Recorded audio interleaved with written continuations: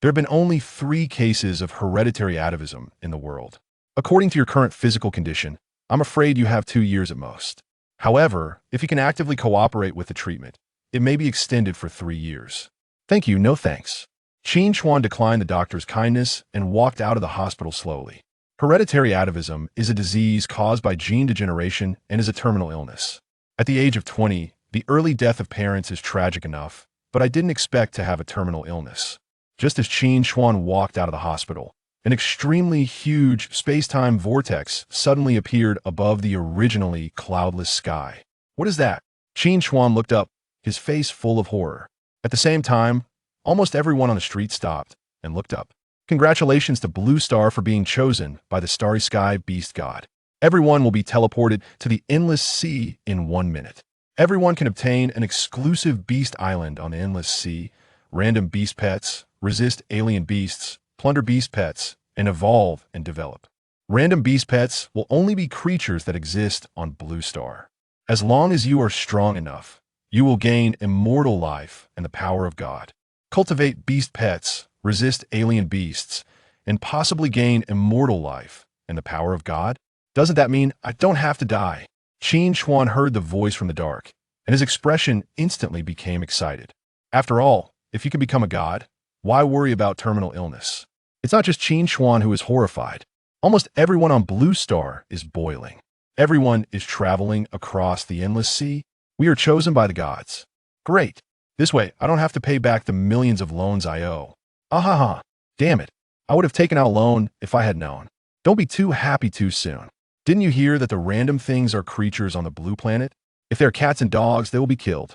I hope I can get a tiger or lion randomly. Then I will be invincible. Attention, all humans. There are only 3 seconds left before teleporting to the Endless Sea teleportation starts. When Qin Chuan opened his eyes again, he found himself in a primitive jungle with dense vegetation. A gust of fishy sea breeze blew, making Qin Chuan sure that he had indeed teleported to a huge island. There were towering trees and green mountains everywhere, and there were even bursts of terrifying roars in the mountains. It seems that there is more than one creature on this island. Qin Chuan didn't dare to walk around at this moment. He knew that in this unknown primeval forest, any creature could take his life. Congratulations on becoming the master of the Beast Island. You have a chance to randomly select a pet type. Do you want to randomly select it? Just then, Qin Chuan found a virtual prompt in front of him, as if he was wearing 3D glasses. Can I survive? It depends on my luck. Qin Chuan took a deep breath. He knew that the random pets would only be the existing creatures on the Blue Star, which were nothing more than some wild animals or some domestic pets. If you randomly select a tiger, a lion, or a large beast like an elephant or a rhino, it will be much easier. But once you randomly select a small animal like a cat, a dog, or a rabbit, it would be a hell-level difficulty. Random. Qin Chuan raised his hand and clicked on the random in the air. Random error. Please re-randomize. It went wrong. What's the situation? Qin Chuan was stunned for a moment, and then clicked on the random. Random success. Congratulations to the Lord of the Beast Island. You randomly got the only pet dinosaur. As the prompt sound ended, Qin Chuan was shocked. What? The only creature dinosaur? What a joke. Isn't an existing creature. Why did it go to the Cretaceous period? Could it be because he had a reversion disease?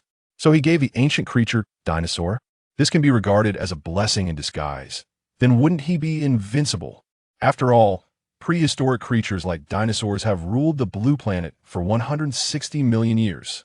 During this long evolutionary process, dinosaurs have become the most efficient killing machines, almost killing creatures of any era in seconds. It was so strong in the initial stage. If it upgraded and evolved while hunting exotic beasts, it would be invincible.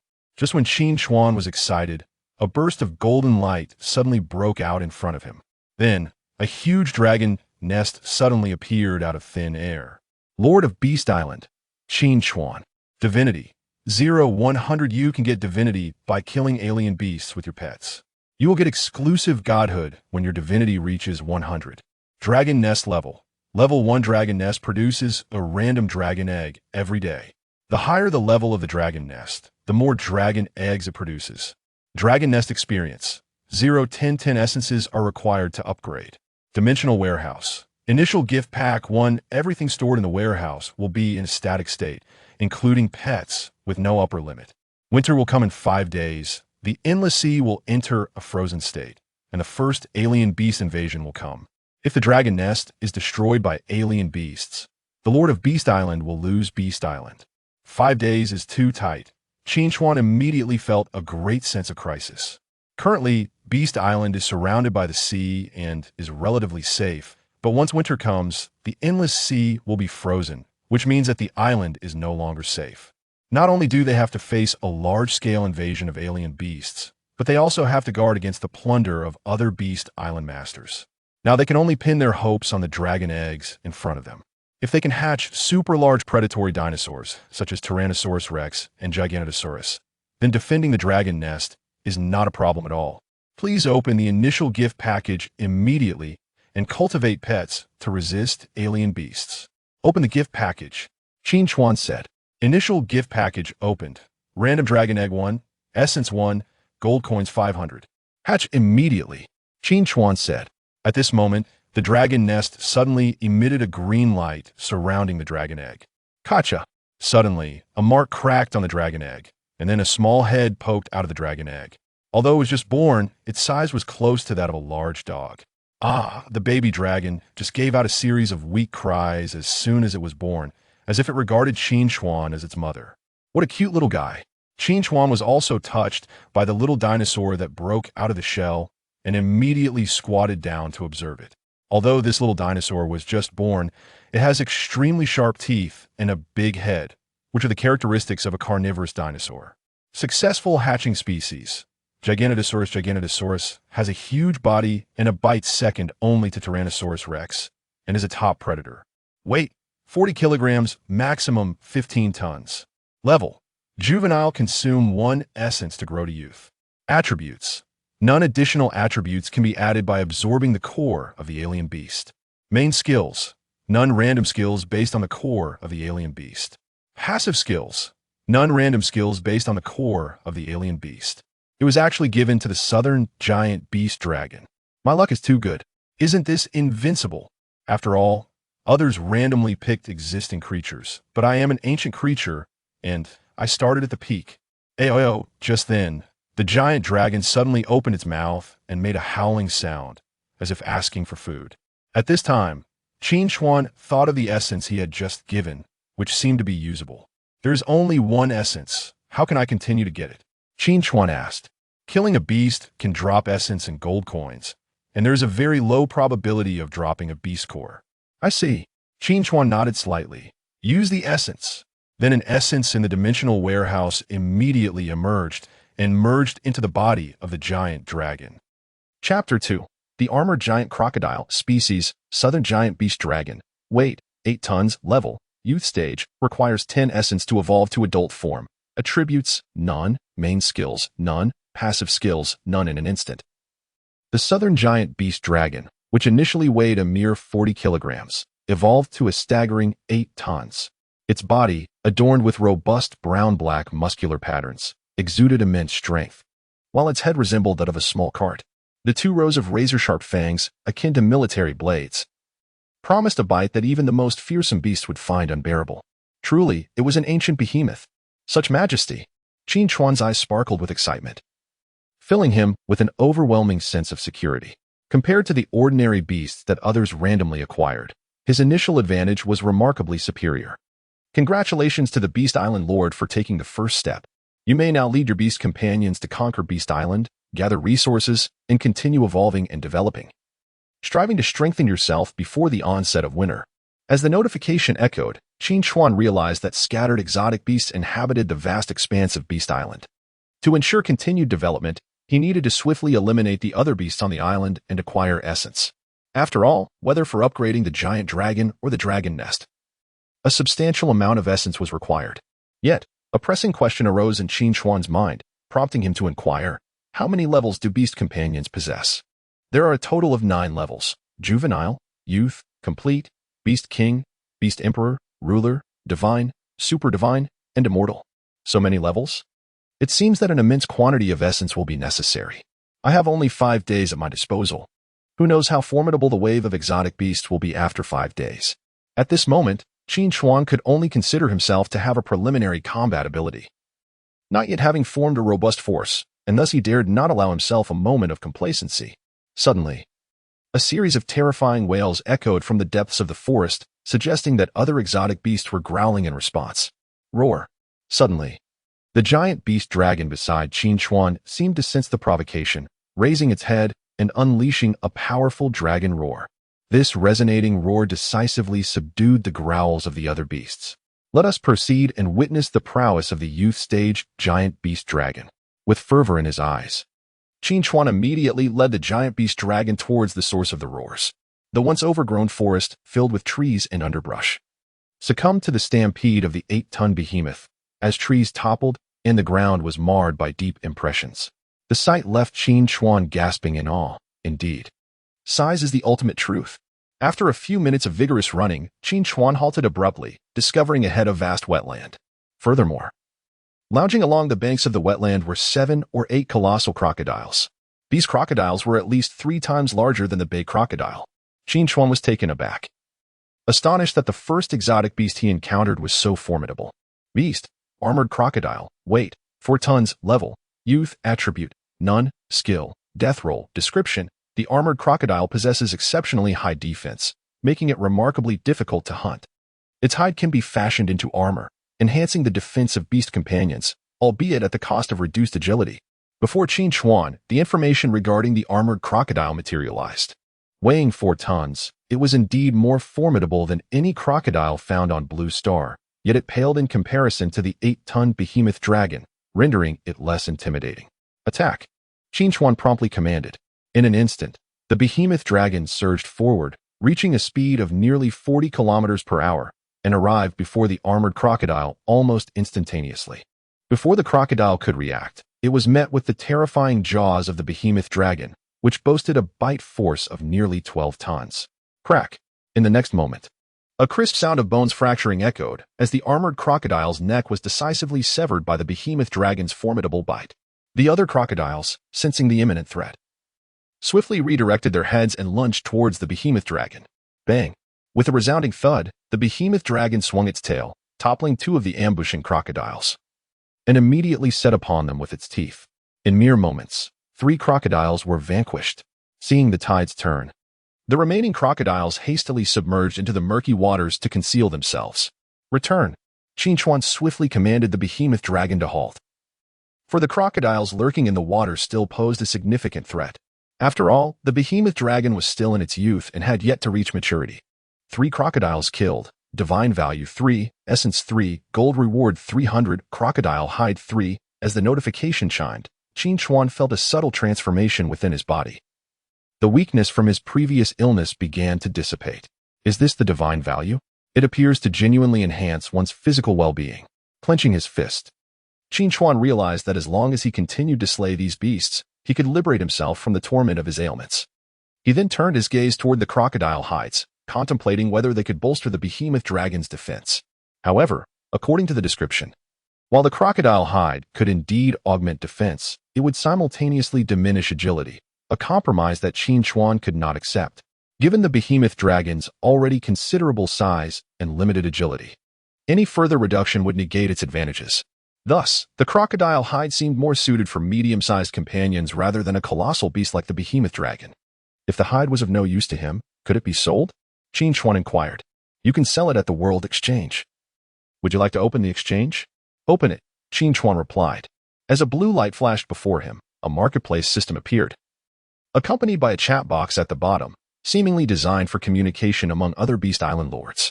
However, sending a message in the chat required a payment of 10 gold coins. Upon noticing the chat box, Qin Chuan observed numerous individuals lamenting their woes within. Brothers, this Beast Island is exceedingly difficult to survive. How can there be a 4-ton crocodile here? My beast companion was just dragged into the water by that giant crocodile. This is disastrous. You are quite brave. Can you truly provoke a crocodile? I advise everyone to avoid the wetlands. Is it that this giant crocodile is truly a novice tier beast? Why is it so terrifying? We have no choice but to confront it. Without crocodile skin, we cannot craft defensive gear. The beast tide in 5 days will be even more catastrophic. Is there a seasoned player who has slain the crocodile at the start? I am willing to offer 300 gold coins for a piece of crocodile skin. I am in dire need of defensive equipment. What a fanciful thought. It is only the first day. How could anyone possibly kill a crocodile? Indeed, even if someone did slay one, they would surely keep the crocodile skin for themselves. How could they sell it? At that moment, Qin Chuan glanced at the messages in the chat box and couldn't help but smile slyly. It seemed he was the first in the endless sea to have taken down a crocodile, and not just one, but 3. Since someone was offering 300 gold coins for crocodile skin, he might as well sell it and accumulate some initial capital. Qin Chuan promptly replied in the chat box, "To the person above, I have crocodile skin, but it will cost 400 gold coins. Interested?" Hiss. As soon as Qin Chuan sent this message, the entire chat box fell into a brief silence before erupting in a flurry of activity. Chapter 3. Hundreds of millions requesting alliances. Incredible! Is someone truly selling crocodile skin? This must be a jest. Wait, it's only the first day. How did you defeat the crocodile? That beast weighs 4 tons. Could it be that this lad randomly encountered an elephant or rhinoceros? Such formidable creatures could indeed vanquish a crocodile. Nonsense, I am merely a random elephant, and despite my tireless efforts, I could only maim the crocodile, not eliminate it. At this moment, everyone in the chat was utterly astonished, yet soon, skepticism arose. I think this guy is merely toying with us. Don't believe him. Exactly. If it were true, why not display the crocodile skin directly instead of asking trivial questions? Qin Chuan glanced at the chat's content, smiled faintly, and without further ado, directly listed a crocodile skin for 400 gold coins on the marketplace page. This marked the inaugural product launch in the entire marketplace system. Congratulations to the Beast Island Lord, successfully sold crocodile skin 1, gold coins 400, total gold coins, 1190. Wait, did the marketplace just flicker? There is indeed a crocodile skin. Master Qin Chuan. This is a true master. Defeating a crocodile on the very first day. How terrifying. Damn. Who the hell is that fast? I was supposed to buy it. Ha ha ha. I didn't expect that my casual clique would actually purchase it. Thank you. Master Qin Chuan. I can craft equipment now. Seeing the fervor in the chat, Qin Chuan could hardly contain his smile. It seemed that these Beast Island lords were remarkably weak in the early stages, presenting Qin Chuan with a splendid opportunity for profit. As long as he capitalized on their lack of development, he could dictate the prices of materials. Since 400 gold coins were snatched up so swiftly, offering 450 was certainly feasible. After all, rarity enhances value. In truth, Qin Chuan desired to price it at 1,000 gold coins. But alas, these Beast Island lords had an initial sum of only 500 gold coins. Subsequently, Qin Chuan listed the remaining 2 crocodile skins, each priced at 450. On the marketplace. Congratulations to the Beast Island Lord, successfully sold crocodile skin 2, gold coins 900, total gold coins, 2090. This. 3 crocodile skins have actually been sold. Master. No, Great Master. How did you manage to slay the crocodile? Great Master. Could you please share what beast companion you randomly acquired? How could it be so powerful? Great Master. May I form an alliance with you? I wish to cling to your success. Great Master. Could you also take me under your wing? I too wish to ally. If my Beast Island is besieged, I would seek refuge with the Great Master. Observing the chat, Qin Chuan couldn't help but chuckle. An alliance? That was not on his agenda. Given his current prowess, as long as he focused on his own development, he would be the strongest. Yet at that moment, Qin Chuan noticed that his chat box was inundated with billions of requests for alliances. Without exception, these millions of individuals hail from various regions of the Endless Sea, each claiming to be the masters of Beast Islands, with a significant portion identifying themselves as beautiful maidens. This phenomenon is undoubtedly a boon for the lecherous, however. Qin Chuan remains entirely unimpressed by such frivolities. Were he on Blue Star, with millions of fans at his disposal, he would undoubtedly ascend to stardom in a heartbeat. Alas, this is the Endless Sea, where feeble allies prove to be more of a hindrance than a help. Consequently, Qin Chuan decisively disabled the friend request feature, preventing others from adding him. He resumed his hunt, aiming to elevate the giant beast dragon to its adult form before dusk. With renewed determination, he set a modest goal. The fear instilled in the crocodiles by the giant beast dragon had compelled them to retreat into the wetlands, avoiding the shores. Yet, Qin Chuan devised a strategy, directing the giant beast dragon to lie in ambush within the jungle. As soon as a crocodile ventured forth to bask in the sun, a swift assault would ensue. This plan proved remarkably effective. Under the relentless surprise attacks by the giant beast dragon, The dim-witted crocodiles were systematically slaughtered. Slain 8 giant crocodiles, divine value 8, essence 8, gold reward 800, total gold 2,890, giant crocodile hides 8, with the increase in his divine value. Qin Chuan noticed subtle changes in his physique. His stamina had strengthened, and his senses seemed heightened. Most notably, although his skin appeared unchanged, it had gained a greater elasticity. While these enhancements were not overwhelmingly significant, the accumulation of such improvements would eventually lead to a divine form. Upon inspecting the materials in his inventory, Qin Chuan discovered he possessed 11 essences, sufficient to enhance the giant beast dragon. Regrettably, despite slaying 11 crocodiles, he had yet to acquire a single beast core. Clearly, to bestow additional attributes, further hunting was imperative. Nevertheless, he could still proceed with the upgrade. An adult giant beast dragon would undoubtedly possess greater power. Without hesitation, Qin Chuan offered the 10 essences to the giant beast dragon. As for the dragon's nest, he was in no rush, for the giant beast dragon was already formidable, and he had no shortage of essences. Essence minus 10. Total essence 1. Species. Southern giant beast dragon weight. 15 tons level. Adult. Requires 100 essences to evolve to beast king level. Attributes. None. Main skills. None. Passive skills. None as the giant beast dragon matured into its adult form. Qin Chuan was utterly astonished. The creature had transformed into a colossal entity, its size now nearly double that of its previous form. Weighing 15 tons. Standing close to 6 meters tall and measuring 15 meters in length, it rivaled even the Tyrannosaurus rex in stature. Its razor-sharp teeth extended 14 centimeters, resembling a series of lethal daggers. It appears that I may be the first Beast Island master in the Endless Sea to nurture a beast companion to adulthood. Qin Chuan smiled faintly. The sensation of being far ahead was simply exhilarating. Subsequently, he tossed all 8 giant alligator skins into the marketplace. Unsurprisingly, within mere moments, they were completely snatched up. Congratulations to the Beast Island Lord, successfully sold 8 giant alligator skins, gold 3,600, total gold 6,490, observing his steadily increasing gold. Qin Chuan felt a wave of reassurance wash over him. Although the marketplace currently lacked materials available for purchase, this was merely a temporary situation. Once the other Beast Island lords had navigated through the novice phase, they would begin to list the materials they had acquired for sale, including some rare items such as beast cores. At that juncture, the substantial amount of gold he had amassed would prove invaluable. Whether for personal use or to purchase at a markup to monopolize the market, both options were exceedingly prudent. However, the prerequisite was that he must consolidate as much capital as possible while everyone remained in their novice stage. 3 hours remain until sunset. The deep-sea dragon lizard will emerge on the island to forage at night. Beast Island lords are advised to take shelter. Warning: the deep-sea dragon lizard is a fully evolved beast and has a high probability of possessing a water attribute beast core. The sudden notification startled Qin Chuan from his contemplation. A high probability of a water attribute core? Chapter 4. The Deep-Sea Dragon Lizard. Thus far, Qin Chuan had vanquished numerous colossal crocodiles, yet he had yet to behold the appearance of a beast core. Should he succeed in slaying the deep-sea dragon lizard, it could herald a significant enhancement in his capabilities. Subsequently, Qin Chuan sought a dry area to kindle a fire, skillfully commanding the beast dragon to tear a piece of flesh from the skinned giant crocodile. While savoring the roasted meat, he quietly awaited the onset of night.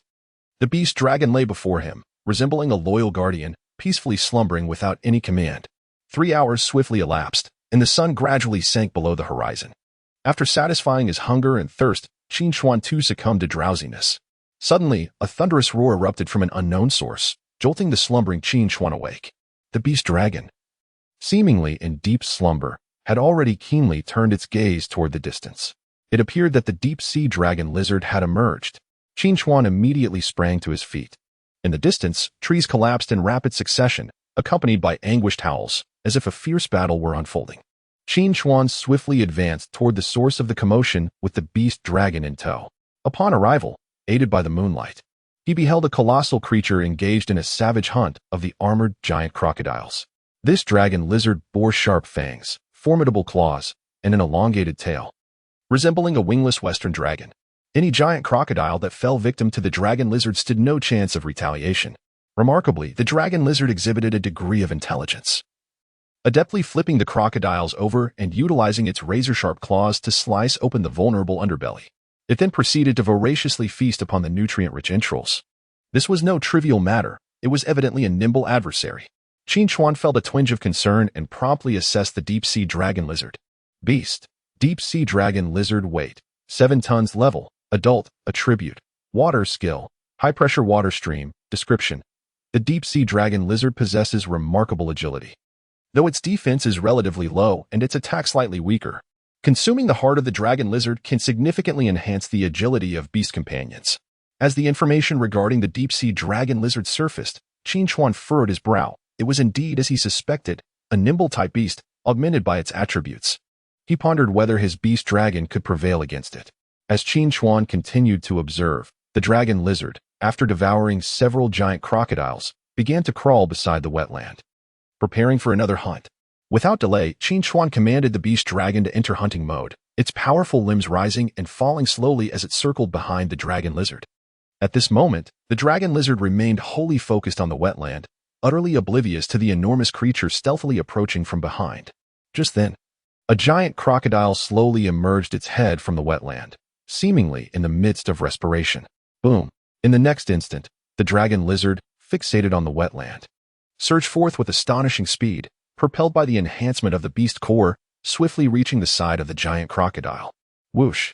With a swift bite, the colossal crocodile was firmly gripped, immediately commencing a violent struggle with its massive form. Weighing in at 4 tons, the crocodile was not one to succumb easily, creating a splash as it thrashed about. Although the dragon lizard displayed remarkable agility, its biting force seemed somewhat diminished, failing to penetrate the crocodile's thick armor. Seizing the opportunity, Qin Chuan commanded the behemoth dragon to launch a surprise attack amid the fierce tussle between the dragon lizard and the crocodile. Bang! Bang! Bang! With powerful strides, the behemoth dragon surged towards the dragon lizard. The dragon lizard, sensing the tremendous noise behind, released its grip on the crocodile and issued a menacing hiss directed at the behemoth dragon. In the next instant, the two gigantic creatures collided with tremendous force, sending waves rippling across the water's surface. The behemoth dragon, leveraging its 15-ton weight, exerted absolute dominance, opening its cavernous mouth to bite at the dragon lizard's neck. This is it. Qin Chuan felt a surge of joy. A successful bite would surely spell the end. Yet, the dragon lizard possessed exceptional agility, narrowly evading the lethal strike by merely tilting its head, and then suddenly opened its maw to gather energy. A low hum resonated. In the next moment, blue patterns emerged across the dragon lizard's skin, seemingly coalescing a formidable power. With a powerful roar, the dragon lizard unleashed a high-pressure jet of water from its mouth, propelling the behemoth dragon away. Boom! The behemoth dragon's massive body crashed heavily onto the wetland, sending water splashing in all directions. Fortunately, its tough hide prevented any serious injury. The dragon lizard, emboldened by its successful strike, emitted a triumphant hiss, declaring its supremacy. Roaring in response, the behemoth dragon quickly regained its footing, equally furious. It was astonishing that with the support of the water attribute core, it could send a 15-ton beast flying. This extraordinary core must be obtained. Qin Chuan's eyes burned with determination. He promptly directed the behemoth dragon to attack once more. Bang! Bang! Bang! In another furious charge, the behemoth dragon nearly reached its maximum speed. The dragon lizard, utilizing its nimble body, swiftly evaded while slashing its claws at the behemoth dragon's side, slicing through the air. 3 deep gashes appeared, though they did not reach bone, igniting further rage in the behemoth dragon, which retaliated by swinging its massive tail. Bang! A powerful tail swipe struck the dragon lizard on the head, leaving it momentarily dazed. Seizing the opportunity, the behemoth dragon opened its gaping maw and clamped down upon the dragon lizard's forelimb. With a brutal tug, the behemoth dragon tore off the dragon lizard's entire forelimb, blood gushing forth and staining the wetland crimson. The dragon lizard, in pain, quickly regained its senses, opening its maw once more to gather energy.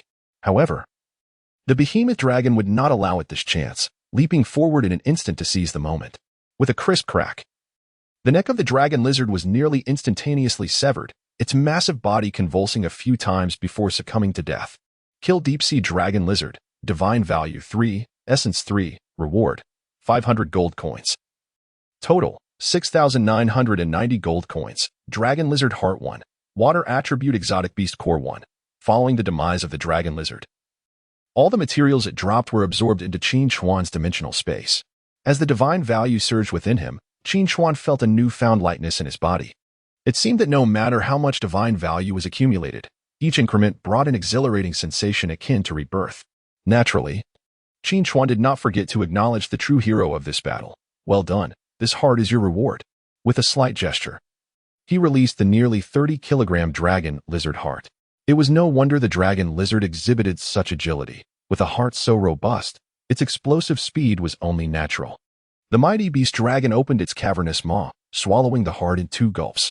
Then, a miraculous transformation unfolded. The already powerful hind legs of the beast dragon grew even more formidable, with muscles sculpted as if chiseled by a master artisan. Additionally, the internal heart expanded significantly, greatly enhancing the beast dragon's agility. Chapter 5. A sudden change. The colossal beast dragon possesses a harmonious balance of defense, offense, and agility, rendering it akin to a versatile warrior. However, having consumed the heart of the deep-sea dragon lizard, it has undoubtedly gained an extraordinary edge, significantly reducing the risk of injury when confronting highly agile creatures. As for the core of the water attribute beast, Qin Chuan had no intention of retaining it. In the initial phase, it is only prudent to prioritize resources for the most formidable combat forces, thereby enabling the acquisition of even more resources. Merging the water attribute beast core, Qin Chuan commanded. As the crystalline blue core gradually materialized, it seamlessly integrated into the colossal beast dragon's form. Instantly, the intricate patterns beneath its skin shimmered with a radiant blue light. Water attribute beast core -1 random water attribute skill reassigned. Species: Southern colossal beast dragon. Weight: 15 tons. Level: adult. Attribute: water. Primary skill: stream breath. Can evolve into raging tides upon reaching beast king level. Passive skill: aquatic affinity. Enhanced speed and self-healing rate in water with the absorption of the beast core. The colossal beast dragon's strength surged once more. Armed with the water attribute core, it should now be capable of descending into the depths to hunt the armored giant crocodiles. A smile graced Qin Chuan's face. Until this day, the colossal beast dragon had only dared to slay the armored giant crocodiles along the shore, refraining from venturing into the marshy depths. Now, it would likely not take long to eliminate all the giant crocodiles residing within this wetland. These would yield a plethora of materials. Colossal beast dragon, go forth, Qin Chuan commanded, raising his hand. The colossal beast dragon then charged into the depths of the wetland, its blue patterns rapidly accumulating energy. Boom. The colossal beast dragon opened its massive jaws, compressing the surrounding water elements with great speed, transforming them into a blue torrent that crashed down upon the water's surface. Bang! A violent wave erupted, dislodging dozens of giant crocodiles concealed in the water. Empowered by the water attribute core, the colossal beast dragon surged into the wetland like a dragon entering the ocean, engaging in indiscriminate slaughter. This spectacle filled Qin Chuan, who stood on the shore, with exhilaration. The speed of extermination was akin to mowing grass, a sheer one-sided massacre. Killed 27 giant crocodiles, divine value 27, essence 27, gold reward 2,700, total gold 9,690, giant crocodile skin 27 in merely an hour. The entire wetland was devoid of any living creatures. Qin Chuan felt his body undergo yet another profound transformation. His senses had become extraordinarily acute. He could even faintly perceive the frequency of a mosquito's wings flapping just a few meters away. His body brimmed with vibrant vitality, a testament to the benefits bestowed by the increase in divine value. You divine value, Qin Chuan uttered. Divine value, 41,100. It seems that he had made significant progress towards attaining divinity. Qin Chuan eagerly anticipated the nature of the divine status he would acquire. Subsequently, Qin Chuan cast all 27 giant crocodile skins into the marketplace and returned to the dragon's lair to rest with the colossal beast. However, before taking his respite, Qin Chuan intended to upgrade the level of the dragon's lair, as he had amassed 31 essence, and only 10 were required for the enhancement. Upgrade the dragon's lair, Qin Chuan declared. Essence -10, total essence 21. Dragon's lair level, second tier. The lair produces 2 random dragon eggs each day. Dragon's lair experience, 0-100 to his astonishment. The next upgrade demanded a staggering 100 essence, revealing the arduous nature of his tasks. Qin Chuan felt the scarcity of essence weighing heavily upon him. Yet, this challenge ignited a profound motivation within him. With swift progress during this limited time frame, he could forge a formidable army of dinosaurs by the time winter arrived in 5 days. Only with overwhelming numbers could he attain the security he so deeply craved. Since Qin Chuan had yet to construct a refuge, he had no choice but to rest beside the colossal beast, using it as a makeshift bed. Adequate rest was essential to muster the energy needed for the new day ahead. He eagerly anticipated the 2 dragon eggs that would emerge the following day. As the moon waned and the sun ascended, a fresh day dawned upon Beast Island, and Qin Chuan stirred early. To his delight, he discovered 2 dragon eggs had already appeared in the lair. These eggs were peculiar. One was slightly larger than an ostrich egg, while the other dwarfed Qin Chuan himself. He could only speculate about the monstrous creature that would hatch from it. Nevertheless, Qin Chuan refrained from hatching them immediately and first checked his account to see if the giant crocodile skins he sold the previous day had been credited. Congratulations, Lord of Beast Island, you have successfully sold 2 giant crocodile skins, gold 900, total gold, 590. Wait a moment, something seems off, he pondered. Previously, his giant crocodile skins had been sold almost instantaneously. How was it that only 2 had sold overnight? Qin Chuan gazed at the credited gold in bewilderment. Logically, as one of the few capable of defeating the armored giant crocodile, the skin should have remained a rare commodity. With a furrowed brow, Qin Chuan opened the trading page. And upon doing so, he was taken aback. The trading interface was flooded with dozens of pages showcasing giant crocodile skins for sale, each priced at a mere 50 gold coins. His collection of over 20 skins had been buried amidst the multitude. This sudden revelation left Qin Chuan in a state of shock. This was utterly nonsensical. As the sole lord of Beast Island capable of randomly spawning dinosaurs, he should be the strongest. Could there truly be others who had summoned even mightier beasts? Yet, throughout the annals of Blue Star's history, dinosaurs were regarded as the supreme beings. With confusion etched across his face, Qin Chuan opened the chat box to investigate further. 50 gold coins for a giant crocodile skin? That's incredibly generous. My beast now finally has defensive gear, all thanks to the Guardian Alliance. It is they who assist the weak and have managed to control the price of crocodile skins. I should have foreseen this. Had I known, I would not have purchased that esteemed individual crocodile skin yesterday. It was outrageously expensive, costing me 450 gold coins, enough to buy 9. As a primary material, crocodile skins were never meant to be costly. It was that individual named Qin Chuan who maliciously inflated the price. I despise him. I wonder if I can seek a refund from that individual and reclaim my hard-earned money. I, too, wish to return my purchase. At this moment, Qin Chuan, glancing at the content of the chat box, felt utterly bewildered. How had the situation shifted so dramatically overnight? Where did this Guardian Alliance emerge from? Soon, he noticed a series of names appearing in the chat box, each prefixed with Guardian XXX. This resembled a guild within the game. The Beast Island lords who joined formed a united front. Moreover, there were numerous other alliances, such as the Pioneer Alliance, the Galaxy Alliance, the Endless Sea Alliance, and various other fancifully named groups. Remarkable. It truly felt as though one awoke to find the passage of time had eluded them. Apparently, while I was asleep yesterday, billions of Beast Island lords had begun to band together. No wonder the price of crocodile skins plummeted. They established a guild to share their experiences in defeating crocodiles and collectively suppress the market prices. At this moment, Qin Chuan fully comprehended the situation. With this development, it was certain that he would be unable to sell the 20-plus crocodile skins he possessed. How could he endure this? Chapter 6. The Dual-Chambered Dragon. Initially, Qin Chuan intended to amass wealth through the sale of crocodile hides, hoping to accumulate some initial capital. However, it now appears that such aspirations have been in vain. At that moment, the chat window continued to illuminate with incessant messages, one of which, from a girl named Guardian Leader, Yi Qingwan, captured Qin Chuan's attention. Yi Qingwan. As of now, crocodile hides no longer meet our needs. I am preparing to conquer the crystal giant scorpion, and there will be new materials available for sale at favorable prices. Excellent. The crystal giant scorpion is far more formidable than the armored crocodile. Only the elite are qualified to hunt it. The Guardian Alliance is truly benevolent. May I join? Yi Qingwan. Certainly, but upon joining, you must share your resources and contribute to the Alliance. I have no issue with resource sharing. Please allow me to join. I wish to join as well. Count me in. Sitting cross-legged on the ground, Qin Chuan stroked his chin as he observed the chat window, seemingly coming to an understanding. Yi Qingwan was indeed the leader of the Guardian Alliance, the very architect of this coalition, who was tirelessly recruiting members. It appeared she was rather indiscriminate in her acceptance.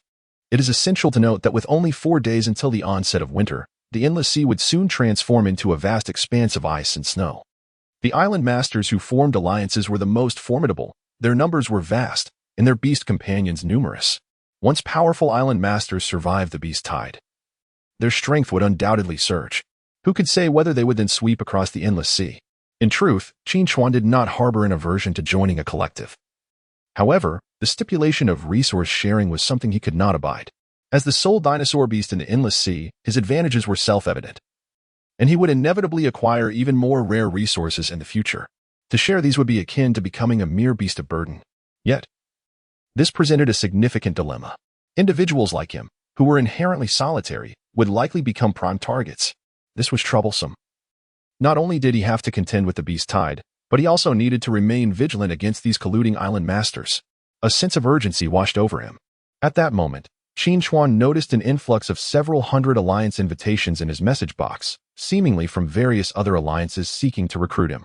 After all, as the individual who had taken down the armored crocodile on the very first day, he was a coveted asset. As he casually scrolled through, he discovered that Qin Chuan had also sent him an invitation. Qin Chuan, greetings, Mr. Qin. I am Qin Chuan, the leader of the Guardian Alliance. My beast companion is a polar bear, and I noticed you defeated the armored crocodile on your first day, showcasing remarkable strength. Would you be willing to join my alliance? I can offer you the position of vice leader, allowing us to explore the endless sea together. Upon reading this invitation, Qin Chuan was momentarily taken aback. To be offered the position of vice leader directly? The allure of such an opportunity was substantial, particularly considering that the Guardian Alliance was currently the most prominent coalition in the entirety of the endless sea. Should one join as the vice leader, it would undoubtedly place them just beneath the apex. Yet, without hesitation, Qin Chuan declined the offer. The reasons were twofold. First, should he become part of the alliance, his sole beast companion, the dinosaur, would inevitably be discovered, leading to a collective attempt to seize it. Given his current prowess, he would be ill-equipped to defend it. Secondly, sharing resources was categorically unfeasible. Thus, he had no choice but to reject Qin Chuan's invitation. Meanwhile, on an island amidst the boundless sea, a woman in her 20s was guiding two polar bears and exploring Beast Island. This woman was strikingly beautiful, with fair skin and a captivating figure that accentuated her curves, presenting an alluring silhouette. At that moment, she glanced at the notification of Qin Chuan's refusal, her expression reflecting a hint of astonishment. He actually turned me down? Clearly, this woman was none other than Qin Chuan, the very person who had extended the invitation to Qin Chuan. She believed her strength and intellect were commendable. After all, on the very first day, she had devised a method to eliminate the armored giant crocodile and generously shared it with other Beast Island leaders. Furthermore, she had assembled a substantial Guardian alliance. Logically, her proactive invitation to Qin Chuan, along with the offer of the vice leader position, should have warranted acceptance. Yet, Qin Chuan had resolutely declined, maintaining an air of aloofness. His refusal was resolute. After all, her Guardian alliance was not dependent on a single strong individual. When winter descends, such proud characters would surely be among the first to perish. Qin Chuan did not dwell on Qin Chuan's rejection. In her perspective, once winter arrived, the leaders of Beast Island would have no choice but to support one another if they hoped to survive. Lone warriors were destined for elimination. After rejecting Qin Chuan, Qin Chuan began preparing to incubate his 2 dragon eggs. Time was of the essence. He had merely 4 days left to rapidly enhance his strength. Rising slowly from the ground, he turned his gaze to the 2 dragon eggs beside him and commanded, "Commence incubation immediately." With the order given, crack. One of the eggs, resting quietly in the dragon nest, began to show signs of fracture. A small head emerged from the egg, letting out a faint sound. Incubation successful. Species: Wind God Pterosaur. The Wind God Pterosaur is the largest flying dinosaur, with a wingspan that can reach 15 meters. Truly the sovereign of the skies. Weight: 20 kilograms, maximum 500 kilograms. Level: juvenile. Attributes: none. Primary skills: none. Passive skills: none. It was indeed the Wind God Pterosaur. Qin Chuan gazed at the little creature before him, his face awash with astonishment. As the largest flying being that ever existed on Blue Star, carrying one aloft would be a simple feat after all. No one knows whether there exists a flying creature among these extraordinary beasts. If there happened to be a Wind God Pterosaur, it would undoubtedly dominate the skies. Quite impressive, indeed. I am thoroughly satisfied with this random selection. What could the second egg be? Qin Chuan turned his gaze towards the colossal egg beside him, nearly as tall as a person, and felt a surge of anticipation. After all, such a massive egg could not possibly belong to an ordinary dinosaur. Crack. As Qin Chuan pondered, the giant egg began to fissure. Subsequently, a massive entity resembling a thunder dragon gradually emerged. Hatching successful. Species: fragile double-cavity dragon, the largest creature discovered on Blue Star to date, although its movements are exceedingly slow. It possesses cataclysmic destructive power. Weight: 1 ton, maximum 220 tons. Level: juvenile, requires 100 essence to evolve into young adult. Attributes: none primary skills, none passive skills, none gasp. A maximum weight of 220 tons. My behemoth dragon only weighs 15 tons. This truly is a monster. Qin Chuan was once again taken aback. With such a weight, a single swipe of its tail could likely obliterate a small hill. If it were to be endowed with formidable attributes, it would be utterly invincible on land. Wait. It requires 100 essence to evolve into a young adult? Only then did Qin Chuan realize the implications of the level advancement, clearly astonished. It is noteworthy that his behemoth dragon only requires 100 essence to reach the Beast King level. After a brief moment of shock, Qin Chuan understood that the greater the essence required for evolution, the more terrifying the combat prowess of the double-cavity dragon would be. Chapter 7. A significant enhancement. Such a colossal creature, if employed as a guardian, would indeed be an impenetrable fortress. There would be no concern for the dragon's lair being compromised. However, at present, Qin Chuan lacks sufficient essence for upgrades, thus he must temporarily deposit the dual-chamber dragon into the dimensional warehouse. Once he has amassed enough materials, he will retrieve it for enhancement. With a gentle lift of his hand, Qin Chuan summoned the young dual-chamber dragon into the dimensional storage in an instant. Its weight of 1 ton effortlessly vanishing from sight. Without hesitation, he proceeded to elevate the wind god pterosaur to its adult stage. Essence: 11. Total essence: 10. Species: wind god pterosaur. Weight: 500 kilograms. Level: adult. Requires 50 essences to ascend to Beast King level, as the enhancement concluded. The previously frail young wind god pterosaur instantly transformed into its adult form. The adult wind god pterosaur boasted not only impressively expansive wings, but also a beak sharp as a spear. Should it dive from a great height, its pointed beak would be capable of piercing anything. This ignited within Qin Chuan an eagerness to test the speed of the wind god pterosaur. Subsequently, Qin Chuan mounted the back of the wind god pterosaur, preparing to survey Beast Island. With a powerful flap of its wings, the pterosaur soared into the sky. In mere minutes, they had ascended to an altitude of 2,000 meters, granting him a panoramic view of the entirety of Beast Island. According to Qin Chuan's estimations, this singular Beast Island spans nearly 50,000 square kilometers. 50,000 square kilometers. What a staggering concept. It is nearly the size of a small nation. Moreover, there are 80 billion such islands. This does not even account for the expanse of the surrounding seas. Truly, the endless sea lives up to its name, boundless and infinite. Qin Chuan mused in awe. At that moment, Qin Chuan's attention was drawn to a rocky area ahead of the wetlands, where numerous immense scorpions shimmered with a kaleidoscope of colors. This appeared to be yet another type of exotic beast, prompting Qin Chuan to analyze. Exotic beast: crystal giant scorpion. Weight: 5 tons. Level: adult. Attribute: mutated earth skill, deflecting crystal shield. Description: the crystal giant scorpion can utilize the crystals on its body to defend against damage. The more crystals present, the stronger the defense. Additionally, crystals are an extremely rare building material, capable of constructing shelters. Upon reading the description, Qin Chuan stroked his chin thoughtfully. The crystal giant scorpion is indeed a treasure trove in itself. With these crystals, he could forge a crystal base to safeguard his dragon's lair, enabling him to resist the beast tide alongside his giant dragon without the fear of his home being plundered. Having contemplated this, Qin Chuan promptly returned to the dragon's lair, summoned the giant dragon into the dimensional space, and then once more mounted the wind god pterosaur, flying towards the rocky area. Upon arriving at the rocky zone, Qin Chuan released the giant dragon. At this moment, the dozen or so giant scorpions within the area sensed their territory being encroached upon. They raised their massive pincers and tail stingers, their crystalline bodies clashing and producing a cacophony of crackling sounds. They appeared quite formidable. Thus it was time to test their strength. Flowing breath.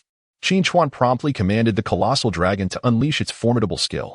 As the azure patterns across the dragon's body charged with energy, it suddenly opened its massive maw. A resounding hum echoed as a highly compressed column of blue water shot forth towards the crystalline giant scorpion. Sensing the imminent danger, the scorpion immediately curled up in place, adopting a defensive posture. The impact. The torrent of water struck the scorpion's exterior, only to be dissipated by the crystalline structure, scattering in all directions without inflicting any harm. Truly resilient, Qin Chuan murmured, though it was within expectations. After all, the watery breath had yet to be upgraded, resulting in rather limited damage. Breaching its defenses was indeed a challenge. It seemed that even with the dragon's immense biting force of several tons, it might not yield effective results, perhaps risking the dragon's teeth in the process. This posed quite a predicament. Qin Chuan furrowed his brow, sensing the complexity of the situation. Just as he pondered his next move, several crystalline giant scorpions raised their stingers, closing in on the colossal dragon. However, burdened by several tons of crystal, their movements were exceedingly sluggish, posing no significant threat to the dragon. Upon meticulous observation from a distance, Qin Chuan discerned what appeared to be a weakness in the scorpions. Their stingers were segmented, capable only of bending upward and downward, but not sideways. If he could apply immense force to break them, it might yield remarkable results. Let us give it a try. Qin Chuan raised his hand. With a renewed surge, the colossal dragon charged forward, planting its massive foot upon the back of a crystalline giant scorpion, exerting 15 tons of pressure to immobilize it. The scorpion attempted to retaliate by raising its stinger, but the dragon seized the opportunity, clamping down on the raised stinger and viciously tugging and tearing. Crack, crack, crack under the dragon's relentless assault. The enormous stinger snapped at its base, torn cleanly away. Suddenly, a torrent of blood gushed from the stinger's wound, causing the scorpion to collapse in an instant. Within mere seconds, the scorpion succumbed to excessive blood loss, transforming into a mere pile of crystal. Indeed, it proved effective. Qin Chuan was overjoyed. It was fortunate that the colossal dragon was sufficiently large and powerful. Had he employed any other beast companion, it would have been nearly impossible to achieve such a feat.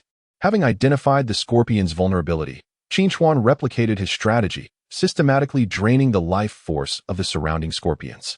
In just half an hour, he dispatched over a dozen crystalline giant scorpions in the chaotic rocky area. Killed 15 crystalline giant scorpions. Divinity points 45, essence 45, reward gold 7,500.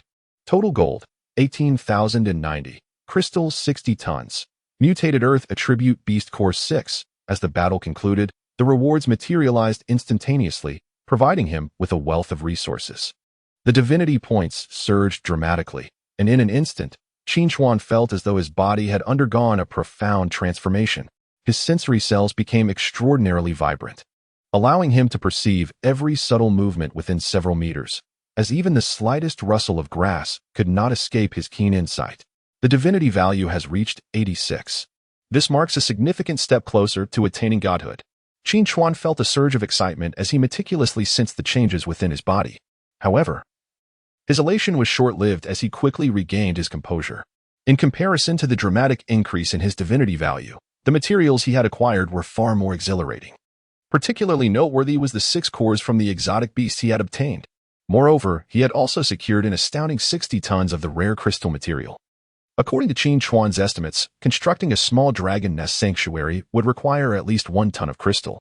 Fortunately, he was not in short supply of crystals and planned to utilize 10 tons to build a large sanctuary, leaving the remaining 50 tons available for sale. As of now, it seemed that no one in the vast endless sea had ever defeated the crystal giant scorpion. He was confident that once he listed the crystals, others would not overlook them. After all, the crystal giant scorpion was not as easily vanquished as the armored giant crocodile. It appeared that he was poised to reap substantial profits once again. A smile graced Qin Chuan's face. He wondered if those individuals would still harbor resentment towards him for his previous unscrupulous business dealings once he put the crystals up for sale. Chapter 8. Only the strong have the right to choose a mate. Qin Chuan returned triumphantly, laden with an abundance of materials. With the acquisition of the rare crystal, he could now commence the construction of a sanctuary to safeguard the dragon's lair. Without delay, Qin Chuan summoned 10 tons of crystal from his dimensional space. In the past, he would have struggled to move even a single piece of crystal. Fortunately, his divine attributes had significantly increased, granting him the strength necessary for such undertakings, rendering the construction of the sanctuary an effortless task. Utilizing the inherent adhesive properties of the crystal, Qin Chuan required no adhesives. He simply needed to stack the crystals in a manner akin to laying bricks. Through his diligent efforts, within a mere 4 to 5 hours, He successfully erected a square crystalline abode spanning 60 square meters. Although Qin Chuan was uncertain about the scale and ferocity of the impending beast tide, he felt reassured that the crystal sanctuary would pose a formidable challenge for any assailants. With the remaining 50 tons of crystal, Qin Chuan planned to sell 20 tons as a preliminary test. He decided on a modest price of 1,000 gold coins per ton. As he accessed the marketplace, he took a moment to observe the discussions in the chat window. It appeared that the lords of Beast Island were engrossed in conversations regarding the crystalline giant scorpion. Dear friends, we have only 3.5 days left. My beast lair is still barren. Has anyone slain the crystalline giant scorpion? I seek crystal materials. I feel the crystalline giant scorpion is far more formidable than the armored giant crocodile. It is impossible to defeat. Weren't you, Leader Yi, supposed to be tackling the crystalline giant scorpion? What is the progress? We are all eagerly awaiting affordable crystals. Qin Chuan, everyone, please be patient. After a morning of effort, I have successfully killed one and am now dissecting it to find its weaknesses. Once I uncover its vulnerabilities, I will share my findings with all of you. What? You killed one? Leader Yi, you are magnificent. Impressive. Leader Yi's polar bear truly lives up to its status as a top-tier beast pet. Go, Leader Yi. We are all counting on you. Despite having a polar bear myself, I cannot defeat the crystalline giant scorpion. Leader Yi, you truly are the chosen one. At that moment, in a rocky area of a certain beast island, Qin Chuan was laboriously dissecting the crystalline giant scorpion, hoping to discover its weaknesses. Beside her lay 2 battered polar bears, one of which was of the water attribute. It was evident that Qin Chuan had been locked in a fierce battle all morning, expending considerable energy to bring down the creature. She believed her strength to be formidable, surpassing at least 99.9% of the lords of Beast Island, destined to become a top-tier powerhouse of the Endless Sea.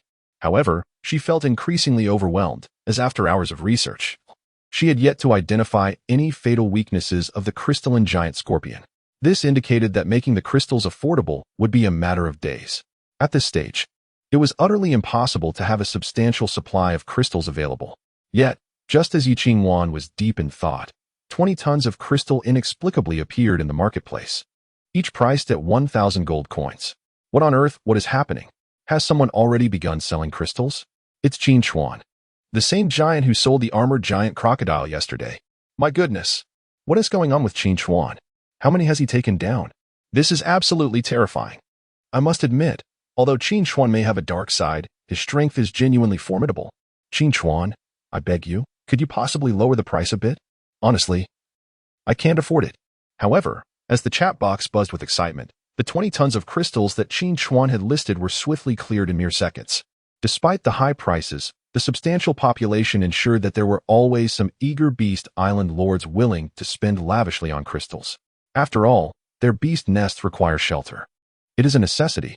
Congratulations to the Beast Island lord for successfully selling 20 tons of crystals, earning 20,000 gold. Total gold, 38,090. To think it sold out so quickly. I'm almost at 40,000 gold. Qin Chuan beamed at this news. Meanwhile, Qin Chuan was left utterly dumbfounded upon seeing the crystals that Qin Chuan had sold. She had exerted tremendous effort just to take down one, yielding 4 tons of crystals, while Qin Chuan was selling 20 tons, which equated to defeating 5 giant scorpions. What kind of beast pet does this guy possess? How could it be so powerful? Qin Chuan was completely stunned at this moment. Qin Chuan, what on earth is your beast pet that it can defeat the crystal giant scorpion? I suspect that Qin Chuan's beast pet must be a fierce tiger or a rhinoceros elephant or some other large beast. If paired with excellent tactics, it could definitely take down the crystal giant scorpion. This is so disheartening. We have large beast pets as well, yet we can't defeat them. There is a gap between people. Without tactics, even if you were given 10 elephants, you still wouldn't be able to win. Qin Chuan looked at the content in the chat box and smiled wryly. With any strategy, he merely relied on brute strength to achieve miracles. Seizing the moment, Qin Chuan immediately listed the remaining 30 tons of crystals. At this moment, the entire chat room erupted with excitement. What the heck? What kind of international joke is this? Another 30 tons? Has he slaughtered the entire giant scorpion population in the chaotic stone area?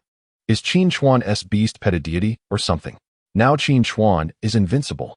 He must have killed at least 15 giant scorpions. Surely. He has obtained numerous exotic beast cores. Qin Chuan, I'm a cute girl. Could you add me as a friend? I'll do anything. Qin Chuan. I'm a mature lady. I'm doing quite well. The comments above are excessive. They're starting to resort to seduction.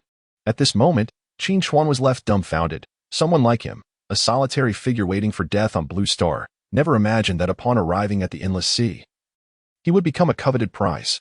Indeed, it is only the formidable who possess the privilege of choosing their partners. At this moment, Yuchi Wan, gazing at the chat box, found herself utterly dumbfounded. She had believed herself to be the strongest, only to realize that in the eyes of true power, she was but a jester. This revelation compelled her to extend yet another alliance invitation to Qin Chuan. However, as anticipated, he promptly declined her offer with remarkable swiftness. Rejected again, Yi Qingwan thought, feeling a twinge of frustration as she read the message of denial. This marked her second attempt at reaching out. At that juncture, Qin Chuan harbored no interest in forming alliances, for there exists an age-old adage that states only sheep gather in herds.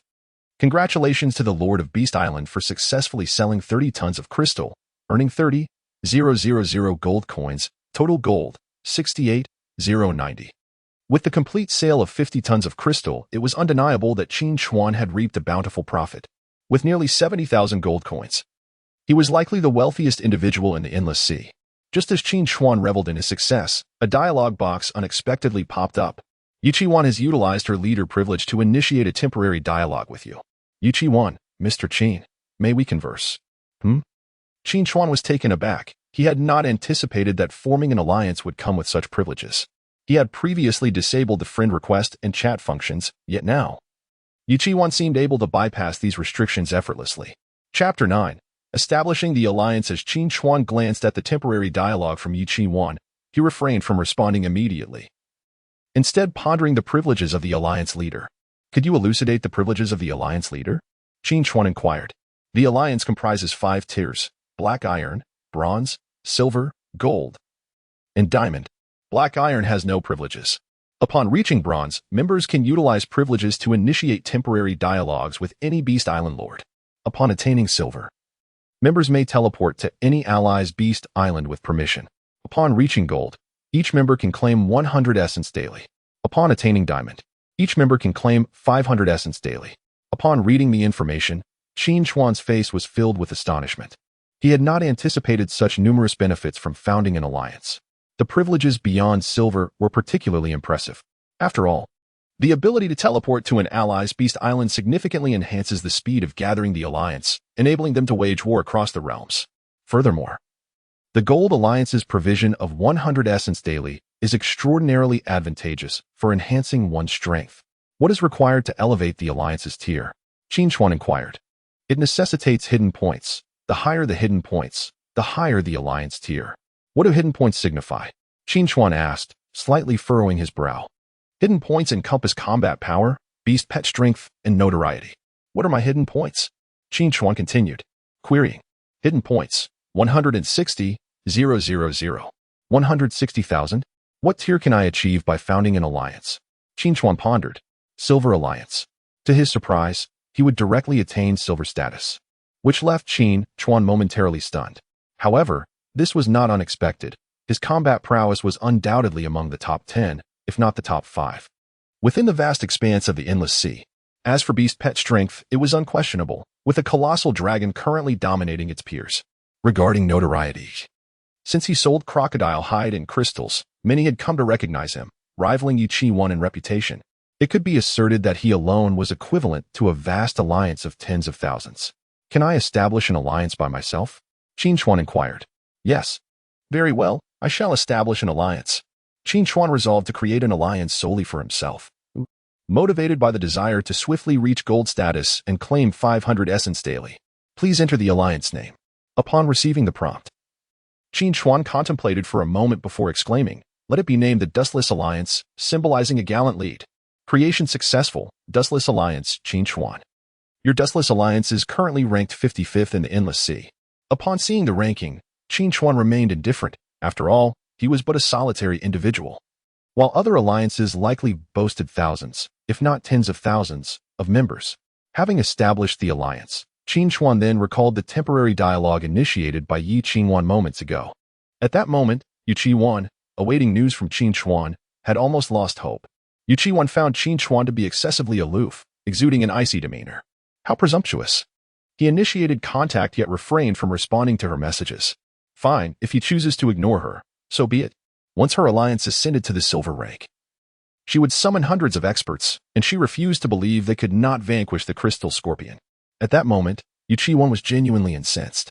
After all, as the illustrious leader of the Guardian Alliance, she commanded an army of formidable warriors numbering in the thousands.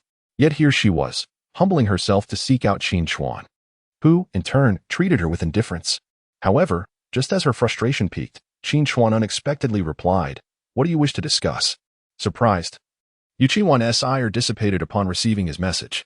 She hastily responded, "Mr. Qin, could you please share how you defeated the crystal scorpion? Rest assured, I shall reward you with 1,000 gold coins for your insights."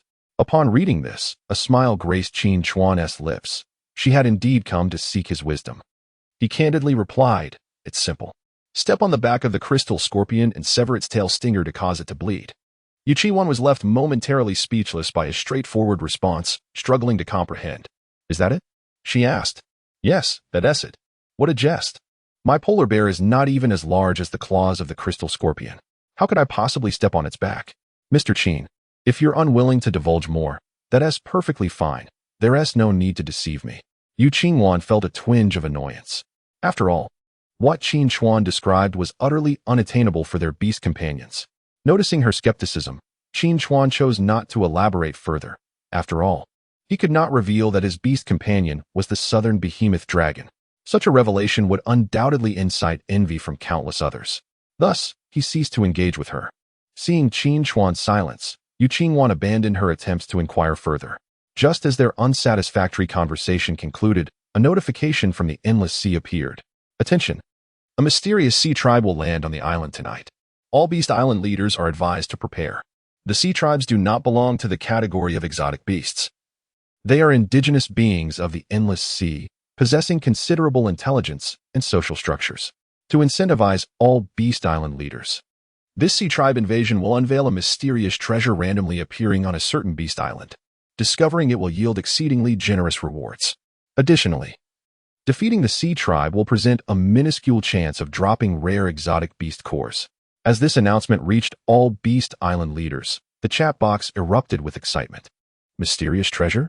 Surely it must be some formidable equipment. I doubt it. It's likely materials, such as essences or exotic beast cores. If it's truly a generous reward, it's bound to consist of numerous materials. Imagine receiving several hundred essences at once. That would be a meteoric rise. Indeed, it's already the second day, likely. No one has yet reached the Beast King level. If one were to hit the jackpot, they could easily become the foremost among the endless sea. Let us merely observe. The odds of 1 in 7 billion are far too slim for us to consider ourselves fortunate. Indeed, it would be prudent for us to retire for the night and relinquish any thoughts of treasure. At this moment, Qin Chuan gazes at the messages in the chat box, seemingly agreeing with their reasoning. Despite his extraordinary luck in acquiring the soul dinosaur, he does not believe that fortune will favor him a second time. The probability is exceedingly low. In comparison to this treasure, Qin Chuan is far more eager to discover what kind of dinosaur the dragon egg will yield tomorrow. As dusk approaches, he prepares to retire early. After today, only 3 days remain until the onset of winter. This marks the final sprint for all the lords of Beast Island. Chapter 10. The fortunate one. At this late hour of the night, Qin Chuan found himself wide awake, soaring through the skies above Beast Island on his wind god pterosaur. Despite his verbal claims of disinterest in treasure, the allure of fortune beckoned him to tempt fate. What if luck smiled upon him? However, after several hours of circling aimlessly, no anomalies along the coastline revealed themselves, nor did the elusive sea creatures make an appearance. As the clock approached 11 or 12, fatigue began to settle in, prompting Qin Chuan to abandon his vigil. He retreated to the dragon's lair, seeking refuge in the crystalline sanctuary for a well-deserved rest. Yet, out of caution, he did not leave the colossal beast outside. Instead, he summoned it into the dimensional space alongside the wind god pterosaur. With the crystal sanctuary at his disposal, he felt secure from any potential ambush. Unbeknownst to him, slumber soon enveloped Qin Chuan. The hour hand struck 3, and the island lay in hushed silence, the once roaring beasts now stilled. Suddenly, in the depths of his dreams, Qin Chuan perceived a faint sound of knocking accompanied by a rustling, eerie chorus. What on earth? As he opened his bleary eyes, he was met with an alarming sight. Outside his crystalline sanctuary stood hundreds of humanoid creatures, their elongated limbs adorned with grotesque protrusions reminiscent of barnacles. Those afflicted with a fear of clusters would surely succumb to terror at the sight. Each creature bore a head akin to that of an anglerfish, wielding large fishbone clubs as they incessantly pounded upon the sanctuary, conversing amongst themselves. It appeared they viewed Qin Chuan as a delectable morsel. So, this is the infamous sea tribe? If I were alone, I might very well have perished from fright. Yet, invigorated by the presence of these sea dwellers, Qin Chuan seized his resolve. Their emergence signaled the likely appearance of the legendary treasure. Colossal beast dragon, charge forth and vanquish these repugnant barnacle creatures. With a decisive flick of his wrist, he unleashed the beast. With a thunderous boom, the South Colossal Beast Dragon materialized into the external world, its immense weight causing the ground to tremble beneath it.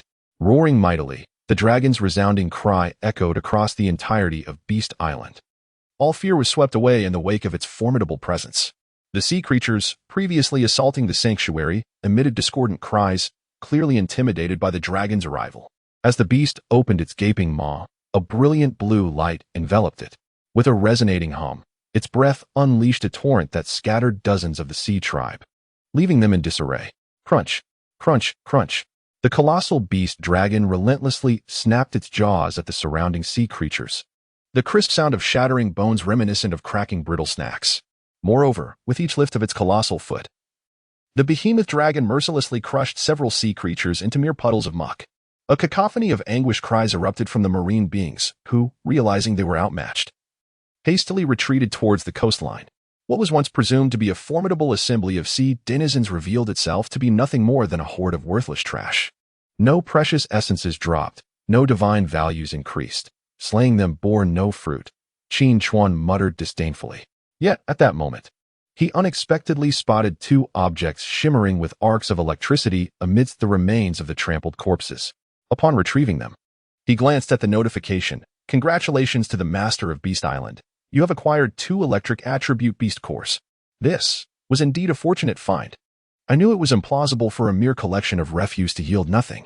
Qin Chuan's spirit soared. What he lacked most was a potent offensive attribute, and the arrival of these electric cores was most timely. If tomorrow's dragon eggs yielded 2 large dinosaurs, these electric cores would find their purpose. His strength would ascend once more.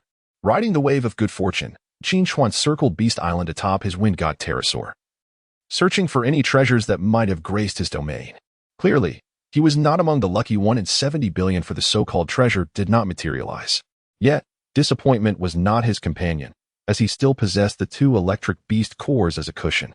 Subsequently, Qin Chuan returned to his sanctuary and indulged in a well-deserved slumber. The following day dawned, with the sun, usually radiant, now shrouded by dense, ominous clouds. Flurries of snowflakes drifted down from the heavens.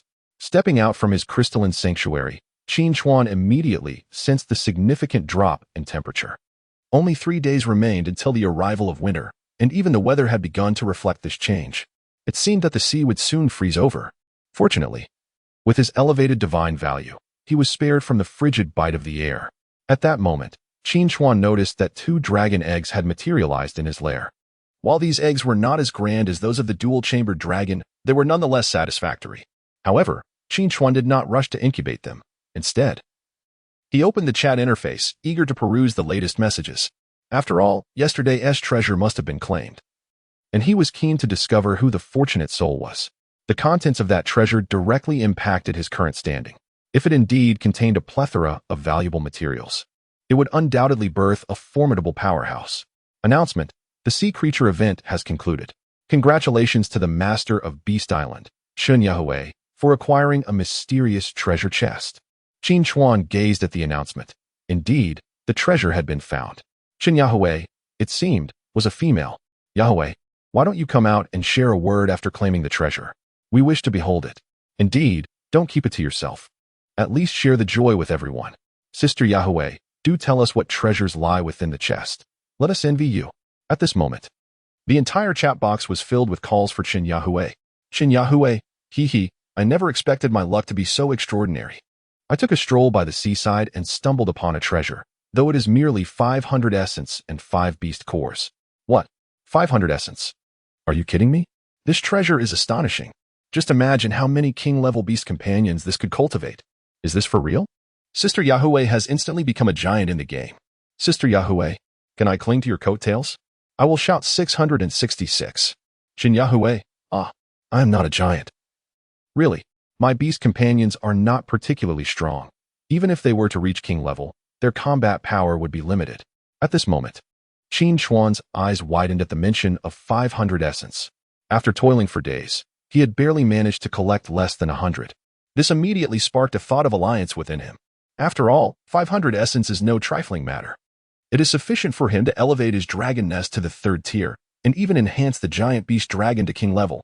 Although this contradicts his initial intent of avoiding alliances and groups, the temptation of 500 essence was simply irresistible. Chapter 11. The contest for talent. As Qin Chuan contemplated the idea of winning over Qin Yahweh, it appeared he was not alone in this endeavor. The first to speak up was Qin Chuan. Qin Chuan, Sister Yahweh, how can you be so oblivious to the need for discretion? In this boundless sea, there are all sorts of characters. To openly declare 500 essence points while claiming your beast pet is not formidable. It is as if you were inviting others to seize your essence. Qin Yahweh, it should be fine, right? They have no knowledge of my beast island's location. Qin Chuan, if they are curious, it is not difficult to discover. In just 3 days, when winter arrives, all the masters of beast islands will be free to roam. Finding you will merely be a matter of time. Upon hearing this, Qin Yahweh displayed signs of panic. Could it really be that someone would attempt to steal from me? At that moment, the masters of beast islands in the chat erupted in laughter. Remove the word couldn't. There will undoubtedly be someone who will try to steal. Sister Yahweh, you better not cross my path, or I shall take everything from you, leaving you with nothing. This girl seems quite naive. If not to steal, then what else? Seeing the comments flooding in, Qin Yahweh was taken aback and began to regret revealing her essence. Whoa, dear brothers and sisters, please. I'm just an 18-year-old girl. You cannot bully me like this. Qin Yahweh was on the verge of tears. Seizing the opportunity, Qin Chuan proposed, Sister Yahweh, why not join my alliance? I will protect you. Anyone with ill intentions will have to contend with me first. Without a moment's hesitation, Qin Yahweh eagerly agreed. Sure. I am willing to join. Before Qin Yahweh could formally apply to join, another man, adorned with the title of Leader of the Galaxy Alliance, chimed in. Zhongli, Leader of the Galaxy Alliance, Sister Yahweh, do not rush into a decision. The Guardian Alliance is merely ranked 3rd. My Galaxy Alliance currently holds the top position. If you are to join, it should be with us. With Zhongli's entrance, the chat exploded with excitement. Oh well, Qin Chuan and Zhongli, the leaders of the top 3 alliances, have both appeared. Front row, observing. What a privilege to behold these giants. Sigh. How wonderful it would be to possess such treasure. To have giants vying for one's allegiance is truly a blessing. Noticing the emergence of a competitor, Qin Chuan's frustration boiled over. Zhongli, Sister Yahweh has already agreed to join my Guardian Alliance. What do you mean by trying to poach her? Zhongli, she hasn't even submitted her application to join yet. Why shouldn't I extend an invitation? Is this boundless sea only home to your alliance? Qin Chuan, Zhongli, do not overstep your bounds. Zhongli, let me make this clear. If Qin Yahweh dares to join your Guardian Alliance, when winter arrives, I will be the first to annihilate it. I possess the strength to do so. Meanwhile, on a certain beast island, a young man, around 24 or 25 years of age, stood with his hands clasped behind his back, flanked by 5 majestic lions, each imbued with attributes. And this young man is none other than the leader of the Star River Alliance. It seems that over the past 2 days, his strength has surged remarkably, concealed yet formidable, reaching an impressive level. Hiss. As Zhang Li's words echoed, the entire chat room erupted with fervor. Since the onset of the Great Crossing into the Endless Sea, the discussions had remained rather harmonious. However, the emergence of treasures has swiftly ignited discord among the various alliances. At this moment, Qin Chuan, observing the scene, could surmise the unfolding dynamics. The appearance of treasures in the Endless Sea was designed to incite enmity among the major alliances. Whoever manages to win over Qin Yahweh would undoubtedly experience a meteoric rise in power, inevitably becoming a target for all. Qin Yahweh, esteemed leaders, please refrain from quarreling. Had I known this treasure was so perilous, I would have relinquished it. I implore you, spare me. At this moment, Qin Yahweh was utterly frightened. She was still anxious about whether she could survive the impending beast tide, and now, before it even arrived, she found herself under the scrutiny of these powerful figures. It was akin to a lantern in a restroom, courting danger. Qin Zhongli, do not be too arrogant. I am not afraid to confront you directly. Zhongli, is that so? Very well. Once the beast tide passes, shall we test our strengths? Do you dare? Upon hearing this, Qin fell silent. Although her alliance ranked third and was not insignificant, it was evident that true power was scarce among its members. This was largely due to her alliance being open for anyone to join, resulting in numerous leaders of weaker beast islands among them. In contrast, Zhongli only allied with those possessing formidable beasts, boasting exceptional combat prowess. Thus, in terms of overall strength, the Star River Alliance far surpassed the Guardian Alliance. Qin, you are indeed formidable, she muttered in frustration, deciding against further courting Qin Yahui. After all, sacrificing an entire alliance for mere 500 essence was not a prudent trade. Zhongli, Sister Yahui, join my Star River Alliance, and I shall offer you the safest refuge.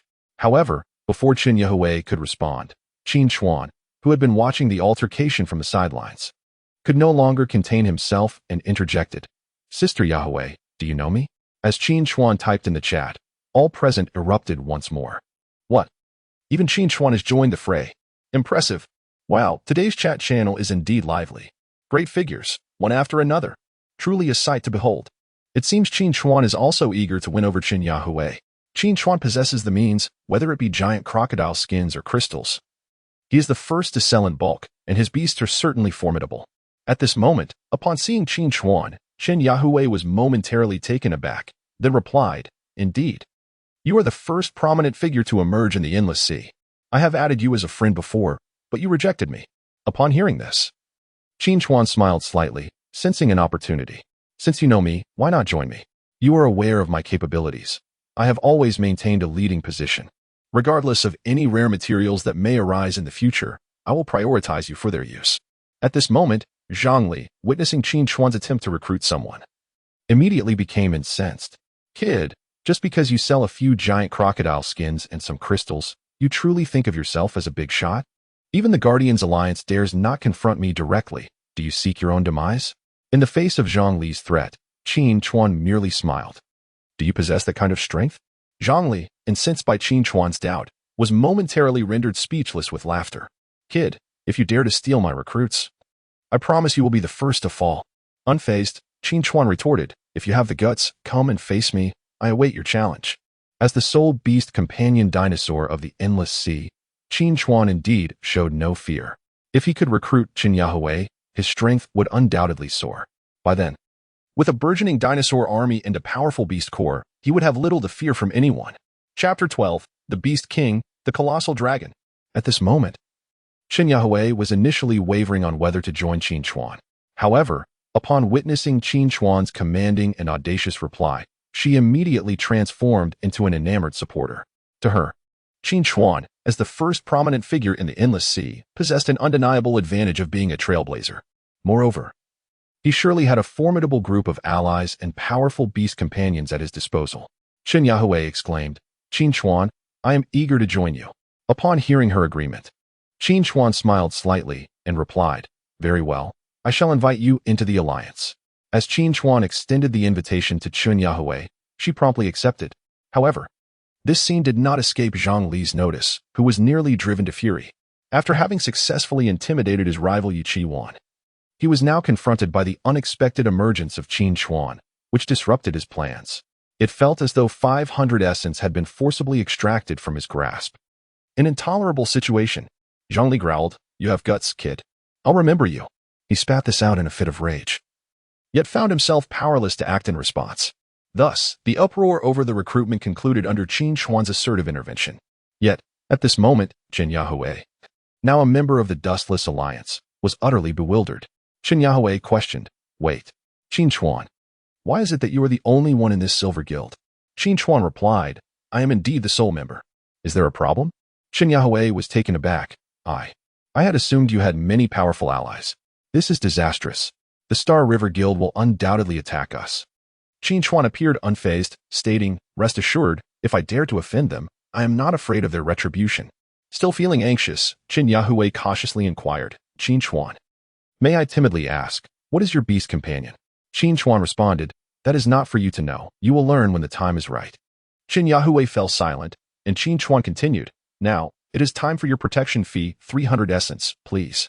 Upon hearing this, Qin Yahui was distraught. Qin Chuan, must you be so direct? You must understand, your worth is equivalent to that 500 essence. Only I can safeguard you. Moreover, I have not demanded you disclose all your resources. I have even left you with 200, which is quite generous, Qin Chuan asserted. Upon reading this message, Qin Yahui felt an ominous sense that she had boarded a rogue vessel. However, it was too late for her to reconsider, as there was no option to withdraw from the alliance. Once one joins an alliance, unless the leader chooses to expel them, exit is impossible. Qin Yahui conceded, Fine. I will give you 300. Member Qin Yahui has transferred 300 essence to you. Total essence, 355.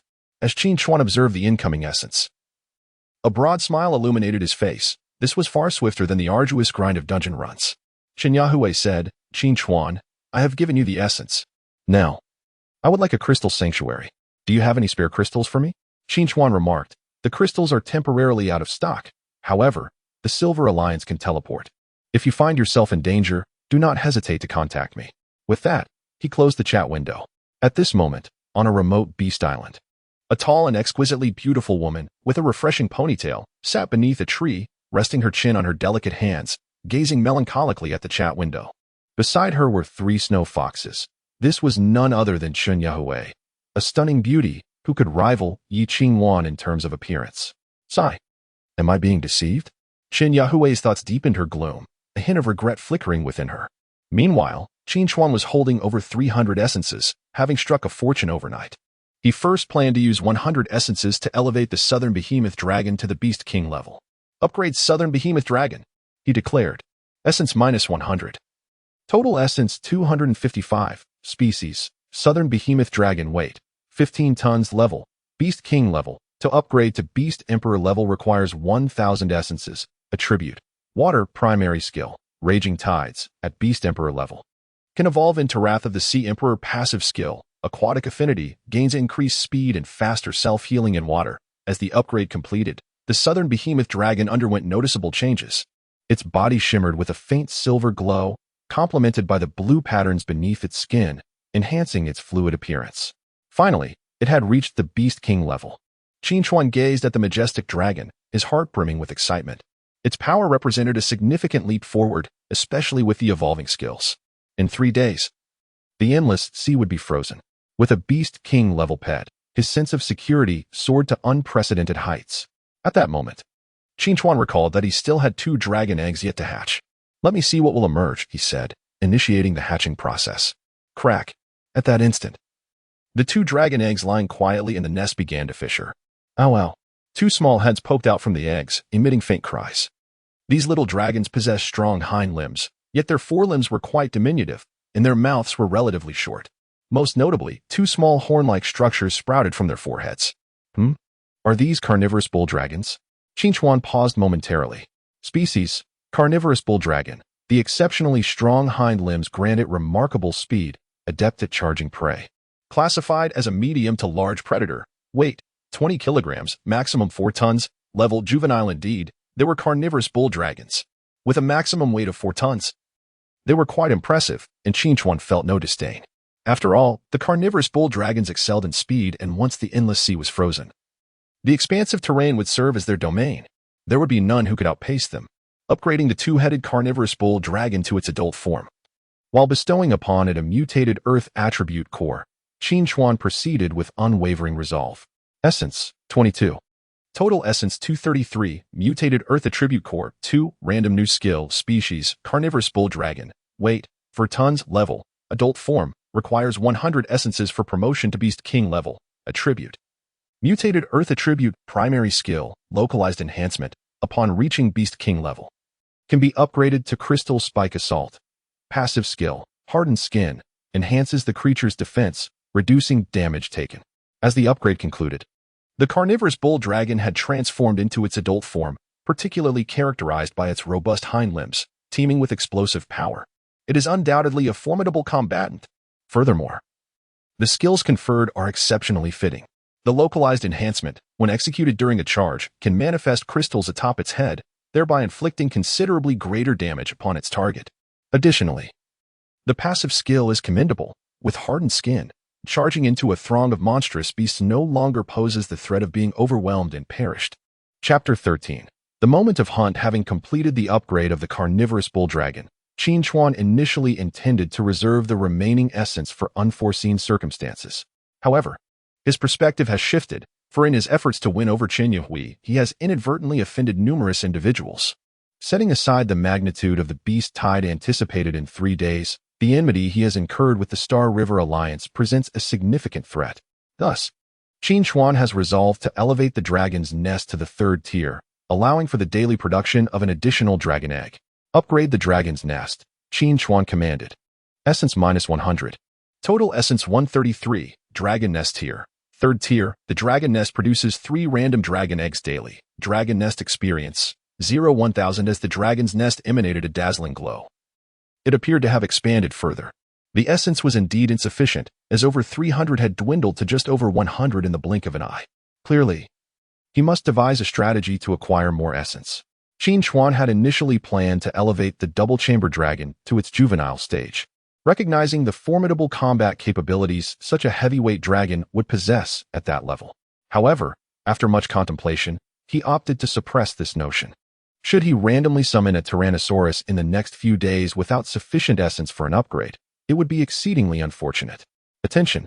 In order to facilitate the Beast Island Lord's adaptation to the impending winter and beast tide in 3 days, temperatures will plummet to -30 degrees Celsius tonight, ushering the endless sea into freeze mode. Additionally, small-scale anomalous beasts will roam the icy plains, providing the Lords of the Beast Island with a final opportunity to rapidly enhance their strength. Following the freeze, the endless sea will enter a 2-day silence period, during which no new events will occur until the beast tide arrives. At this moment, having just upgraded the dragon's nest, Qin Chuan promptly received this notification. The endless sea is to be frozen? No wonder it was snowing early this morning. It seems this might be the last event before the beast tide arrives. And seizing this opportunity is imperative. Qin Chuan's spirits were immediately lifted. The previous 2 events, one involving the deep-sea dragon lizard invading the island and another with the sea tribe coming ashore, had yielded excellent materials. This final event is sure to provide even greater rewards. If he can capitalize on this chance, he may very well surpass his divine value, attain divinity, and potentially acquire a substantial amount of essence and anomalous beast cores. If he can gather enough materials tonight, Qin Chuan can dedicate the ensuing 2 days of silence to development. Once the beast tide descends, his dinosaur army will be poised to unleash its might. Subsequently, Qin Chuan opened the chat channel, eager to gauge the perspectives of other Beast Island lords regarding this event. Heavens, how can it freeze so abruptly? Wasn't it said we had 3 days? Has it been moved up? Did you not read the notice? This is to help us adapt more swiftly. Hence the initiation of freeze mode. Indeed, if the beast tide is truly in 3 days, it cannot merely be -30 degrees. It likely starts at -100. -100? Are you joking? Even with divine value, one cannot withstand such cold. It would be fatal. I have encountered a dilemma. If the endless sea were to freeze over tonight, would that not imply our opportunity to leave the island? It seems that might indeed be the case. How splendid it would be to depart from the island, allowing us to explore the neighboring beast islands. Perhaps we could even form a party. Forming a party? How naive of you. The endless sea resembles a dark forest, a realm of hunters and prey. Should you be discovered by the lords of the other beast islands, your fate would be sealed. Indeed, with a mere 3 days until the beast tide, resources on the beast islands are dwindling. Those formidable players are likely biding their time, poised to launch an invasion into the territories of their rivals as soon as the initial freeze occurs. Those weaker souls will tremble in fear tonight. My 4-headed tiger beast pet has been eager for action. This evening, I shall not only slay the aberrant beast but also plunder. How delightful. Look. Already there are deranged individuals planning to unleash a massacre. Do you all remember that fortunate lady who hit the jackpot this morning? Tonight presents the perfect opportunity to seek her out. Indeed, Qin Yuhui possesses 500 essence. Whoever discovers her beast island will strike it rich. Clearly, these lords of the beast islands are brimming with eagerness. After all, for them, Qin Yuhui represents a lucrative prize. Meanwhile, Qin Yuhui, who is also monitoring the chat, is taken aback and hastily interjects. You are all despicable. You still have designs on me. I am now a member of Qin Chuanju. if you attempt to kill me, Qin Chuan will not stand idly by. What Miss Yahweh says is true. Qin Chuan is incredibly powerful. If you dare to touch her, be prepared for a thorough beating. Today, Qin Chuan did not venture to explore his beast island, but instead opted for an early rest to recuperate, preparing for a grand undertaking once the sea freezes over. As dusk settled, the surface of the sea had fallen into an eerie stillness. The thick ice layer, several meters in depth, was now traversable. Qin Chuan reached the shoreline, illuminated by the silvery moonlight, allowing him to clearly behold the vast expanse of the white world before him. In this rapid freeze, the towering waves had transformed into mounds of ice. Searching for aberrant beasts across such an expansive ice field would not be an easy endeavor. Fortunately, Qin Chuan possessed the wind god pterosaur, enabling him to soar into the sky and serve as a living detector, directing the carnivorous bull dragon to lead the charge while the giant beast dragon followed closely behind, embarking on an exploration of the boundless ice field. As the wind god pterosaur ascended from the beast island, climbing to several thousand meters, Qin Chuan was astonished to discover that within a few nautical miles of his own island, there were scattered 4 or 5 other beast islands. It appears these islands are my neighbors. I wonder how advanced they have become.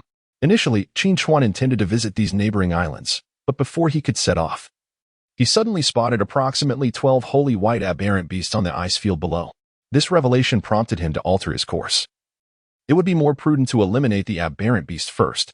After all, the nearby beast island is always accessible, but should one miss the opportunity to hunt tonight, it would be a considerable loss.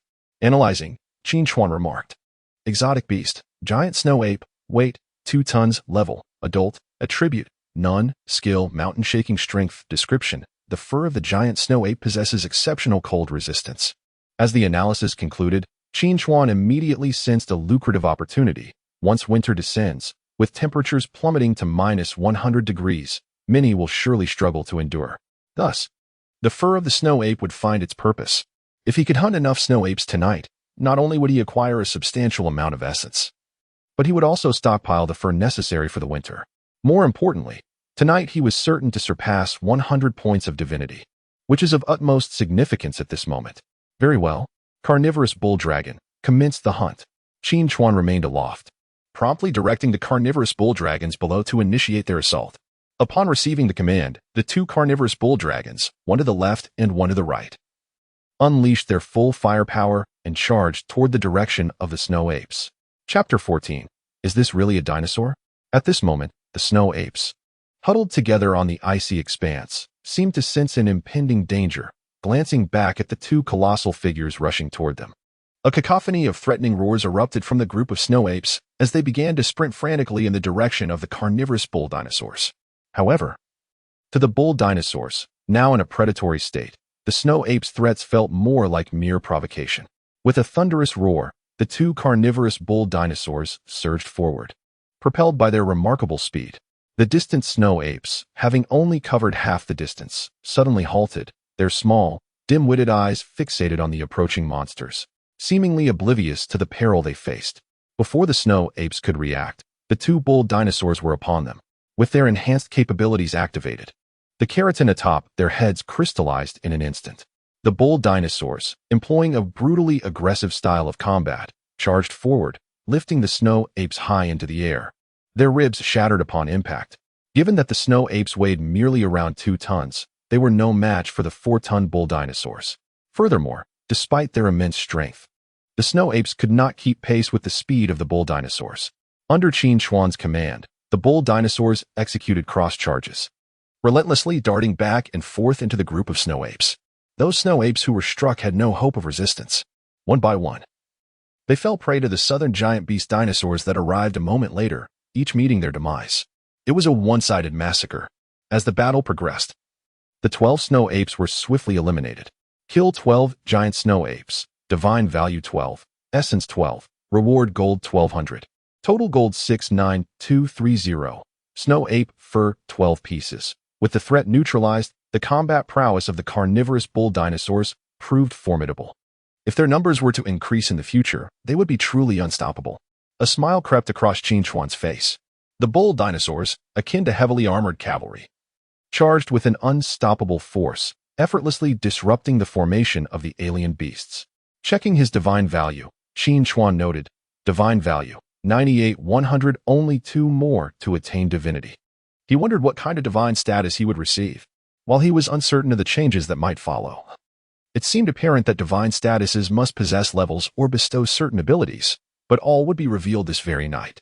At that moment, Qin Chuan noticed a distant group of 10 snow apes. However, they were too scattered and far apart to enhance efficiency. He directed the bull dinosaurs to spread out for pursuit. Subsequently, 2 bull dinosaurs moved south and north, respectively, to commence their chase. Due to the considerable distance, Qin Chuan's ability to sense the bull dinosaurs diminished. In a moment of desperation, Qin Chuan was compelled to fly southward, where the snow monkeys were more abundant, numbering around 7 or 8. Without his control, the carnivorous bull dragon would be easily injured. In contrast, the northern region had only 2 or 3 snow monkeys. Even without Qin Chuan's oversight, a single carnivorous bull dragon could effortlessly dispatch them. However, as the northern bull dragon approached the vicinity of the 3 snow monkeys, it was taken aback to discover that they had already perished. This unexpected turn of events left the bull dragon momentarily aimless, having lost its target after breaking free from Qin Chuan's influence. Suddenly, an enraged roar reverberated through the air. In an instant, 5 massive gray bears emerged from the shadows, encircling the bull dragon. Each bear was clad in armor crafted from the hide of colossal crocodiles, clearly indicating they were controlled beasts. What manner of extraordinary creature is this? They resemble dinosaurs. At that moment, a young man in his 20s appeared atop a nearby ice mound, evidently the master of these 5 gray bears. The bull dragon, now surrounded, bellowed furiously. Good heavens! This truly is a dinosaur. What a jest! There was no mention of such creatures among the extraordinary beasts. Am I imagining things? No. It cannot be an illusion. This is undeniably a dinosaur. How could it be that tonight would unveil such a beast? The young man seemed taken aback by the bull dragon's ferocity, quickly shifting to analysis. Curiously, why could he not ascertain its nature? Could it be an ultra-rare beast? Would its demise yield unexpected materials? Regardless, he decided to take the plunge. Let us go. Take it down. Suppressing his inner fear, he commanded the 5 gray bears to launch an assault. Although these bears were fully grown, each weighing only around 500 kilograms, they stood little chance against the 4-ton bull dragon. Yet, the young man believed in the advantage of numbers, and with the bears clad in crocodile armor, he assumed that defeating a dinosaur should not pose a significant challenge. With a powerful charge, the 5 gray bears attacked simultaneously, inciting the bull dragon's wrath. In an explosive moment, the bull dragon barreled forward, its crystallized horn sending one bear flying, crashing heavily onto the icy surface, leaving its fate uncertain. Before the remaining 4 bears could react, the bull dragon executed a sharp pivot and charged back. With 3 thunderous impacts, 3 more bears were sent hurtling away. This entire sequence unfolded in the blink of an eye. The last remaining bear opened its mouth, preparing to unleash a water-based attack. In an instant, a column of blue water surged forth, hurtling towards the bull dragon. However, it merely compelled the bull dragon to retreat a few steps. The hardened skin it possessed rendered the damage from water attributes nearly negligible. At that moment, a young man standing not far away witnessed this scene, and his complexion instantly turned ashen. He had 5 adult gray bears. How could they fail to withstand 2 charges from the bull dragon? This is utterly preposterous. To encounter the apex predator of Blue Star from 65 million years ago. What a stroke of misfortune. I have incurred a grave loss. The youth felt an overwhelming panic within. This was beyond his capability to confront. In his terror, he abandoned his beast companions and slid down the ice hill, racing desperately towards his beast island. He was utterly terrified. In such dire circumstances, fleeing without his beast was the most prudent choice. After all, while he could still nurture his beasts in the nests on Beast Island if he lost them, losing his life meant losing everything. Your beast companion, the gray bear, has perished -1. Your beast companion, the gray bear, has perished -1. Your beast companion, the gray bear, has perished -1. As the young man recklessly fled for his life, his mind was inundated with notifications of his beast's deaths. Clearly, these 5 gray bears had met their demise. Chapter 15. Exposure. At this moment, Qin Chuan was still directing the Niu Long and the giant beast dragon in their pursuit of the 8 snow monkeys, oblivious to the fate of another Niu Long, as the distance was too great for him to discern anything beyond the life signs of the Niu Long he was monitoring. Kill 8 giant snow monkeys. Divine value 8. Essence 8. Reward gold 800. Total gold 70, 030. Snow monkey for 8 pieces. Divine value reaches 100. Should the divine persona be refined? With the prompt appearing, Qin Chuan was instantly elated. He could finally refine his divine persona. Refine. Qin Chuan commanded. Congratulations to the Master of Beast Island for obtaining a unique divine persona. Master of Beast Island, Qin Chuan, divine value, 6-1000. Divine persona, dark god. The divine persona radiates a dim light, granting the ability to resurrect pets within the beast nest after their demise. The divine persona has 5 levels: dark god, domain god, minor god, major god, immortal. Each level awakening a unique ability. As the divine persona was refined, Qin Chuan immediately felt a transparent diamond-shaped crystal manifest on his forehead. However, the crystal only lingered for a few seconds before vanishing, seemingly appearing only when the powers of the divine persona were activated. In that moment, Qin Chuan distinctly sensed a significant enhancement in his physical attributes. His skin had become more resilient, and the density of his bones had markedly increased. Yet, that was the extent of it. Though he had refined his divine persona, Qin Chuan did not feel omnipotent. There remained a considerable gap between him and the divine beings he envisioned. From this, he deduced that until one attained the levels of major god or immortal, the increase in personal strength conferred by the divine persona was somewhat limited. This was due to the profound bond between the divine persona and the beast companions. For instance, the ability to resurrect pets within the dragon nest was indeed extraordinary. Should he reach the domain god level, he might wield even greater power.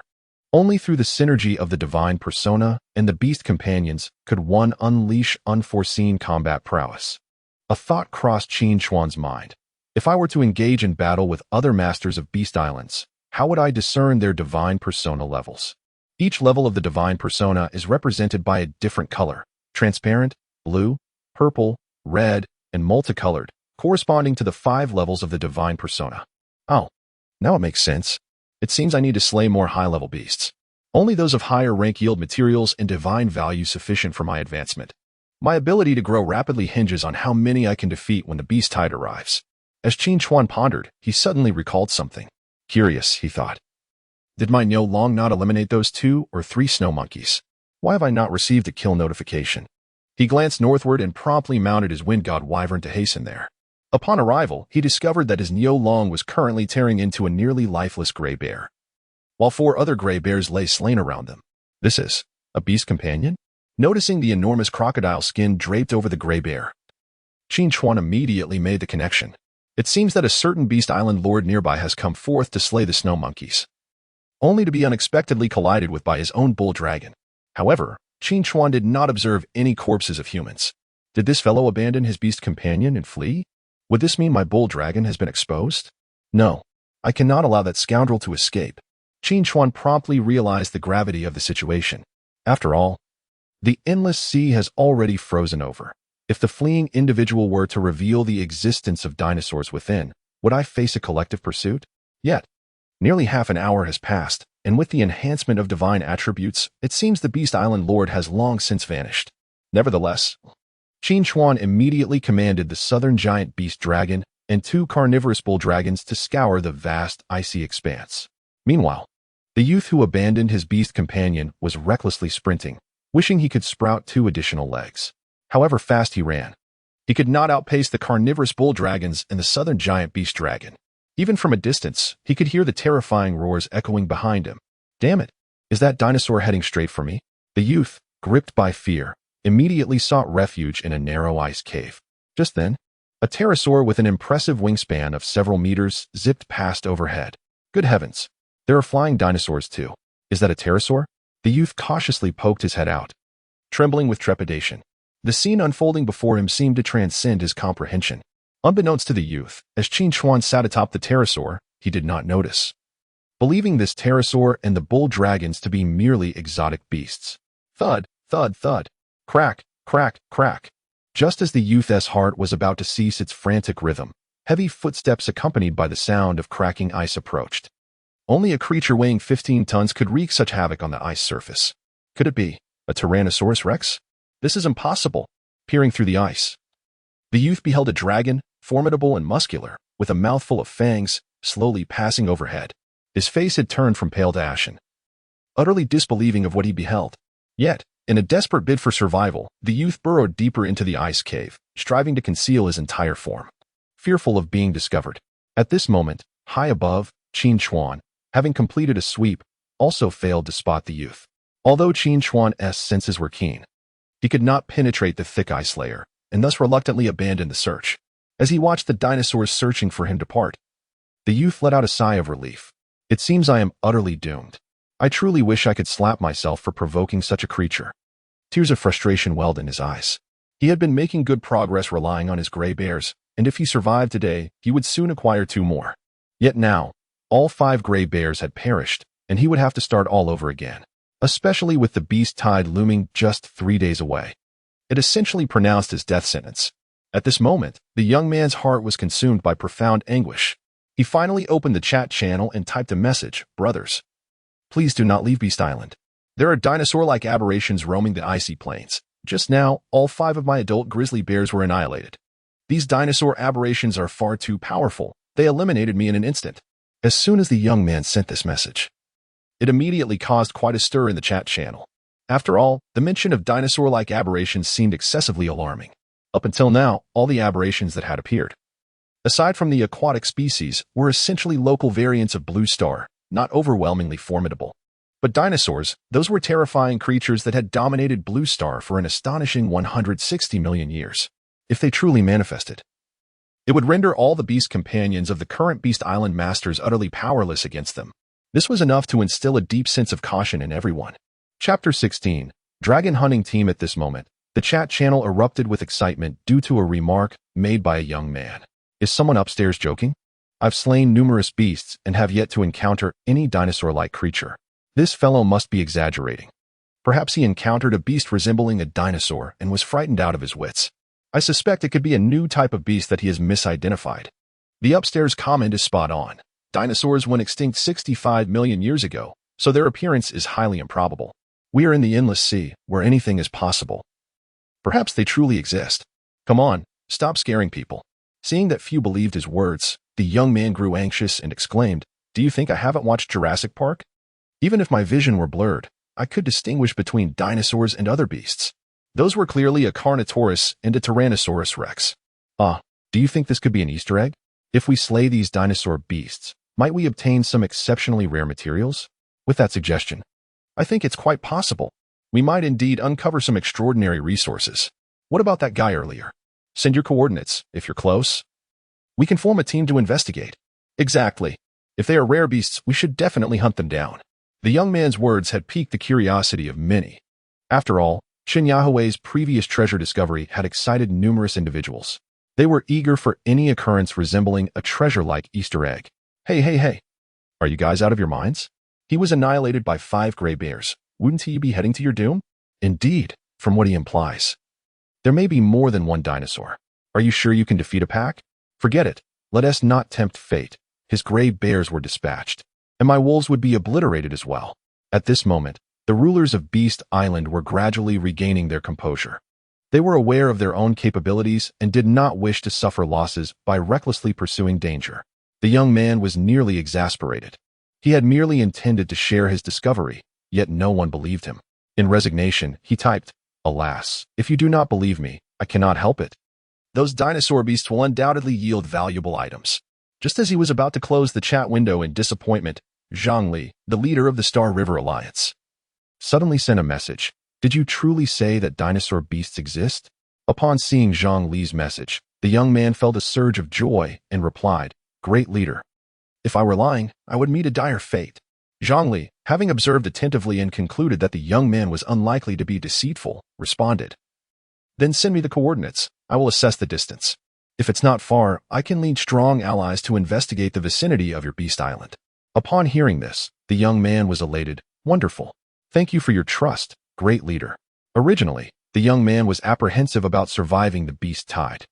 He thought that if he could procure rare materials for Zhang Li, he might secure protection, thereby establishing a strong alliance. Zhang Li, however, cautioned, "Let me make this clear. If you dare deceive me, you know the consequences." The young man quickly patted his chest in assurance, exclaiming, "Rest assured, great one.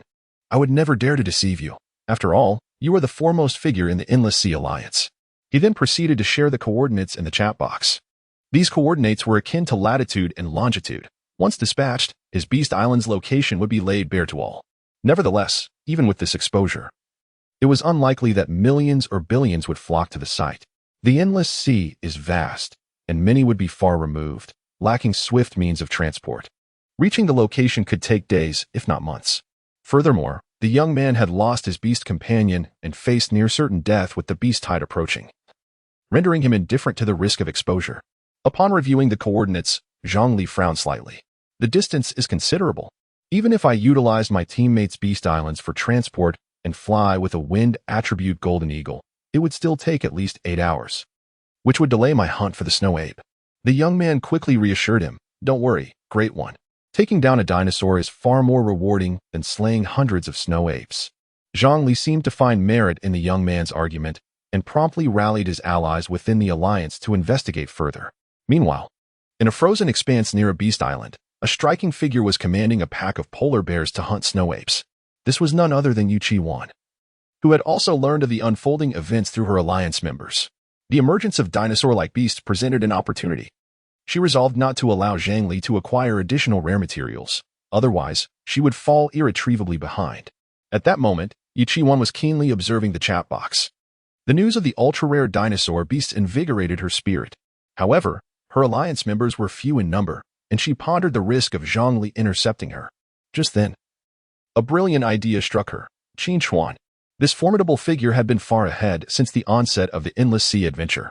Particularly with the affluent Chun Yahweh in his corner, he was extraordinarily powerful. 500 essence would be sufficient to elevate a beast companion to beast king status. With Qin Chuan's assistance, it might indeed be possible to vanquish the dinosaur beasts. Moreover, she need not fear encountering Zhang Li, as they were naturally at odds. Yet, this fellow had repeatedly rebuffed her advances, and inviting him now would make her seem desperate. Qin Chuan hesitated. However, recognizing this as a golden opportunity for ascendancy, she resolved to set aside her previous grievances. Subsequently, she activated her leader privileges once more, initiating a temporary dialogue with Qin Chuan. "Qin Chuan, is Mr. Qin available?" At this moment, Qin Chuan, still in search of the snow ape, unexpectedly received a message from Qin Chuan. What does this woman want from me?" Qin Chuan felt a bit perplexed, yet he replied simply, "Is there something you need?" Upon seeing Qin Chuan's response, Qin Chuan quickly replied, "Indeed, there is a matter. Have you seen the situation in the chat channel?" Qin Chuan replied, "I'm busy hunting the snow ape, so I haven't had the time to look." Qin Chuan continued, "It's like this. Someone has discovered a new type of exotic beast, possibly a rare find, but one must possess sufficient strength to consume it. Therefore, I would like to invite you to form a temporary team. Don't worry, we can split the rewards evenly." Upon reading Qin Chuan's message, Qin Chuan wore a puzzled expression. "A new type of exotic beast? How come I haven't seen it?" Qin Chuan explained, "They say it's a dinosaur-like beast, only appearing in a specific location, which is why I'm seeking your assistance to hunt the dragon together." Qin Chuan. Chapter 17. A terrifying confrontation. Upon hearing the news of the dragon hunter, Qin Chuan could no longer restrain himself. It was indeed true that his dinosaur pet had been discovered. Consequently, Qin Chuan promptly opened the chat channel and searched for relevant keywords. He quickly stumbled upon the dialogue between the young man and Zhang Li, revealing their coordinates. It appeared that allowing that individual to escape was a grave oversight on his part. He was ill-prepared to confront a multitude of Beast Island lords, and the chances of success were slim. At this moment, Qin Chuan felt a rising sense of urgency.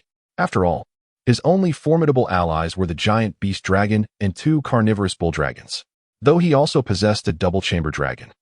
Its lack of a suitable exotic core rendered it slow, and its potential impact, even when matured, was limited. If faced with a hunting army of dozens, if not hundreds, of Beast Island lords, their combined pets would number in the hundreds. No matter how powerful the giant beast dragon was, it was but a single creature and would eventually tire. Thus, it was imperative to avoid a direct confrontation. The best course of action would be to evade them temporarily until they arrived. As for the impromptu team-up proposed by Qin Chuan could not possibly agree. Teaming up against one's own interest was simply absurd.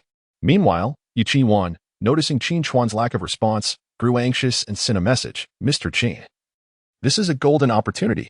If we can eliminate the dinosaur beast, our strength will surely see a tremendous enhancement." Qin Chuan replied, I just saw that even the grizzly bear was taken down, which indicates that the dinosaur beast is at least of the beast king level. It's best not to venture into certain death. Seeing Qin Chuan's reluctance to form a team, Yuan was left speechless. What is going on? You are a prominent figure in the endless sea. How can you be so timid upon hearing about the dinosaur beast? Qin Chuan responded, suit yourself. With that, he promptly closed the chat window, leaving Yuan dumbfounded. Unbelievable. I've seen cowardice, but never to this extent. Forget it. Subsequently, Qin Chuan ceased to pay attention to the messages in the chat channel. The immediate priority was to hunt the snow apes and accumulate essence. Over the next 6 to 7 hours, Qin Chuan led his 3 dragons in a sweeping campaign across the icy plains surrounding Beast Island. Almost every cluster of snow apes fell victim to his onslaught. Unbeknownst to him, he had already slain 67 snow apes, nearly eradicating the local population. Not too shabby. Within 6 to 7 hours, he had harvested 67 essences, amassed over 6,000 gold coins, and collected more than 60 pelts. In total, he now possessed 87 pelts. His divine value had also significantly increased, and if he continued hunting, it would likely rise further. However, with only an hour left, this area would soon become unsafe.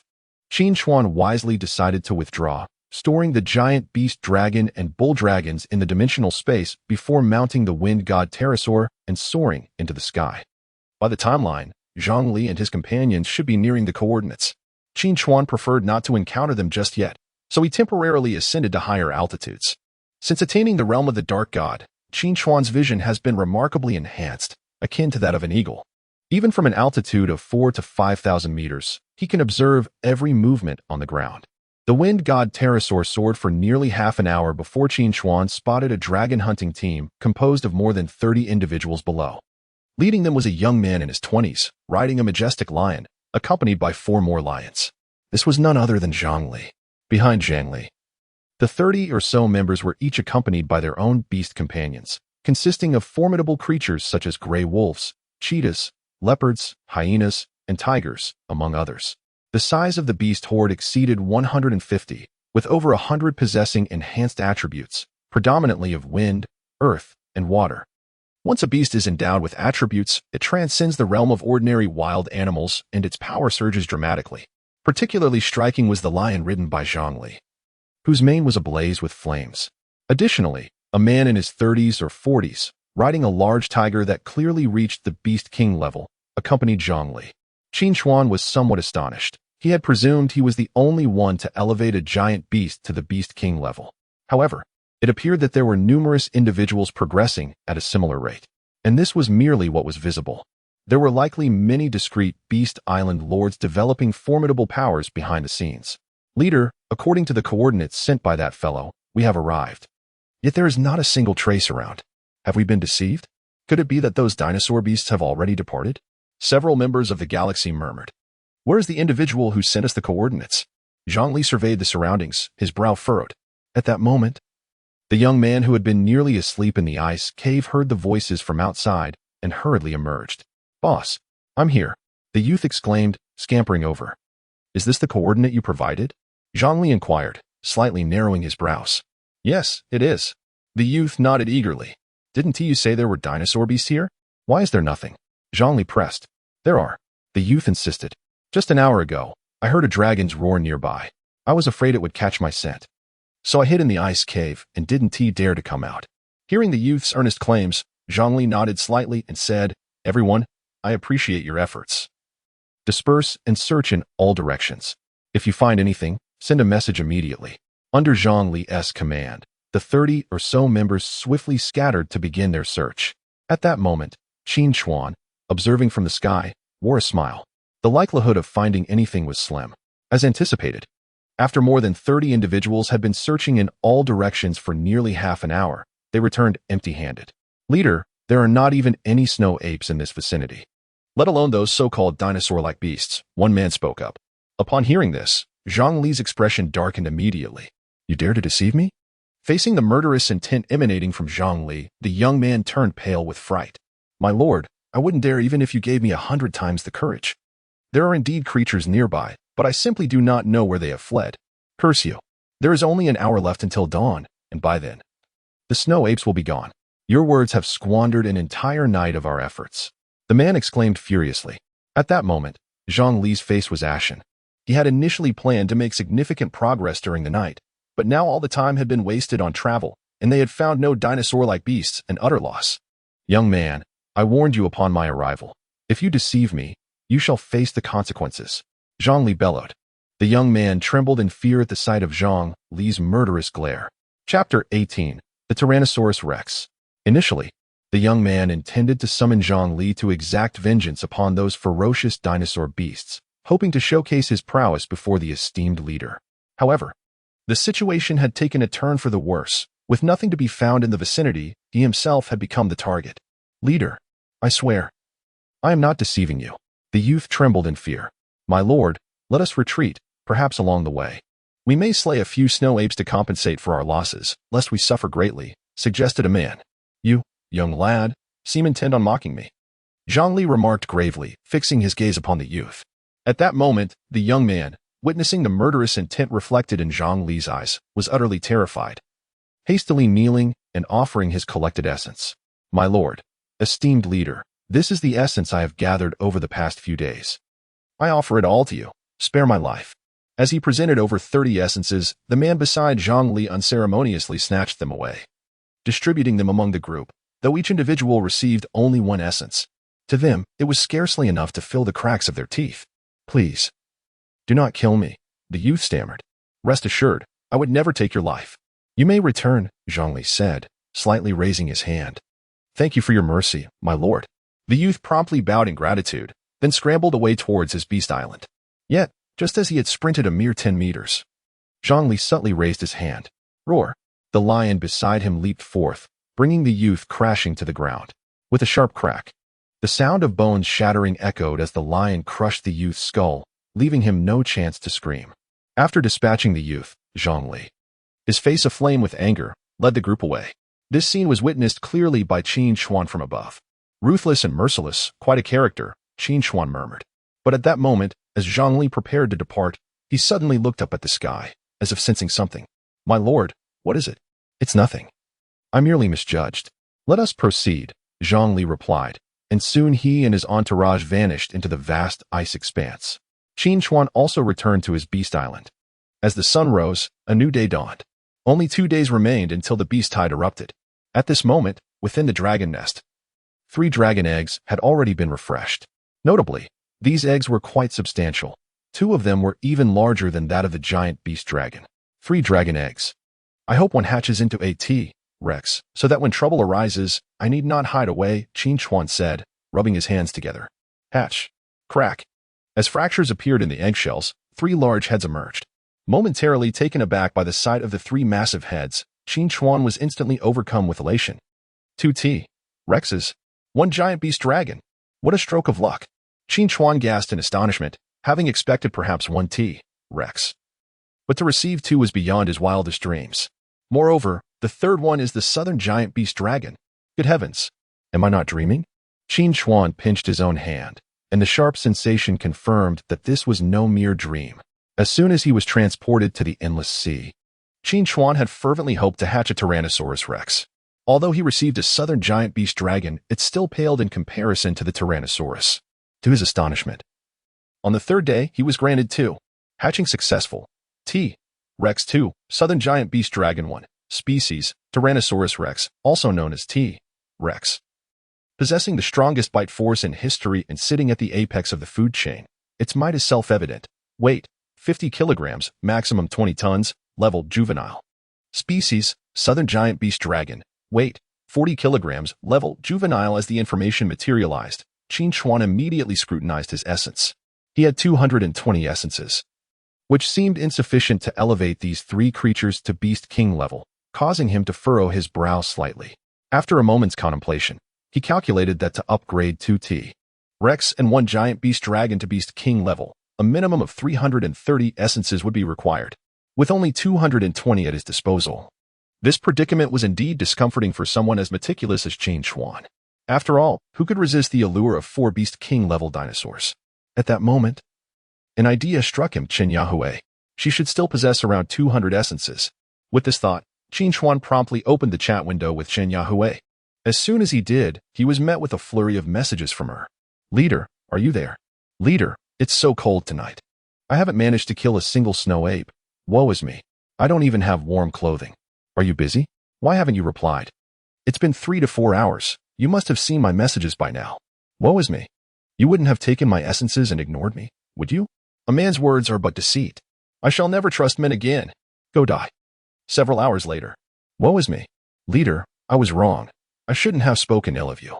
Please, I beg you, reply to my message. Leader, I know you must be busy hunting snow apes. Could you spare me a hide? I'm freezing to death. Leader, I feel like I won't survive until the beast tide arrives. Gasp. Upon reading this avalanche of messages, Qin Chuan felt an overwhelming sense of guilt wash over him. How inconsiderate he had been. After taking the young lady's essences, he had left her in the lurch. Regardless of the circumstances, Chen Yue was the sole member of his alliance. He quickly typed a reply. I apologize. I was engaged in hunting snow apes last night and did not notice the notifications. Are you all right? Meanwhile, on a certain beast island, at this moment, Chen Yue curled up in a hollow of the mountain, her small hands turning pale from the cold, seeking warmth against the snow fox in her embrace. Barely enduring the frigid night, just as 2 lines of tears welled up at the corners of her eyes, almost succumbing to despair, a message from Qin Chuan suddenly arrived. The esteemed one has messaged me. Oh, how wonderful. I thought he had forgotten about me. Chen Yue's spirits soared with joy. She hurriedly replied, Esteemed one, I thought you would only seek me out when you needed resources. Qin Chuan responded, I sincerely apologize. Here are 10 pieces of snow ape fur for you to keep warm. As he sent the 10 pieces of fur, Chen Yue was instantly moved to tears, realizing that her esteemed leader had been thinking of her all along. Chen Yue then asked, Esteemed one, may I make a small request? Could you please turn my notification sound up to the maximum? I'm afraid if I get attacked, you won't even notice. Qin Chuan replied, all right. Chen Yue giggled. Thank you, esteemed one. Qin Chuan then inquired, by the way, do you happen to have any extra resources? I'm in urgent need. Chen Yue fell silent. Qin Chuan hesitated to press further, knowing that Chen Yue was already at a disadvantage. It was not easy for her to strike lucky, and she had selflessly contributed it all to him. This thought weighed heavily on his conscience. Chapter 19. The rules of the beast tide. Chen Yue never anticipated that the ally she had chosen to support her was indeed after her precious resources. However, she found it difficult to refuse and timidly inquired, How many more resources do you require? Qin Chuan replied, 113. Gazing at her dwindling stock of only 120 resources, Chen Yue felt a wave of despair wash over her. If she relinquished them all, she would be left with a mere handful. At that moment, noticing Chen Yue's silence, Qin Chuan continued, Yahweh, the resources you have given me are akin to an investment. They will safeguard you from harm in critical moments. You must trust me. Upon reading Qin Chuan's message, Chen Yue hesitated briefly but ultimately did not decline, responding, very well. I shall give them to you. Resources 113. Total resources 333. As Chen Yue transferred the resources, Qin Chuan found that he now possessed enough to elevate all 3 dinosaurs to the Beast King level. Thank you, Yahweh. From now on, there's no need for such formality. I am a few years older than you. Just call me brother. All right, Qin Gu. You can call me Hui Hui from now on. Chen Yue's face brightened with a smile, as this brief exchange seemed to draw her closer to this formidable ally. Yet, time is always fleeting. After acquiring the resources from Chen Yue, Qin Chuan began preparing to upgrade the Tyrannosaurus Rex and the Behemoth Dragon. He expended all the resources in his possession, bestowing 2 lightning attribute cores upon the Tyrannosaurus, while the Behemoth Dragon retained its water attribute. In an instant, Qin Chuan had completely depleted his resource reserves. Resources minus 333. Total resources 0. Lightning attribute beast core minus 2. Water attribute core minus 1. Species Tyrannosaurus Rex. Weight 20 tons. Level Beast King. 1000 resources required for upgrade to Beast Emperor. Attribute Lightning. Primary skill. Thunderous Roar. Can evolve into Thunderstorm domain upon reaching Beast Emperor level. Passive skill. Energy storage cells after being attacked. Part of the damage is converted into stored electrical energy upon reaching capacity. It releases a wide-range lightning strike. Species Southern Behemoth Dragon. Weight 15 tons. Level Beast King. Attribute Water. Primary skill. Fury of the Ocean. Passive skill. Aquatic affinity with the upgrades complete. Qin Chuan now commanded 4 Beast King level dinosaurs, all boasting exceptional combat prowess. The behemoth dragon and the Tyrannosaurus rex. Had he encountered Zhang Li and his companions with this configuration yesterday, he would have been absolutely confident in defeating them all. After all, the combination of the water attribute behemoth dragon and the lightning attribute Tyrannosaurus was simply formidable. Once the behemoth dragon unleashed its water attribute skill, the Tyrannosaurus could then follow with its lightning attribute, resulting in a devastating area-wide attack that would be nothing short of extraordinary. Just as Qin Chuan reveled in his newfound strength, an announcement suddenly appeared. Announcement: only 2 days remain until the Beast Tide arrives. Beast Island leaders are advised to prepare accordingly. The rules of the Beast Tide are as follows. First, the aberrant creatures that emerge during the Beast Tide will not drop materials or divine values, but will accumulate prestige points. Second, surviving the Beast Tide will yield substantial rewards based on the amount of prestige points earned. Third, the top 5 Beast Island leaders, demonstrating exceptional performance and prestige rankings, will receive additional special rewards. The sudden arrival of these messages caused Qin Chuan to pause, surprised by the announcement's timing. Special rewards for the top 5? What could they be? Perhaps an abundance of essence or numerous aberrant cores. Qin Chuan was filled with bewilderment. He then opened the chat channel to gauge the reactions of other Beast Island leaders regarding this announcement. As soon as the chat window appeared, the leaders were already buzzing with excitement. Well, rewards based on prestige? But it doesn't specify how much prestige is gained for slaying an aberrant creature. Who cares? Just kill as many as we can. Exactly, this is the first Beast Tide in the Endless Sea. The intensity shouldn't be too extreme. Perhaps the aberrant creatures will be easy to defeat. Did you not notice? The top 5 in prestige will receive additional special rewards.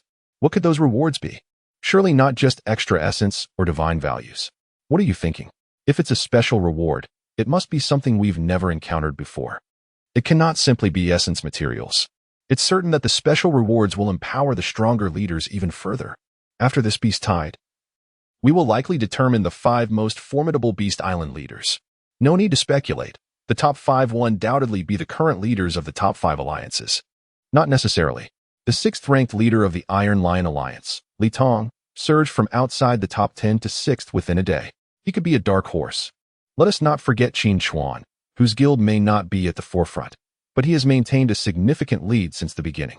Even if he doesn't take first, he could secure 2nd or 3rd. We must also strive. Even if we don't make the top 5, we should aim to earn as much prestige as possible to exchange for resources. At this moment, countless Beast Island leaders were engaged in fervent discussion. As for this inaugural Beast Tide, many lives would undoubtedly be lost. Yet, those who survive will surely alter their fates. Qin Chuan took a deep breath. His sole beast companion, the dinosaur, was likely to rise swiftly, and placing within the top 5 should be well within reach. However, he could not afford to be complacent. Competing against billions of Beast Island leaders, who knows how many dark horses lurked among them? If someone were to overtake him unexpectedly, it would be disastrous. For the special rewards are undoubtedly capable of transforming destinies, and he must secure them. At this moment, Qin Chuan resolved to exert every effort to enhance his strength before the Beast Tide descends. Yet, there were no further events occurring in the Endless Sea at present. This meant that the scattered aberrant creatures on the Beast Island were the only source of resources available to Qin Chuan. Previously, Qin Chuan had soared above Beast Island on the wings of the wind god Pterosaur, observing that the resources atop the island were rather meager, merely serving as a transitional phase for novices. Even if one were to decimate the entire island, it was unlikely to yield more than 200 essence. Although there was a marketplace, it was still the 3rd day of the novice phase, rendering it improbable that anyone would part with their essence for sale. At this moment, Qin Chuan was not alone in his quest for self-improvement. Others shared the same fervent desire. However, they lacked the fortune of recruiting Qin Yahui into their ranks. For those seeking to grow formidable before the impending Beast Tide, it seemed that the sole recourse lay in plunder. Perhaps the divine forces had ordained the initial 2 days before the Beast Tide as a period of silence to encourage the lords of Beast Island to venture forth and seize what they could, thereby further weeding out the weak. This would fortify the strong while rendering the weak increasingly vulnerable, even leading to their demise. For the powerful lords of Beast Island, it was a grand feast. For the weaker ones, it meant death and destruction. A massacre sweeping across the boundless sea would unfold within these 2 days. Chapter 20. Survival of the fittest. With the emergence of the Beast Tide rules, the nature of the chat channel has shifted dramatically. Everyone, I'm heading out to plunder. Prepare your essence quickly, or don't blame me for unleashing a massacre. It seems we all wish to strengthen ourselves in these final 2 days. My fierce tiger beast companion is already restless with anticipation. I'm setting off now. Anyone near my beast island should beware, for I will show no mercy. Oh my. Those fortunate enough to have powerful beast companions have begun to lose their humanity. What about those of us with such ill fortune? Are we simply awaiting our demise? Friends, human nature cannot withstand the test. If we lack strength, we can only seek temporary refuge. Otherwise, we won't even survive the beast tide. Meanwhile, Qin, who was also glancing at the chat box, felt frightened by the agitated beast island lords. Although she possessed 5 snow foxes, most of her essence had been taken by Qin Chuan, leaving her foxes in their adult forms. Moreover, their attributes were merely the common water and mutated earth types, offering her little advantage against those formidable beasts. Oh dear, am I going to perish? Qin delicate face turned pale, and she began to regret giving all her essence to Qin Chuan. If she had invested that essence into her snow foxes, they could have ascended to the Beast King level. While the enhancement at Beast King level would not be monumental, it would at least grant her some fighting capacity. Hurriedly, Qin sent a message to Qin Chuan. Qin, have you seen the chat channel? These individuals have started raiding. What should I do? Seeing Qin message, Qin Chuan reassured her. Rest assured, if anyone trespasses on your beast island, inform me immediately, and I will teleport to protect you. All right. Thank you, Qin. At this moment, Qin felt a slight sense of relief. As for Qin Chuan, he remained unperturbed about the impending slaughter with his 4 Beast King-level dinosaurs. He felt no threat unless a multitude of Beast Island lords descended upon him. Subsequently, Qin Chuan mounted his wind god pterosaur and ventured deep into the Beast Island to eliminate scattered aberrant beasts. Releasing the colossal dragon, he began his rampage. For the Beast King-level colossal dragon, the adult aberrant beast on the island posed no threat whatsoever. He didn't even need to employ skills. It was a one-sided slaughter. However, searching for the scattered aberrant beast proved to be an exceedingly time-consuming endeavor. Hours passed, and Qin Chuan had only slain 15 aberrant beasts, earning him 15 essence and divine values.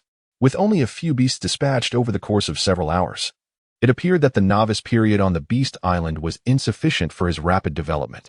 Thus, he stored the colossal dragon in the dimensional space, preparing to continue his search. Just then, Qin Chuan suddenly noticed 12 dark figures moving swiftly along the coastline of his Beast Island. Upon closer inspection, he discerned that those 12 figures were 6 black panthers and 6 gray wolves, accompanied by 2 men trailing behind the beasts. A man in his 30s, tall and slender, donned a sharp suit, while another man in his 40s, rather corpulent, appeared to be his accomplice. They seemed poised to embark on a predatory venture on Beast Island. Lu Yi, my dear brother, this marks our inaugural collaboration. I shall lead the charge with my gray wolves, while your black panthers lie in wait for the perfect moment to strike. Once we eliminate the lord of this island, we shall divide the spoils equally. But do ensure you do not betray me, the stout middle-aged man remarked slowly. Ha, brother Zhou, do you doubt my loyalty? Rest assured, I am a man of my word, Lu Yi replied with a grin. It was evident that the duo had ventured near Qin Chuan's territory with the intent to pillage. Their objective clear, upon entering the island, they would head straight for Qin Chuan's dragon nest. They were indeed the Beast Island lords that Qin Chuan had observed earlier, lurking perilously close to him. Typically, these lords confined their predations to their respective islands, as venturing too far was not feasible for them. How intriguing.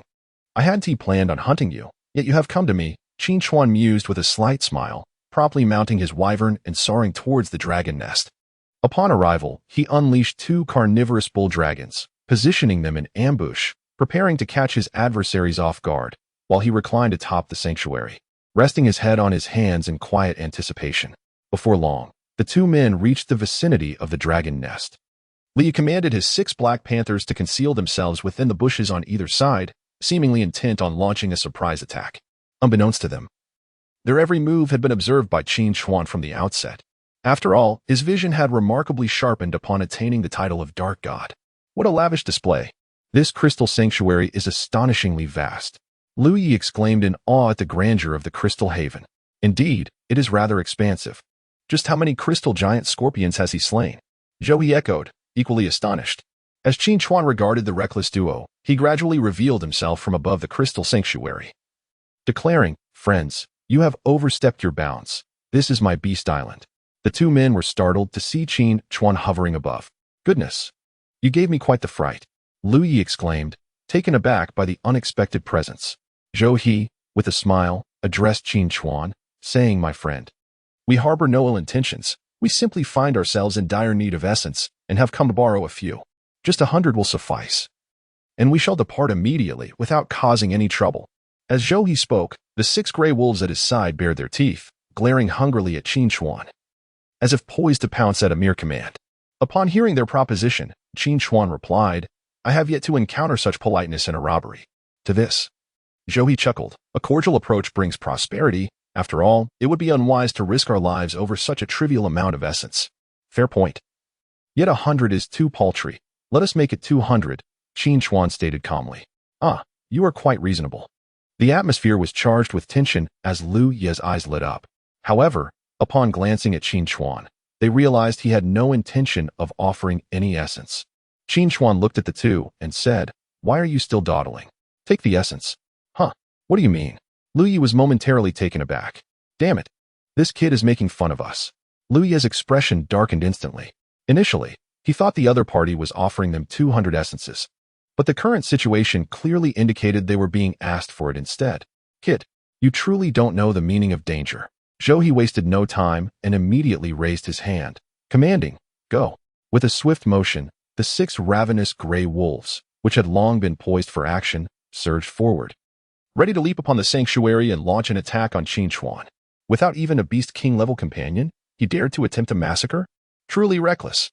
Qin Chuan also slowly raised his hand.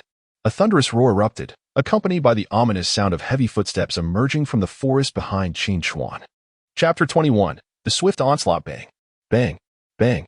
In a fleeting moment, the 6 advancing gray wolves were utterly shattered by the charge of 2 colossal bovine dragons.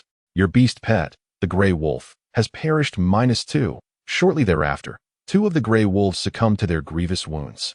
This sudden spectacle left Zhou He pale with fright, exclaiming, "What on earth is that creature? How can this fellow's beast pet be so enormous? It's simply unscientific." Li stood in stunned silence, equally astonished. Roar. With a thunderous bellow from the bovine dragon, it surged forward, its massive form nearly crushing everything in its path. Bang. Bang. Your beast pet, the gray wolf, has perished -2. In the blink of an eye, 4 of the 6 gray wolves had been dispatched, leaving the remaining 2 trembling in fear, too intimidated to advance. Zhou He, caught in the bewildering chaos, completely forgot to command his gray wolves. When he finally regained his senses, he saw the 2 massive bovine dragons poised to eliminate the last 2 gray wolves. The adrenaline surged through Zhou He, snapping him back to reality as he shouted, "Lu Yi, why are you still dawdling? Hurry and use the Black Panther to eliminate this creature. This is no ordinary beast pet. It's a dinosaur." Damn it.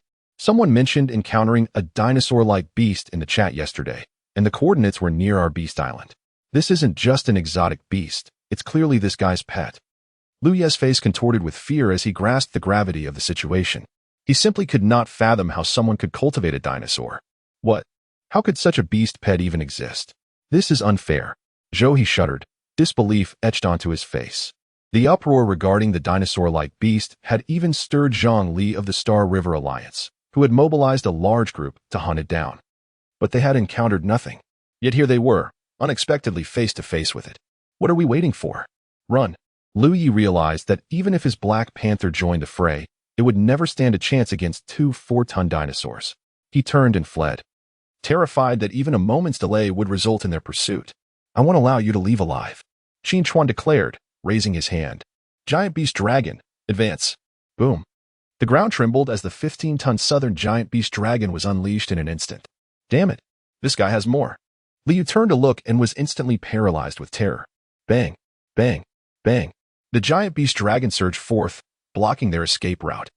Its razor-sharp fangs resembled military blades, and a single bite could cleave a person in 2. "Master, spare me. I realize my mistakes." With no avenue for escape, Liu fell to his knees. Zhou He followed suit, prostrating himself on the ground. "Master, grant me mercy. I shall never dare again." Observing the 2 of them bowing like chaff before the wind, Qin Chuan stepped forward slowly. "Hand over all your resources." Upon hearing this, the pair was bereft of tears, having originally intended to band together to prey upon others. To my surprise, after swiftly dispatching the first beast on the island, I encountered formidable resistance. All right. Lu Yi, trembling with fear, had no choice but to present all of his remaining 45 essence orbs. Zhou He, equally intimidated, produced 63 orbs. Witnessing the two present their treasures, Qin Chuan was astounded. He had not anticipated acquiring over 100 essence orbs in such a brief moment. It appeared that this method of plunder was far more efficient than the arduous task of slaying monsters. What about gold coins? Qin Chuan inquired. Master, we've spent all the gold on materials. We truly have none left. Can you spare us? Lu stammered. Run, quickly. Qin Chuan raised his hand slightly. Thank you, Master. Thank you. The two of them bowed in gratitude before dashing towards the coastline. Observing this scene, Qin Chuan slowly lifted his hand. Bang, bang. In an instant, the colossal beast, the dragon, charged forth with ferocious speed. Damn it, didn't you say you wouldn't kill us?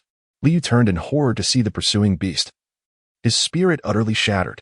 Zhou He, too, was pallid with fear, running for his life. I instructed you to flee, but I never promised not to kill you. Qin Chuan declared coldly, raising his hand. Raging tides. As the skill activated, the dragon stomped the ground, erupting in a radiant blue light. Cracks spread across the earth beneath it, and countless water columns erupted from the fissures, forming a massive wall of water in front of the beast. With a thunderous roar, the dragon unleashed a ferocious bellow, causing the water wall to collapse into a torrential wave that obliterated any trees in its path. Impossible.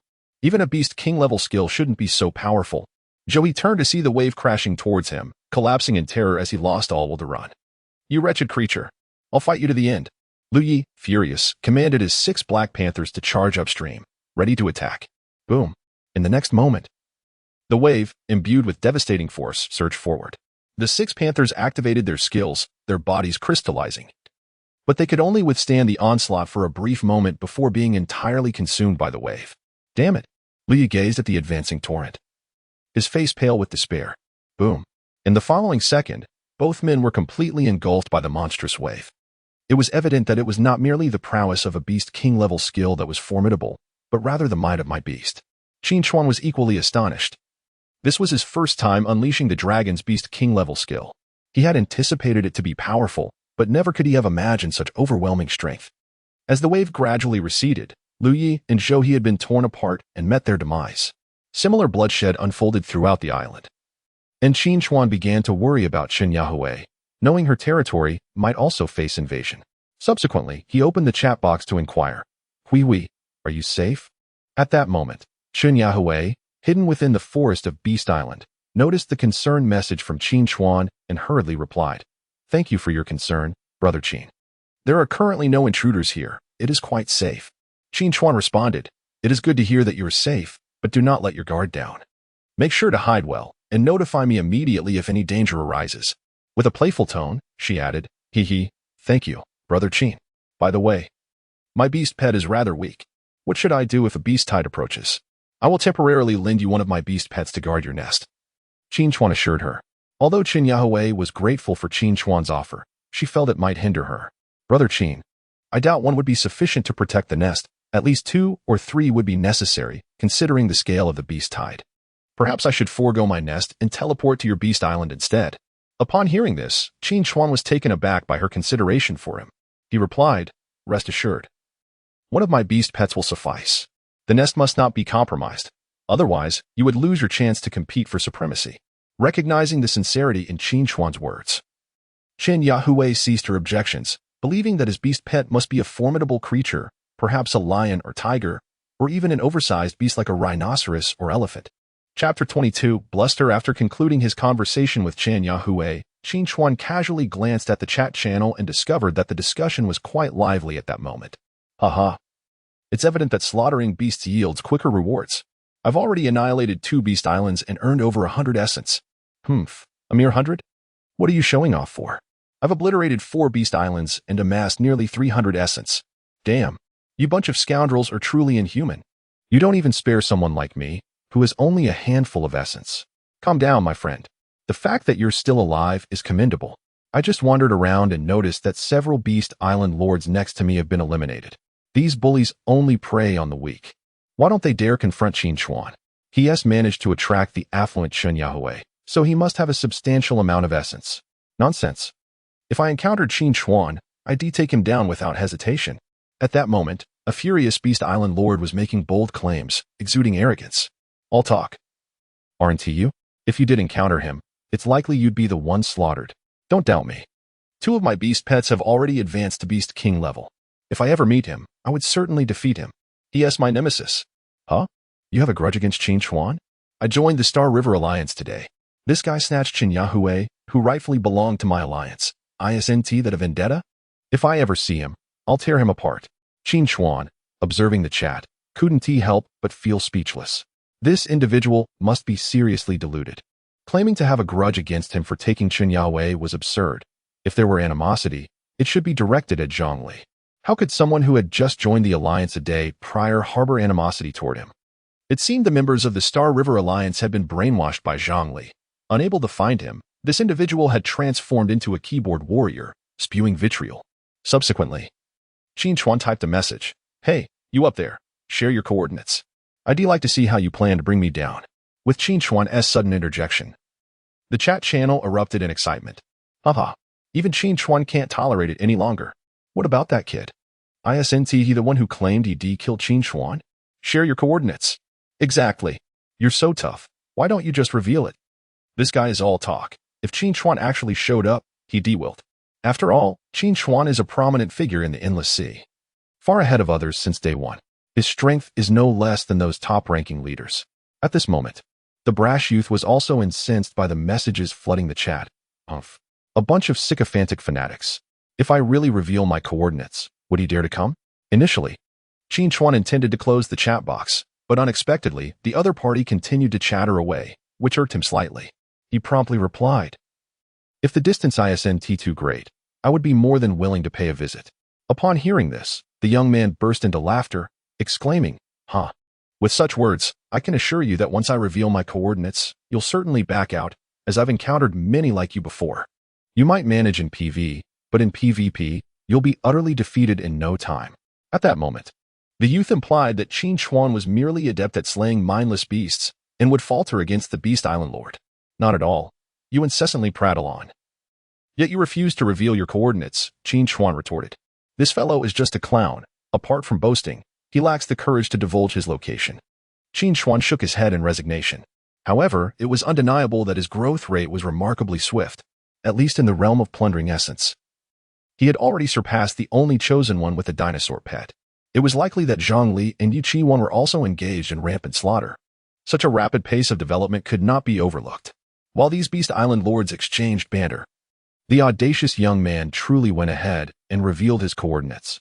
I've disclosed my coordinates. Qin, are you bold enough to confront me? My flame frenzy rhino is eager for action. No wonder he is so arrogant. His beast companion is a rhinoceros, and a fire attribute at that. This fire attribute rhinoceros is both sturdy and formidable. Indeed a tough opponent. At that moment, Qin Chuan glanced at the coordinates and clicked on them, discovering the distance was quite manageable. With the speed of his wind god pterodactyl, he estimated he could arrive in 2 to 3 hours at most. Although he had not been particularly interested in venturing out for plunder, he thought to himself, since you were so eager for demise, I wouldn't mind escorting you on your journey. He then leaped onto his wind god pterodactyl, prepared to take down this arrogant individual. Meanwhile, the young man appeared entirely unconcerned about the impending crisis. After all, in just half a day, he had amassed nearly 300 essences and 2 Beast King-level fire rhinoceroses, showcasing an impressive growth rate. Qin, do you dare to come? I am currently waiting for you on Beast Island. The youth continued. However, at that moment, the chat box fell silent, devoid of any messages from Qin Chuan. Haha, I told you, this kid only knows how to boast. Now he is too scared to even show his face, probably has closed the chat box, the young man mocked. Youngster, don't underestimate. Qin might have already headed your way, another chimed in. Haha, if he dares to come, I'll snatch the essences right from his hands. And perhaps I'll directly ascend to the Beast Emperor level. Qin, don't get ahead of yourself. That fire rhinoceros is no ordinary foe. It would be wise to underestimate the situation. Indeed, this fellow is clearly trying to provoke you. Rest assured, everyone, Qin Chuan is certainly not so foolish. The 2 Beast King-level flame rhinoceroses are formidable opponents, and with only 2 days until the beast tide, it would be unwise to waste time rushing over due to mere provocations. At this moment, The participants in the chat channel were all chiming in with various comments. Yet, Qin Chuan was already en route to the opponent's Beast Island. Meanwhile, Yuqiwan was also engrossed in the messages. She was taken aback to discover that the Xinghe Guild had recruited another formidable warrior, the Flame Rhinoceros, a creature with a fire attribute that is currently quite rare. It seemed that Qin Chuan, too, was somewhat cowardly, as he dared not show his face upon encountering the Flame Rhinoceros. Yi Qingwan began to perceive Qin Chuan as timid. After all, just yesterday, when she invited him to hunt the monstrous dinosaur, he had displayed a cowardly demeanor. These two incidents suggested that he was not particularly strong. The slaying of the armored giant crocodile and crystal giant scorpion might have been mere flukes. Notably, last night's snow ape skin had not been sold by Qin Chuan, indicating that he likely had not defeated many snow apes, perhaps unable to utilize even his own supply of snow ape skins. It appeared that Yuqiwan need not concern herself with him any longer, as he might not even surpass her own capabilities, she mused softly. 3 hours later. In the chat box, the young man continued to intermittently boast, growing increasingly arrogant. Unbeknownst to him, above in the sky, the wind god pterodactyl soared at remarkable speed. According to the coordinates, it was headed towards the Beast Island below. Qin Chuan glanced down and immediately spotted the boastful youth's Beast Island. The wind god pterodactyl then dove swiftly towards the ground. Chapter 23. The Beast King's Duel. At this moment, the young man was incessantly asserting his presence in the chat channel, seemingly relishing the feeling of superiority it afforded him. Young man, to all you brainless fans, haven't you been worshipping the feet of that Qin character? This guy has been mute for 3 hours, and now you see who the true big shot is? Goodness, this fellow is truly arrogant.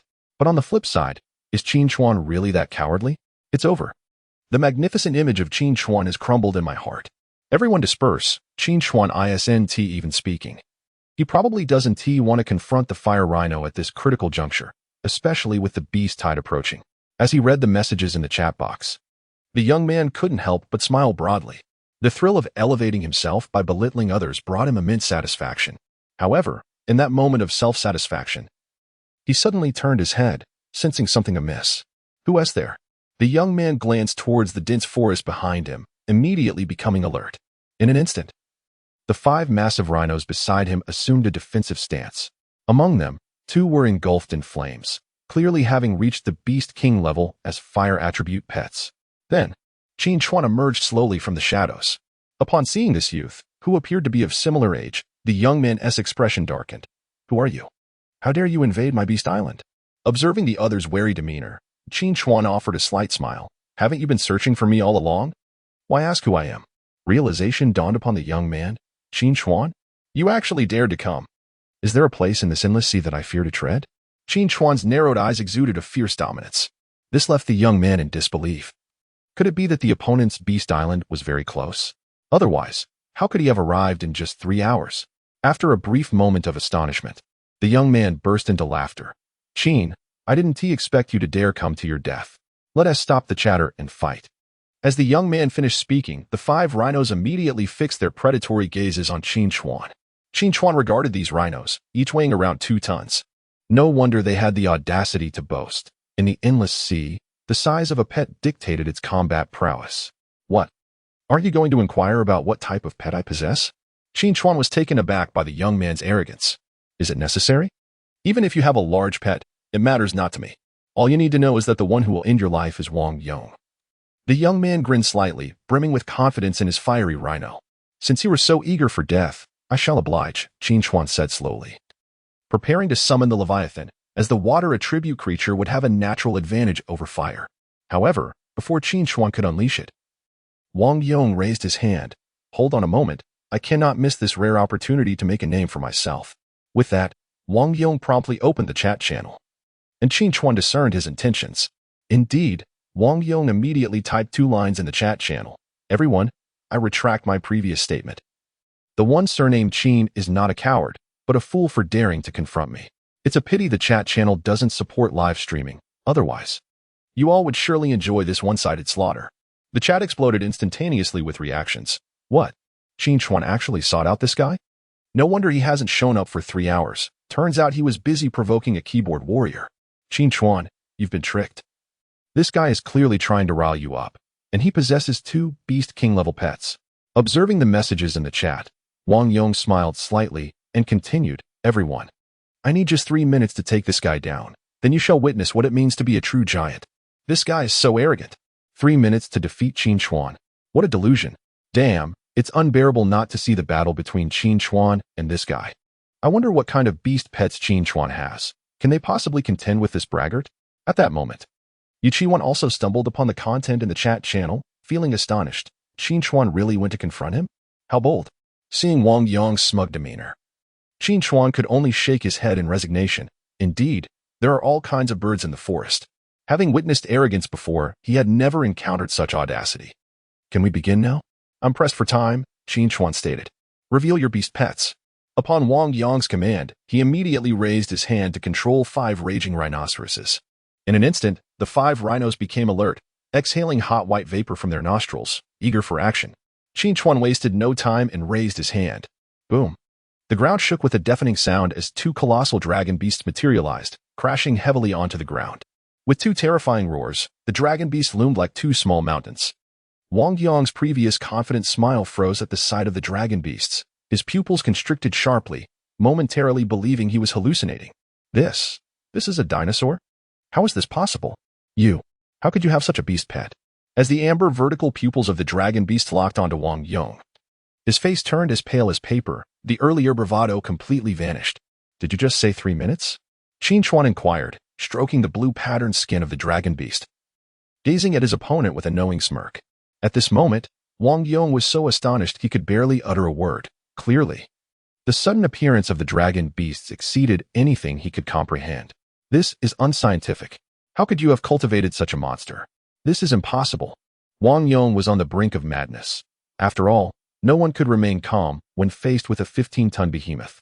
Enough with the chatter, Qin Chuan declared, slowly raising his hand and pointing forward. Attack. With a furious roar, the dragon beasts charged towards the 5 rhinoceroses with unrestrained ferocity. At this moment, veins bulged on Wang Yong's face. If I kill you, this colossal beast shall belong to me. Flamestorm. It was evident that upon witnessing Qin Chuan's beast companion, a sense of greed surged within Wang Yong, compelling him to regain his composure and command the rhinoceros to attack. As the 2 beast king-level rhinoceroses formed their stance, they immediately charged forward, their horns poised to strike at the giant dragon. Boom. In the next instant, a terrifying blaze erupted from within the fiery rhinoceros, the intense heat igniting the surrounding trees in an instant. The rhinoceros horns glowed a fiery red, should they make contact. The searing flames would swiftly penetrate the giant dragon's body, inflicting extensive burn damage. Sensing the scorching aura rushing towards him, Qin Chuan gradually raised his hand. Crack. Bang bang bang bang. In an instant, torrents of water surged from the ground, transforming into towering waves that crashed towards the fiery rhinoceros. This is impossible. Though both are beast king level, how can your water attribute be so formidable? At this moment, Wang Yong gazed at the overwhelming deluge approaching him, his face turning ashen with fear. Chapter 24. Striking it rich as the colossal waves crashed violently, Wang Yong dared not let his guard down. Promptly raising his hand in a gesture of defense, the 5 rhinoceroses ceased their assault, bowing their heads and shielding Wang Yong, bracing themselves to withstand the oncoming deluge. With a resounding crash, the monstrous wave descended, extinguishing the flames of the 2 beast king-level rhinoceroses, causing the surrounding temperature to plummet dramatically. Fortunately, Wang Yong was sheltered by the massive forms of the rhinoceroses and remained unscathed amidst the turbulent waters. Once the wave receded, Wang Yong found himself drenched, resembling a drenched chicken, while the 2 beast king-level rhinoceroses were rendered completely powerless. Initially, Wang Yong could have relied on the imposing size of the rhinoceroses to disregard certain water-type beast attacks. However, the sheer enormity of the colossal dragon and the formidable skills it unleashed proved insurmountable. Following his encounters with the island's beast master, Qin Chuan was now unequivocally certain that the larger the creature, the mightier its abilities. This realization led him to ponder the terrifying potential should his dual-chambered dragon reach the size of Wang Yong or even adulthood, complemented by widespread destructive skills. Yet, this was not the moment for such reflections. After extinguishing the flaming rhinoceroses, the colossal dragon shifted to melee combat, charging toward the rhinoceroses with ferocity. Reacting to the sudden onslaught of the 2 colossal dragons, Wang Yong was filled with panic and swiftly commanded the rhinoceroses to retaliate. Before the rhinoceroses could respond, The colossal dragon opened its massive maw, its ingrained predatory instincts transforming it into a savage beast.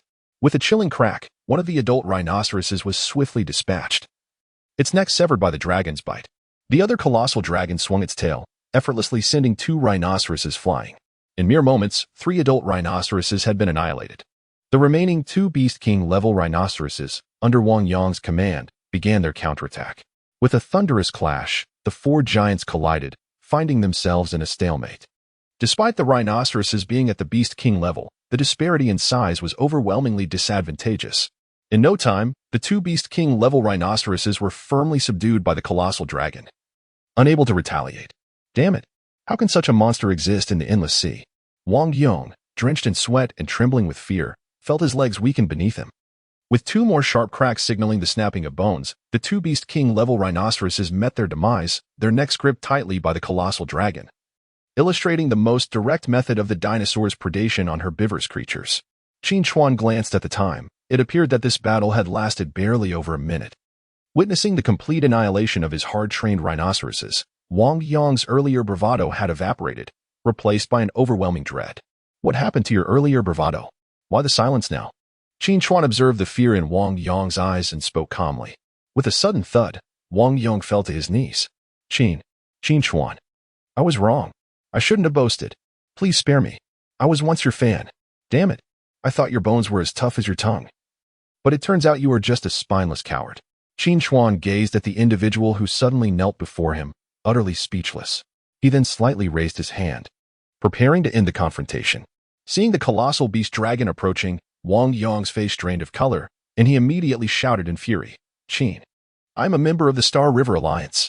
If you dare to kill me, the leader of the Star River Alliance will not let you off the hook. Let him come and find me, Qin Chuan replied, lifting his hand without hesitation. Ah, no. Wang Yong's desperate scream echoed, but it was already too late. With a swift bite from the giant beast dragon, Wang Yong had no chance to resist and was instantly torn in 2 viewing the information list. Qin Chuan smiled faintly, surprised to discover that this fellow was indeed wealthy, yielding over 300 essence points, a small fortune. After eliminating the adversary, Qin Chuan recalled the giant beast dragon and summoned the wind god winged dragon, leaping onto it and soaring toward his beast island.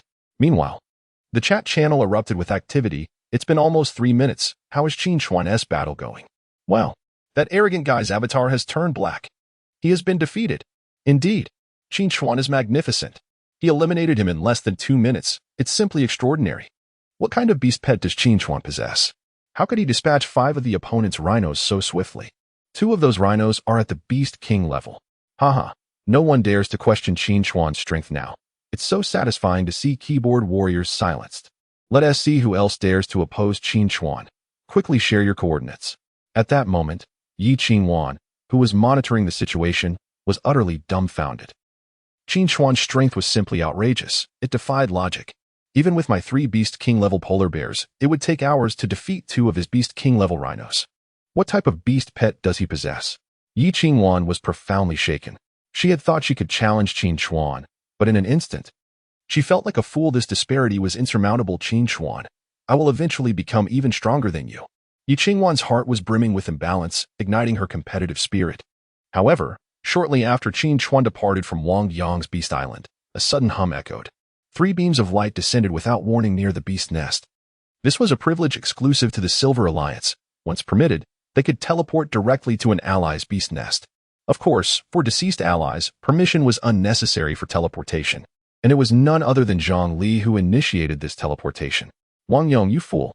I told you to keep a low profile, yet you never learn. Zhang Li seethed with frustration as he beheld the severed corpse lying on the ground. I had just sent him a message requesting his consent for the transmission.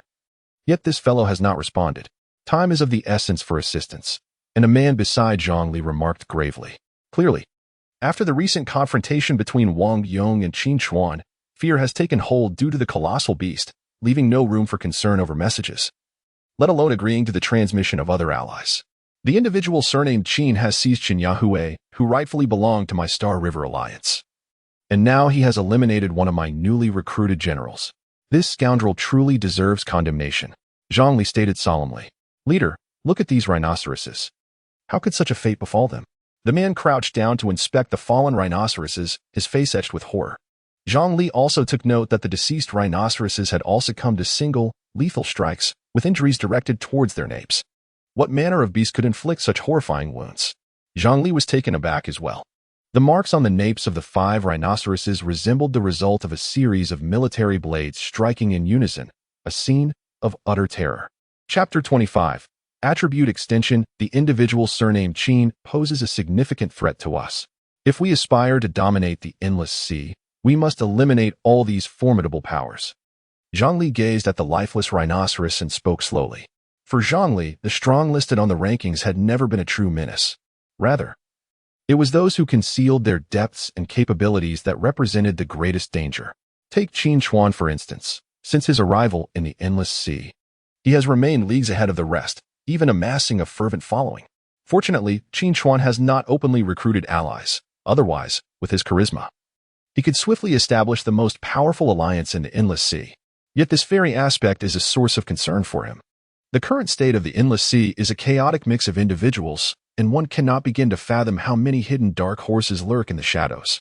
After all, the sheer number of over 7 billion Beast Island lords is utterly terrifying. Should Qin Chuan display overwhelming prowess, the secret of his sole beast companion, the dinosaur, would inevitably be revealed. Envious individuals would undoubtedly multiply, and those wishing to eliminate him would increase exponentially. As the saying goes, a tree that stands out will inevitably be felled by the wind, such is the nature of the world. The beast tide is approaching. Our pressing concern is to strategize on how to amass prestige during the tide. Only by securing special rewards can we grow more rapidly, a man beside him remarked thoughtfully. There are 5 special rewards, and at our level, obtaining one should not pose a challenge. We merely need to observe who claims the remaining 4. If this Qin proves too dazzling, we may have no choice but to devise a method to eliminate him, Zhang Li said gradually. After 3 hours of flight, Qin Chuan had returned to his beast island. Upon casually opening the chat channel, he noticed numerous discussions still revolving around his defeat of Wang Yong. Qin Chuan surmised that his victory over Wang Yong would not be overlooked by the Star River Alliance. However, he remained unconcerned. For his beast island's coordinates had not been revealed, and no one knew the true nature of his beast companions. His current focus was solely on how to secure a position among the top 5 and obtain special rewards once the beast tide descended. I now possess over 400 essences, which should allow me to elevate the dual-chamber dragon to its youth phase as my strongest trump card. It must fulfill its role effectively. Contemplating this, Qin Chuan retrieved the essences to enhance the dual-chamber dragon. Essences -100. Total essences 328. Species, fragile dual-chamber dragon. Weight, 120 tons, maximum 220 tons. Level, youth phase, requires 1,000 essences to advance to adult phase. As the enhancement concluded, the dual-chamber dragon, which once weighed merely 1 ton, experienced a tremendous growth spurt. Its 120-ton form appeared as an extension of the earth itself, with every inch of its skeletal muscle embodying formidable power. The dual-chambered dragon merely lifted its head, and its shins resembled undulating mountain ridges. Its robust tail, with just a slight flick, severed the surrounding trees with ease. The robust quadruped stirs the ground with each movement, causing a tremor. This is merely in its juvenile stage. One can hardly fathom the magnitude it will reach in adulthood. Indeed, it is truly the largest creature ever recorded on Blue Star, unparalleled in its size. However, the only drawback lies in the fact that such an immense physique comes at the cost of speed. At this moment, the dual-chambered dragon can only be utilized as an unexpected trump card, even in its youthful form. Its colossal size likely makes it effortlessly capable of handling typical Beast King level companions. Yet, I currently possess only the mutated Earth and Water attribute cores, both of which have limited lethality and cannot be carelessly employed. At this juncture, Qin Chuan is contemplating which type of exotic beast core would suit the dual-chambered dragon's considerable stature. Thus far, the attributes known to Qin Chuan encompass 8 major elements: metal, wood, water, fire, earth, as well as wind, thunder, and electricity. Among these, water, fire, and earth are relatively common, serving other beast companions well due to their significant growth potential.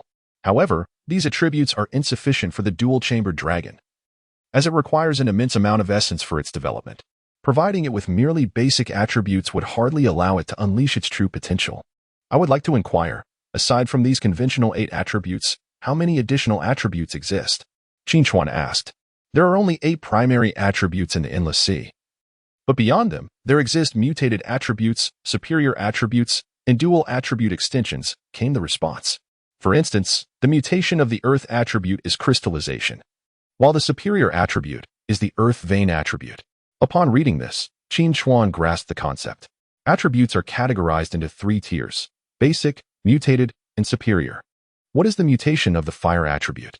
And what does the superior entail? Qin Chuan inquired further. The mutation of the fire attribute is the lava attribute, while the superior attribute is the fission attribute. You mentioned that the superior attribute of the earth is the earth vein attribute. What abilities does it confer? Can it manipulate the very ground? Qin Chuan queried. The earth vein attribute grants companions the ability to control the energy of the earth's crust, potentially triggering earthquakes and tsunamis. Triggering earthquakes and tsunamis? Incredible! Qin Chuan exclaimed, genuinely astonished. It appears that had he not asked, he would have remained oblivious to the vast extensions of these attributes. I wish to know how one can obtain the earth vein attribute, Qin Chuan promptly asked. Upon the conclusion of the first phase of the Beast Tide, the underworld world will be unlocked. The Beast Island Lord can mine veins to acquire evolution cores, which may enhance attributes, was the answer. Understanding now, Qin Chuan nodded slightly. Currently, since the first phase of the Beast Tide has yet to erupt, the underworld world instance remains inaccessible, thus making it impossible to obtain superior attributes. It seems the Endless Sea harbors numerous secrets and instances yet to be unveiled. After all, at this stage, the exploration of the Endless Sea by the Beast Island Lords is still in its rudimentary phase. Only those who can survive the Beast Tide will earn the right to continue exploring the Endless Sea. However, now that he is aware that the superior earth attribute is the earth vein attribute, Qin Chuan sees no reason to hesitate any longer.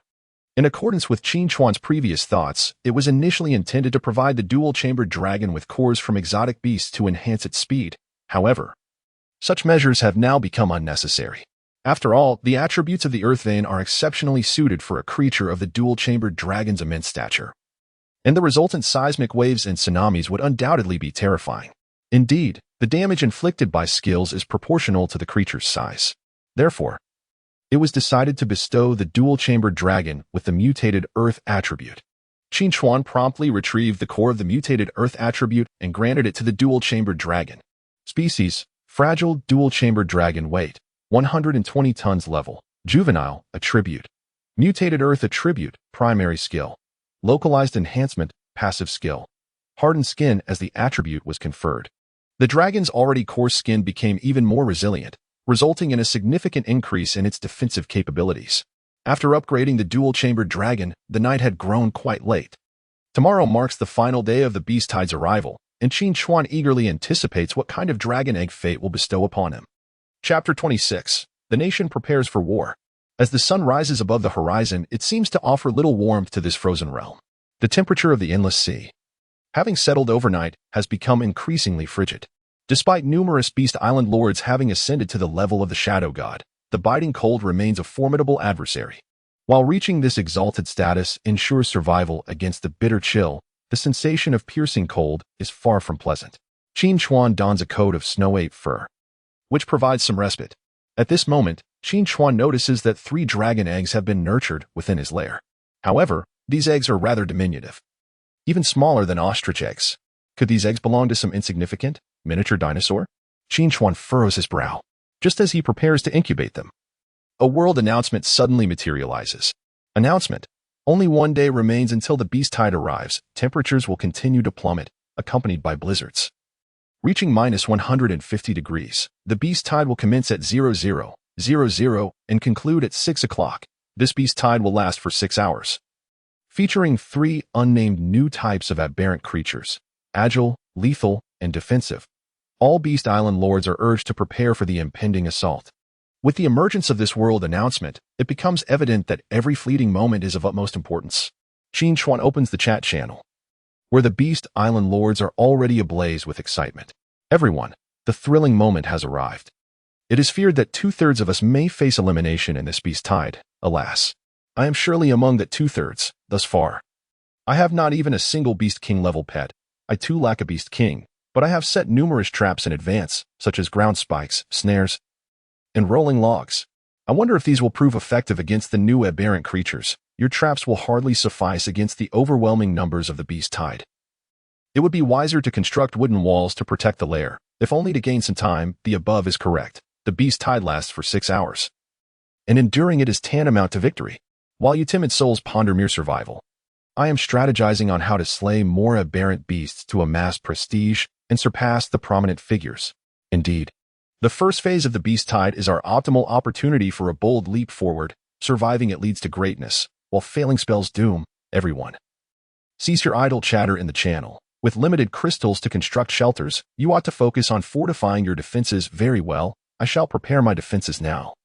I wish everyone extraordinary performances, and may we triumph over Qin Chuan and Zhongli, becoming the deities of the endless sea.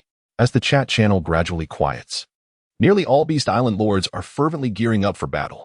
Qin Chuan also closes the chat channel. 3 new types of aberrant creatures, none previously encountered, indicate that this beast tide is destined to be formidable. Nevertheless, it is not yet time for concern, for my singular dinosaur is undeniably the mightiest. If even I cannot overcome this, then who among the billions of Beast Island lords can? Qin Chuan murmured, then turned his gaze to the 3 dragon eggs beside him. Let me see what new dinosaur emerges. Hatch. With a crack. Aru. As the eggshell shattered, 3 tiny heads emerged, emitting faint sounds. Is this a velociraptor? Qin Chuan was momentarily taken aback. Hatching successful, Velociraptor X3. Species, Velociraptor, known for its extreme ferocity. Possessing remarkable agility and speed, adept at ambushing. Delivering fatal blows to its prey. Weight, 5 kilograms, maximum 200 kilograms. Level, juvenile. Attributes, none. Main skills, none. Passive skills, none indeed. It is a Velociraptor. Qin Chuan felt a twinge of surprise. After all, since his arrival in the endless sea, all the dinosaurs he had hatched were predominantly medium to large in size. Even the pteranodon weighed in at 500 kilograms. This Velociraptor, in comparison to the colossal behemoth dragon and the Tyrannosaurus rex, was undoubtedly diminutive. Yet, such small to medium-sized carnivorous dinosaurs tend to be increasingly savage. Their exceptional agility and alertness could render them nearly invincible. Although its size was somewhat smaller, it could certainly serve as a guardian dinosaur. Qin Chuan immediately envisioned the role of the Velociraptor. His current collection of dinosaur species was already quite diverse. For instance, the pteranodon could dominate the skies, the bison dragon served as heavy cavalry, and the behemoth dragon and Tyrannosaurus rex were formidable weapons of destruction. Of course, one must not forget the ace, the Brachiosaurus. Thus, the Velociraptor's purpose was to protect Qin Chuan and serve as his sentinel. After all, the beast tide would arrive at night, and he could not ride the pteranodon high above, as visibility would be compromised. Hence, he could only command from the ground. With the Velociraptor as his guard, he need not worry about ambushes. All right, my dinosaur army is now taking shape. All is prepared, only the beast tide is missing. Qin Chuan smiled slightly. He then took out essence to elevate the 3 Velociraptors to their adult forms. Essence minus 33.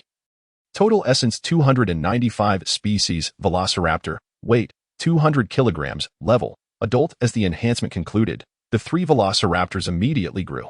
Their agile, streamlined bodies appeared exceptionally robust, with amber vertical pupils contracting like liquid metal. Moreover, the edges of their irises shimmered with a bluish-gray halo, allowing their field of vision to extend to 270 degrees, while humans could only manage 120 degrees. This broad perspective enabled the Velociraptors to effortlessly pinpoint prey several kilometers away while moving at high speed. Their dynamic vision was extraordinarily formidable. Additionally, their second claws, measuring 13 centimeters and shaped like sickles, gleamed with an obsidian luster under the sunlight. Once prey was locked onto, they could eviscerate it in an instant. You 3 shall be my royal guards, always by my side when the beast tide arrives. Qin Chuan gazed at the 3 Velociraptors and spoke slowly. Aru. Suddenly, the trio of Velociraptors unexpectedly emitted cries, as if they could comprehend Qin Chuan's words. Their intelligence appears to be quite remarkable. Qin Chuan himself was somewhat taken aback. Just then, a notification chimed in his chat box. It was a message from Qin Yahui. Qin, good. The beast tide is approaching, and I feel utterly insecure. When will you send me the beast companion you promised? Qin Chuan replied, do not fret. I shall teleport it to you at once. Upon seeing Qin Chuan's response, Qin Yahui's face lit up with joy. She added, Qin, good, now that you are so powerful, could you lend me 2 beasts? I fear one may not suffice to guard the beast's nest. Ah, you are negotiating terms with me now? Rest assured. A single beast of my king-level companion is equivalent to 3 of others. One will be more than enough, Qin Chuan said, shaking his head in resignation. Wow. Is that true? Hurry and come over. I want to see it. Qin Yahui immediately expressed her enthusiasm. After all, since Qin Chuan's arrival in the Endless Sea, he had been on an unstoppable ascent, yet the nature of his beast companions remained a mystery to all. Chapter 27. Deeply moved, Qin Chuan remarked, however. I must emphasize that if I lend you my beast companion, do not flaunt it in the chat channel. Hee. Rest assured, I promise to keep it a secret. Qin Yahui replied, puzzled by Qin Chuan's modesty. After all, even the mightiest of beast companions would merely amount to elephants or tigers. Since Qin Yahui joined the alliance, Qin Chuan had claimed nearly all of her essence. It was precisely this essence that had allowed Qin Chuan's strength to surge dramatically in a short span of time. In gratitude for her generous contributions, Qin Chuan intended to lend Qin Yahui a colossal beast dragon for the defense of the beast nest. As Qin Chuan sent a teleportation request, Qin Yahui readily consented. Buzz. In the next moment, a beam of white light descended upon Qin Chuan, and his figure rapidly vanished under its luminous glow. When he reopened his eyes, he found himself on a strange beast island. The first sight to greet him was a tall, slender woman with a ponytail, her exquisite features radiating an aura of innocence, gazing at him with eager anticipation. Qin Yahui, with her hands clasped behind her back, rushed forward with a bright smile upon seeing Qin Chuan. Wow, Qin Gu, I finally get to meet you in person. I thought you were just a low-key homebody, but you're actually quite handsome. Thank you for the compliment, but please refrain from further praise. Qin Chuan responded, utterly speechless. Qin Yahui, feeling somewhat embarrassed, stuck out her tongue, hesitant to say more. As Qin Chuan gazed at the snow foxes beside Qin Yahui, he noticed there were already 6 of them, all in their adult forms, predominantly possessing earth and water attributes. Their combat capabilities were rather mediocre. But it was not her fault, as she had devoted all her essence to him. What beast companion do you have? Qin Yahui inquired eagerly. Qin Chuan slowly raised his hand, opening a dimensional space from which a southern colossal beast dragon was summoned. Boom. As the 15-ton creature landed, the ground trembled, causing Qin Yahui's expression to momentarily freeze in disbelief. Was this terrifying creature a figment of her imagination? Yet, the overwhelming aura emanating from the beast quickened her heartbeat, rendering everything starkly real. Why you call this a beast companion? This is no mere beast. It's a dinosaur. This defies logic. How do you possess such a beast? At that moment, Qin Yahui's heart was tumultuous, feeling as though reality had shattered. She had conjured countless images of Qin Chuan's beast companions, yet none matched what stood before her. Gazing at the majestic and imposing beast dragon, she felt faint. But soon, a wave of elation washed over her. Ha ha ha. I was right. I've truly latched onto a colossal support. This is fantastic.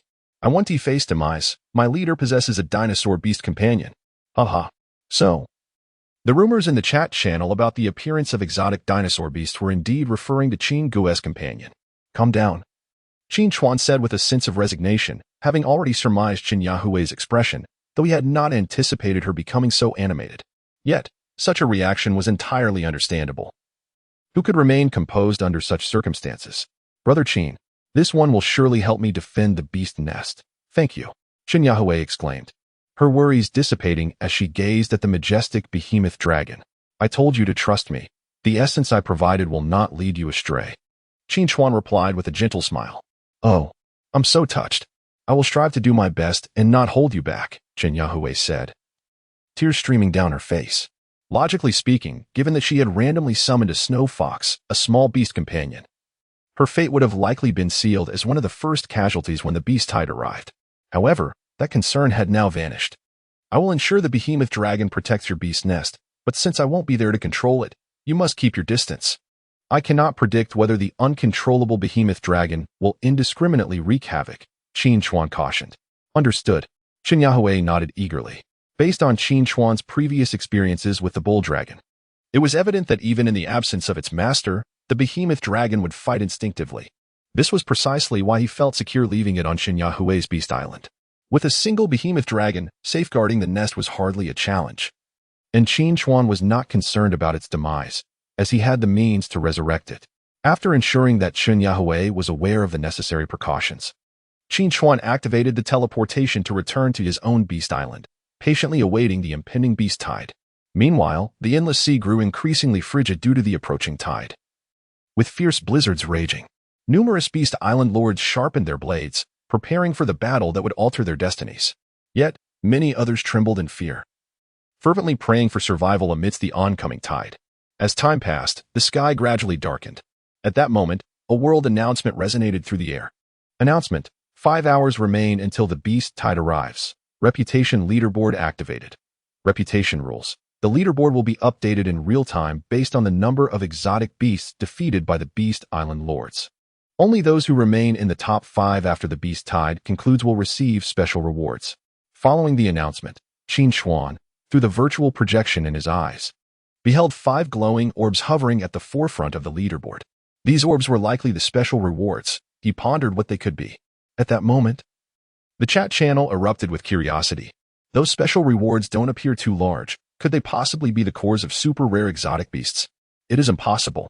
If it were a core from a mystical beast, there would undoubtedly be fluctuations in its attributes. These 5 luminous spheres clearly lack such indications, suggesting there is something entirely different. Regardless of their nature, acquiring them would undoubtedly enhance one's strength significantly. Doesn't it resemble a ring? A ring? Where do you see a ring? If it truly were a ring, what purpose would it serve? We possess a dimensional space and have no need for storage rings. Who decrees that a ring must be a storage device? It is highly likely that it possesses some unique capabilities. The above statement is correct. If it is indeed a ring, it must be one that endows beast companions with formidable power, and given the 5 distinct colors, each likely harbors different abilities. Regardless of what it is, this special reward is mine for the taking. Everyone, cease your conjectures. The beast tide is approaching swiftly. Only those who endure will qualify to know. Prepare yourselves. Strive to ascend the rankings and seize the rewards. Qin Chuan observed the chat interface and noted that the interior of the luminous spheres did indeed resemble some form of ring. Furthermore, the rewards bestowed by the beast nest would undoubtedly be extraordinary, perhaps even a remarkably powerful artifact. No matter what, I must claim the first position in this beast tide. With an unprecedented determination in his gaze, Qin Chuan was ready to surge towards the pinnacle. Chapter 28. The Onslaught of Beasts. 23:55. As the seconds ticked away, only 5 minutes remained until the impending beast tide. The blizzard had ceased, yet the temperature had plummeted to a chilling -150 degrees, rendering the very drops of water solid as ice. Boom. At that moment, the vast expanse of the endless sea seemed to tremble violently. In the next instant, countless monstrous creatures emerged in droves from the fractured ice beneath. The first to appear were elongated, serpentine beasts, their bodies encased in toughened skin, with sharp, slender claws and a size twofold that of a human. Their mouths were lined with vicious fangs, resembling grotesque ghouls of the abyss. The beast tide has arrived. The beast tide has arrived. I see it. Damn it. There are so many. It's an endless sea of black. How can we fight this? These must be the first wave of agile beasts. Their numbers are overwhelming. My beast pet is a king-class cheetah when it comes to speed. I am no slouch either. The first wave of beasts is hardly a concern. Don't celebrate too soon. Our number of beast pets is vastly insufficient. Facing this horde of countless beasts is daunting. Life and death are fated. Wealth is in the hands of the heavens. Our trial has come. Wah. There are too many beasts. I'm doomed. Who can save me? I feel I might perish too. I don't want to die. I truly do not wish to die. A bunch of useless fools. It would be better for you to be eliminated early to spare us the competition for resources. At that moment, the chat channel was flooded with excitement and despair. However, Qin Chuan paid little heed, for the agile beasts were already advancing towards his beast island. With a powerful leap, Qin Chuan ascended to the crystal sanctuary and slowly raised his hand. Bang, bang, bang. In an instant, 2 Rex beasts and a southern giant beast emerged, the 3 formidable beast kings under Qin Chuan, eager to engage. Following them, 2 carnivorous bull dragons, under Qin Chuan's command, advanced to the front lines, ready to charge at a moment's notice. Meanwhile, 3 velociraptors stood loyally by Qin Chuan's side, resembling vigilant guardians. The formation was in place. Come. The time has come to test the fruits of these 5 days. Qin Chuan's gaze was intense, fixed upon the relentless horde of beasts charging forth. Hiss. In unison, the army of beasts emitted a chilling screech, surging towards Qin Chuan's sanctuary in a relentless wave. Prepare to charge, Qin Chuan commanded. The 2 bull dragons pawed the ground, their nostrils exhaling steaming vapor, unflinching in the face of the approaching multitude. The beast-tides surged forward as if possessed, their speed akin to that of a locust swarm, mercilessly trampling everything in their path. They gathered in increasing numbers, appearing from a distance like a monstrous black wave, crashing relentlessly upon the land. Qin Chuan gazed forward, then slowly raised his hand, pointing ahead. Charge. With Qin Chuan's command, the two carnivorous bull dragons surged forward like wild stallions, leading the charge. In an instant, the head of the carnivorous bull dragon crystallized and surged into the tide of exotic beasts. Bang, bang, bang. The very next moment, any exotic beast struck by the bull dragon met an untimely demise. From a distance, it appeared as though the tide of beasts had been violently torn asunder by two bull dragons, one on the left and the other on the right, creating two gaping wounds in their ranks. This chaos, however, did little to hinder the relentless onslaught of the approaching horde. Qin Chuan exerted every ounce of control over the bull dragons, ensuring they did not falter. The primary advantage of the carnivorous bull dragon lay in its remarkable speed and ramming power. If they were to halt, they would be swiftly overwhelmed by the tide of beasts. Huff, huff. Just as Qin Chuan commanded the bull dragons to strike the first blow, 4 or 5 exotic beasts, having approached unnoticed from the rear of the shelter, suddenly locked onto him and lunged forward. Without turning his head, Qin Chuan faced the ambush head-on. In that moment, 3 swift raptors became acutely aware, using their razor-sharp claws to eviscerate the oncoming beasts in a single leap. A cascade of blood erupted, and the beasts fell lifeless to the ground. After dispatching the unwary attackers, the raptors returned to Qin Chuan's side, instilling a sense of security in him. As the tide of exotic beasts grew ever more ferocious, even the bull dragons, despite their relentless charge, found it increasingly difficult to resist. Thunderous roars echoed. At that moment, the colossal dragon ceased its observation. With a mighty roar that shook the earth, the ground erupted. Boom. In the next breath, torrents of water gushed forth from the ground, transforming into colossal waves that crashed upon the exotic beasts. Crack, crack. Under the extreme temperature of -150 degrees, the surging waves froze within seconds, turning the advancing beasts into lifelike ice sculptures. With a thunderous roar, Qin Chuan immediately commanded the Tyrannosaurus to unleash its Beast King-level skill. Roar. Boom. As the two Tyrannosaurs unleashed their roars simultaneously, a terrifying thunderclap erupted. Bang, bang. In the blink of an eye, the frozen beasts were shattered into fragments. Those that had not been encased in ice were left reeling from the Tyrannosaur's furious roar, their bodies succumbing to fatal injuries on the spot. Now, Qin Chuan raised his hand. In an instant, the colossal dragon and the Tyrannosaurs joined the fray, launching an assault against the ceaseless wave of exotic beasts. A multitude of agile beasts leaped onto the body of the Tyrannosaurus, attempting to tear it apart with a flurry of attacks. Yet, nearly half of their strikes were converted into electrical energy by the Tyrannosaurus's charging cells. As arcs of electricity flickered across its surface, upon reaching a critical threshold, an explosive discharge occurred. Boom. Bolts of lightning erupted from the Tyrannosaurus, radiating outward in all directions, incinerating any exotic beast struck into charred remains. Truly formidable. Qin Chuan was left in awe by this terrifying spectacle. Hiss. As Qin Chuan was fully engrossed in commanding his beast companions in battle, 6 or 7 otherworldly creatures breached the blockade set by the Tyrannosaurus and charged towards him. Despite the valiant efforts of the 3 velociraptors to intercept them, one rogue beast managed to slip through and lunged at Qin Chuan with the intent to bite. Crack. Just as the creature leapt towards him, Qin Chuan swiftly grasped its neck with a decisive grip. Humph. Though I may be feeble, I am still a dark god. Do you think one of you can ambush me? Presumptuous. As Qin Chuan's words echoed, he exerted tremendous force with his fingers. Snap. Accompanied by the sound of cracking bones, the foolish creature met its demise as its neck was twisted with lethal precision. While Qin Chuan might not possess the overwhelming prowess of his beast companions, capable of obliterating hundreds with a single skill, his formidable physical attributes were more than sufficient to handle a few errant foes, albeit just barely. Having battled fiercely until now, he had vanquished many otherworldly beasts. He wondered how much his reputation had risen. Opening his panel, he beheld his ranking immediately revealed before him. Chapter 29. The King leads the Bronze Prestige Rankings. First, Zhongli, Prestige Points, 180, 000. Second, Li Tong, Prestige Points, 170, 000. Third, Yi Qinwan, Prestige Points, 160, 000. Fourth, Wang Ji, Prestige Points, 155, 000. 5th, Gua 2, prestige points, 140, 000. 6th, Qin Chuan, prestige points, 130, 000. 15th, Qin prestige points, 20, 000.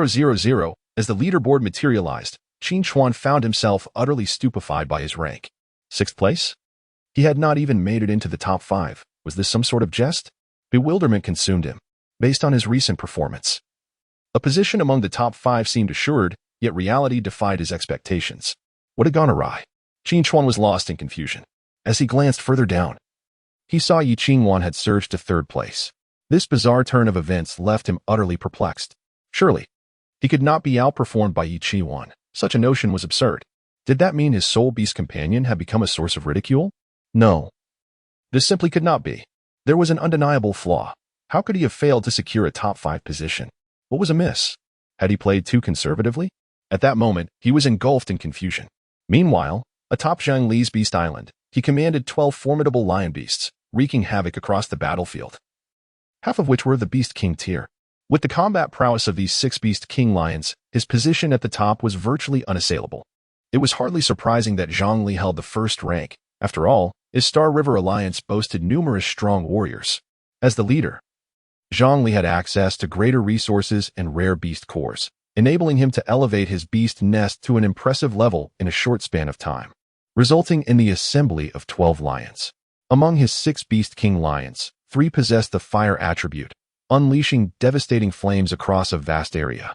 Securing the 1st place was a trivial feat.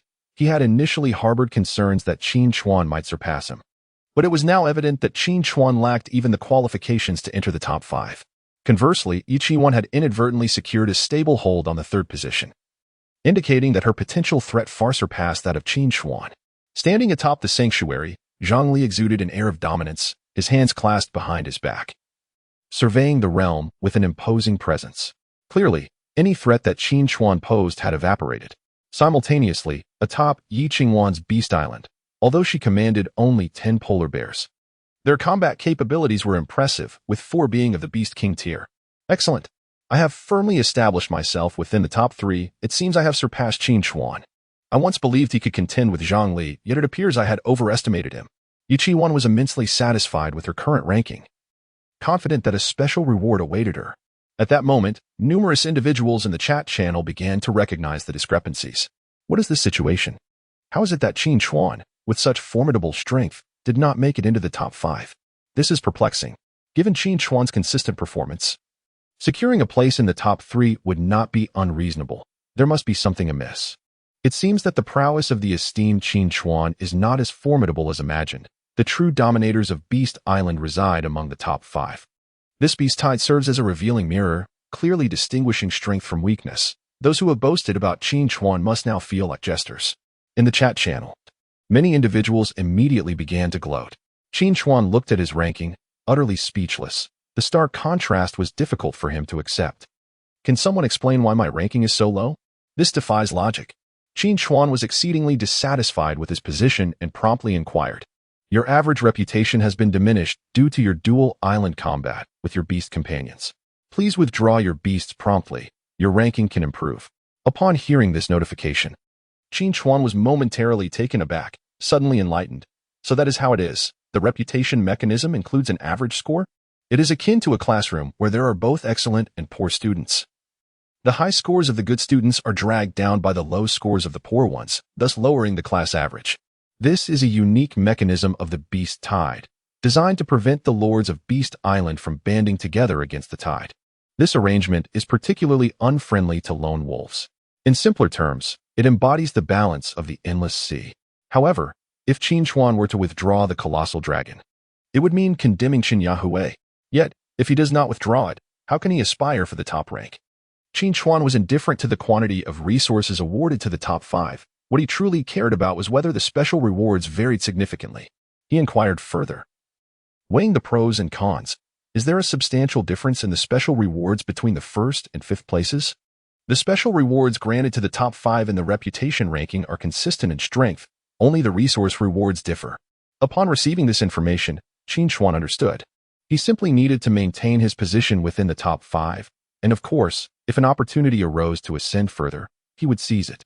At that moment, Qin Yahui suddenly sent a message. Qingge, I noticed that your ranking did not make it into the top 5. I inquired as well, and it seems that I have lowered your average score. Perhaps I should relinquish my Beast Island. I cannot let my presence prevent you from obtaining the special rewards. At this moment, Qin Yahui felt exceptionally guilty and was contemplating the abandonment of her Beast Island. Ultimately, she could teleport to Qin Chuan's Beast Island. Even though that would forfeit her qualification to compete for supremacy, at least she would not impede Qin Chuan's progress. Regarding Qin Yahui's request, Qin Chuan did not acquiesce. Could he, a king, not support a mere bronze? Imagine the ridicule that would ensue if word got out. Since I have promised you, I shall not go back on my word. It is merely an average score. I will recover it. Your task is simply to rest and let me handle this. At this moment, Qin Chuan became serious. Upon witnessing Qin Chuan's response, Qin Yahui was deeply moved. Qin Chuan gazed at the valiant dinosaur legion still engaged in battle, and slowly raised his hand, declaring, in that case, I shall take this seriously. Dual-chambered dragon, arise.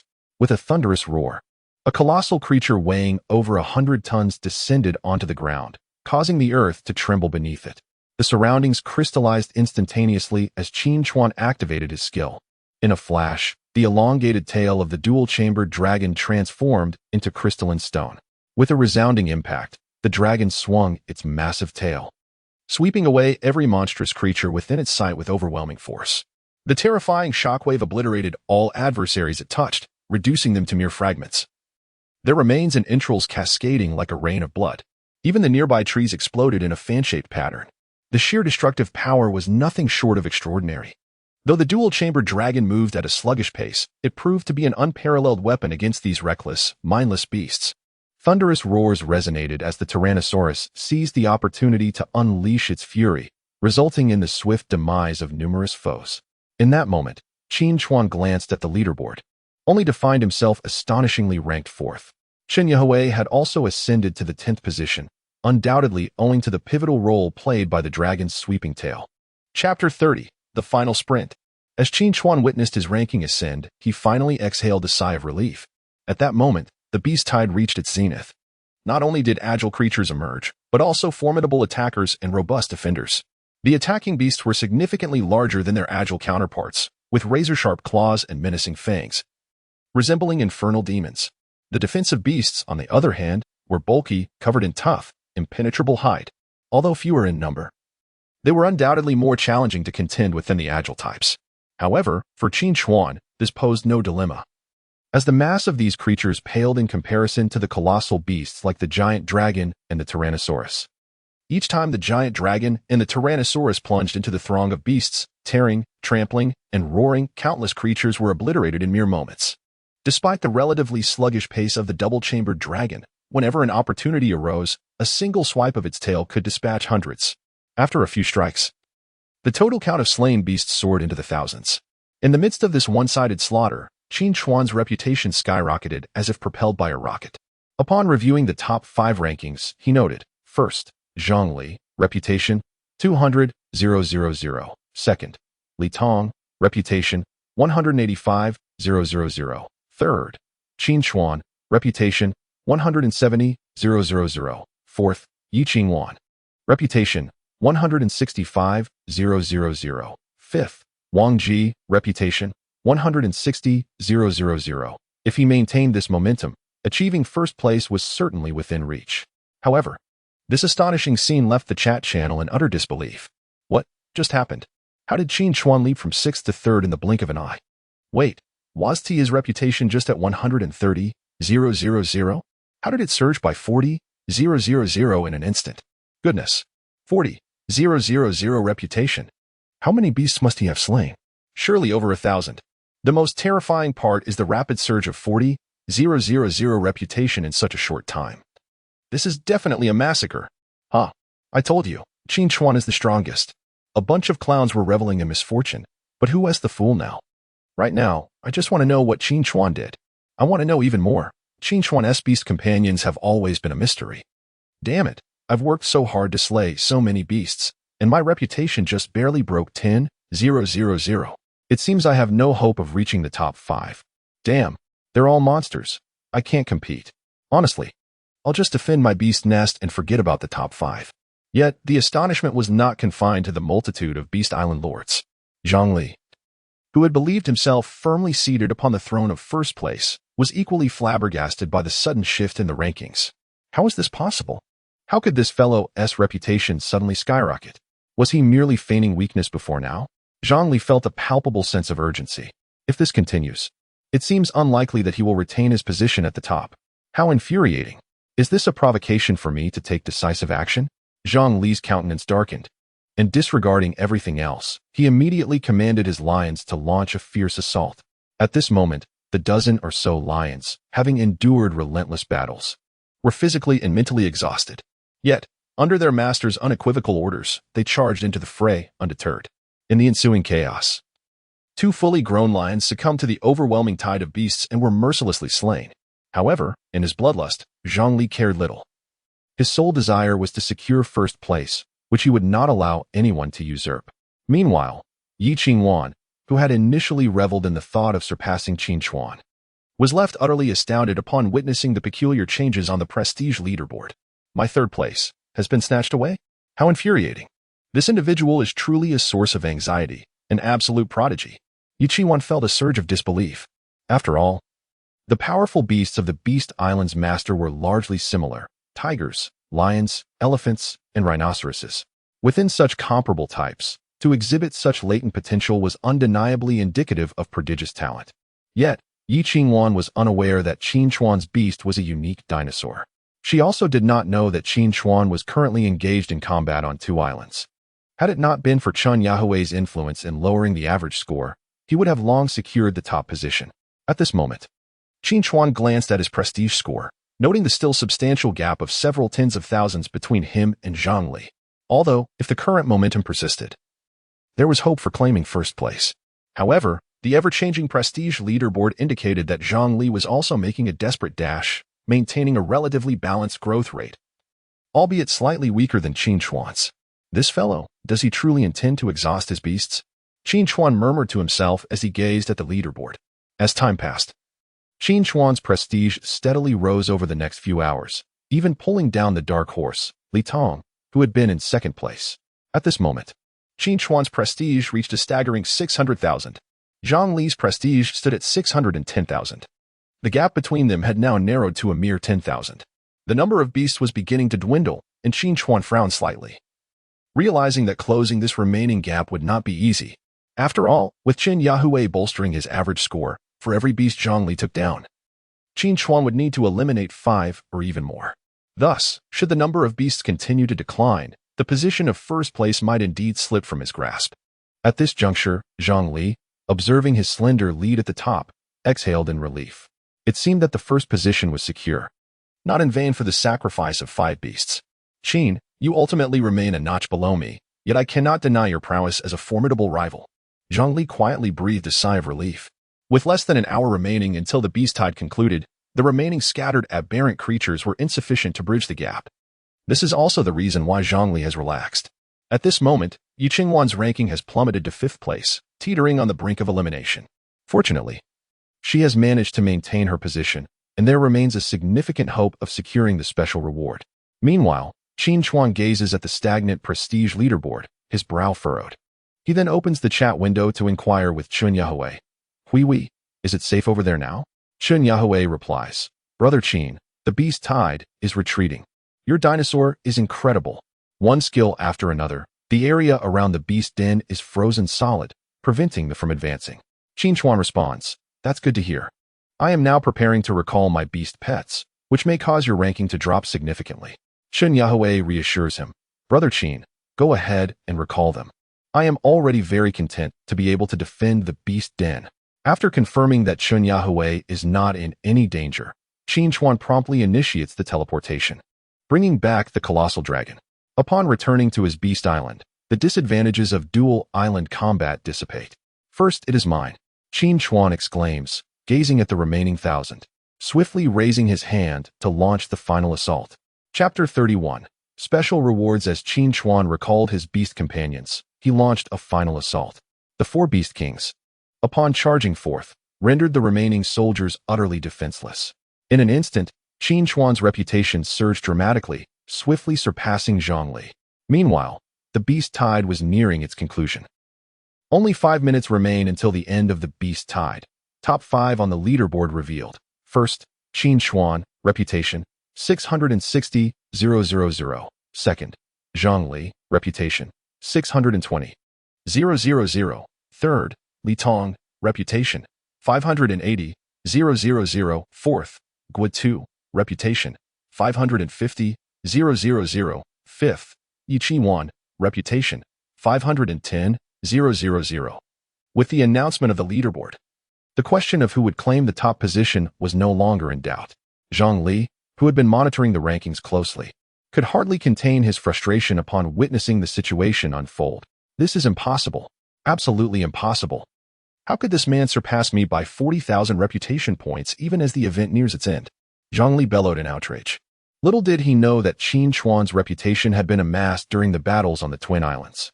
Had Qin Chuan not assisted Qin Yahui from the outset, his reputation would have begun at a minimum of 1 million.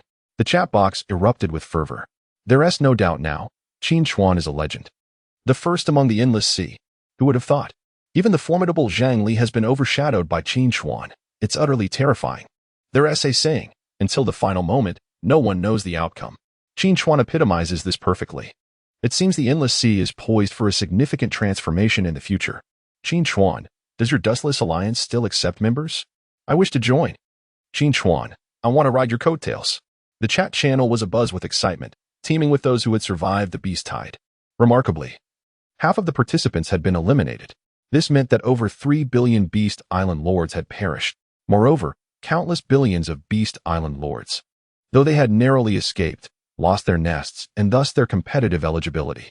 However, there was no remedy for this. Since the advent of the Endless Sea, every individual had become a gladiator in this brutal arena.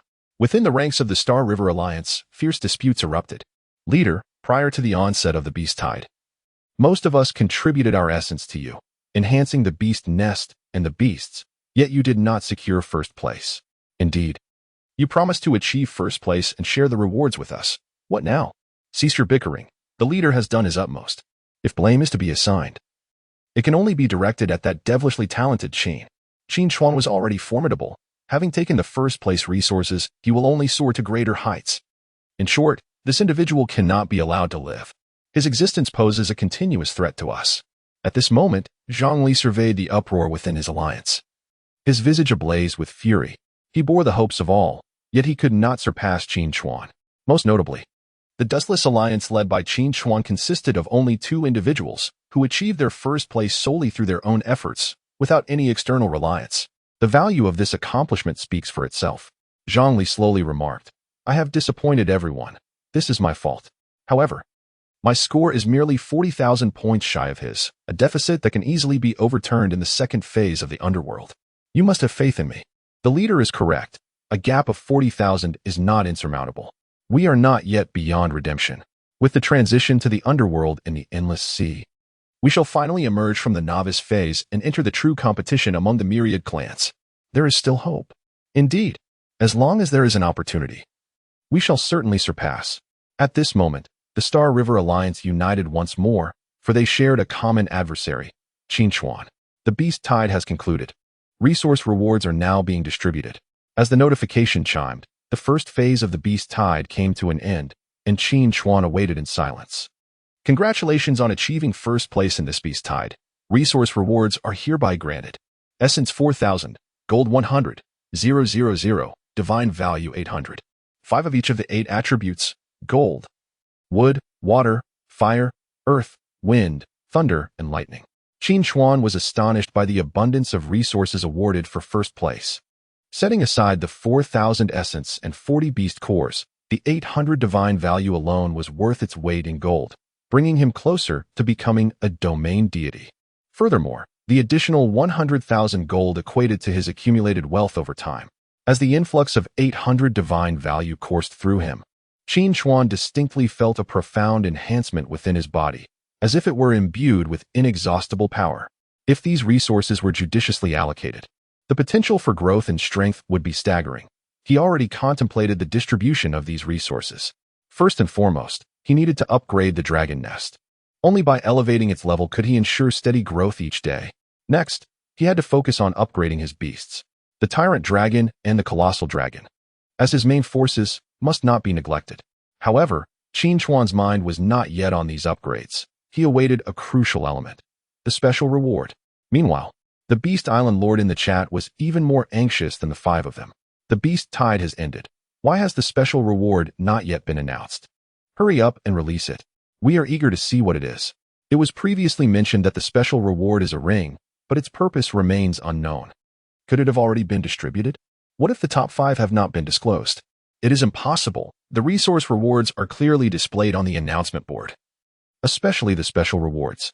Announcement: the special reward, Ring of the Gods, has been prepared and is now being distributed. 5th place, Qin Chuan, special reward, Ring of Evolution. 4th place, Qu, special reward, Ring of Symbiosis. 3rd place, Li Tong, special reward, Ring of the Forge. 2nd place, Zhang Li, special reward, Ring of 10,000 Beasts. 1st place, Qin Chuan, special reward, Ring of Fusion. The special reward, the Ring of the Gods, has been fully distributed. As the announcement concluded, the chat box erupted with excitement. Goodness, the special reward is the Ring of the Gods? The names of these rings sound incredibly powerful. I knew it. This ring is no ordinary item. It bestows immense abilities upon beast companions. Damn it, the top 5 were already formidable. And now with the addition of such a game-breaking divine ring, they will surely soar to new heights. It's over. It seems that the endless sea will be dominated by these 5 ring masters from now on. At this moment, Qin Chuan gazed in astonishment at the ring that had materialized in his hand. The design of the ring was peculiar, resembling 2 fish whose mouths and tails intertwined. Moreover, it was adorned with inscrutable and arcane runes, emanating an extraordinarily potent energy. Chapter 32. The tyrannical Tyrannosaurus Rex. The rings of the other 4 individuals exuded an air of grandeur, suggesting their formidable powers. Yet, what purpose does my fusion ring serve? Qin Chuan slipped the ring onto his index finger, and it immediately conformed snugly to his digit. It seemed that as long as Qin Chuan did not voluntarily remove it, no one else could hope to take it off, an indication of its bond with him. Fusion ring allows 2 designated beast companions to merge into a single entity, giving rise to a new beast companion. The fusion can be undone at any time after battle concludes. Note: if the 2 beasts belong to different classes, one must be designated as primary. Oh, so it can merge. Qin Chuan's face was a picture of astonishment. It appeared that this fusion ring was tailor-made for him. If he were to merge the Rex Tyrannosaurus as the primary with the Velociraptor as the secondary, would it not culminate in the tyrannical Tyrannosaurus Rex? He immediately conceived a plan. Let us give it a try. After pondering for a moment, Qin Chuan slowly aimed the ring at the Rex Tyrannosaurus and the Velociraptor. Merge. With a humming sound, a brilliant light radiated from the fusion ring as the bodies of the Rex and the Velociraptor swiftly transformed into a luminous orb, intertwining in a spectacular display. In the next instant, a brand new colossal beast thunderously emerged. Species: Tyrannical Tyrannosaurus Rex. Weight: 15 tons. Level: Beast King. Attribute: Thunder. Primary skill: Thunderous Roar. Passive skill: Energy cells. Originally, the forelimbs of the Tyrannosaurus were remarkably underdeveloped. Yet now they appeared extraordinarily robust, while its hind limbs seemed even more resilient and elongated. Moreover, its thick skin was embedded with sharp, keratinous spikes that extended from its head down its spine.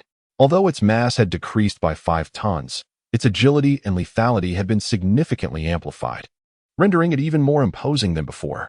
This creature embodied the swiftness of the Velociraptor and the terrifying power of the Tyrannosaurus. Possessing the strength of a beast king, it could likely contend against even a beast emperor. The fusion ring truly proved its worth. Qin Chuan's face radiated delight. Following this line of thought, merging the giant beast dragon with the Velociraptor would yield the tyrannical giant beast dragon. Conversely, merging the Velociraptor as the primary with the Tyrannosaurus would result in the tyrannical Velociraptor. At this moment, Qin Chuan recognized that his Velociraptor was indeed a universal fusion material. Naturally, the Tyrannosaurus and the giant beast dragon could also merge, giving rise to new companions. As Qin Chuan slowly raised his hand, the tyrannical Tyrannosaurus Rex immediately reverted to its original state. With the fusion ring in his possession, Qin Chuan's adaptability on the battlefield would undoubtedly be greatly enhanced. By the way, Since my fusion ring allows the merging of two beast companions, what capabilities do the divine rings of others possess? Qin Chuan inquired. Ring of Evolution allows the designated beast pet to forcibly ascend one level at the cost of burning its life force. Ring of Symbiosis establishes a symbiotic relationship with the beast pet. It can only be completely destroyed if both the pet and its master are killed simultaneously. Ring of the Forge fuses the beast pet and its master, significantly enhancing the inherent strength of the Beast Island Lord. Ring of All Beasts grants the ability to control some low-intelligence exotic beasts or unclaimed beast pets. As the information materialized, Qin Chuan glanced over and noticed that the rings of the other four individuals were equally impressive, particularly those of Qin Chuan and Zhang Li. The Ring of Evolution could elevate a beast from king level to emperor level, making it extraordinarily powerful. Likewise, Zhang Li's Ring of All Beasts commanded countless creatures, proving to be formidable when wielded correctly. Qin Chuan pondered whether these 5 divine rings were the only ones in the endless sea and whether a person could possess multiple divine rings simultaneously. He posed 2 critical questions. There are currently 12 rings in the endless sea, and an individual can control multiple divine rings at once. The existence of 12 rings indicated that 7 remained undiscovered. Furthermore, the ability to wield multiple divine rings suggested the potential to seize others' rings. Qin Chuan furrowed his brow slightly, realizing that possessing a divine ring necessitated corresponding strength, otherwise, it became a perilous burden. The ability to formulate such inquiries was not exclusive to him. Others could ask the same, as this information was not concealed. Meanwhile, Zhang Li, having acquired the Ring of All Beasts, felt a shadow lift from his second-place ranking. I never expected to turn misfortune into fortune. Though I lost some precious materials for securing the second place, I gained a Ring of All Beasts. The power to control exotic and unclaimed pets will greatly enhance my combat capability. Although Qin snatched my first place, what he obtained was merely the Ring of Fusion. Even if he merges with his pets, it will only amount to a few, far less than my advantage. At that moment, Zhang Li caressed the ring adorned with numerous beast heads, excitement swelling within him. After all, when used effectively, this ring could turn one into an army. Who could rival such power? As Zhang Li reveled in his joy, the allies of the Star River Alliance erupted in fervor. Congratulations to our leader for acquiring the Ring of All Beasts. Our alliance's combat strength is set to soar, enabling us to challenge other Beast Island lords. Indeed, this beast tide signifies the end of our novice phase. The true era of contention has arrived, presenting us with an opportunity to dominate the endless sea. Zhang Li, influenced by the fervent declarations of his allies, felt a stir of ambition. You are correct. Those who survived the beast tide possess a considerable amount of resources. Leader, do not heed the words of these 2. Our immediate task is to prepare for the descent into the underground world while simultaneously plundering the divine rings of other ring masters. Indeed, one can possess multiple divine rings, and should we manage to seize the rings of the other ring bearers, we would truly become invincible. I concur. I also agree. Upon hearing this, Zhang Li pondered for a moment and remarked, the allure of the divine rings is undeniable. However, I am unaware of the whereabouts of the other 4 ring bearers. It seems that pillaging them may not be as straightforward as it appears. Leader, I previously dispatched my food simian sculpture to scout the endless sea and discovered a region where the masters of the Beast Islands have been nearly annihilated. Additionally, I encountered an individual who appears to be solitary, and I strongly suspect that he is Qin Chuan. Suddenly taken aback by these words, Zhang Li inquired, do you have any evidence to support your suspicion that he is Qin Chuan? I believe that in such a short span, to have eliminated all the masters of the Beast Islands within a radius of several hundred kilometers, few possess such power aside from us. Moreover, this individual is a lone wolf. Has not Qin Chuan always fought alone? Zhang Li furrowed his brow slightly. If it truly turned out to be Qin Chuan, he would not let this opportunity slip away. He promptly declared, if it is indeed Qin Chuan, he must be eliminated. Not only do we need to seize his fusion ring, but this individual has caused me considerable distress on multiple occasions, and this grudge must also be settled. Leader, command us, and we shall assemble hundreds to decisively eliminate this fellow before he becomes a formidable threat. After weighing his options, Zhang Li decisively proclaimed, very well. Let us settle both old and new grievances together.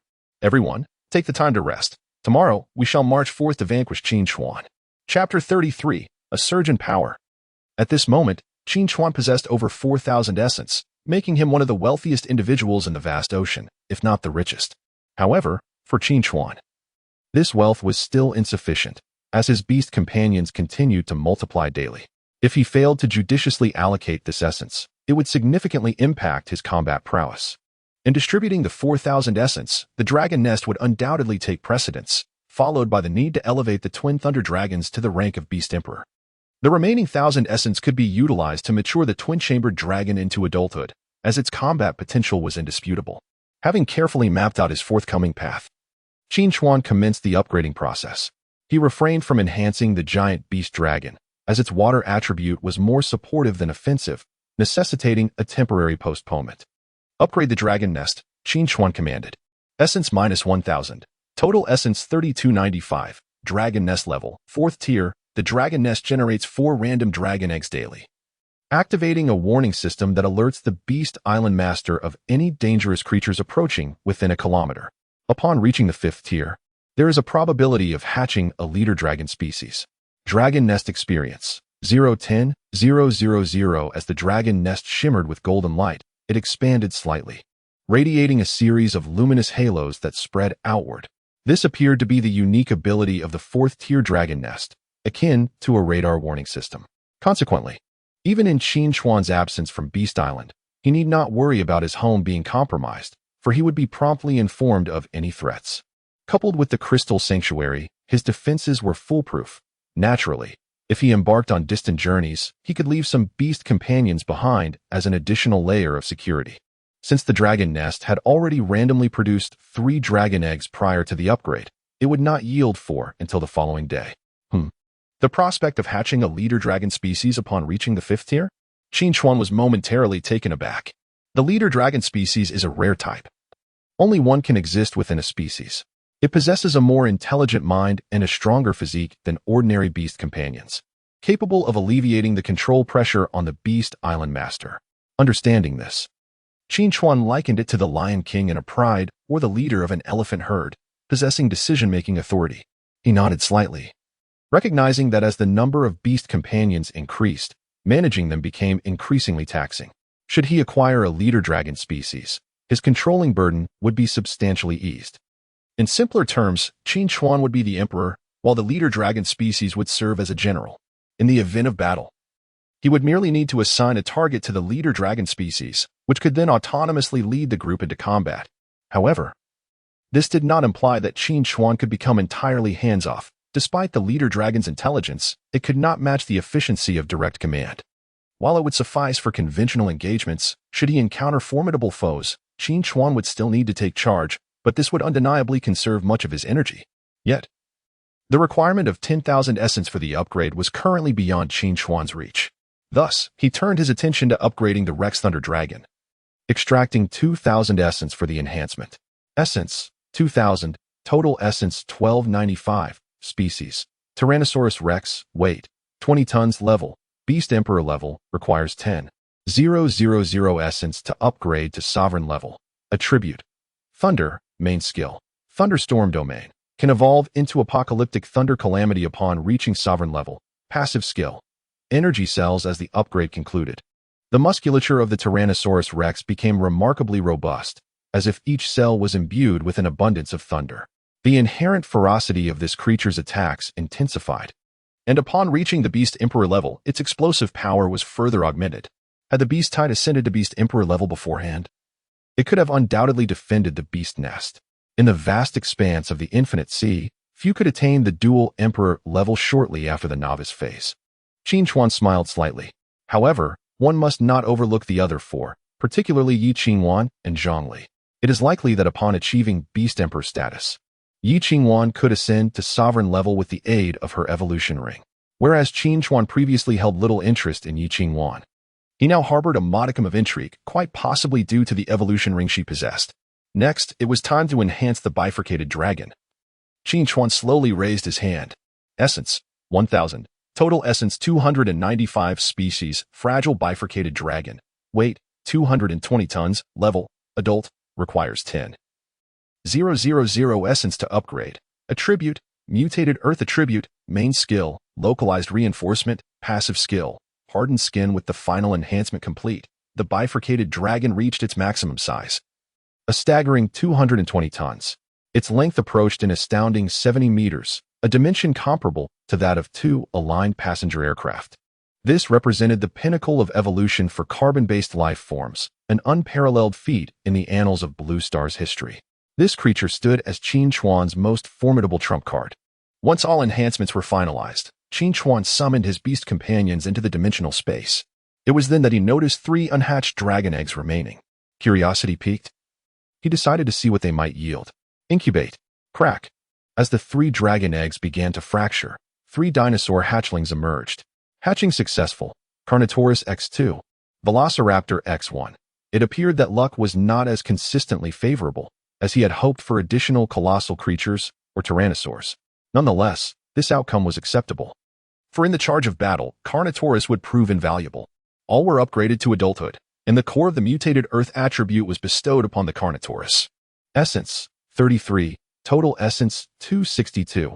Earth attribute mutation core, 2. At this moment, Qin Chuan's heavy cavalry and guards gained new members. He now possessed 4 Carnotaurus and 4 Velociraptors, heralding another surge in strength. In the infinite sea, the relentless pursuit of power was not exclusive to Qin Chuan. Elsewhere, on a certain beast island, having acquired the evolution ring, Yi Qingwan experienced a significant enhancement as well. I now possess 14 Arctic bears, including 2 at the Beast King level and 2 at the Beast Emperor level. If I were to utilize the evolution ring, these Arctic bears could ascend to the sovereign level. At this moment, I should be the first Beast Island master in the entire Endless Sea to attain the sovereign level. Alas, the enhancement provided by the evolution ring is limited.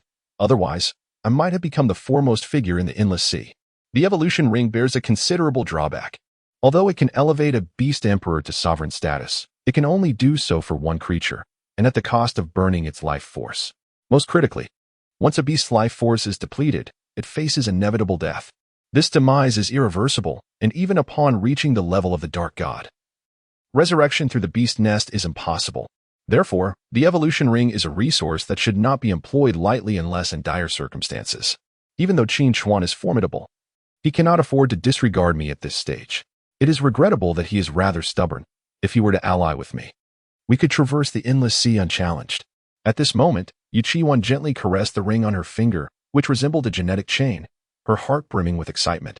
Until this moment, she still harbored thoughts of forming an alliance with Qin Chuan, for the allure of a powerful ally is simply irresistible. Especially in light of the recent beast tide, Qin Chuan claimed first place with absolute dominance, and countless individuals sought to ally with him. However, Qin Chuan remained steadfast in his convictions. Despite his ability to easily rally a formidable team with his charisma, he refrains from doing so, as the allure of his beast is too great. Who could resist the temptation of a dinosaur beast? If he were to gather a group of strong individuals into the Dustless Alliance, it is likely that they would covet his beasts. Thus, fostering steady growth and development is the immediate priority. Chapter 34, The Contest of All Races, World Announcement. Congratulations to all Beast Island Lords. You have successfully passed the Beast Tide trial. The novice period has ended, and the underground world is now open, officially ushering in the contest of all races. The underground world is replete with boundless mineral resources and opportunities, yet it harbors even more formidable beasts and sentient beings. The remaining 7 divine rings will be scattered throughout the underground world in the form of treasure maps. If you are sufficiently powerful and fortunate, you shall achieve immortality. There are only 3 portals leading to the underground world, located in the 3 cardinal directions of the Endless Sea. You need not worry about the distance, as you can reach the portals directly via coordinates. Warning: the creatures of the underground world are powerful. Entering without adequate preparation is ill-advised. With the emergence of this world announcement, it signified that none of them were novices any longer. After all, those who survived the first phase of the beast tide could hardly be deemed weak. Meanwhile, the chat channel erupted in fervor. It seems this underground world is an expansive open-world dungeon. No longer are we merely engaged in trivial skirmishes on Beast Island. Indeed, not only are there mineral veins, but also treasure maps for the 7 divine rings. The underground world is truly abundant. Do not be deceived by appearances. Did you not see the warning in the world announcement? The beasts and indigenous sentient beings in the underground world are formidable, and mere mortals may find it overwhelming. Friends, who will form a team? Let us venture into the underground world together for mutual protection. Forget it. Anyone still able to converse now is undoubtedly a survivor of the beast tide. each likely clutching hundreds of essences. What if we are betrayed by a teammate? That is a valid point. Those with alliances should team up with their own, do not ally with strangers. Otherwise, in the underground world, you may not only face beasts and indigenous creatures but also fall victim to deceit. Friends, do you desire mineral veins? Do you seek the treasure maps of the divine rings? Then go forth and seek them. Everything lies in the underground world. The era of great contest has arrived. Charge. I am eager to explore the underground world. At this moment, nearly all Beast Island lords had their gaze fixed upon the underground world. Meanwhile, Qin Chuan, upon witnessing these announcements, gleaned three pivotal pieces of information. First, mineral resources. A rich vein not only yields essential evolution cores for beast companions, but also essences and other materials. However, where there are people, there exists rivalry. Competition over mineral veins is inevitable, whether against fellow Beast Island lords or the indigenous creatures of the underground world. Second, divine rings. The Endless Sea is home to 12 divine rings, of which the 5 currently revealed are rewards from the Beast Tide. The remaining 7 shall undoubtedly become coveted prizes for various factions, as the powers bestowed by the divine rings are exceedingly formidable, compelling all to vie fiercely for them. Third, portals. There are only 3 locations throughout the Endless Sea. To access the underground world, Beast Island lords must teleport from their respective islands to the vicinity of the portals and then enter through them. Qin Chuan was perplexed as to why the teleportation portal did not provide one for each individual, but instead manifested 3. Perhaps the celestial beast deity had its own inscrutable intentions. However, this circumstance led to an inevitable consequence. The masters of the Beast Islands, who had been comfortably ensconced on their respective islands, would now have to congregate when attempting to enter the subterranean world. Even Qin Chuan would have to expose himself. Although no one had ever laid eyes on him, should anyone choose to engage in predatory behavior near the portal, it would undoubtedly incite chaos, leaving Qin Chuan with no choice but to defend himself. Moreover, alliances such as the Star River Alliance, the Pioneer Alliance, and the Guardian Alliance, which ranked prominently, posed a significant threat if they united to control the portal. They could even impose tolls. Even a single essence per passage could yield a substantial fortune. It seemed that any one of these 3 critical pieces of information could plunge the Endless Sea into turmoil. The coming days would be quite busy for him. Qin Chuan shook his head in resignation. Not only would he have to navigate the intricate web of interests among the various factions of the Endless Sea, but he would also have to contend with the indigenous intelligent beings upon entering the subterranean world. It appeared that the path to immortality was destined to be fraught with thorns and obstacles, and even the mere thought of it was disheartening. Fortunately, he was the only beast companion dinosaur. Otherwise, this arduous competition among myriad races would indeed be a formidable challenge. Ding! Just as Qin Chuan was lost in thought, a message notification chimed from his chat window. It was from Yi Qingwan. "Mr. Qin, have you seen the announcement?" she inquired. Qin Chuan furrowed his brow, wondering what she wanted this time. Ever since he had declined her initial invitation to join her alliance, she seemed relentless, repeatedly seeking him out. Although he had turned her down each time, she appeared undeterred. "The portal has opened, and I plan to bring some strong individuals to take a look. Would you like to join?" Yi Qingwan suggested. Taken aback by her words, Qin Chuan replied, "Why do you insist on joining me? You are the leader of the Guardian Alliance and possess the evolution ring. Your strength surpasses mine. There is no need for us to team up." Surprisingly, Yi Qingwan did not take offense at his remark. Instead, she felt elated at his acknowledgement of her superiority. Little did she know that Qin Chuan's comments were merely courteous. With a satisfied smile, she responded, "Mr. Qin, I admit that I am indeed strong now, but a fierce tiger cannot withstand a pack of wolves. Holding the evolution ring will surely incite jealousy, especially from Zhang Li of the Star River Alliance. If we go together, even if conflict arises, we will have each other's backs, won't we?" Although Yi Qingwan's strength had increased significantly, she was still a girl, and the prospect of facing a ruthless adversary like Zhang Li left her feeling somewhat apprehensive. However, the thought of accompanying Qin Chuan to the teleportation portal alleviated her fears. After all, being at the pinnacle of the prestige rankings and undeniably the strongest in the Endless Sea brings a sense of reassurance. Qin Chuan furrowed his brow. It seemed there was indeed no reason to decline. Forming a temporary team to explore the subterranean world would provide some mutual support. Since Leader Yi has spoken, I find myself without reason to refuse. After all, to decline again would suggest I lack an understanding of the subtleties of the situation. Qin Chuan replied with a faint smile. Seeing Qin Chuan's agreement filled Qin Chuan with considerable excitement. After all, since her arrival in the Endless Sea, she had extended invitations to Qin Chuan on multiple occasions, only to be turned down each time. His sudden consent was indeed an unexpected delight. Wonderful. Once I gather my companions, we shall head to the third teleportation portal. Qin Chuan exclaimed eagerly. Very well, I shall await your arrival, Qin Chuan responded. Chapter 35. The Lone Wolf. As the portal to the underground world activated, the lords of Beast Island from various regions began to stir restlessly. However, few dared to approach the portal, for a significant number of these lords had suffered grievously during the beast tide, leaving them too weakened to explore the subterranean realm. Furthermore, the gathering of numerous lords was far from advantageous.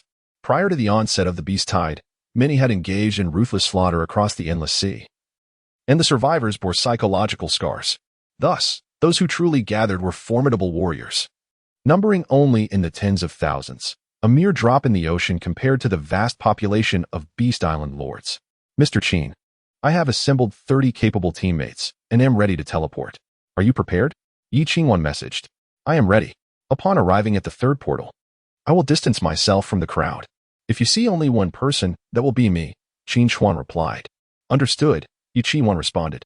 Before the teleportation, Qin Chuan, wary of potential home invasions, left 2 colossal beasts to guard the dragon nest nearby. Once everything was in order, he initiated the teleportation. Inputting the coordinates of the third portal into the virtual projection, his form swiftly transformed into countless luminous particles, vanishing from sight. With a hum, as a dazzling light emerged, Qin Chuan's figure materialized on an expansive ice field. In the center of the ice expanse stood an extraordinarily grand portal, akin to a small mountain, its surface shimmering with ripples resembling a mirror. Surrounding the portal were already thousands of Beast Island lords, some in groups of 3 or 5, while others congregated in dozens, seemingly traveling in pairs. Qin Chuan scanned the crowd, aware that he had never seen Qin Chuan's appearance, making his search quite challenging. After a fruitless search, he resolved to follow their agreement and move toward a less populated area, ensuring that Qin Chuan could easily spot him upon her arrival. At this moment, the lords gathered near the portal began to stir with anticipation. Everyone has been here for half an hour. Why hasn't anyone entered? Are we to merely stare at each other? A voice called out from the crowd. Why don't you go in? Don't you know that the early bird gets the worm? The first to enter is the first to perish, another responded. Indeed, the world announcement indicated that the underground world is fraught with peril. One must be thoroughly prepared before venturing in. Even if one does enter, it should be under the guidance of a strong leader. Pray tell, who among you possesses a beast at the emperor level? Evidently, surviving the beast tide was no small feat, with most being at the king level at best. Only the most formidable, ranked among the highest, could claim beasts of the emperor tier. I'm not in a rush. Let us wait for a powerful leader to take charge, someone remarked. Right. Let us consider this a sightseeing trip. If it goes awry, we can always return the way we came and continue to bide our time. As this discussion unfolded, a group of a dozen individuals appeared not far from Qin Chuan, led by a tall, slender man in his 30s. At this moment, the man diverted his attention from the portal, instead scanning his surroundings as if in search of something elusive. After a prolonged observation, the lanky figure finally fixed his gaze upon Qin Chuan. Look at that fellow over there, he remarked. I have been watching him for quite some time. He stands alone in the distance, clearly a solitary wolf. Ah, a lone wolf, indeed. I was just lamenting my boredom. Let us find some amusement. Another young man chimed in, his face adorned with a broad grin. The slender man reciprocated the smile. Since the beast tide, our group has thrived on ambushes. We've discovered that nothing yields quicker rewards than murder and plunder. Encountering a lone wolf like him is practically a windfall. With that, the lanky man led a group of over a dozen individuals toward Qin Chuan. It was evident they perceived him as an unprotected, powerless individual, devoid of connections, making him an easy target for their predatory intentions. As the slender man approached Qin Chuan, he greeted him with a smile. My friend, are you here alone? Noticing the sudden appearance of a dozen people around him, Qin Chuan frowned slightly, but responded politely. For the moment, yes, I am alone. Oh, would you be interested in forming a team with me? My name is Su Ming, and I lead a small alliance of several dozen members, though our numbers are modest. We are all elite, the lanky man inquired with an affable demeanor. Apologies, but I have already made arrangements with friends. I do not require a team at this time. Qin Chuan politely declined. At this, the expression of the young man beside Su Ming darkened. Kid, our leader is extending an offer to team up with you out of respect. How dare you refuse? Are you not giving face?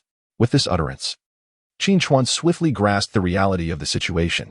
Initially, he believed they sought him out to form an alliance. But it became clear they intended to exploit his solitary status for murder and theft. Ah, how audacious you are. Not even bothering to inquire who I am before contemplating violence. Qin Chuan chuckled wryly. Hey, this one seems to have a death wish. Leader, stop wasting time with him. Let us make a move. The young man immediately unleashed a few hyenas, their demeanor suggesting they were primed for confrontation. After all, they had amassed a significant amount of essence through their predatory exploits prior to the beast tide, and they were well acquainted with the thrill of their past successes. Su Ming raised his hand slightly to halt the young man's advance, then smiled. My friend, please do not misunderstand. My brother here is simply a bit hasty. Our intentions are good. As a lone wolf in this chaotic environment, you are easily targeted. It would be prudent to join me, for a mere 1,000 essence. I can guarantee your safety here. Qin Chuan found amusement in the man's words, yet his expression soon darkened as he declared, I am giving you 3 seconds to vanish from my sight, or else do not blame me for being impolite. How arrogant. I am eager to see how you intend to be impolite. The young man raised his hand. With a menacing growl, several hyenas bared their teeth at Qin Chuan, issuing threatening sounds. With his eyes narrowed, Qin Chuan found that even if he wished to remain low-key, this group of oblivious individuals would not grant him such a luxury. Thus, he had no choice but to take action. Just as tensions escalated, a terrifying bear roar suddenly echoed from a distance. A graceful woman, exuding charm and elegance, appeared alongside a polar bear, flanked by over 30 followers. This unexpected arrival was none other than the latecomer, Yi Qingwan. Is that you, Mr. Qin? Yi Qingwan inquired.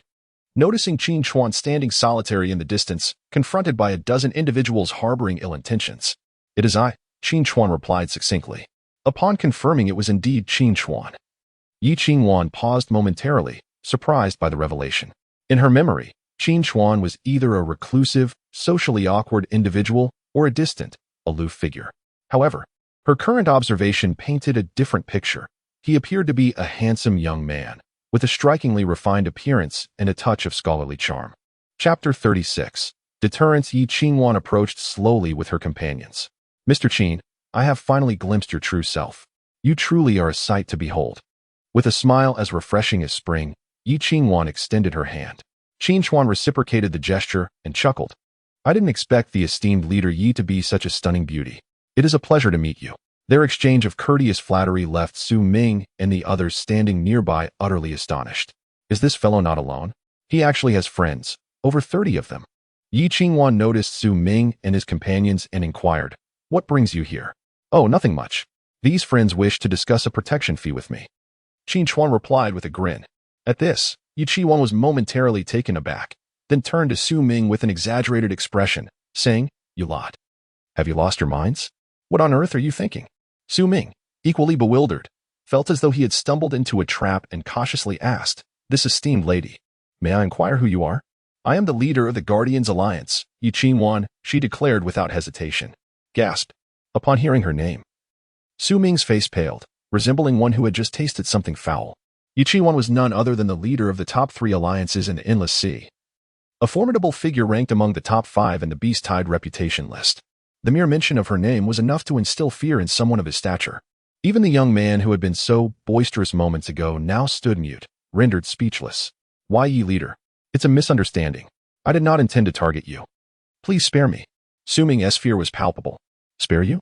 Why would I want to harm you? That would be utterly nonsensical, Yi Qingwan replied, exasperated. But I have offended your ally. You won't kill me? Su Ming stammered, momentarily dazed.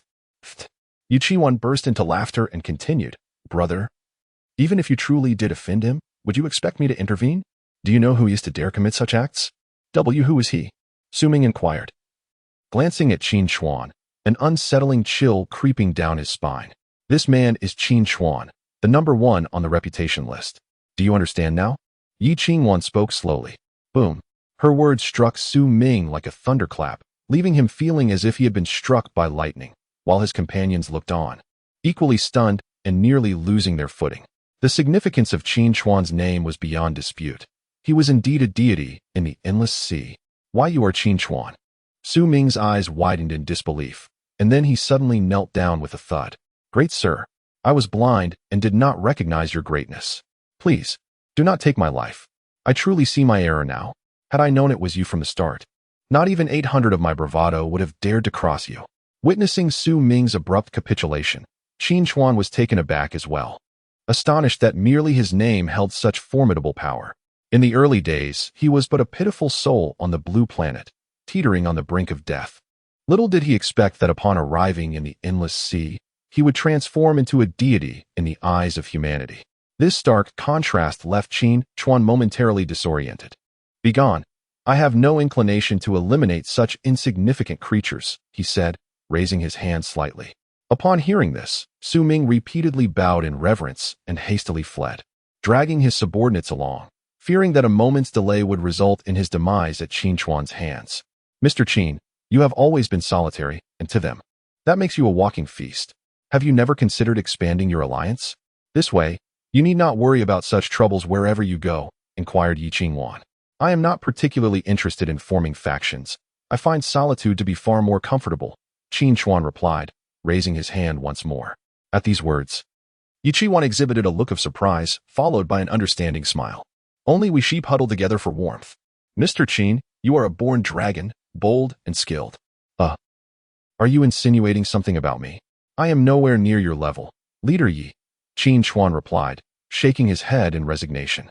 Being complimented by Qin Chuan flattered Yi Qingwan, causing her to involuntarily raise her proud little eyes slightly, though she quickly reined in her demeanor, waving her hand modestly.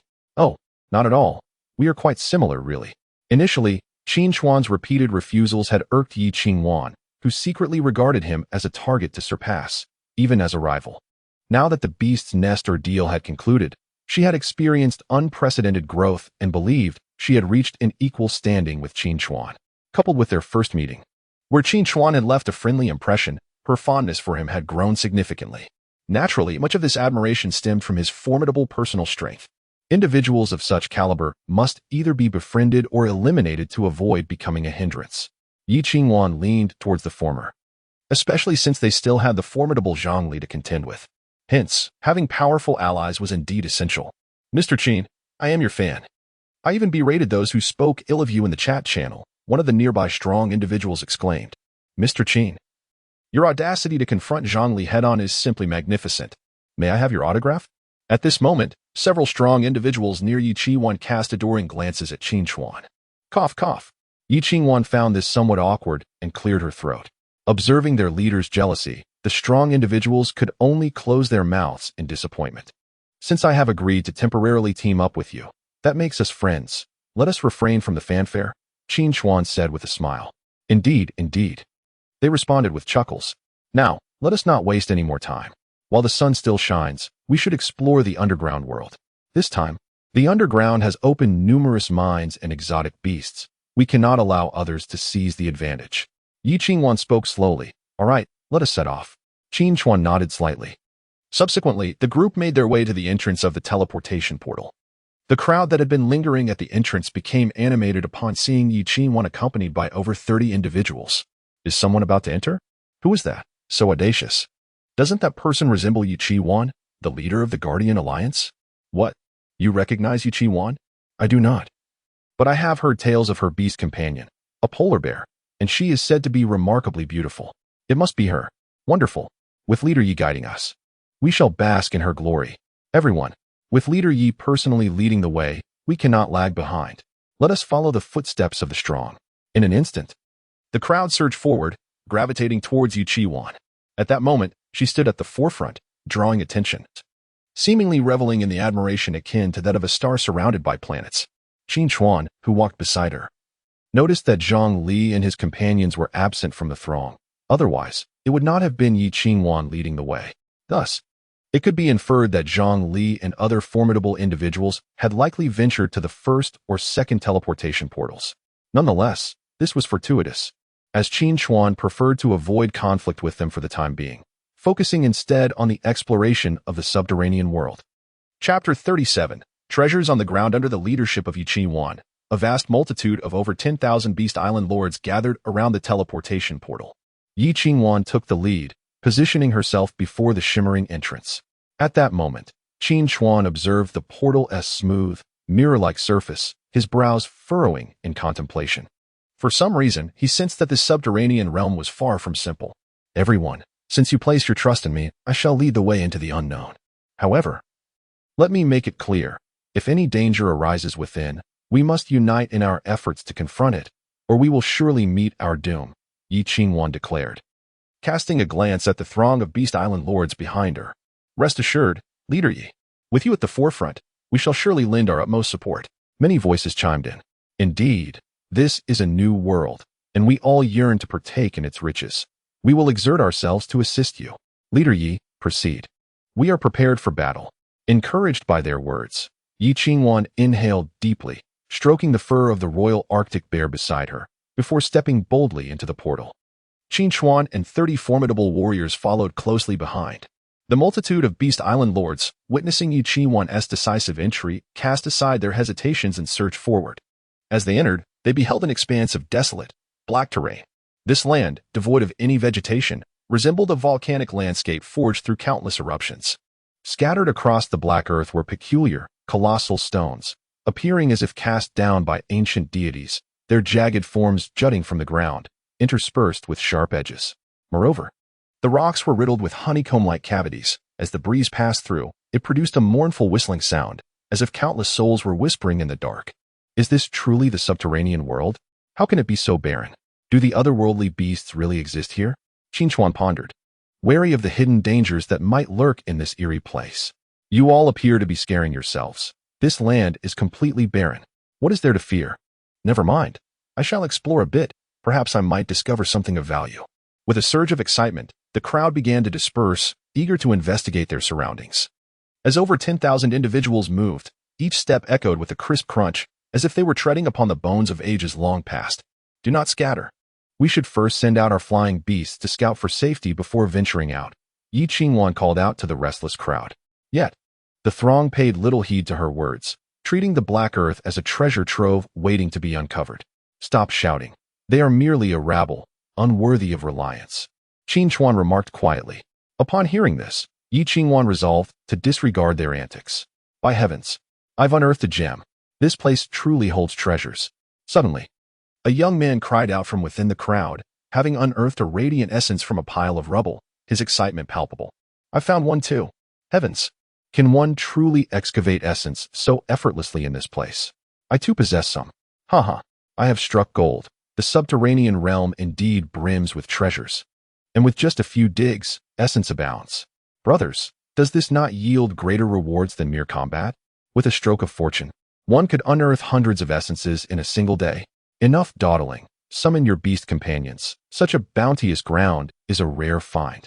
In an instant, nearly all the lords of Beast Island summoned their companions, commencing a fervent excavation, turning the area into a chaotic cloud of dust. Some lords, impatient with the pace, commanded their beasts to unleash skills, shattering the ground. Boom. In that moment, explosions echoed from all directions, akin to a pack of ravenous wolves upon discovering a feast, engaged in frenzied plunder. Mr. Qin, do you think we should join in? Yi Qingwan, too, felt a surge of eagerness. Just as Qin Chuan hesitated, he suddenly sensed the ground tremble slightly, with small stones vibrating in response. This tremor did not arise from beast skills. Its rhythm was distinctly deliberate. Not good. We must retreat. Qin Chuan reacted almost instantly, darting towards the teleportation portal. What is happening? Wait for me. Yi Qingwan, bewildered by Qin Chuan's sudden flight, hurried after him. The other 30 or so individuals also distanced themselves from the crowd. Boom. Just as Qin Chuan had sprinted a few hundred meters away, the ground erupted violently, revealing towering stone giants awakening from the depths.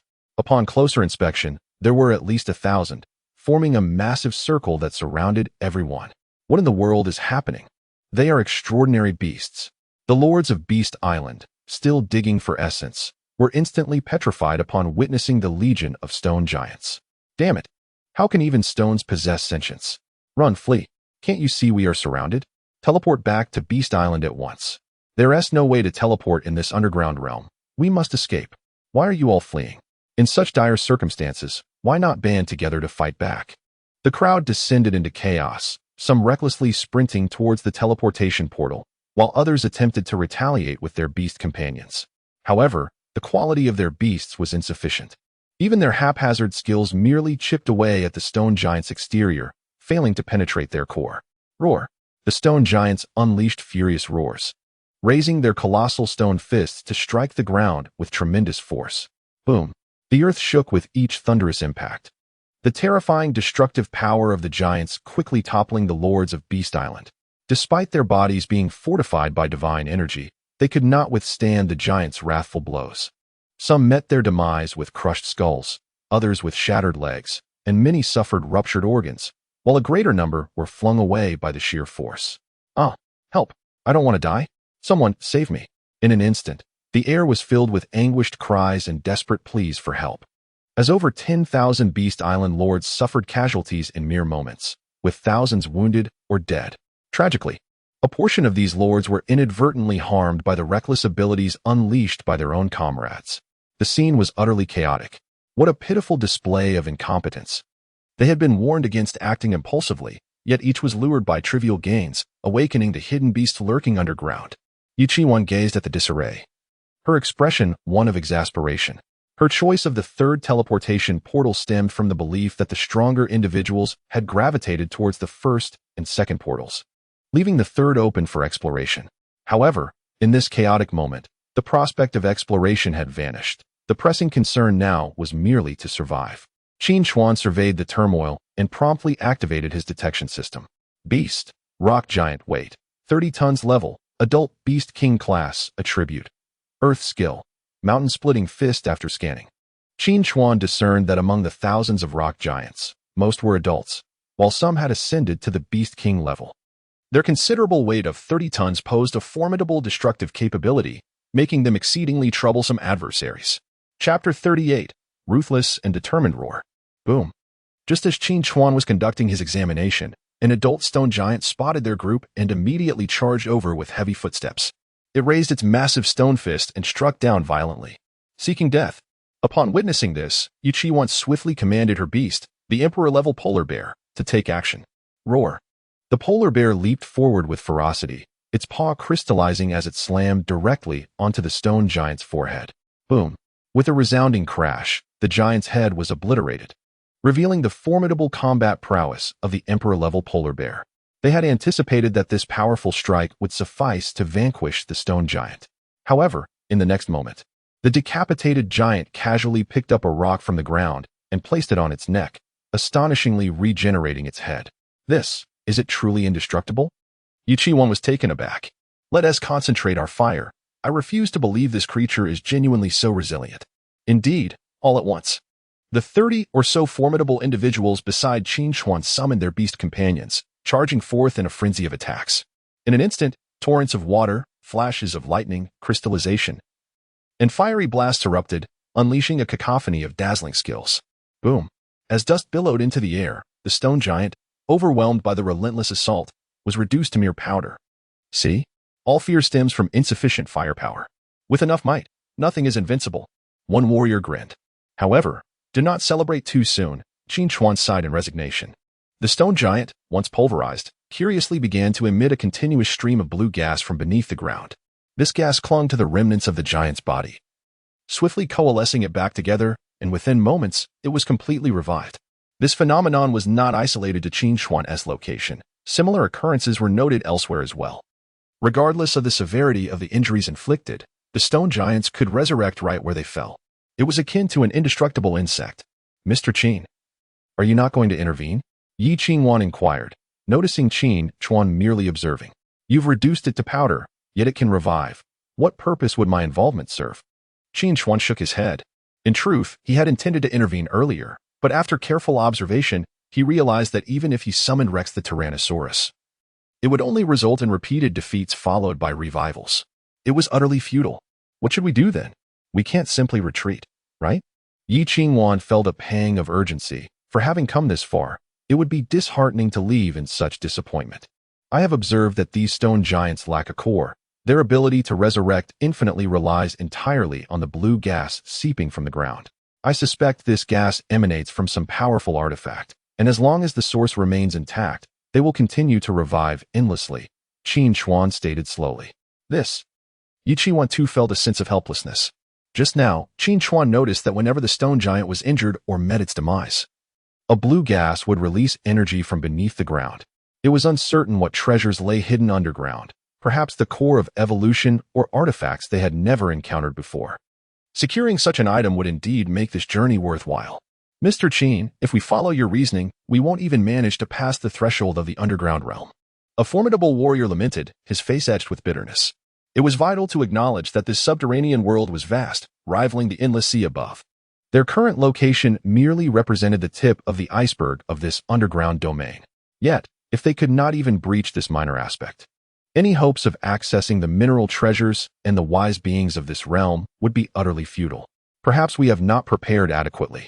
We should consider retreating and returning once we devise a solution, Yi Qingwan suggested, feeling a sense of resignation. Given their strength, breaking through was not an insurmountable task, rendering it unnecessary to prolong their efforts. I do have a potential solution, contingent upon fulfilling two conditions, Qin Chuan stated. What solution? Yi Qingwan inquired, suddenly invigorated. I require a water attribute beast of at least the Beast King level, in addition to a mutated water attribute, specifically ice attribute, Qin Chuan elaborated. In truth, he possessed a water attribute giant dragon, but it was entrusted to guard his lair, thus he sought assistance from others. Upon hearing this, Yi Qingwan responded, my other beast. An Arctic bear of the Beast Emperor level possesses the water attribute. However, I do not believe I have an ice attribute.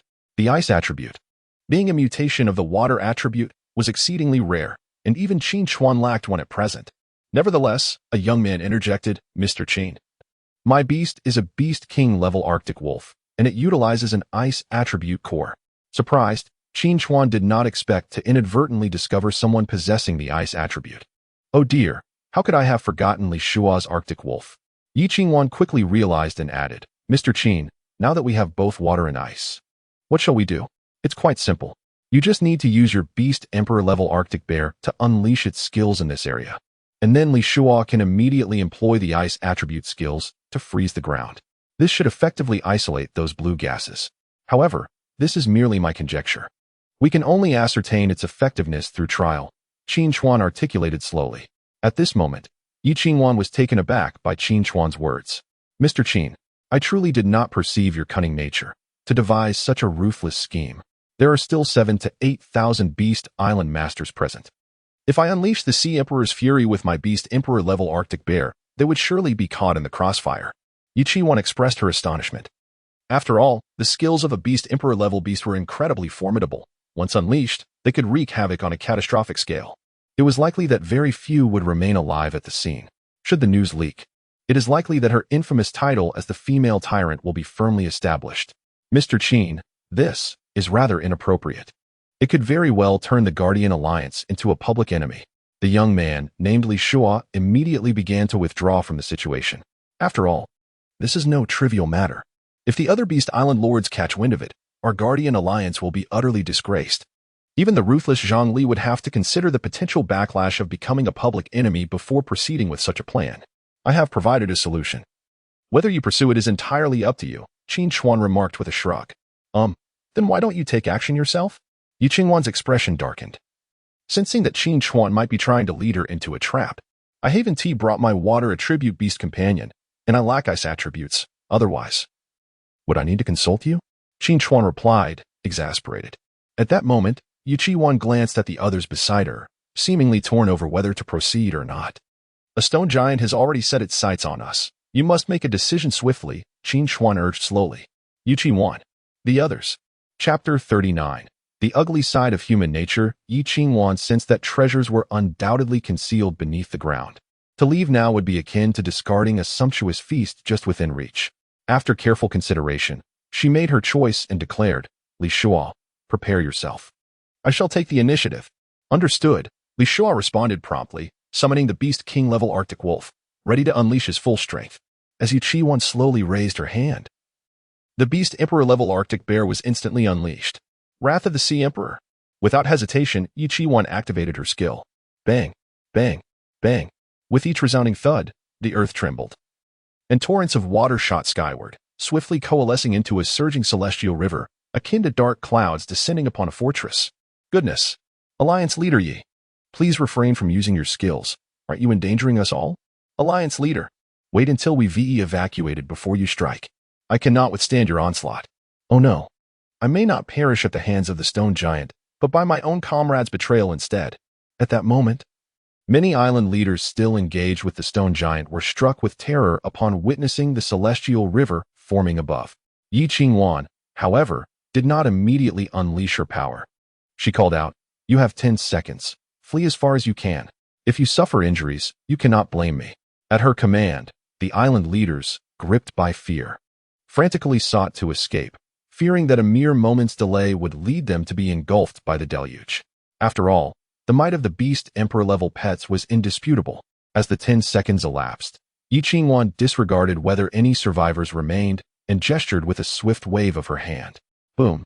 In an instant, the surging celestial river came crashing down from the heavens, transforming into a torrent rushing toward the earth. Wherever the flood swept through, be it island leaders or stone giants, they were all engulfed. Ah, damn it. Why are we being struck too? Alliance Leader, we haven't escaped yet. What are you doing? Blasted. Does she not regard us as human? Enveloped by the flood, the crowd erupted in fury. In mere moments, nearly 2,000 individuals were consumed by the torrent. Although they did not perish immediately, the moment Li Shuo unleashed his skill, they would be instantly frozen. If there are no treasures hidden below, then all my efforts today will come at a great loss, Qin Chuan thought, observing the chaotic scene before her, feeling quite helpless, as her actions were undeniably reprehensible. In contrast, Qin Chuan remained remarkably composed and remarked, "Alliance Leader Yi, do not blame yourself. Did you not notice that your skill has awakened their potential? In truth, even if Qin Chuan had refrained from acting, the surrounded island leaders would eventually meet their demise. After all, they were far from the teleportation point and surrounded by the infinitely respawning stone giants." Ironically, Qin Chuan's intervention ignited a surge of determination among the majority of the island leaders, allowing them to break free and escape, thus sacrificing the few to save the many. Alas, I can only hope so, Qin Chuan replied with a sigh. Immediately, Li Shuo raised his hand and exclaimed, "Icebound for 1,000 miles." As the ice attribute skill was unleashed, a chilling aura erupted from the Arctic wolf, swiftly spreading in all directions. In mere moments, the ground was encased in ice, transforming both the Beast Island Lord and the stone giant into frozen statues. The earth was thoroughly sealed, and the incessantly rising blue gas vanished without a trace. "Commander, nearly 2,000 individuals have been frozen. However, I have retained a measure of mercy. Their internal organs remain unscathed. If we act promptly to thaw them, there is still a possibility for survival," Li Shuo remarked. A glance revealed over 2,000 ice sculptures standing before them. "Indeed, we have endeavored to minimize casualties to the greatest extent possible. This is all we can achieve." Qin Chuan nodded slightly. She then turned her attention to the Beast Island lords who had managed to escape, adding, "Esteemed colleagues, while the stone giant has been frozen, many have also suffered collateral damage. Those of you with fire abilities should assist in rescuing as many as you can." Upon her words, not a single one of the several thousand who had escaped stepped forward to offer aid. Instead, many gazed at the frozen statues with expressions of avarice. What are these individuals doing? Qin Chuan observed the unsettling expressions on their faces, her astonishment evident.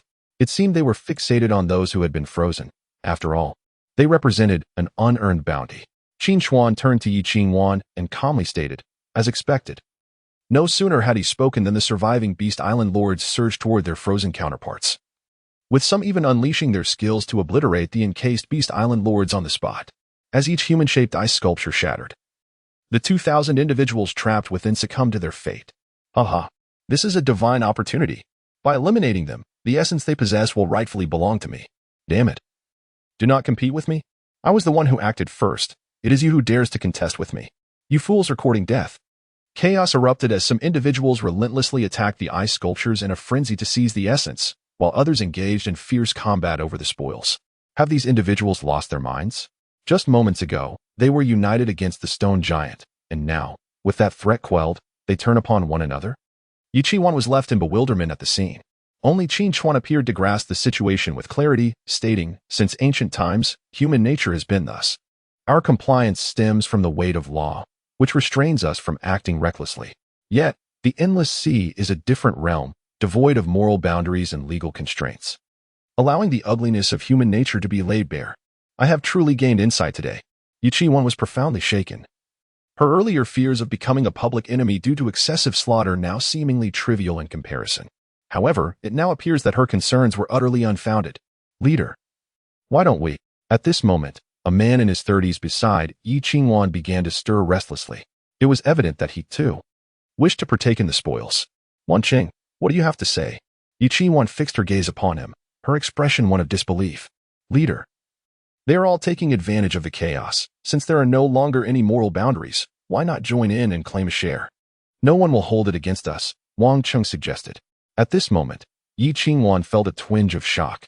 It seemed there were quite a few in her ranks devoid of any sense of humanity. This realization cast a shadow over her countenance as she replied, "Are you unable to discern what is of true significance? Our purpose here in this frozen domain is to seek treasure, not to covet trifles." In response, Wanqing furrowed his brow slightly and said, "Leader, those who are frozen are not mere trifles. With just a little effort, we could obtain thousands of essence. Why not pursue it? I have stated clearly that we must seek the treasure first. Do you not comprehend human language?" Qin Chuan expressed her displeasure towards Wanqing, who incessantly countered her assertions. Chapter 40. A stroke of luck. Wanqing sensed a hint of anger in Qin Chuan's demeanor. His gaze narrowed slightly. Yet he refrained from uttering further words. At that moment, Qin Chuan discerned that this individual named Wanqing did not exhibit absolute loyalty towards Qin Chuan. Wanqing, a formidable force in his own right, had strived to prove himself since joining the Guardian Alliance. Yet he had failed to earn Qin Chuan's approval, leaving him somewhat discontented. Seeing Wanqing fall silent, Qin Chuan turned her attention to Qin Chuan and inquired, "Mr. Qin, where do you believe the underground treasure might be located?" "Based on the concentration of the blue gas, it should be approximately 50 meters ahead. We must locate it before the stone giant thaws," Qin Chuan replied slowly. Qin Chuan nodded slightly, then promptly maneuvered the Arctic bear toward the source of the blue gas. With a thunderous roar, the beast, a regal Arctic bear, struck down with immense force, creating a massive pit several meters wide in an instant. In the next moment, a torrent of blue gas erupted like a burst of natural gas. However, this phenomenon lasted only a few seconds before it dissipated. Concurrently, the stone giants, which had relied on the blue gas for energy, crumbled into lifeless heaps of rock. "Indeed, it's here. Let us descend and investigate," Qin Chuan exclaimed as she leapt into the depths of the pit. To her left and right, she discovered 7 or 8 interconnected caverns, their destinations unknown. It felt akin to a labyrinth. What could have excavated such a formation? Qin Chuan furrowed her brow in contemplation. "Leader, look at this." At that moment, a man picked up a blue crystal core from the ground, his expression one of astonishment. "It's an evolution core." Qin Chuan analyzed the object and immediately recognized its significance. The evolution core is a treasure that enhances attributes exclusive to the underground world. No wonder the stone giants could revive infinitely. It appears this subterranean realm is rich in evolution cores, Qin Chuan mused, his face reflecting disbelief. After all, they were near the entrance of Portal 3, and discovering a vein of resources upon entry was indeed extraordinary luck. "Mr. Qin, it seems these 7 or 8 caverns lead to the production area of evolution cores. We are in for a fortune," Qin Chuan exclaimed with delight. "Then let's dispatch a team to explore and assess the yield of these mines," Qin Chuan suggested. "Agreed," Qin Chuan nodded. Then addressed those around her. "Form pairs and enter the caverns for reconnaissance. If you encounter danger, do not engage, retreat immediately." "Understood." The group swiftly divided into teams and began their exploration into the intricate depths of the caverns, while Qin Chuan settled on a nearby stone to await their return. During this time, Qin Chuan opened the chat channel, eager to uncover any news regarding Portals 1 and 2. As the chat channel opened, a fervent discussion was underway. How infuriating. Wasn't it said that the underground world is filled with treasures? Upon entering the first portal, I was met with nothing but toxic gas. I nearly perished upon entry. Not only toxic gas, but also venomous dragons. Even the esteemed members of the Star River Alliance cannot withstand this. It is far more terrifying than a beast tide. What are you complaining about? The second portal is swarming with underground demons. Just moments ago, Several thousand Beast Island lords ventured in, and we nearly faced total annihilation. These demons are exceedingly formidable. Demons? Are these the intelligent beings mentioned in the previous announcement regarding the underground world? Indeed, it seems that without sufficient strength, one cannot venture into the underground world. Everyone, cease your complaints. The third portal is no better. It is filled with stone giants weighing over 30 tons, and they are invulnerable. Thankfully, Lord Yi unleashed a powerful move to stabilize the situation. What? The third portal has been stabilized? Yes, just now. Lord Yi of the Guardian Alliance froze the stone giants with a significant spell, making this area relatively safe. I wish I had chosen the third portal. At that moment, Qin Chuan, observing the chat channel, wore a grim expression. Who is the fool that leaked information about the third portal? What is it? Qin Chuan furrowed his brow slightly. Mr. Qin, look at the chat. The Beast Island lords who entered the first and second portals have suffered heavy losses. Only our third portal remains relatively stable. Qin remarked. Qin Chuan opened the portal for a brief glance, and indeed, it was as she said. The first portal was choked with miasma and venomous dragons, while the second was overrun with demons. Neither were easy to traverse. Only the third portal, having disrupted the energy supply of the stone giants, remained absolutely secure. This situation is quite troublesome. Once this news spreads, I suspect the Beast Island lords will swarm to the third portal. Qin Chuan slowly rose, his expression grave. I share your concern. If word spreads about the evolutionary core mineral veins in the third portal, a throng of Beast Island lords will undoubtedly come rushing in. Given our current strength, it will be challenging to defend it, Qin Chuan said, her expression serious. After all the Beast Island lords from the Endless Sea are fixated on the underground world. Once they discover the mineral veins, they will descend upon this place like vultures drawn to carrion, ravaging it completely. Just as Qin Chuan finished speaking, the dozen or so individuals who had ventured to explore the underground returned one after another. Ha ha ha, Lord, we have struck it rich. The areas connected by these underground tunnels lead directly to the evolutionary core mineral veins. I have calculated that even the surface veins can yield hundreds of evolutionary cores daily. One man exclaimed. What? Hundreds? Qin instantly lost her composure. The evolutionary core is a precious item for upgrading attributes. Even a single one is invaluable, let alone a daily yield of 100. Though 100 might seem a meager quantity when estimated in terms of value, it equates to an immense gold mine capable of yielding 100 tons of gold daily. Mr. Qin, having discovered such a substantial vein, it seems unlikely we can hold our ground, Qin remarked, casting a glance at Qin Chuan, momentarily at a loss. Indeed, it presents quite a dilemma. Should the first and second portals prove unassailable, the third will become exceedingly coveted. The boundless seas harbor numerous alliances and formidable beings, all eager to partake in the spoils. Qin Chuan stated, let us, then, seize a portion of the evolution cores before those individuals arrive and subsequently abandon this place. At that moment, Qin Chuan was devoid of fighting spirit. In truth, anyone in her position would think similarly. After all, no matter how powerful the Guardians Alliance may be, it pales in comparison to Zhang Li's Star River Alliance and the second-ranked Pioneer Alliance. Engaging in a fierce conflict with these alliances over the preservation of a single mine would be a futile endeavor for Qin Chuan. Such a confrontation would lead to significant losses for the Guardians Alliance, resulting in a decline in their ranking, which would ultimately be a fruitless endeavor.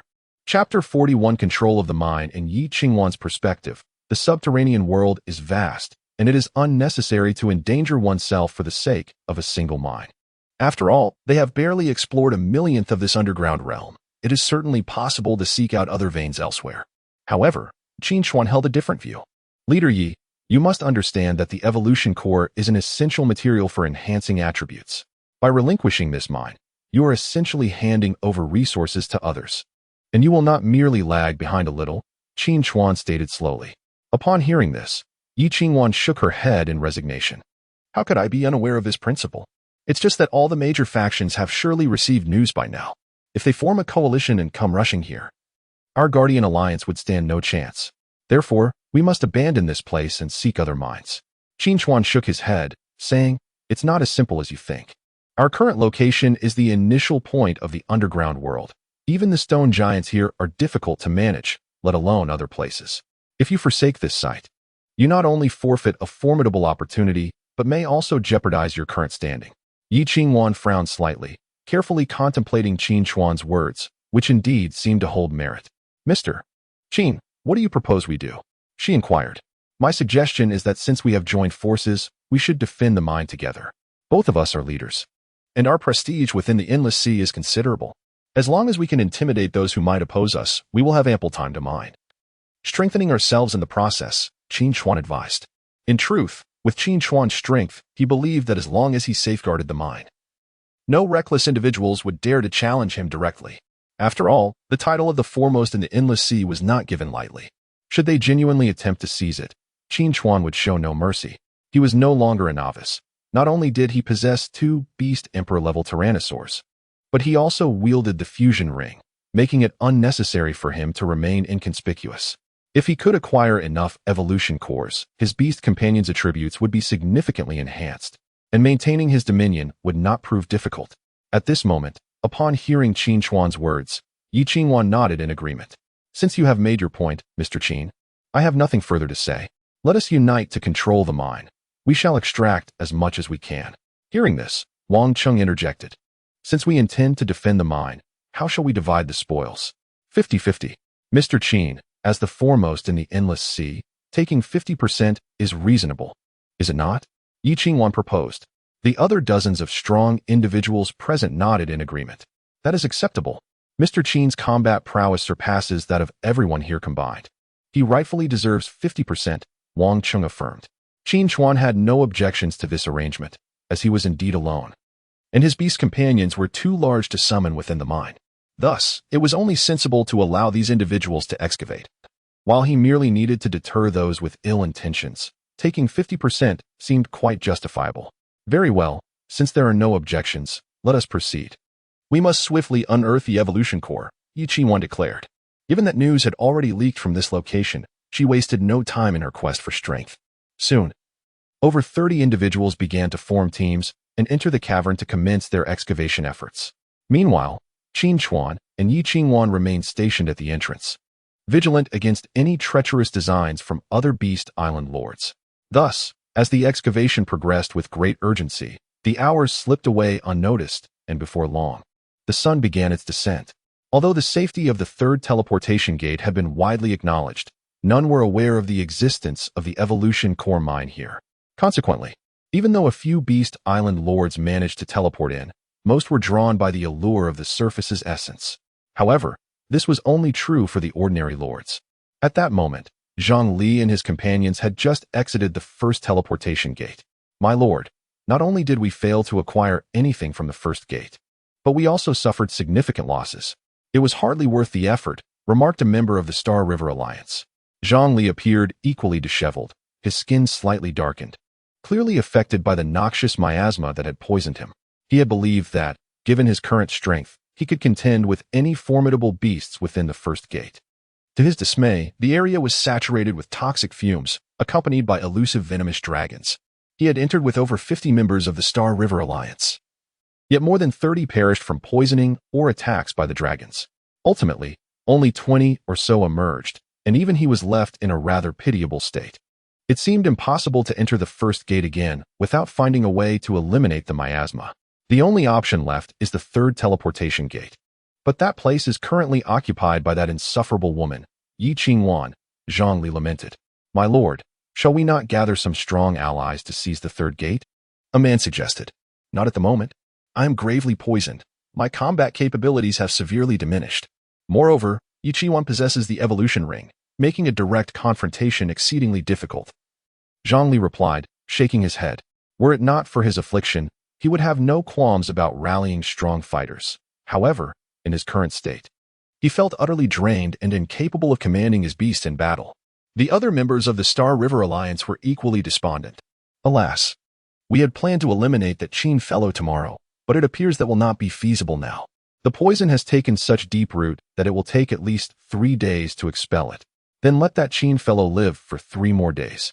After a brief respite, Zhang Li prepared to depart, stating, Very well, let us all return to our respective beast islands for now. We shall proceed with our plans once the toxins have been cleared. Just as the members were about to head back to their islands, one of them suddenly exclaimed, My lord, the 3rd teleportation gate has an evolution core mine. What? Zhang Li's expression shifted to one of astonishment at the unexpected revelation. At the third portal, a valuable evolution core was discovered near the entrance, and Yi Qi-Wan is safeguarding a mineral vein. This is clearly an excavation. A member of the Alliance spoke slowly. Zhang Li, who initially intended to depart, suddenly found himself unsettled. If only some essence had been found, it would have been of little consequence. But the discovery of an evolution core vein changes everything. Should the Guardian Alliance grow stronger, his position as the foremost alliance in the Endless Sea would be jeopardized. Immediately notify the Alliance and assemble 200 formidable individuals. We shall proceed to the third portal, Zhang Li commanded resolutely. Alliance leader, we are afflicted by miasma. Is it wise to go now? A member expressed his concerns. This is no longer a matter of capability, if what Yi Qi-Wan guards is indeed an evolution core vein. It poses an extreme threat to us, Zhang Li replied gravely. Indeed.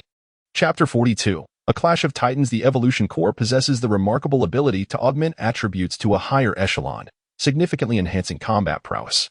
Yi Qi-Wan, already a formidable force, became the first in the Endless Sea to possess a Dominion-level beast companion, thanks to an evolution ring. Should she utilize the evolution core, Zhang Li's position would become exceedingly precarious. This realization unsettled Zhang Li as the threat loomed imminent. Meanwhile, at this moment, Qin Chuan and Yi Qi-Wan vigilantly guarded the vicinity of the mine. Any Beast Island lord attempting to approach was swiftly deterred by Yi Qi-Wan's overwhelming strength, leaving them to scavenge for scraps at a distance. This state of affairs persisted until the deep of night, during which over 100 evolution cores had been unearthed. Yi Qi-Wan promptly allocated 50 of these to Qin Chuan. Mr. Qin, I just reviewed the usage regulations for the evolution cores, and it appears that they do not guarantee 100% success in elevating attributes. There is a probability involved, Yi Qi-Wan remarked, gazing at the azure core in her hand. Yes, indeed, there is a probability of enhancement, though I am uncertain of its magnitude, Qin Chuan replied with a slight nod. His primary objective was to elevate the attributes of the twin-chambered dragon to a higher tier, thereby unlocking its seismic capabilities. However, if the probability were exceedingly low, even 50 evolution cores might prove insufficient. Perhaps I should attempt it first and see if my Arctic bear can ascend to a higher attribute, Yi Qi-Wan suggested. Very well. Let us give it a try, Qin Chuan agreed with a slight nod, as Yi Qi-Wan still needed to distribute cores among the other members. She retained only 10 evolution cores for herself. Attribute enhancement. Yi Qi-Wan immediately bestowed the evolution cores upon her water attribute Arctic bear. Enhancement failed, enhancement failed, enhancement failed. As a series of failure notifications appeared, Yi Qi-Wan's expression turned sour. Not a single success from 10 attempts? It seems the probability is indeed quite low, Qin Chuan remarked, furrowing his brow. He pondered whether his 50 cores would yield any better results. I feel we should accumulate more before attempting enhancements. Such minimal increments are utterly ineffective, Yi Qi-Wan stated. Agreed. Let us gather 100 before attempting a mass enhancement. Qin Chuan nodded thoughtfully. With 50 cores already in hand, he anticipated that by tomorrow, another 50 would be excavated, providing the opportunity to elevate the twin-chambered dragon to the Earth Vein attribute, resulting in a further surge in combat capability. Alliance leader, this is bad. I have just received news that Zhang Li may be on his way with a contingent. At that moment, Li Shua hurriedly exited the cavern. What? Zhang Li is coming? Where did you hear this?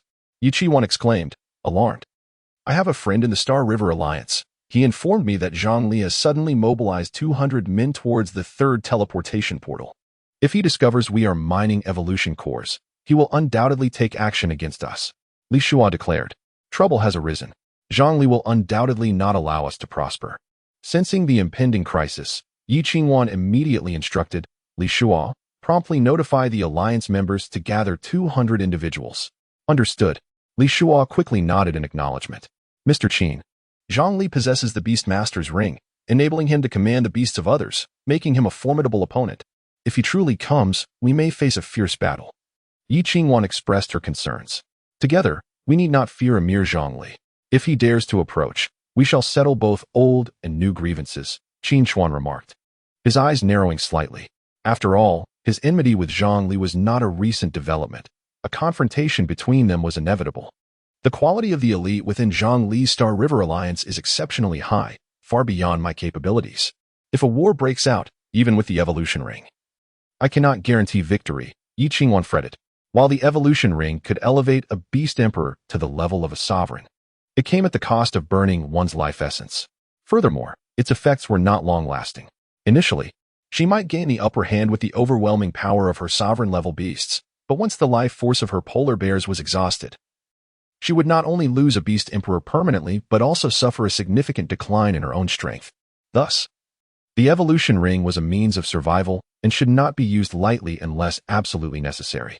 Rest assured, my 50 evolution cores are not without merit. He may not be my equal, Qin Chuan replied with remarkable composure.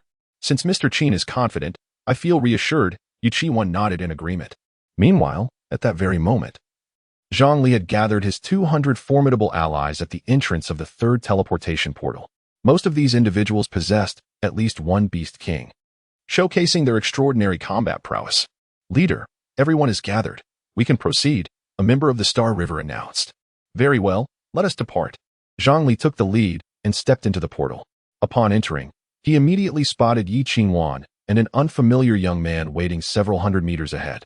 Qin was taken aback by the sight of the 200-strong warriors approaching, while she was aware of the high caliber of the Star River Alliance. She had not anticipated it to be so formidable. If a confrontation ensued, the outcome was truly uncertain. Seeing is believing. I did not expect Alliance leader Yi to be such a stunning beauty. Zhongli approached Qin with a hint of a smile. Zhongli, this place has already been claimed by me. If you seek mining resources, you may go elsewhere. Qin replied with a stern expression. Huh, I hadn't even spoken. Yet you readily admit it. It seems this place indeed harbors evolution core deposits. Zhongli's face revealed a glimmer of greed as he raised his hand, summoning 2 beast emperor-level lions. Roar. The 2 lions turned their gaze towards Qin, unleashing thunderous roars that resonated with menace. As if ready to pounce at Zhongli's command, Qin, undeterred, summoned her own 2 beast emperor-level polar bears, who responded with fierce growls. Zhongli, do you truly wish to engage in combat with me? Qin's face darkened as she observed Zhongli's predatory demeanor. Zhongli, aware that he had fallen victim to poison, understood that a confrontation would yield no favorable outcome. Thus he forced a smile and remarked, in truth, my intention in coming here is not solely to engage in battle with you. After all, the subterranean world has only just been unveiled, and if we were to turn against each other, it would be a fruitless endeavor. Therefore, I propose that we join forces to seize control of this evolutionary core vein. Jointly develop it and share the resulting evolutionary cores equally. What do you say? At this moment, Zhongli aimed to stabilize Qin through an alliance, intending to seize the opportunity to overpower her once he regained his strength in 3 days. In his view, as a woman, Qin had no valid reason to refuse. Yet, he was mistaken. Qin smiled softly and replied, I'm afraid I have already formed an alliance with others. She was not Na'vi, even without Qin Chuan. She would never ally with Zhongli, even if it meant relinquishing the evolutionary core vein. Others? Who? Zhongli inquired, momentarily taken aback. Qin Chuan, Qin slowly articulated. Chapter 43. Interest. The sudden mention of the name Qin Chuan caused Zhongli's expression to darken instantaneously. Not only he, but all the formidable members of the Star River Alliance shared in this sudden shift in demeanor. After all, Qin Chuan was the arch-nemesis of the Star River Alliance, having fostered enmity on more than one occasion. If one were to inquire about who the Alliance most desired to eliminate, Qin Chuan would undoubtedly claim the top position. It was no wonder that Alliance leader Yi exuded such confidence. It appeared she had secured the support of the foremost individual from the Endless Sea. It seemed that any hope for a peaceful resolution to the situation was now utterly dashed. At this moment, Zhongli fixed his piercing gaze upon Qin Chuan. Had it not been for the poison coursing through his veins, he would have likely launched an attack by now. Meanwhile, Qin Chuan squinted his eyes, warily observing Zhongli from a distance. Should the latter dare to make any sudden movements, he would respond with unyielding ferocity. Zhongli, since you are aware of Qin Chuan's prowess, do not seek your own demise. If a confrontation ensues, you may not emerge unscathed. Qin spoke slowly, her voice steady. Upon hearing this, Zhongli erupted into laughter. Huh, do you think I fear the 2 of you joining forces? That young man's standing in the rankings is merely a few thousand above mine. Does he truly consider himself invincible? Qin Chuan's expression remained impassive, a hint of murderous intent flickering in his eyes as he calmly replied, Shall we test that theory? Roar. Zhongli's laughter abruptly ceased. The two lions at his side began to roar fiercely, seemingly enraged on behalf of their master. At that moment, a portal shimmered with light, and 200 members of the Guardian Alliance arrived in grand procession, evidently summoned by Qin Chuan's command. The members of the Star River Alliance, witnessing the emergence of this formidable number, wore expressions of dismay. Leader, the reinforcements from the Guardian Alliance have arrived. We are injured and cannot afford a direct confrontation, a member of the Star River Alliance murmured. Zhang Li was equally infuriated, wishing he could strike down Qin Chuan and Qin Chuan immediately, yet his current condition rendered him incapable of battle. How amusing. Even the most wretched of creatures dare to act brazenly before me. Qin Chuan, Qin Chuan, the events of today are far from over. Zhang Li chuckled in anger, but could only utter a harsh parting remark before turning away with his companions toward the portal. Observing this, Qin Chuan furrowed his brow slightly. This was indeed a prime opportunity to eliminate his adversaries. Mr. Qin, let it go. He does not wish to engage us, and we should refrain from making the first move. The Star River Alliance's foundation is far too robust, with a multitude of powerful individuals at their disposal. Should a conflict arise, even if we emerge victorious, we would undoubtedly suffer severe casualties, Qin Chuan quickly interjected, seeking to dissuade Qin Chuan from taking action. Seeing that Qin Chuan was not inclined to pursue battle, Qin Chuan relented. After all, she had intended to abandon the mining vein from the outset. This clearly indicated that Qin Chuan was suited for a temporary alliance rather than a long-term partnership. Since you have expressed your wishes, let us proceed as you suggest, Qin Chuan said, raising his hand slightly. Sensing a trace of dissatisfaction in Qin Chuan's tone, Qin Chuan then clarified, Mr. Qin, it is not that I am afraid. Rather, I must consider the overarching interests of the Guardian Alliance. Although my alliance boasts a considerable number of members, it is lamentably lacking in strength. Should we engage in battle and suffer a single defeat, the morale would certainly plummet, and I might even find myself in peril. Upon hearing Qin Chuan's words, Qin Chuan nodded slightly, seemingly grasping her predicament. As a woman at the helm of the third-largest alliance in the Endless Sea, she appears to wield significant power. Yet the reality is that her position is precariously vulnerable. Moreover, other members are eyeing her leadership with envy, particularly Wang Cheng, who has long harbored discontent towards Qin Chuan. If she were to enter the fray and emerge victorious, all would be well. However, should she falter, Wang Cheng's instigation would likely incite a rebellion among the powerful within the Guardian Alliance. They have only recently arrived in the Endless Sea, and trust among them is virtually non-existent, rendering their unity quite fragile. I comprehend your predicament, Qin Chuan remarked. This is precisely why I am reluctant to form alliances hastily. Everyone harbors an inflated sense of self-worth. Such fleeting alliances are merely driven by self-interest, and once that interest wanes, retaliation is inevitable. Upon hearing this, Qin Chuan's eyes reflected a hint of gratitude. It is reassuring that Mr. Qin understands my plight. We should utilize this time to excavate more evolution cores. Once our strength is formidable, we will no longer fear them. Indeed, you may organize the arrangements. I am feeling somewhat fatigued and shall return to Beast Island for a rest. Contact me should any developments arise, Qin Chuan replied with a nod. Very well. Qin Chuan acknowledged. After Qin Chuan's departure, under Qin Chuan's leadership, the excavation of the evolution core veins proceeded methodically.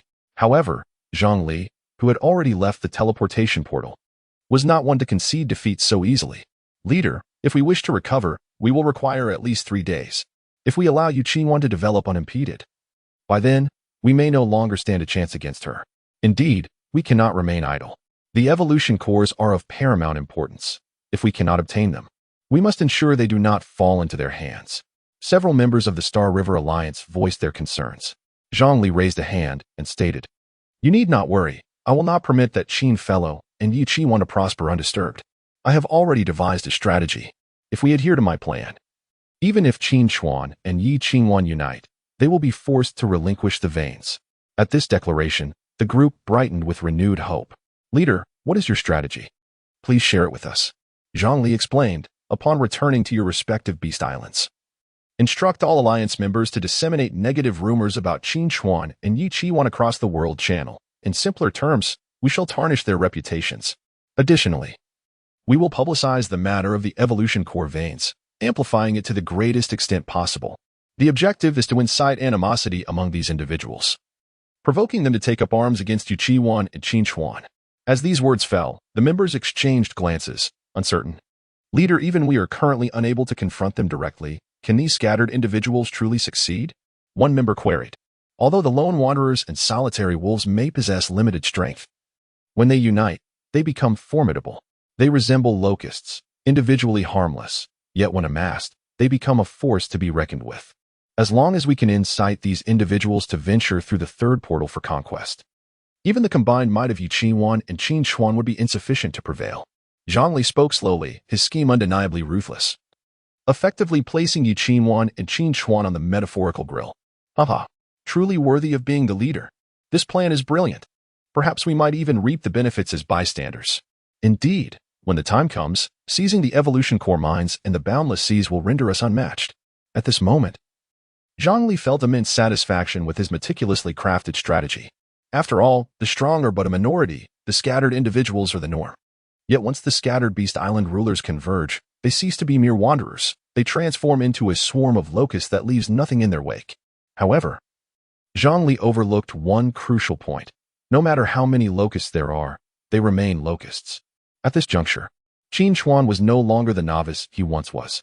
Chapter 44. Wrath of the Masses. The following day dawned, and after a night of relentless toil, everyone found themselves somewhat weary. Qin Chuan had no choice but to continue dispatching personnel for rotation in the excavation efforts. Meanwhile, Qin Chuan, having returned early to Beast Island, enjoyed a night of rest, and under the blessing of his divine essence, he felt his mental and physical vigor restored far beyond that of an ordinary individual. If he could attain the domain deity level, perhaps he could maintain this optimal state for an extended period, alleviating the need for rest to regain his strength. Ding ding. At that moment, a message notification appeared, sent by Chun Yahweh. Jingge, have you seen? Our dustless alliance has surged in rank, leaping from 55 to 20. Qin Chuan opened the alliance information to find indeed that their ranking had improved. I never anticipated that a single beast tide could propel us so swiftly. It seems we shall soon reach the golden level. Hehe, upon reaching the golden level, I can collect 100 essences daily. Qin Yahweh was currently elated at the prospect of acquiring essences without cost. Qin Chuan suddenly remembered something and remarked, by the way, Yahweh, isn't your beast pet a small snow fox? I discovered a vein at Portal 3. If you have time, you might want to try your hand at mining there, which could yield some evolution cores. Can I really? That would be wonderful. Thank you, Qin Gu, for your support. Qin Yahweh readily accepted the offer. After concluding his conversation with Qin Yahweh, Qin Chuan turned his attention to the 4 dragon eggs before him. Ding ding. Yet before he could commence the hatching process, the chat box chimed once more. Yiqi-wan, Mr. Qin, please come to the underground world. Something has happened. Seeing Yiqi-wan's message, Qin Chuan replied, what is going on? Is Zhongli still persistent, bringing people again? Yiqi-wan, no, first check the chat channel. We need to discuss the specifics in person. Qin Chuan furrowed his brow slightly, and then opened the chat channel, scrolling upward to see the ongoing discussions. To his dismay, the entire chat was abuzz with talk of Portal 3. Brothers, a vein of evolution cores has been discovered at Portal 3. Does anyone wish to try their luck? What luck? Portal 3 is occupied by Qin Chuan and Qin Chuan. Those two are formidable. If you value your life, stay away. It's said that Qin Chuan and Qin Chuan slaughtered thousands to seize control of the vein. Their actions are utterly despicable. What? Slaughtered thousands? Are you saying that the lords of Beast Island who ventured to Portal 3 were killed? Indeed. Qin Chuan and Qin Chuan resorted to such brutality to monopolize the vein. Their actions are more atrocious than mere plunder, showing no regard for honor. Since they control the vein, why has the Star River Alliance intervened? Zhongli should challenge them for it. Zhongli has already attempted that, initially. The alliance leader planned to negotiate and open the vein for all, but Qin Chuan and Qin Chuan refused and even launched a surprise attack on the alliance leader, injuring him. How infuriating. Those wretched individuals are beyond contempt. Even a virtuous leader like Zhang is being targeted. It is truly akin to turning against the entire populace. I sense that Qin Chuan embodies the ultimate villain of the Endless Sea. If we do not eliminate him, none of us shall prosper. At that moment, Qin Chuan glanced at the content in the chat channel, his expression darkening. It was clear that these were mere provocations orchestrated by the Star River Alliance's trolls, intent on painting him and Qin Chuan as public enemies. As Qin Chuan scrolled further down, his anger intensified. It was tantamount to courting death. The previous commenter is right. There is only the 3rd teleportation portal available for mining, Why should you Qin Chuan and Qin Chuan monopolize it? This is profoundly unjust to us. Down with Qin Chuan. Down with Yi Qin Chuan. They must relinquish the mining rights. We must take action. Who is willing to join? Huh? Are you jesting? Qin Chuan ranks first on the prestige leaderboard, and Yi Qin Chuan fifth. Both are esteemed leaders. What can you possibly do against them? Why not? If all of us island lords unite, what can't we resolve? Indeed, as long as we stand united, we need not fear Qin Chuan or Yi Qin Chuan. Enough of this chatter. I am heading to the third teleportation portal now. Those willing to accompany me, gather. Those who choose not to, do not lament when we seize the mining rights later. I shall join. Count me in. 1-1. Within mere minutes, the chat channel was inundated with messages, almost entirely calling for the downfall of Qin Chuan and Yi Qin Chuan. Qin Chuan merely cast a cursory glance. Those eager to take action numbered over 10,000. Although these individuals were primarily ordinary island lords, most of whom possessed only adult-tier beast companions, the sheer mass of them could be quite formidable when united. No wonder Yi Qin Chuan was so anxious. Qin Chuan prepared to set off for the third teleportation portal, not feeling rushed about hatching the dragon egg, for even if he did, given his current resource reserves, it would not yield significant advancements. However, before departing, he took along 2 southern giant beasts for contingencies. Upon arriving at the mining site, Qin Chuan observed Yi Qin Chuan embroiled in a heated argument with the strong members of her alliance. Leader, we have already incurred the wrath of many. I believe we should abandon the mining rights. Indeed, looking at the chat channel, they have gathered tens of thousands. Who knows how many more will join? We simply cannot contend with them. Leader, let us retreat. This mining site has become a hot potato. Whoever takes it on will be a public enemy. At this moment, numerous powerful members of the Guardian Alliance voiced their concerns, leaving Yi Qin Chuan in a state of indecision. In truth, she was reluctant to relinquish the mining rights. However, the members of the Guardian Alliance were entirely unwilling to engage in battle. Perhaps we should wait for Mr. Qin to arrive and consider his perspective, Yi Qin Chuan suggested. Upon hearing her words, Wang Qing, who had remained silent until now, spoke up. What opinion could he possibly have? He would merely advocate for a steadfast defense. He is a solitary figure, capable of departing without consequence should things turn dire. But what about us? With so many members in the Guardian Alliance, becoming public enemies could make survival a daunting challenge. As Wang Qing's words echoed, they swiftly garnered the approval of the majority. He was right.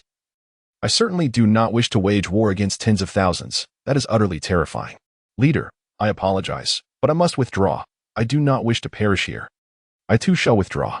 As some began to retreat, those engaged in mining also abandoned their tasks, preparing to depart. This scene caught Qin Chuan's keen eye, prompting him to speak up. What is this? Faced with a bit of trouble, instead of contemplating solutions, you choose to flee? With Qin Chuan's unexpected arrival, the previously fervent arguments among the crowd came to an abrupt halt. Mr. Qin, I intended to hold our ground. But the Guardian Alliance does not rest solely on my shoulders, Yi Qin Chuan replied, her face etched with helplessness. Being the leader weighed heavily on her. She could not make unilateral decisions on significant matters. Yi leader, there is no need to elaborate. Those who tremble in fear before a fight has even begun are of little assistance. If you believe guarding the mine is not a worthwhile endeavor, then depart. I shall defend it alone. Qin Chuan spoke calmly. A collective gasp surged through the crowd at his declaration. Defend it alone? One person against 10,000? What a jest. Chapter 45. The Expeditionary Army, Mr. Qin. Surely you jest? You intend to defend it alone? Yi Qin Chuan was taken aback by Qin Chuan's audacity. For Qin Chuan, the prospect of facing 10,000 foes, or even 20,000, posed no insurmountable challenge. The rationale was straightforward. Being a solitary figure, he possessed the capability to retreat should the need arise. However, relinquishing this mine would equate to forfeiting the key to the subterranean realm. So far, they had merely explored a limited area at the entrance of the underground world, which concealed powerful exotic beasts and sentient beings, along with myriad opportunities. Yet, these prospects demanded formidable attributes to be secured, rendering the evolution core mine an irreplaceable asset that Qin Chuan would never willingly abandon. Furthermore, his current strength had reached a commendable level, affording him the means to protect himself, no longer remaining as inconspicuous as before. What? Do you doubt my ability to defend it? Qin Chuan inquired. Yi Qin Chuan's expression was one of incredulity, while she acknowledged Qin Chuan's prowess. She found it implausible that he could contend with an army of 10,000 Beast Island lords. Such an assertion was utterly absurd. Mr. Qin, I recognize your strength. Yet there is no need for such extremes. Even if we were to abandon this mine, we could form a party to explore deeper. The underground world is vast, and we are bound to discover a mine that is both safe and unoccupied, Qin Chuan urged. There is no need for persuasion. Once I have made a decision, it is immutable. However, let me make this clear. Should I indeed succeed in holding the fort alone, when you return, the division of spoils will not be equal. Qin Chuan gazed at Qin Chuan and her companions, speaking with calm resolve.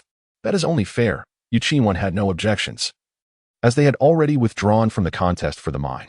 Very well, you may depart for now. I would not want the gathering army to mistakenly include you among their ranks, Qin Chuan said, raising his hand slightly. Upon hearing this, Qin Chuan glanced at her companions. Her face flushed with embarrassment. Yet, she, as the leader, had no authority to dictate the sentiments of her members. She had to adhere to the will of the majority. Essentially, 90% of the Guardian Alliance's members opposed engaging in battle. Though reluctantly, Qin Chuan had to concede. Mr. Qin, take care, Qin Chuan remarked before leading her group away. Meanwhile, Qin Chuan stood at the entrance of the mine, awaiting the approach of the Beast Island Lords. He was eager to witness how this ragtag assembly would attempt to seize the mine from him. Simultaneously, the Star River Alliance had received news from the third portal. Leader, we have received word from the third portal. Qin Chuan has voluntarily relinquished the mine. Now, only Qin Chuan remains at the third portal. The leader's strategy has borne fruit. Zhang Li observed the news, a smile gracing his face as he replied, as I suspected, Qin Chuan could not withstand the dissent within the alliance and opted to withdraw. Now, only Qin Chuan remains. Despite his strength, it is impossible for him to defend the mine alone. Once the opportune moment arises, we will strike decisively. The members of the Star River Alliance were elated upon hearing Zhang Li's analysis. After all, seizing the core evolution mine is of paramount importance to the Alliance. Leader, let us dispatch a few individuals to join the expeditionary force, so we can monitor the situation closely, one suggested. Indeed, once Qin Chuan is defeated, we shall immediately seize his fusion ring. Zhang Li responded. Very well, let us send a few people to keep watch. As soon as Qin Chuan is vanquished, notify me at once. Understood. Under Zhang Li's direction, several members of the Star River Alliance disguised themselves as lone wanderers and joined the expeditionary force, poised to observe the unfolding events. As time ticked by, in the boundless sea, urged on by the Star River Alliance, numerous Beast Island Lords began to assemble. Before the colossal teleportation portal, flashes of light emerged continuously, heralding the arrival of the Beast Island Lords. The gathering had already surpassed 1,000 individuals. They congregated, engaging in conversation. Are you all here to hunt down Qin Chuan and Qin Chuan? Indeed, we are. To be precise, we are here to hunt down Qin Chuan. I have just received word that the Guardian Alliance has voluntarily withdrawn. Within teleportation portal number 3, it is just Qin Chuan alone. That is splendid news. I was concerned about facing the Guardian Alliance, but with only Qin Chuan left, there is nothing to fear. It won't be long before we gather tens of thousands. I never expected to impulsively join you all in hunting down Qin Chuan. He is the foremost figure in the boundless sea. That is what happens when one stands out. Who told him to be so arrogant, monopolizing power with just a bit of strength? Having many allies is advantageous. Safety in numbers. If it were only a few of us, I would hesitate to confront the giant Qin Chuan. Stop referring to him as the giant Qin Chuan. He is now the enemy of the people. When we breach teleportation portal number 3, do not hold back. Everyone. I have a question. Does anyone know what beast Qin Chuan possesses? This information would aid our strategy. I do not know, but it matters little. The fiercest beasts are likely tigers, lions, or elephants and rhinos, which pose negligible threats to us by the thousands. Precisely. What he possesses, we too can wield. I see that many among us have tiger beasts. At this moment, the Beast Island Lords, buoyed by the assembly of their forces, brimmed with confidence, believing even the foremost figure of the boundless sea could be challenged. Many among them had fiery eyes, eager to engage. Friends, we are all solitary wolves. During the battle, we must appoint a commander to unify our efforts and maximize our strength. Indeed, without a commander, we risk fighting amongst ourselves. But who shall take command? As the discussion continued, an air of anticipation filled the gathering. Suddenly, a young man emerged from the crowd. This youth, strikingly handsome and exuding an extraordinary presence, proclaimed loudly, "Brothers, my name is Su Hao, and I possess a beast emperor-level snow leopard. If my assumptions are correct, I should be the most formidable among this expedition. As this individual named Su Hao stepped forward, the onlookers turned their gaze towards him. Although they were numerous, the majority of their beasts had reached adulthood, with only a few attaining the Beast King level. Indeed, Su Hao stood as the mightiest among them. I had thought the strongest in our expedition would merely be at the Beast King level. I never anticipated that we would have a Beast Emperor level warrior to aid us. This is splendid. Su, since you are the strongest among us, we shall entrust you with the command. You shall lead us. Su, when the battle commences, conserve your strength and refrain from joining the fray initially. Allow us to deplete Qin Chuan's resources before you strike decisively. I concur. I too concur. Chapter 46. Yi Qingwan's decision at this moment. Everyone readily concurred. Su Hao smiled slightly. He harbored his own ulterior motives for this campaign. The Endless Sea was currently a realm teeming with formidable warriors, where myriad races contended for supremacy. Although he had become one of the few to attain the Beast Emperor level within this domain, his name remained largely unknown.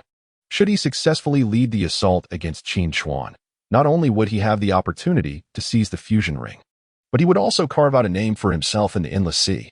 Perhaps, upon the campaign's conclusion, he could amass a cadre of loyal followers and subsequently establish an alliance that could surpass even the Star River Alliance. Very well. Since you all have chosen me as your leader, it is imperative that you heed my commands strictly once the battle commences. Su Hao addressed the assembly. That goes without saying.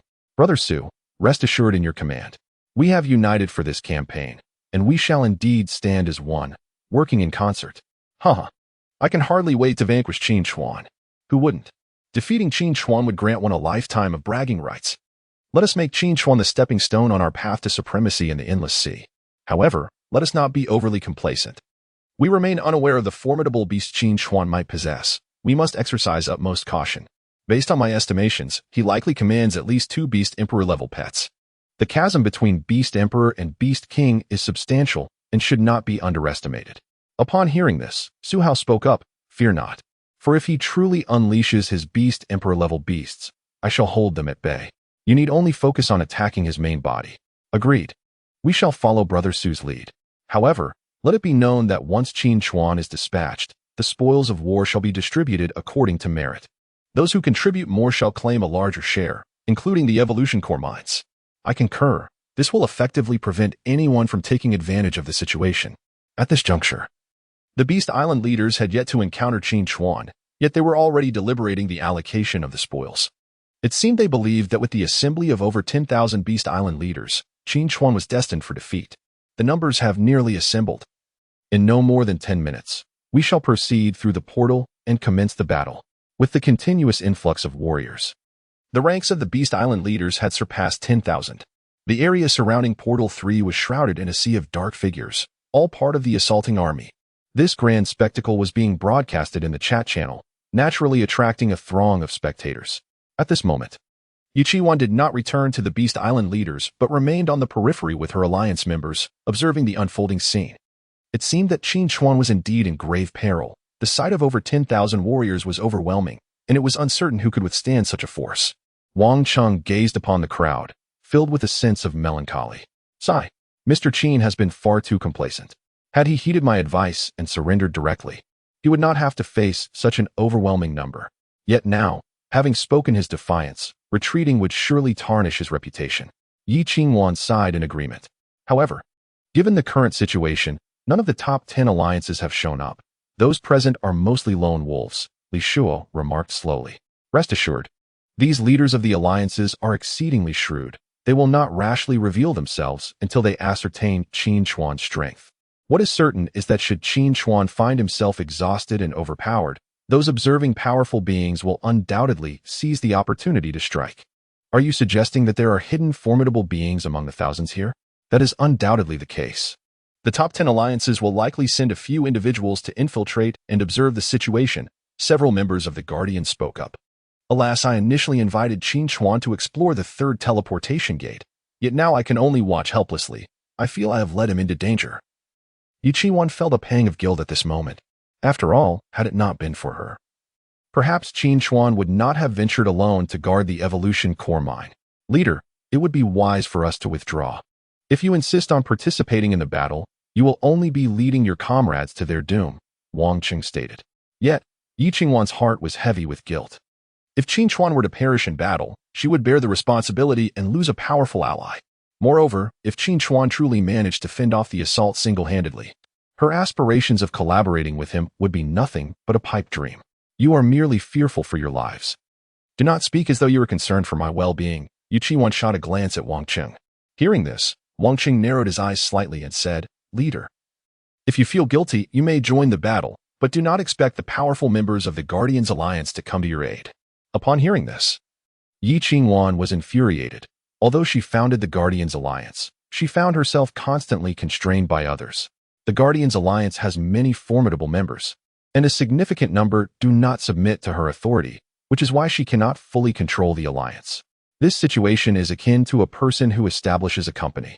Although they are ostensibly the owner, many significant decisions must still heed the board's opinions. Wang Qing serves as the head of this board, wielding influence akin to that of a vice leader. He would never miss an opportunity to restrain Yi Qingwan. Leader, do not blame yourself. Mr. Qin is bold and talented. If he chooses not to heed our warnings and something unfortunate occurs, it is not our fault.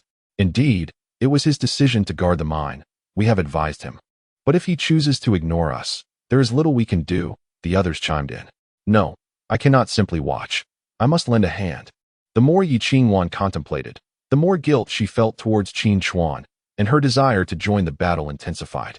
Leader, do not let your emotions cloud your judgment. There are thousands of them. Your evolution ring, though powerful, comes at the cost of consuming the lives of your beasts.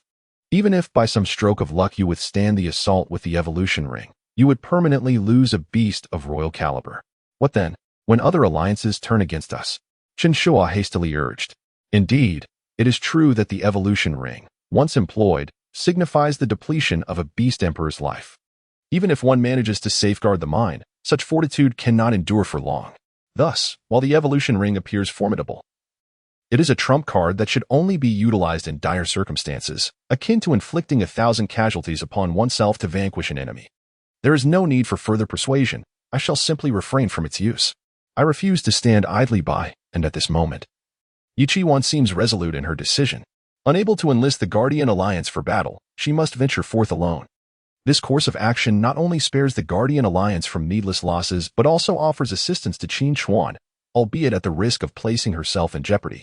Since the leader is determined to proceed, we cannot dissuade her. We can only pray for her triumphant return. Although Wang Qing outwardly expresses concern, internally he is elated.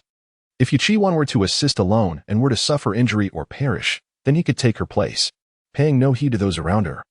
Yi Qingwan strides purposefully towards the portal. Meanwhile, Qin Chuan sits quietly upon a massive stone near the mine, his calm gaze fixed upon the entrance of the portal. The desolate black earth surrounding him enhances the profound solitude befitting a formidable warrior. One person surpasses 1,000 troops. Chapter 47, a terrifying display at this moment. Qin Chuan realized that this battle would not be easily won. With 10,000 Beast Island lords, their accompanying beast companions likely numbered at least 70 to 80,000. What does this signify? The overwhelming tide of beasts rushing forth was akin to a massive beast tide. If Qin Chuan were to endure this alone, the cost would be exorbitant, rendering any defense utterly futile. Thus, it was imperative that this confrontation deliver a crushing blow to the invading army with thunderous might. Only by inflicting significant pain could he instill fear in others. Consequently, Qin Chuan had brought the colossal dragon beast along, intending to hold nothing back in this battle. If they were to fight, it would be a decisive victory, ensuring that these insignificant foes would not dare to disrupt again. Of course, should his plans falter and these adversaries prove fearless, Qin Chuan would have no choice but to retreat to Beast Island. Therefore, regardless of the outcome, this battle was one of either victory or retreat. There was no shame in fleeing. As Qin Chuan pondered, he suddenly noticed a flicker from the teleportation portal. Initially, he thought the invading army had arrived, only to be surprised by the appearance of Yi Qingwan. Leader Yi, I thought you had departed. What brings you back? Qin Chuan furrowed his brow slightly. Mr. Qin, while I cannot determine the fate of the Alliance members, I can choose whether to assist you or not. The exploration of Portal 3 was my proposal, and I cannot simply stand by and watch you fall into peril, Yi Qingwan replied slowly. Her words genuinely touched Qin Chuan. Leader Yi, you must consider this carefully. We are not facing a mindless beast tide, but rather an invading army. It would still be possible for you to leave. Once the battle commences, escaping may prove challenging. Upon hearing this, Qin smiled. Mr. Qin, you underestimate me. Now that I have come, I shall not depart. Very well, we shall advance and retreat together. If we secure this mine, we shall share its rewards. Qin Chuan responded with a smile. While he had previously harbored little interest in Qin, it now appeared that she was a friend worth cultivating. At the very least. In the face of the invading army, she had not flinched. Indeed, Qin nodded, though she was uncertain whether her decision would lead to her downfall. Having arrived, she was determined to exert her utmost effort. Leader Yi, may I speak candidly? Qin Chuan suddenly said. Mr. Qin, please feel free to speak your mind, Qin urged. To be frank, your Guardian Alliance is rife with discord, possessing merely a superficial ranking among the top 3, yet it is fundamentally fragile. If you fail to assert your authority and maintain control over the alliance, significant problems will inevitably arise, Qin Chuan articulated slowly. In truth, if the Guardian Alliance united in purpose to resist the impending threat, with Qin Chuan's combat prowess, they could easily contend with not just 10,000 adversaries, but even double that number. Alas, the decision-making power within the Guardian Alliance did not wholly rest in Qin's hands. I am well aware that when I established the alliance, my intention was to rally a group of formidable individuals to stake a claim in the Endless Sea. Little did I know that this band would conspire against me in secret. Had it not been for my acquisition of the Ring of Evolution, they might have already revolted. Qin sighed in agreement.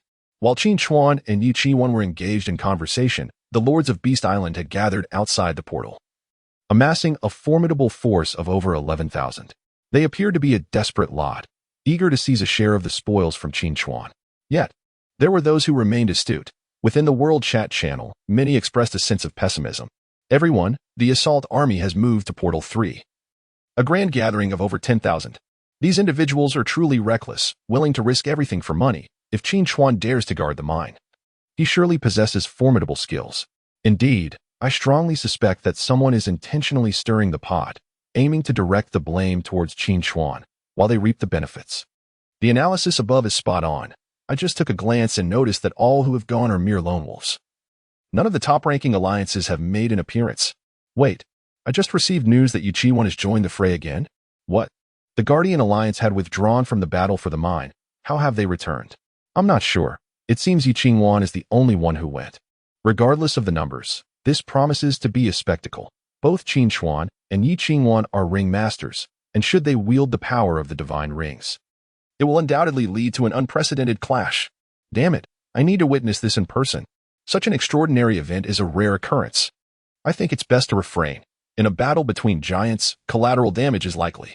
We should stay home and wait news. The chat channel was abuzz with excitement, as this was indeed a monumental event in the Endless Sea, deserving of thorough discussion. Meanwhile, the Star River Alliance was also informed of Qin's unexpected re-entry into the battle. Leader, Qin has entered the fray. This seems rather unforeseen, Zhongli remarked, his expression darkening as he perused the chat messages. This Qin truly lacks awareness of the danger, daring to engage in battle. I would not mind acquiring another divine ring. Indeed, leader is correct. Even with multiple Qin's, their chances of victory are merely increased by 10%. And their combined odds remain below 30%. Naturally, with over 11,000 lords of Beast Island and tens of thousands of beast pets, even a beast tide pales in comparison. Friends, once this battle concludes, the Endless Sea shall inevitably undergo a transformation, and our Star River Alliance shall emerge as the mightiest.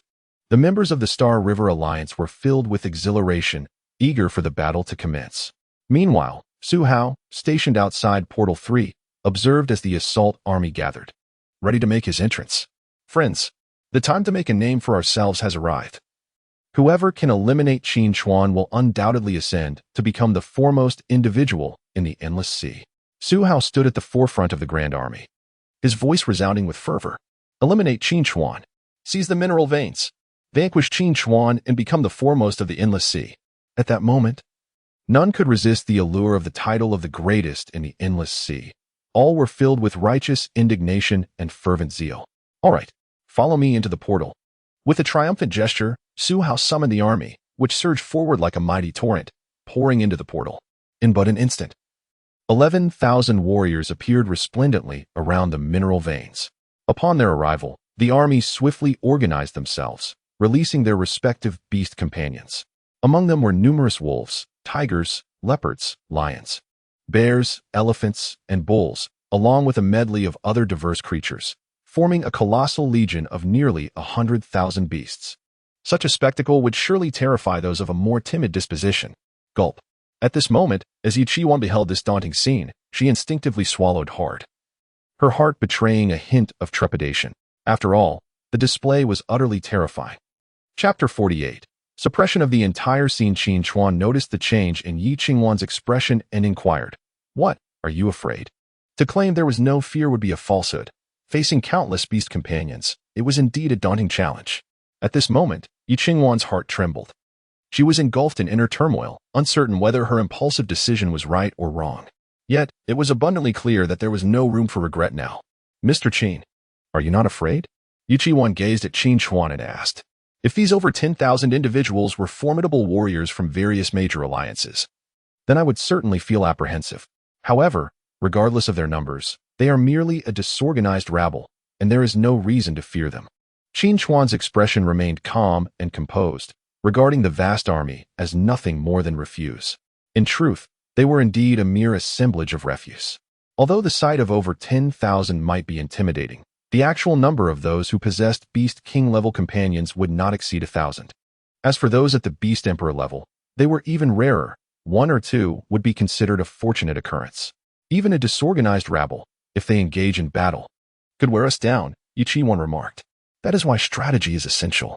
When the fight commences, your task will be to command the beast companions to secure my rear. As for the charge, leave that to me. If we can pierce through them in the first battle, the crisis will naturally dissipate, Qin Chuan replied slowly. Charge. Your beast companion isn't an elephant, is it? Yi Qingwan queried. Something like that. You'll understand shortly, Qin Chuan casually responded. Yi Qingwan nodded. If it truly was an elephant, then it would suffice to trample everything in its path. Boom, boom, boom. At this moment, Su Hao led a formidable army of over 10,000, arriving directly before Qin Chuan and Yi Qingwan. Qin Chuan, Yi Qingwan, you two have monopolized the mines and recklessly slaughtered, inciting public outrage. On behalf of all the Beast Island lords, I hereby declare a campaign against you, Su Hao proclaimed boldly. Upon hearing this, Qin Chuan smiled faintly. And you are but another piece of refuse? Have you not heard of my reputation? The foremost figure of the Endless Sea. The top of the prestige list, yet what does that matter? I have over 10,000 brothers. Should it come to blows, you are no match for us. Very well. Let us fight. I shall eliminate you first and make you the scapegoat. Qin Chuan's eyes gleamed with a chilling intent as he declared. At these words, Su Hao's expression shifted, evidently unsettled by Qin Chuan's imposing aura. However, recalling the thousands of brothers standing behind him, he regained his bravado, laughing, Ha! Careful not to trip over your own tongue. If you kneel and apologize to all the Beast Island lords right now and withdraw from the mines, I might consider sparing you. Your words are rather excessive. Are we fighting or not? Qin Chuan's brow furrowed, displaying signs of impatience. Meanwhile, Yi Qingwan appeared noticeably tense, her palms sweating involuntarily. Brothers, prepare to charge and crush this fellow's arrogance. Su Hao immediately commanded. Roar. Howl. In an instant, a cacophony of roars erupted as countless beasts echoed through the subterranean realm. Suddenly, without receiving any command from Su Hao, hundreds of Beast Island leaders unleashed their respective beasts. Launching an assault, thousands of creatures surged towards Qin Chuan with reckless abandon. Damn it! I instructed you to prepare for battle, not to charge ahead. Su Hao was momentarily taken aback. He had yet to issue orders, and already thousands of beasts were rushing forth. From a distance, Qin Chuan observed this scene and shook his head in resignation. Indeed, they were a disorganized rabble. Yi Qingwan promptly released her dozen Arctic bears, adhering to Qin Chuan's strategy, positioning them to shield the two of them. Do you truly believe that the foremost figure of the Endless Sea is merely a paper tiger? Qin Chuan, unceremoniously, summoned his dragon legion. With a thunderous roar that reverberated through the sky, 12 formidable dinosaurs appeared, excluding the less mobile dual-chambered dragon and the wind god pterosaur. For carnivorous bull dragons led the charge at the forefront, while the colossal dragon and the Tyrannosaurus rex loomed behind, emitting terrifying growls. Even the 4 velociraptors joined in with sharp shrieks, eager for action, while the wind god pterosaur circled above, poised for an opportunity. In this confrontation, aside from the dual-chambered dragon, which was less agile, Qin Chuan summoned nearly all of his formidable beasts, leaving no reserves. The terrifying spectacle left Qin Chuan momentarily speechless. Her jaw agape, as if a fist could fit inside. You call this close enough? This is far from it. These are dinosaurs. How could you possibly possess such creatures? What on earth is happening? This was incomprehensible. The endless sea was supposed to harbor only existing life forms. Qin Chuan was utterly stunned, even her words laced with expletives. Just moments before, she had asked Qin Chuan if he had elephants, to which he had replied close enough. This was clearly an exaggeration. Not only was Qin Chuan taken aback, but the thousands of opposing Beast Island leaders were equally astounded upon witnessing the emergence of these colossal beasts. Are these dinosaurs? What in the world? How can his beasts all be dinosaurs? Is this some kind of international joke? This is an overwhelming disparity. Our beasts are merely ordinary animals. Why does he command dinosaurs? This is utterly unfair. Why? Damn it. Had I known, I wouldn't have come here. Who could possibly contend with this? Indeed, the foremost figure of the endless sea is not to be underestimated. We are surely at a disadvantage, as many observed Qin Chuan's beasts making their entrance. The shock within them surged like tumultuous waves. Meanwhile, Su Hao, still orchestrating the army, stood frozen, his mind a whirlwind of confusion. He had envisioned countless possibilities regarding Qin Chuan's beasts, but after much contemplation, he could only conceive of a few. However, the sudden emergence of the colossal dragon had transcended all realms of his comprehension. Su Hao found himself at a loss for words, unable to utter a single coherent phrase amidst the overwhelming astonishment. The impact of the dragon's presence was simply too immense. At that moment, Qin Chuan realized that exposing the beast to the crowd had not only instilled fear but also ignited a sense of greed within them. After all, who could resist the allure of a magnificent dragon as a companion? After a brief moment of daze, Su Hao bellowed, "Fear not, everyone. If we can vanquish Qin Chuan, then his dinosaurs shall belong to us. Whoever can defeat him will seize his beast companions. Charge!" With Su Hao's commanding shout, the stunned leaders of Beast Island were instantly roused to action. Indeed, if we eliminate Qin Chuan, the dinosaur companions will be ours. Damn it. No one can contend with me. I shall claim the Tyrannosaurus Rex. Kill! Kill! As the crowd surged with fervor, it was evident that their madness had intensified. Boom, boom. Witnessing the fervor unfolding before her, Qin Chuan also raised her hand to summon a Beast Emperor-class polar bear, alongside several Beast King-class creatures and adults. Though Qin Chuan's prowess was formidable as a cooperative ally, Qin Chuan could not merely stand by. "Mr. Qin, leave the rear to me," she declared. "Yes, hold the rear and strive to subdue them in one decisive blow. For Qin Chuan, if he can breach their ranks in the initial confrontation, victory will surely be within reach." Chapter 49. The undefeated. At this moment, Qin Chuan unveiled his dinosaur beast companion, a temptation that rivaled, if not surpassed, the allure of mineral veins. Prepared for action, he cast a glance at Qin Chuan. Understanding his intent, Qin Chuan snapped out of her daze and nodded vigorously. Observing the current situation, the dinosaurs opposing Qin Chuan showed no fear, and all Qin Chuan needed to do was to secure her position and defend the rear, ensuring there were no concerns behind her. As the army of beast companions surged forward relentlessly, Qin Chuan, for the first time, did not lead with the carnivorous bull dragon, but instead commanded the giant beast dragon to unleash its skills. Raging seas. With both giant beast dragons activating their skills simultaneously, the ground trembled violently. Boom. Columns of water erupted from the earth, transforming into colossal waves that crashed toward the advancing beast army. What the hell? This defies logic. Why are his beast skills so overwhelmingly powerful? Retreat. Don't engage head-on. There was no time. Quickly, use water attributes to counter. As the crowd shouted, all water attribute beasts simultaneously released their respective water skills. Boom. Streams of water shot forth, converging into a river, and two walls of water collided with tremendous force, raising the waves to towering heights. Splash. In the next moment, the gigantic waves fell, akin to a torrential downpour, submerging all affected beasts in a deluge. Thunderstorm domain. Qin Chuan then activated the skills of the Tyrant Dragon. Roar. Two Emperor-level Tyrant Dragons stepped forward, their bodies entwined with crackling lightning, expanding instantly for hundreds of meters.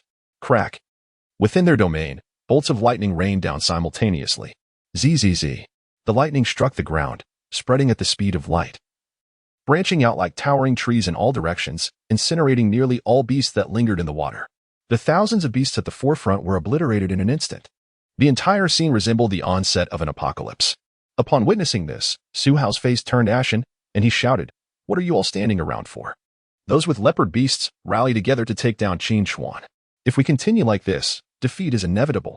Under Su Hao's command, a battalion of over 100 leopard beasts, leveraging their speed advantage, maneuvered around the main battlefield, heading straight for Qin Chuan.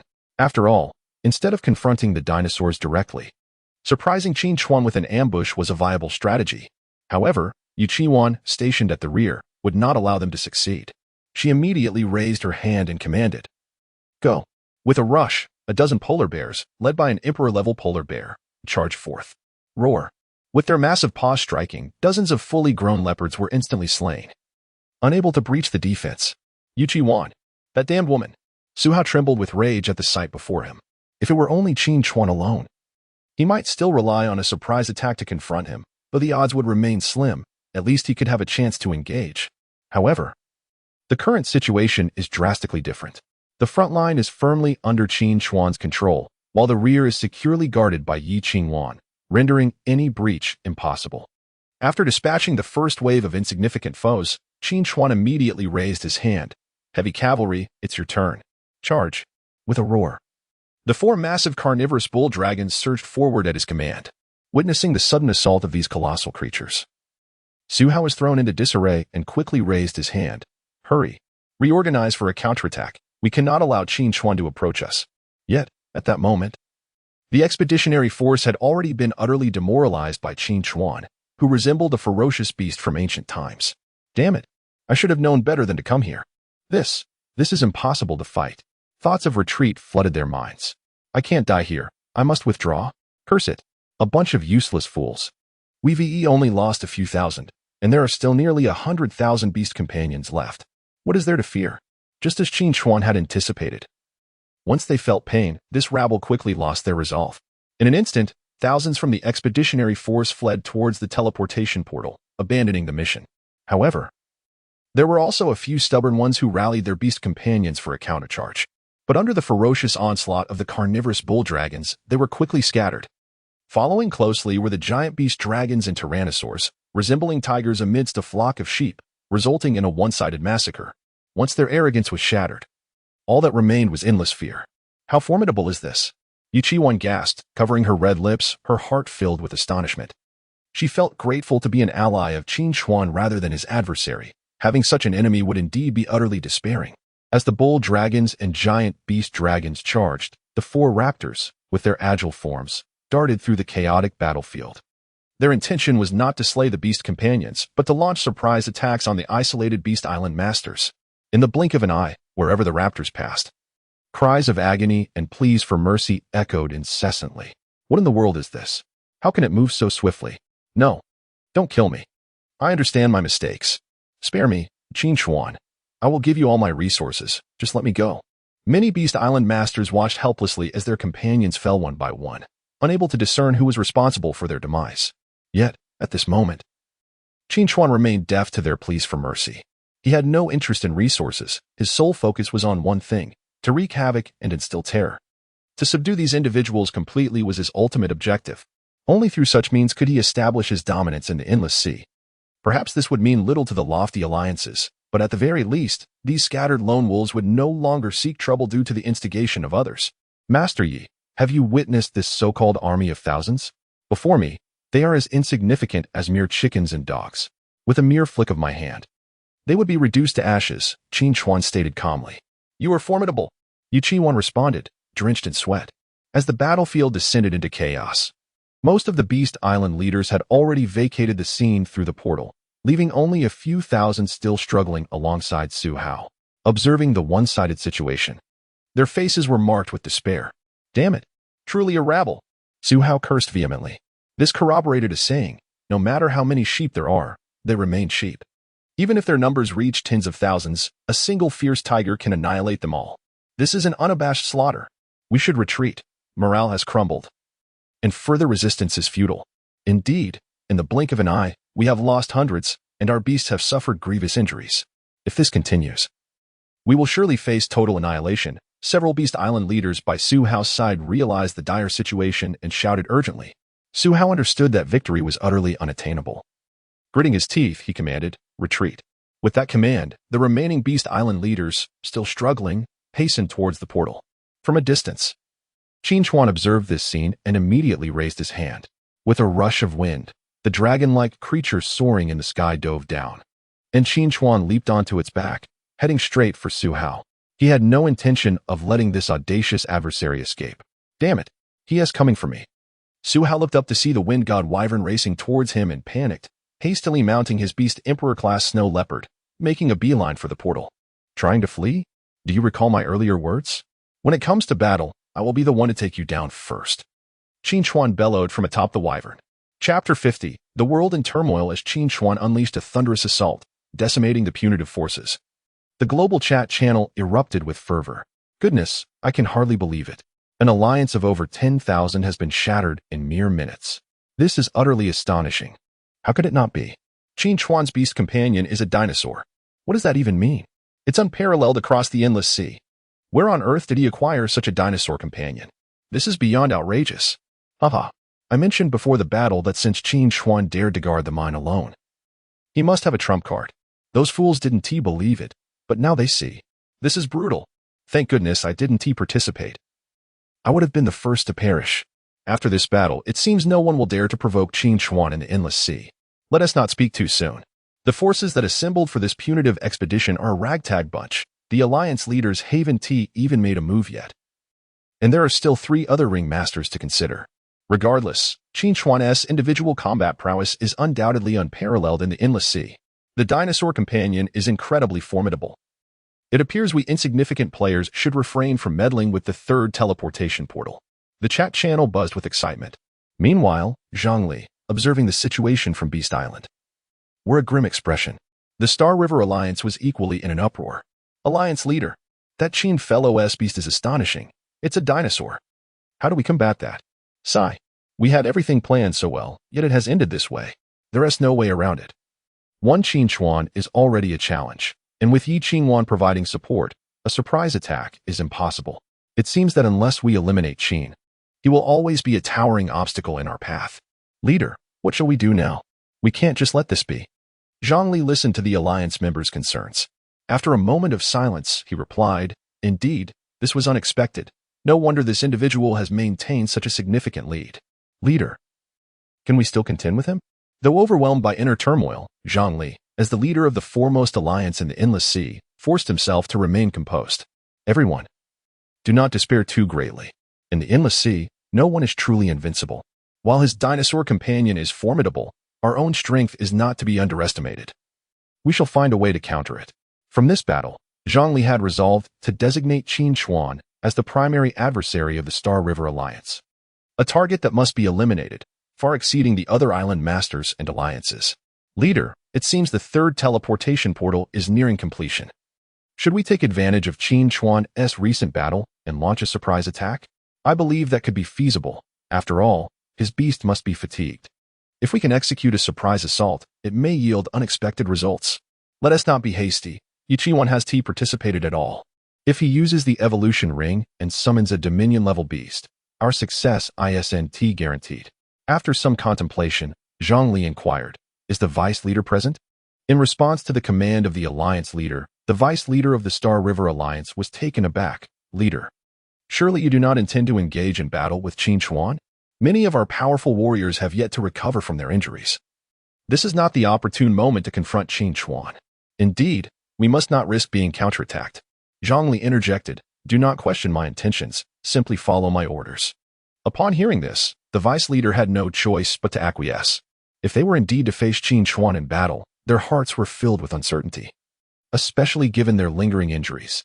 Meanwhile, after Qin Chuan's overwhelming victory against the expeditionary force, many had departed from the vicinity of the mine and returned to the outside world. Even Su Hao had ridden his snow leopard through the teleportation portal. Qin Chuan, however, was relentless in his pursuit, unwilling to let his adversary escape. "Great one, I acknowledge my wrongdoing. Please, cease your pursuit and spare my life. I vow never to oppose you again." Su Hao pleaded as he glanced back at the unyielding Qin Chuan. Qin Chuan, commanding the wind god wyvern, soared ahead of Su Hao and leapt down, effectively obstructing his path. If I were to spare you, would that not invite others to conspire against me? For that reason alone, your demise is inevitable, Qin Chuan stated coldly. Seeing that his pleas fell on deaf ears, Su Hao's countenance darkened with fury. Qin, do you think you alone possess a Beast Emperor-level creature? Should a fight ensue, I may not necessarily be at a disadvantage. Oh, is that so? Let us put that to the test, Qin Chuan replied, immediately commanding the Rex Tyrannosaurus behind him to charge forward. Attack! Su Hao raised his hand, and his Beast Emperor-level snow leopard lunged ferociously. In that fleeting moment, as the snow leopard pounced, the Tyrannosaurus executed a swift turn, its tail sweeping outward with tremendous force. The impact of the tail, powerful enough to shatter a small hill, struck the snow leopard squarely. Given its smaller stature, the snow leopard was sent flying over 100 meters, getting back on its feet while shaking its head, clearly dazed by the blow. Fortunately, it was a Beast Emperor-level creature. Had it been a Beast King level, it might have been defeated instantly. How infuriating! Su Hao seethed, his expression darkening. With such a vast disparity in size, victory through sheer strength was out of the question. Frost Domain. Su Hao immediately unleashed his Beast Emperor-level skill. A chilling white mist erupted from around the snow leopard, rapidly spreading outward. In an instant, the area engulfed by the frigid mist was promptly frozen. Qin Chuan swiftly ascended on the wind god wyvern to evade the encroaching cold. Knowing that his current physical constitution could not withstand the ice-based abilities of a Beast Emperor-level creature, the Rex, unable to retreat in time, was encased in ice, transformed into a frozen statue. Huh, I had thought your Beast Emperor-level dinosaur was formidable, yet it too falls prey to my ice attribute snow leopard. Upon witnessing a successful strike, Su Hao immediately broke into a smile. Is that so? Take a closer look, Qin Chuan remarked. Suddenly, a multitude of fissures appeared on the icy exterior of the Tyrannosaurus. With a resounding boom, bolts of lightning erupted from within the beast, illuminating the surroundings as if it were the height of day, causing the ice to rapidly shed. With a ferocious roar, the Tyrannosaurus unleashed a tempestuous storm of thunder that swiftly spread across the battlefield. How is this possible? Su Hao exclaimed in shock, promptly maneuvering the snow leopard to evade. Yet, with a thunderous crash, a bolt of lightning struck, hitting the snow leopard head-on before it could escape, leaving it barely clinging to life. Although both were sovereign beasts, the snow leopard was vastly outmatched in attributes, size, and combat prowess compared to the Tyrannosaurus. This was never a contest of equals. It's over. Qin Chuan prepared to command the Tyrannosaurus for a decisive blow. However, at that moment, a myriad of beams of light suddenly flickered around the portal. Members of the Stellar Alliance, led by Zhang Li, unexpectedly materialized without warning. Chapter 51. Establishing Authority. Qin Chuan, who initially intended to take action against Su Hao, was abruptly taken aback by the sudden descent of radiant beams of light ahead. A formidable contingent of 500 powerful individuals from the Star River Alliance materialized before his eyes, causing his countenance to darken instantaneously. Led by Zhang Li, the members of the Star River Alliance were visibly shaken and filled with trepidation upon witnessing Qin Chuan's collection of a dozen dinosaur-like beast companions. Although they were already aware of his beasts, seeing them firsthand was nothing short of astounding. How did this individual manage to acquire such ancient behemoths? Wasn't there a rumor of dinosaur-like creatures roaming about? Could it possibly be this very person? The companions of Zhang Li began to engage in animated discussions.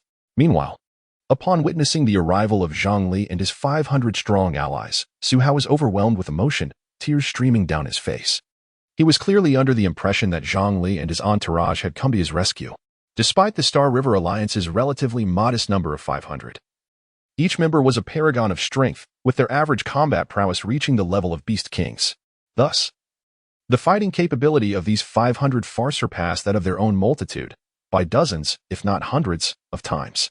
Leader Zhang, please save me.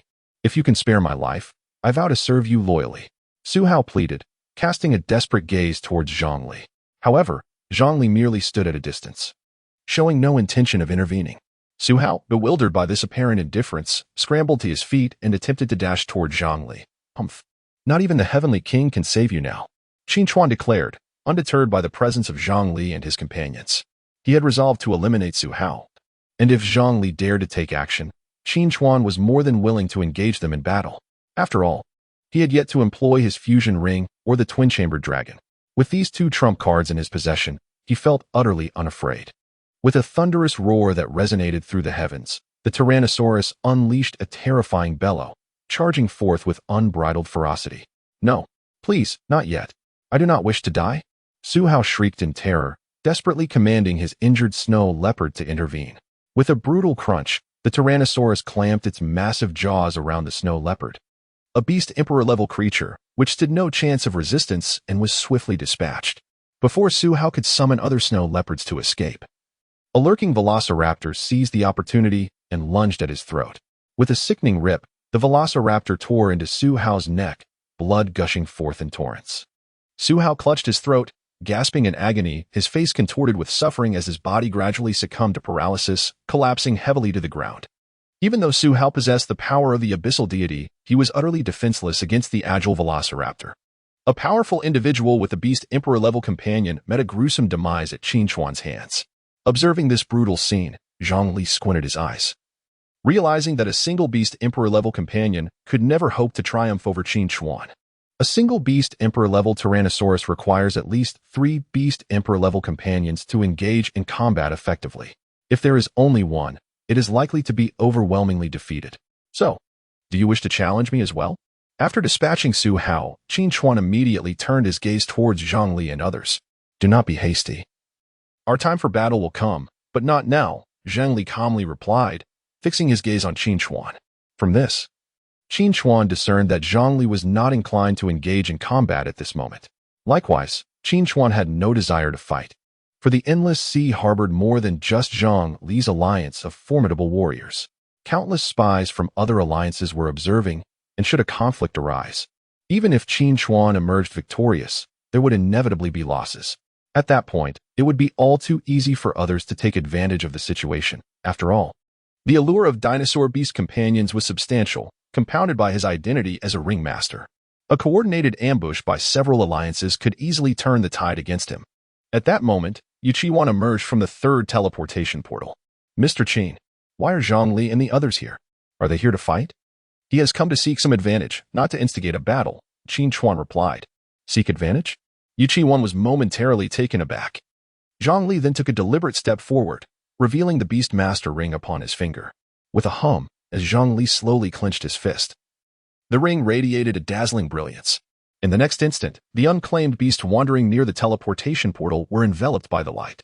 Realizing the intent behind Zhongli's arrival, Qin Chuan understood that he sought to seize those unclaimed beasts. The recent battle had claimed the lives of over 1,000, leaving nearly 3,000 beasts without masters, now aimlessly drifting around. Indeed, as the unclaimed beasts were engulfed by the radiance of the Beastmaster ring, they were immediately brought under control. "Qin Chuan, I can collect such a multitude of beasts at once, all thanks to you," Zhongli grinned, waving his hand. In the next moment, nearly 3,000 beasts were drawn into his dimensional space. The power of the Beastmaster ring proved to be quite formidable, leaving Yu Qiwan astonished. After gathering the 3,000 beasts, Zhongli remarked, "Qin Chuan, when we meet again, we shall settle our standings and determine our fates." With that ominous declaration, Zhongli led his companions into the teleportation portal. With a hum, 500 individuals gradually vanished from their original location. "Is that it?" Zhongli left so abruptly. Without engaging with Qin Chuan, Yi Qingwan mused, surprised at the decisiveness of Zhang Li's departure. Why linger?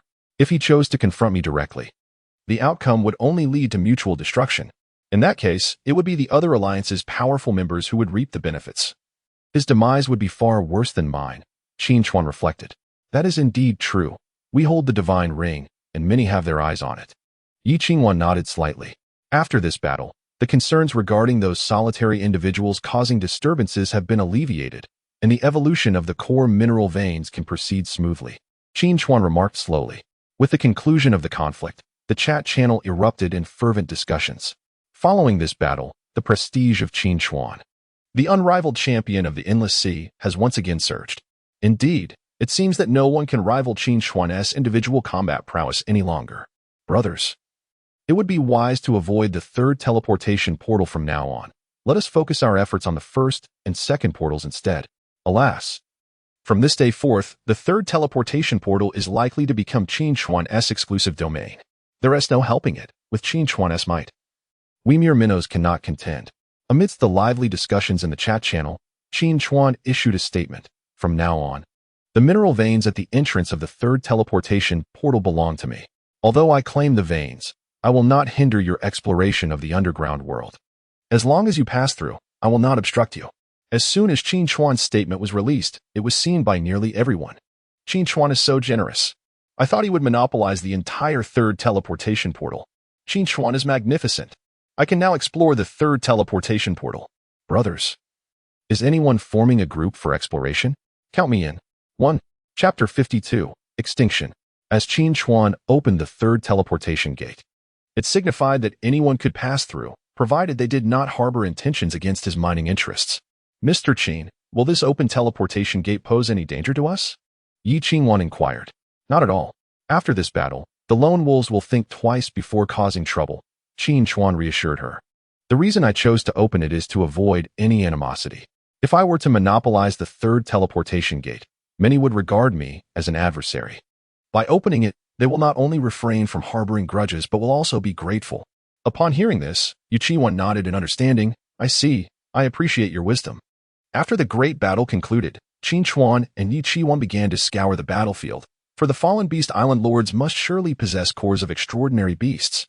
After a thorough search, they amassed over 4,000 essence materials, along with 100,000 gold coins and more than 100 beast cores.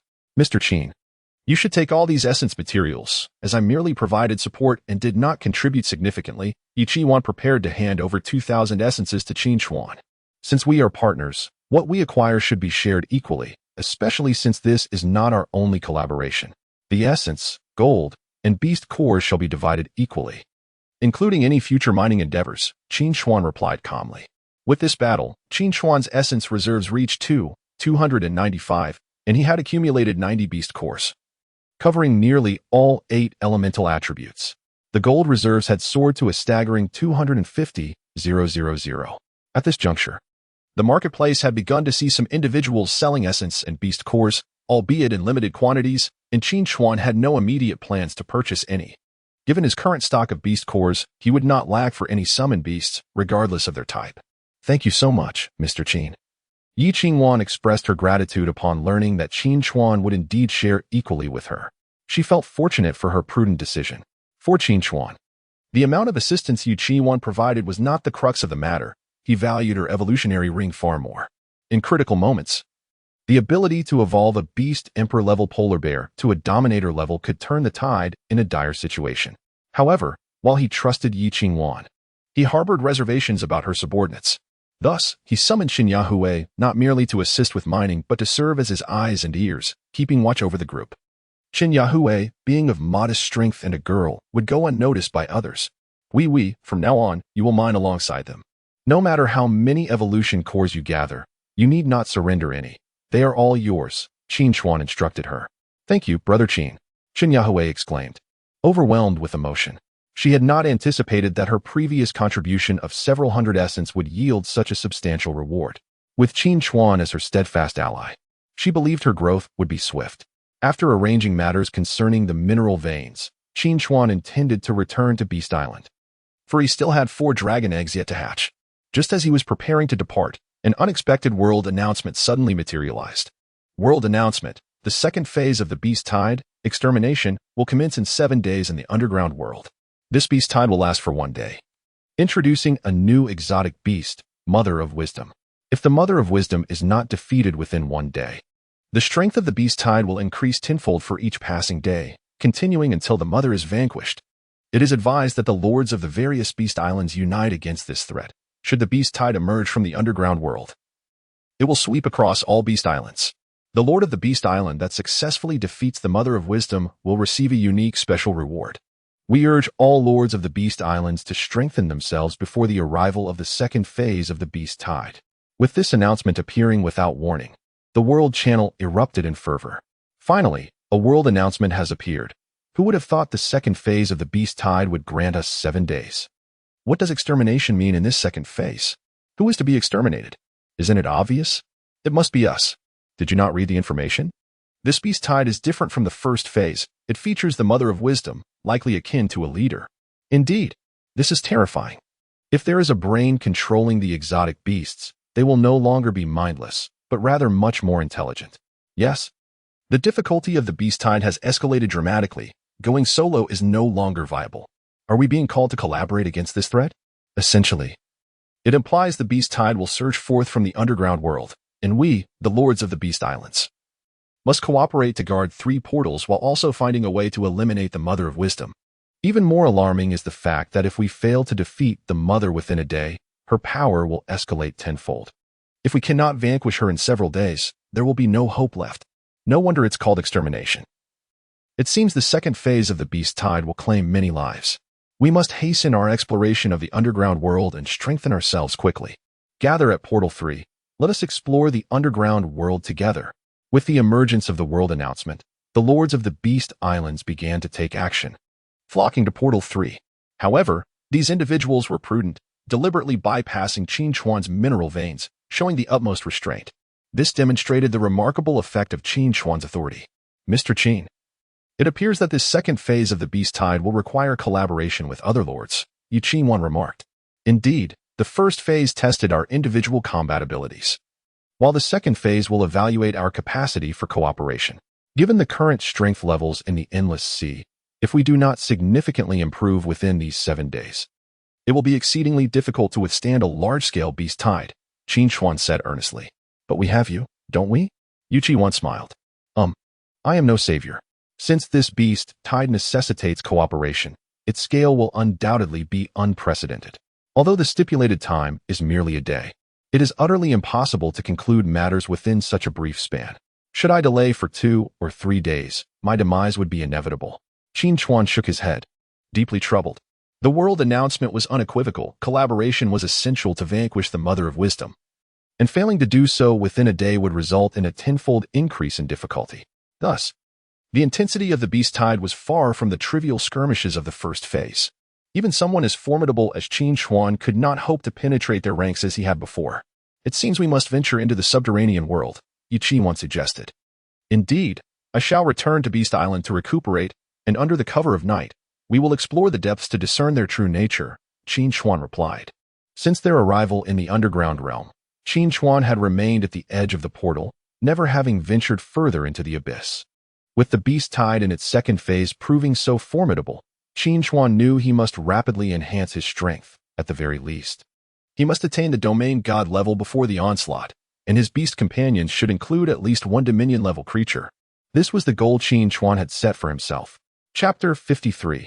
The Ring of Royalty. As the afternoon wore on, after nearly a day of excavation, Qin Chuan found himself in possession of 100 evolution cores. He intended to return to Beast Island for further enhancement. Meanwhile, Qin Chuan had already made her way back to the island to rest. The two planned to explore the subterranean world together that evening. Qin, wait. Don't leave just yet. I've discovered something remarkable. Just as Qin Chuan was about to depart, Chen Yahue suddenly called out to him. Remarkable? Is there anything beyond evolution cores and a few essences in this place? Qin Chuan queried, puzzled. Chen Yahue glanced around to ensure no one was in sight before cautiously producing half a piece of parchment. I believe I've unearthed a treasure map. Upon seeing the parchment, Qin Chuan took it from her, noticing a small ring emblem depicted on it. Is this a treasure map for the Ring of the Gods? Is it really? My luck appears to be extraordinary. Quickly, let us see which ring this map pertains to. Chen Yahue exclaimed, her excitement palpable. Qin Chuan flipped the parchment to examine the reverse side, where he found 4 characters inscribed. The Ring of Royalty. The Ring of Royalty. Qin Chuan was astounded. Merely hearing the name suggested it was an extraordinary item. Ring of Royalty bestows the wearer with royal authority, significantly enhancing the combat prowess of their beast companions while suppressing enemies. To complete the treasure map, one must gather the remaining pieces and excavate at the designated location. As the abilities of the Ring of Royalty were revealed, Qin Chuan's astonishment deepened. He now possessed the fusion ring, coupled with the Ring of Royalty. His combat capabilities would soar to unprecedented heights. Regrettably, this treasure map is only half complete. Were it whole, I might have been able to locate a Ring of the Gods, Chen Yahue remarked thoughtfully. Be grateful, although it may be but a fragment. This is a treasure that many can only dream of encountering. I see now that while your strength may be lacking, your fortune is indeed remarkable, Qin Chuan said, regarding Chen Yahue with newfound respect. After all, she had won a grand prize before, obtaining essences and beast cores. Now, even casually mining, she had uncovered a treasure map, truly the favored child of fortune. It seemed luck was a form of strength that Qin Chuan could hardly comprehend. Hee. I owe much of this to your guidance, Qin Gu. Without your support, I wouldn't have had the opportunity to mine, Qin Yahui replied with a smile. You are far too modest. Since you unearthed this, it rightfully belongs to you, Qin Chuan insisted. Still, I shall give it to you. I have no use for it. And my beast combat strength is low. Even if I possess it, I could not safeguard it. Qin Yahui shook her head. Having chosen to lean on Qin Chuan for support, she had long resigned herself to the notion that any treasures acquired would first be presented to him. Hearing this, Qin Chuan found no reason to refuse her offer. Very well, I shall accept it for now. Rest assured, having entrusted me with your treasures, I shall ensure your safety. With a chuckle, Qin Yahui nodded, acknowledging the significance of having Qin Ji's words. Qin Chuan cast a glance at the first half of the treasure map, which appeared to indicate the Black Mountain region in the subterranean world, an area yet to be explored. However, in order to locate the Ring of Royalty within the Black Mountain, the latter portion of the treasure map was essential. Of course, with a stroke of good fortune, it might be possible to find it without the complete map, albeit that would require extraordinary luck. Yet, Qin Chuan remained unperturbed. He intended to venture into the subterranean world regardless. With sufficient luck, he was confident he could uncover the Ring of Royalty before the impending beast tide arrived. Upon returning to Beast Island, Qin Chuan prepared to hatch 4 dragon eggs, hoping for the emergence of formidable dinosaurs. Hatching successful, Triceratops X4 species Triceratops. The Triceratops possesses remarkable defense and destructive power. Belonging to the same era as the Tyrannosaurus Rex, sharing similar combat capabilities, weight, 10 kilograms, maximum 15 tons, level, juvenile. With a resonant crack, the 4 dragon eggs shattered simultaneously, and 4 tiny heads emerged, emitting faint calls. To Qin Chuan's astonishment, they were Triceratops. He had anticipated smaller dinosaurs from the modestly sized eggs, only to discover that they were creatures comparable in weight to the Tyrannosaurus Rex. The Triceratops and the Tyrannosaurus Rex hailed from the same epoch, both being large dinosaur species. In a one-on-one confrontation between these colossal beings, the odds would not favor the Tyrannosaurus Rex, for a single thrust from the nearly 2-meter-long horns could result in severe injury or death. The triumvirate was now complete: the southern giant dragon, the Rex Tyrannosaurus, and the Triceratops, all powerful dinosaurs. This significantly increased the odds of successfully confronting the beast tide. However, with only a little over 2,000 essence points at his disposal, Qin Chuan found himself unable to elevate all 4 to the Beast King level. Thus he had to pause his advancements for the time being. He decided to store the Triceratops hatchlings in the dimensional space, as his current combat strength was already formidable enough, and there was no immediate need for forceful enhancement. Following the current trajectory, when the second wave of beast tide struck in 7 days, his dinosaur army would undoubtedly grow substantially. Presently, Qin Chuan lacked the cores of extraordinary beasts, but he was in dire need of essence, which was the hard currency of the endless sea. Therefore, his primary objective in delving deeper into the subterranean world was to amass more essence, with the secondary aim of searching for the latter half of the treasure map leading to the Ring of Royalty. Before embarking on this quest, however, Qin Chuan intended to enhance the double-chambered dragon. After all, he possessed 100 evolution cores, which he could utilize to experiment, facilitating the future enhancement of other beast companions. He hoped for a stroke of good fortune, wishing not to squander the evolution cores he had diligently acquired. Rubbing his hands together, he summoned the double-chambered dragon and retrieved the 100 evolution cores. Previously, Yi Qingwan had conducted experiments, revealing the alarmingly low probability of enhancement with the evolution cores. Even though Qin Chuan held 100 evolution cores in his grasp, uncertainty still gnawed at his heart, for he lacked the fortuitous luck of Qin Yahui. He resolved to enhance the dual dragon attribute and first extracted 10 evolution cores to attempt the initial evolution. Evolution cores -10, remaining 90, upgrade failed. As the 10 evolution cores sank into the depths of the ocean, it unfolded precisely as Qin Chuan had anticipated, an utter failure. With 10 proving futile, he decided to double his efforts to 20 and pressed on with the upgrade. Evolution cores -20, remaining 70, upgrade failed. In the blink of an eye, 30 evolution cores had been expended, with no sign of progress whatsoever. I refuse to be disheartened. I shall continue with another 20, declared Qin Chuan. Evolution cores -20, remaining 50, upgrade failed. Alas, Qin Chuan's face darkened with frustration. He regretted his impulsive decision to upgrade. Yet, having already invested 50 cores, to cease now would be an egregious loss. If 20 cores failed, then surely 40 would succeed. Gritting his teeth, Qin Chuan resolutely committed 40 cores. Superior Attribute Enhancement Successful. Chapter 54. Earth Vein Attribute Species Fragile Bichamber Dragon. Weight 220 tons. Level Adult. Attribute Earth Vein Attribute Primary Skill Cataclysm. The advanced attribute skill cannot evolve further, but its power will increase as the beast's realm progresses. Passive skill Unyielding as a mountain. The beast's defense is significantly enhanced, capable of effectively withstanding 90% of damage. As the enhancement concluded, Qin Chuan let out a long sigh of relief. He had finally leveled up. Although the Bichamber Dragon was merely in its adult stage, its evolution to the Earth Vein attribute rendered its skin notably more resilient, with its limbs enveloped in thick, hard scales, making it even more robust than before. It resembled a mobile hill, and should it unleash its skill, it would indeed be akin to the very heavens collapsing and the earth splitting apart. However, according to the description, it seemed that upon reaching the advanced attribute, the skill became fixed. This was understandable, as the skills that accompanied advanced attributes were already of a formidable caliber. Particularly, the passive skill Superlative Defense rendered ordinary beasts incapable of breaching its protection, with a substantial increase in power. It appeared that the demand for the evolution core was no less than that for the essence. Qin Chuan had consumed 90 cores to barely achieve this upgrade, and he wondered how many would be required for the next. Once he had determined his objective, Qin Chuan departed from Beast Island, making his way to the subterranean world. Meanwhile, Yi Qin had been waiting with great anticipation. Mr. Qin, when shall we set forth? We can depart at any time. Why? Are you not bringing along more powerful companions? Qin Chuan inquired. I shall not. The depths of the subterranean world are presently uncertain, and having too many people would severely hinder our mobility, Yi Qin replied calmly.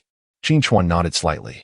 The two of them were both high-tier combatants of the Endless Sea and also the masters of their respective rings, making their alliance extraordinarily formidable. Moreover, even if they encountered an insurmountable foe, he could summon the wind god Wyvern to make a swift escape. However, with too many individuals, they would face numerous restrictions. Indeed, two was more convenient. Very well, let us set forth, Qin Chuan declared, immediately raising his hand to summon the wind god Wyvern. Upon witnessing the colossal creature with a wingspan of 15 meters, Yi Qin was filled with envy. If only I could possess such a beast. The Endless Sea would be at my disposal. How impressive it would be. Do you like it? Qin Chuan chuckled. Indeed, I adore it. Yi Qin's eyes sparkled with delight. Then that is good, Qin Chuan said, mounting the wyvern alongside Yi Qin. I thought you might gift me one, Yi Qin remarked, her expression turning sour. This dragon of mine is worth at least 10,000 essence. If you could provide me with that amount, perhaps I might consider gifting you a juvenile, Qin Chuan jested. At his words, Yi Qin's face lit up with surprise. Really? But can you truly offer 10,000 essence? I currently do not possess such an abundance. 10,000 essence is sufficient to upgrade to a sovereign-level beast. By the way, can I procure it on credit? Yi Qin laughed, with a whimsical thought. Qin Chuan took flight, patting the back of his pterosaur. With a powerful flap of its wings, they ascended into the depths of the underworld. Since the opening of the third portal, exploration had not merely been their endeavor. Countless Beast Island masters had ventured into the subterranean realm ahead of them. The night in the underworld was not excessively dark, illuminated by the bioluminescent organisms scattered across the seabed of the endless ocean above. Although it lacked the blinding intensity of the sun, it sufficed to allow them a glimpse of their surroundings. It seems these creatures are quite swift. Mere moments after I activated the third portal, they have swept through like a swarm of locusts, leaving desolation in their wake, Qin Chuan observed, gazing at the corpses of exotic beasts and the ravaged terrain below. Clearly, this group intended to both scour for mineral veins and slay the beasts to enhance their prowess. However, Qin Chuan's pterosaur was remarkably fast, and soon they spotted a few Beast Island masters engaged in hunting the exotic beasts. Yet, Qin Chuan dismissed these scattered creatures. The essence and divine value they offered were far too meager, given Qin Chuan's current combat capabilities. He would require at least 100 or so beasts to justify any engagement. Mr. Qin, do we have a target? Wandering aimlessly is hardly effective, Yi Qin remarked. It dawned on Qin Chuan that he still possessed the half of the treasure map. According to its indications, Flying for another half hour would lead them to the Black Mountain region. The so-called Black Mountain was a geological formation resulting from volcanic eruptions in the underworld, and the Ring of Sovereignty lay within this area. Let us proceed to the Great Black Mountain ahead, and allow my wind god Pterosaur a brief respite, Qin Chuan declared, propelling himself forward. After half an hour of flight, they arrived at the Black Mountain region. Initially, Qin Chuan had contemplated searching for the Ring of Sovereignty without relying on the latter half of the map. Yet, upon arrival, he quickly abandoned that notion. The Black Mountain was simply too vast. A serpentine mountain range, resembling a colossal dragon, stretched for hundreds of kilometers, without an accurate treasure location. Searching here would be akin to finding a needle in a haystack. Moreover, the surface of the Black Mountain was shrouded in dark volcanic rock, absorbing light and rendering the area even darker than others. Venturing deeper not only risked losing one's way, but also the potential encounter with formidable exotic beasts. Run. Do not dawdle. Those who lag behind shall find no one waiting for them. Just as Qin Chuan prepared to take a moment's respite, he suddenly heard an uproar of hurried footsteps and urgent shouts nearby. Over 50 Beast Island masters were sprinting desperately, most on foot and curiously not mounted on their beasts, exhibiting rather peculiar behavior. What's with the sudden influx of Beast Island masters? What could they be doing? Qin Chuan mused, furrowing his brow. Are they being pursued by some formidable exotic beast? Yi Qingwan speculated. I did not observe any extraordinary beasts behind us. Could it be that a treasure has been discovered? Qin Chuan glanced back and remarked, perhaps it is indeed the case. Why not pursue and ascertain the situation? If there is truly a treasure, we shall seize it without hesitation. Upon finishing her words, Yi Qingwan also sprinted forward, closely followed by Qin Chuan. At this moment, Qin Chuan was nearing the domain of divine realms. Even at a leisurely pace, his speed was no less than that of the beast companions. In mere moments, he had caught up with the majority of the group. Brother, why are you all running so swiftly? Qin Chuan inquired while keeping pace with a master of Beast Island beside him. However, the Beast Island master was too preoccupied to respond, lost in the fervor of the chase. After what felt like an eternity, among the more than 50 individuals, some began to succumb to exhaustion. I can no longer run. I must stop. As one of the masters of Beast Island halted due to fatigue, others followed suit, collapsing onto the ground in a state of utter depletion. They gasped for breath as if trying to expel their very lungs. Yi Qingwan observed one of the fallen masters and questioned, Are you not concealing beast companions that could bear you? Why are you not riding them? Upon hearing her words, someone in the crowd erupted in anger. Is that even a sensible question? Where would we acquire beast companions? They are all dead. What? Yi Qingwan was taken aback. All dead. There are no extraordinary beasts pursuing us. How could they all be dead? What could have caused such a fate? Chapter 55. The Earth Demons. So you haven't discovered treasures. Rather, you are being pursued. Yi Qingwan's expression turned to one of disbelief. Having just witnessed their frantic escape without any visible beasts in pursuit, she assumed they had stumbled upon something extraordinary. What treasures? It was merely a horde of Earth Demons. Goodness, over 200 of us, and in the blink of an eye, 150 have perished. Alas! Had I known, I would not have come. This is utterly terrifying. The group remained in a state of shock. Are the Earth Demons truly formidable? Yi Qingwan inquired. Exceedingly so. They are an intelligent species of beasts, adept at coordination. Moreover, these Earth Demons are cannibalistic. They regard us as mere livestock. One of them exclaimed. I witnessed several Beast Island lords being disemboweled while still alive. It was horrific. Had we not sacrificed our beast companions to delay them, we, the remaining 50, would also have met the same fate. The Beast Island lords were already trembling in fear. Yi Qingwan then understood why they had no beast companions left. They had been used as meat shields against the Earth Demons. She turned to Qin Chuan and said, Given our uncertainty regarding the Earth Demon strength, should we venture deeper? Qin Chuan stroked his chin thoughtfully. I am contemplating whether defeating the Earth Demons would yield substantial resources. If so, it may be worth attempting. Upon hearing this, the surrounding Beast Island lords were rendered speechless. Have you both lost your minds? You still wish to confront the Earth Demons? Their average strength is at least that of Beast Kings. There have even been reports of Beast Emperor and Dominator levels within the Earth Demon tribe. Indeed, you newcomers should not overestimate yourselves. Take advantage of the opportunity to flee this perilous place. Several Beast Island lords urged. Clearly, they were unfamiliar with Qin Chuan and Yi Qingwan, oblivious to the fact that these two were the pinnacle of strength in the Endless Sea. Beast Emperor and Dominator levels? Yi Qingwan was taken aback. According to our observations, there exists a tribe of over 2,000 Earth demons ahead. The ordinary Earth demon warriors possess strength at the Beast King level, while elite warriors are at the Beast Emperor level, and the tribe leaders reach the terrifying Dominator level. They are likely the indigenous inhabitants of this Black Mountain. To explore it, one must pass through their territory. Alas, we have been too careless, or we would not have suffered such heavy losses. The Beast Island Lord sighed, their eyes filled with regret. With over 200 of them embarking on this underground expedition, they initially faced little resistance, dispatching beasts as if traversing an uninhabited realm. However, upon arriving at the Black Mountain, the difficulty escalated dramatically. It is not difficult to comprehend. This Black Mountain is the hiding place of the Ring of Royalty, and it is only natural that powerful beasts guard it. Perhaps the Earth Demon tribe exists solely to protect the Ring of Royalty. Considering the Earth Demon strength, the second phase of the Beast Tide is likely to be terrifying. Qin Chuan remarked slowly. Perhaps we should return and bring more powerful allies to test our luck, suggested Yu Qi-wan. No need, Qin Chuan replied, raising his hand. With our combined strength, we can contend even against a horde of Earth demons. Let us first observe the situation. Yu Qi-wan nodded in agreement. Their conversation was overheard by the surrounding leaders of several Beast Islands.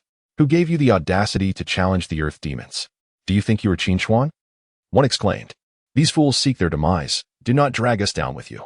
Brothers, flee while you can. The Earth demons will be upon us soon. Let us depart.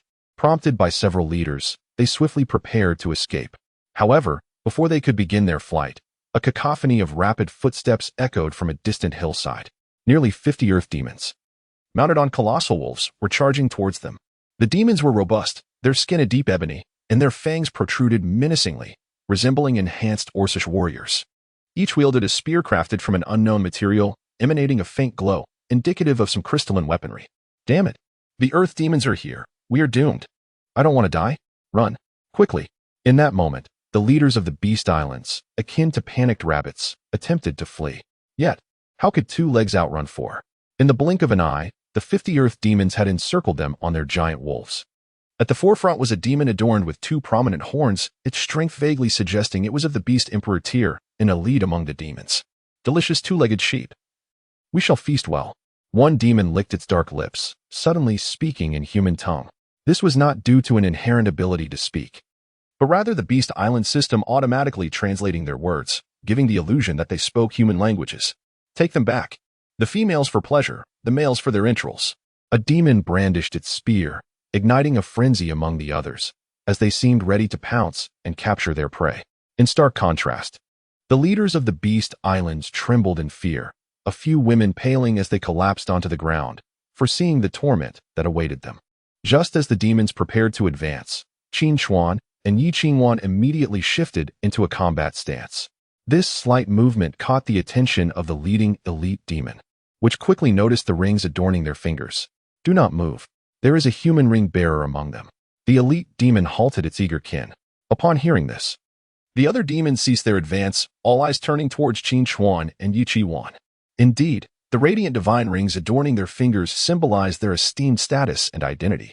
The Earth Demon was acutely aware that anyone capable of obtaining a divine ring was undoubtedly among the most formidable beings in the Endless Sea. A rash move could lead to their complete annihilation. The ring bearers?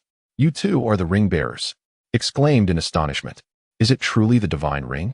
Could it be Leader Yi? And this person, could it possibly be the mighty Qin Chuan? Oh my heavens, we are saved.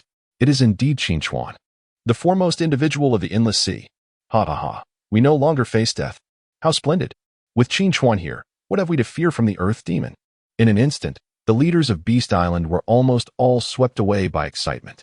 Given that only Yu Qi-wan, a singular girl, graced the top 5 of the prestige rankings, her possession of the divine ring made her easily recognizable. Furthermore, it was no secret that Yu Qi-wan and Qin Chuan were allies. Thus, as the crowd identified Yu Qi-wan, they naturally recognized Qin Chuan as well.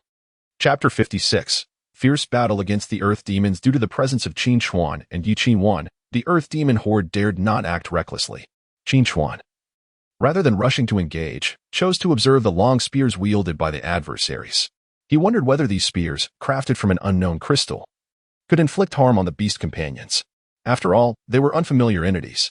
Human wardens, you are my prey. Depart immediately, and I shall refrain from attacking you," a commanding elite earth demon declared. Upon hearing this, Qin Chuan chuckled. It seemed that these intelligent beasts were not foolish and recognized the challenge they posed. "Qin Chuan, you cannot leave. If you do, we are doomed," cried a voice from the crowd.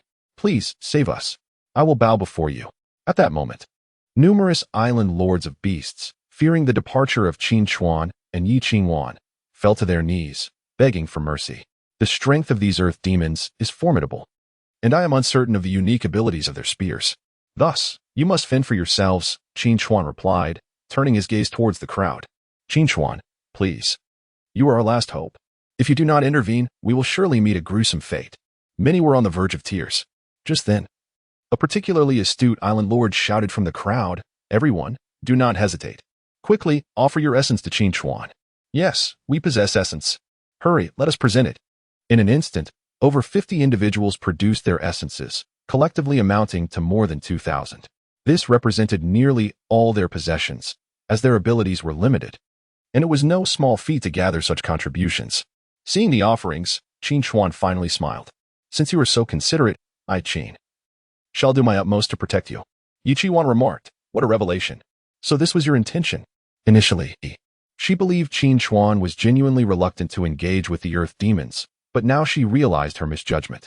"Yi, I entrust their protection to you. Leave these earth demons to me," Qin Chuan said, rolling up his sleeves and stepping forward. "Understood," Yi Qingwan nodded, recognizing that in the presence of Qin Chuan's formidable beast companions, her role would be limited to providing support. At that moment, the elite earth demons, witnessing Qin Chuan's intent to act, were incensed. "Humph, you overestimate yourself. Being called a human warden is a compliment. You are merely a slightly stronger two-legged sheep."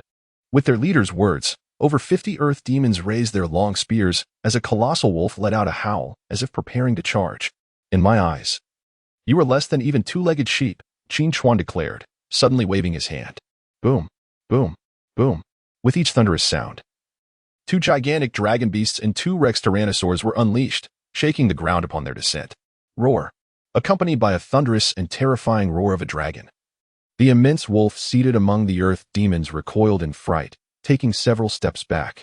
The overwhelming pressure emanating from the 4 colossal creatures was simply extraordinary. Hiss! The onlookers collectively gasped in astonishment. Indeed, the sense of security provided by the foremost figure of the endless sea was utterly astonishing. Each appearance was marked by an effortless grace that evoked envy, and Yi Qingwan could not help but reveal a look of admiration. Meanwhile, the earth demons, witnessing the sheer size of Qin Chuan's beast companion, were left utterly dumbfounded. What manner of beast is this? How can it be so large? Even the elite earth demons were visibly taken aback. "Charge!" Qin Chuan commanded, pointing forward. Boom, boom, boom. With a thunderous rush, the 4 massive beasts surged forth, heading straight for the earth demon horde. "Annihilate them!" The elite earth demon immediately raised his spear and launched an attack. Whoosh! As over 50 earth demon warriors charged forth, they all aimed their spears at the colossal dragon. "Qin Chuan, be cautious. These spears are formidable." Someone in the crowd shouted a warning. Swish, swish, swish. In the next moment, 50 spears arched through the air, hurtling towards Qin Chuan's 4 dragons. Yet, Qin Chuan remained unfazed, swiftly commanding the colossal dragons to counterattack. Whoosh! With a powerful sweep of their tails, the leading 2 dragons sent a multitude of spears flying. However, several spears still managed to pierce the dragons' bodies, blood splattering forth. Fortunately, given the massive size of the dragons, the damage inflicted by the spears was not particularly severe. Had it been any other Beast King-level companion, this barrage of spears would likely have been fatal.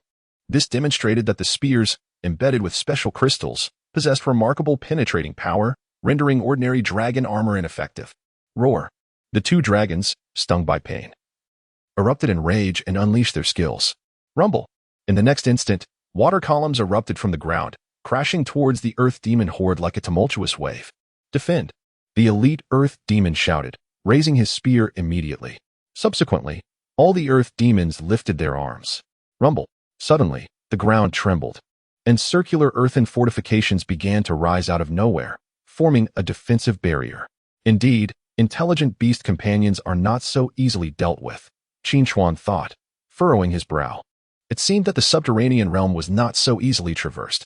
Although the initial wave of water attacks proved ineffective, Qin Chuan promptly summoned the 4 carnivorous bull dragons.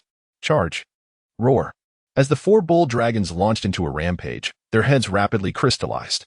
Bang, bang, bang, with wave after wave of ferocious charges from the bull dragons. The earthen fortifications crumbled in an instant. Following this, the Rex Tyrannosaurus unleashed its skills. Rumble. Bolts of lightning erupted from the Tyrannosaurus, instantly disorienting a large number of earth demons. After unleashing skills twice, the colossal dragons in the Tyrannosaurus quickly entered the fray. Crack. The 4-headed behemoth, with its menacing fangs, frantically tore at its surroundings, shattering both man and wolf alike in a gruesome display. In an instant, over a dozen earth demons were decimated on the spot. Truly, the human ringmaster should not have been underestimated. The elite earth demon, sensing danger, hastily seized the reins of the colossal wolf, preparing to flee. But escape? Qin Chuan would not grant such an opportunity. He swiftly unleashed 4 velociraptors, which darted towards the elite earth demon with astonishing speed. This elite creature, possessing the intellect of a beast monarch, quickly leapt from the back of the giant wolf upon realizing the pursuit. How dare these mere adult beast companions chase after me? The elite earth demon fiercely swung its spear, unleashing a tremendous force that swept through the air. Bang! Hiss! With 2 anguished cries, 2 velociraptors, unable to evade in time, were swiftly eliminated, for the disparity between them and the elite earth demon was insurmountable. However, the massive beasts and their exposed vulnerabilities could not keep pace. After dispatching the 2 velociraptors, the elite earth demon quickly regained its position atop the giant wolf and surged away at a remarkable speed. How dare you slay my beast companions? Qin Chuan was instantly filled with wrath. Although fallen beasts could be resurrected within the dragon's lair using the power of the dark god, he still felt an overwhelming dissatisfaction, as this marked his first experience of combat losses. Humph! What does it matter if you kill them? With your cumbersome giants, you cannot hope to pursue me. The elite earth demon continued to mock, oblivious to the fact that Qin Chuan was slowly raising his hand, clenching his fist. Suddenly, the ring of divinity on his index finger burst forth with radiant light. The power of the fusion ring was unleashed. Let us see if you can outrun the brutal velociraptor, Qin Chuan proclaimed. Chapter 57. The tyrannical raptor as the fusion ring radiated its brilliance. The velociraptor and Tyrannosaurus rex merged, giving rise to a new beast companion. Species: tyrannical raptor, weight, 7 tons, level, beast emperor, attribute, thunder, primary skill, thunderstorm domain, passive skill. Energy accumulation cells. In this fusion, Qin Chuan primarily utilized the velociraptor, resulting in a creature that possessed a blend of cunning and ferocity, surpassing the Tyrannosaurus. Moreover, its forelimbs transformed from the Tyrannosaurus's short, ineffective claws into 2 incredibly robust and sharp talons, complemented by an intimidating array of exposed fangs. Although its weight had decreased to 7 tons, its agility and lethality were immensely enhanced. This marked Qin Chuan's inaugural practical application of the fusion ring. Now was the moment to assess the power of the fusion ring. He hoped it would not disappoint. Slowly raising his hand, he commanded, "Go." With a series of deep growls emanating from the tyrannical raptor's throat, it surged forward with astonishing speed. The elite earth demon riding on the giant wolf was taken aback and shouted, "Quick! Block it!" In the next instant, the remaining 20 to 30 earth demons swiftly reformed their ranks, retracting the spears they had thrown and launching an assault against the tyrannical raptor. These spears can actually return to their owner's hands autonomously? Qin Chuan was somewhat surprised at this spectacle. The crystal embedded in the spears must possess a material that grants additional abilities, Qin Chuan deduced. Ignoring the nature of the crystal, Qin Chuan commanded the tyrannical raptor to retaliate. Whoosh, whoosh, whoosh. As dozens of spears were launched once more, this time, the adversary was no longer a colossal beast, but a terrifying creature that combined agility and lethality. The velociraptor dodged with remarkable swiftness, evading nearly all the spears, while simultaneously opening its gaping maw to sever an incoming spear, charging directly at the elite earth demon. What incredible speed! The human ringmaster is indeed formidable. The elite earth demon swiftly raised his spear, unleashing the power of a beast emperor with a sweeping motion, attempting to employ the same tactic once again. Bang! However, before the elite earth demon could complete his strike, the 7-ton tyrannical raptor leaped onto the back of the giant wolf. Crack! Boom! With a resounding crash, the giant wolf's spine was shattered beneath the weight of the tyrannical raptor, its body crashing heavily to the ground. sliding several meters. The elite Earth Demon was also struck down by a single claw of the tyrannical raptor. Damn it! The elite Earth Demon glared at the 3 deep claw marks on his chest, revealing bone beneath, and was instantly filled with fury, promptly brandishing his spear to unleash a beast emperor-level skill. Blackstone Sandstorm. As the elite Earth Demon swung his spear, the black sand and gravel on the ground were instantly swept up, forming a sandstorm domain nearly 100 meters wide around him. The swirling sandstorm rose like a barrage of densely packed bullets, obliterating any creature unfortunate enough to enter its domain in an instant. Even the ground was lifted in layers of earth, even at a distance of over 100 meters. Qin Chuan and his companions could distinctly feel the wind speed reaching nearly 10 on the Beaufort scale.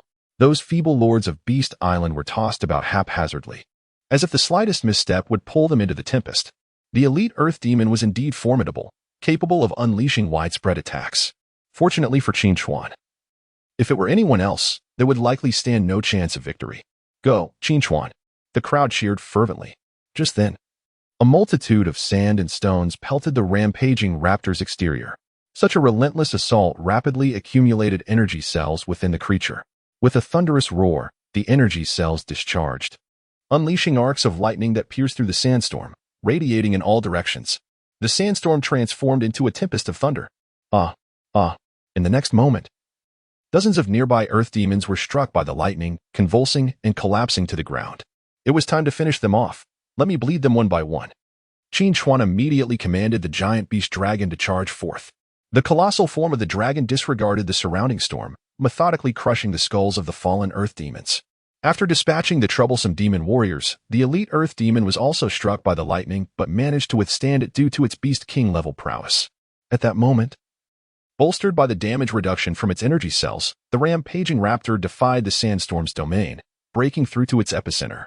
The elite earth demon, taken aback, exclaimed, "How is this possible? It has breached my Blackstone Sandstorm." With a thunderous roar, the raptor opened its enormous jaws and lunged at the elite earth demon's head. The elite demon quickly sidestepped to evade. However, it was a moment too late. Though its head was not completely crushed, its entire left shoulder was violently torn away. A chilling scream echoed as the surrounding storm abruptly ceased. "Chief, save me!" The elite earth demon, sensing a threat to its life, hastily drew a horn and blew into it. With the resounding call echoing, even the earth demon tribe several kilometers away could hear it clearly. "Qin Chuan, quickly kill him. This fellow is summoning reinforcements. That tribe has over 2,000 demons. If they all arrive, we will stand no chance. Eliminate him." Several terrified lords of Beast Island cried out in panic. Just as the elite earth demon finished sounding the horn, the rampaging raptor's claws came crashing down. With a swift slash, the elite demon's neck was torn open, torrents of blood gushing forth as it fell lifelessly to the ground. After vanquishing the elite earth demons, Qin Chuan slowly raised his hand. As the radiance of the fusion ring dissipated, the amalgamation of the velociraptor and the tyrannosaurus was instantly undone. Over 50 earth demons had been eradicated. However, these earth demons were indeed formidable. With their current strength, they could not contend with the over 2,000 demons of the tribe. Qin Chuan remarked slowly, had it not been for the fusion ring, he would likely have struggled to defeat the elite earth demons. It appeared that they had underestimated the subterranean world. The difficulty of this instance was exceedingly high, and Yi Qingwan felt a wave of trepidation. Had she ventured here with her own team instead of partnering with Qin Chuan today, she would likely have suffered significant losses. Defeated 54 earth demons. Divine value 111, essence 280, reward gold 27,000, piercing spear 54, as the kill notification resonated. A torrent of materials and gold surged into the dimensional space, and even the divine value skyrocketed by over 100. Qin Chuan could distinctly sense a transformation occurring within his body once more. Check divine value, Qin Chuan stated. Divine value, 917 at this moment. Only a little over 80 divine value points remained before reaching the domain god level. This was not a daunting task for Qin Chuan. Once he attained the domain god status, new abilities would be unlocked, undoubtedly granting him a significant enhancement in strength. Yet, just as Qin Chuan reveled in the exhilarating sensation of his rising power, a distant sound of horns suddenly echoed. It seemed that reinforcements from the Earth Demon tribe were approaching. Chapter 58. The lower half of the treasure map. Shouldn't you all hurry? If the Earth Demon tribe emerges in full force, none shall escape, Qin Chuan urged, glancing back at the crowd behind him. Yes, yes. Run. More than 50 leaders of Beast Island seemed to have regained considerable strength during their brief respite, springing to their feet and fleeing in haste, fearful that even a moment's delay would result in being torn apart by the horde of demons. Judging by the sound of the horn, it seems that the earth demons are quite close. Should we engage them? Qin Chuan inquired. A direct confrontation is out of the question. Let's ascend and assess the situation first, Qin Chuan replied, mounting the wind god pterosaur alongside Qin Chuan and swiftly taking to the skies. At that moment, a formidable battalion of nearly 500 earth demons surged over the mountains, charging towards Qin Chuan's position. Among them were 5 elite demons, exhibiting remarkable combat prowess. However, the elusive leader of the earth demons was conspicuously absent. After all, such a wise and dominant creature would not reveal itself easily. With over 500 demons assembled, this is indeed a considerable force. We will need to gather at least 100 strong fighters to stand a chance, Qin Chuan remarked thoughtfully. Considering the speed at which the earth demons reinforce their ranks, even 100 might be insufficient. It would be prudent to retreat and devise a longer-term strategy. If all else fails, we might need to circumvent them, Qin Chuan suggested slowly. Agreed, Qin Chuan nodded. Oh, by the way, I'll share half of the essence I just acquired with you, Qin Chuan added. Upon hearing this, Qin Chuan quickly waved her hand in refusal. No need to split it. You've been the one fighting all along. I would feel too embarrassed to take half. Let us wait until I can contribute before we divide it. Very well. Qin Chuan conceded, recognizing his dire need for essence. Just as Qin Chuan returned to the mining site, Chen Yahue approached him. Qin Gu, have you checked the chat channel? What about the chat channel? Qin Chuan asked. In hushed tone, Chen Yahue replied, the lower half of the map has been found. What? Qin Chuan exclaimed, taken aback by the unexpected news that the lower section of the treasure map had already surfaced. The Ring of Royal Authority was immensely powerful, and it was essential for him to acquire it.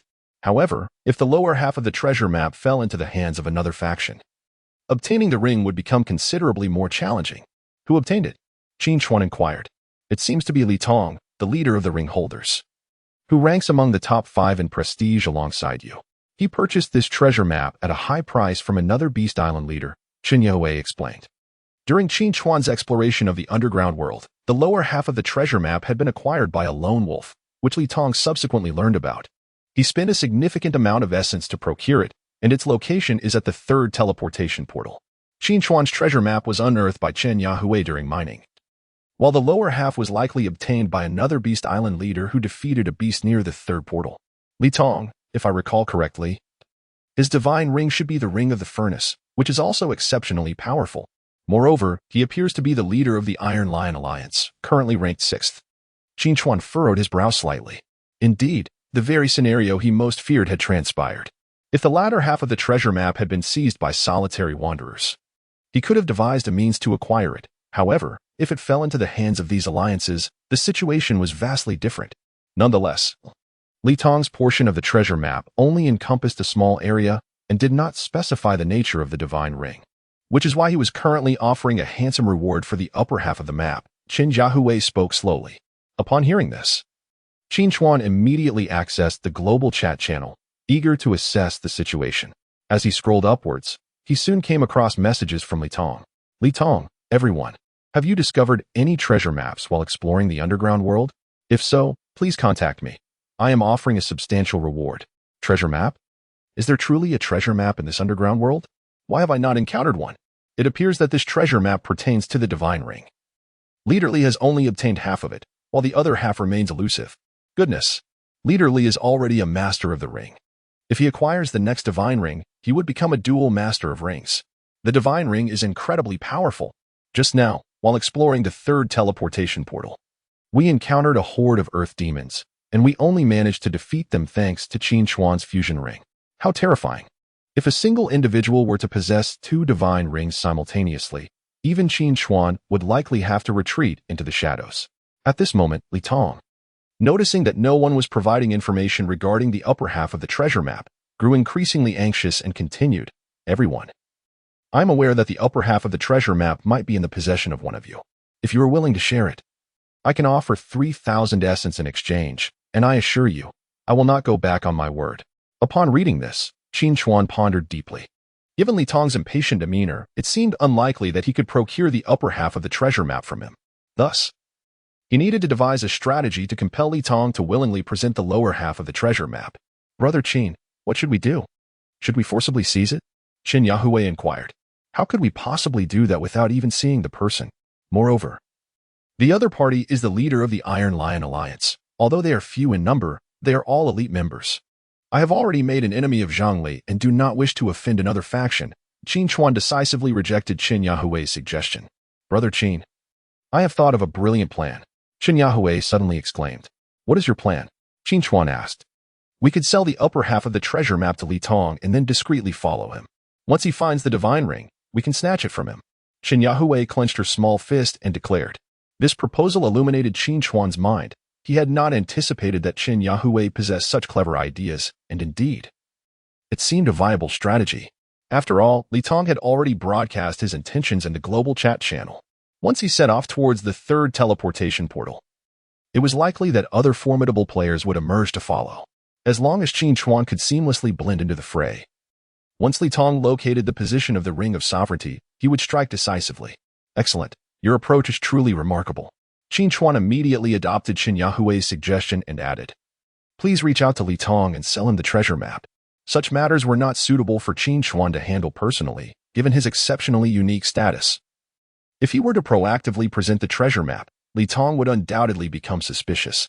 While Qin Chuan and Qin Yahui were deliberating, Yu Qiwan approached them and inquired, What are you two discussing so mysteriously?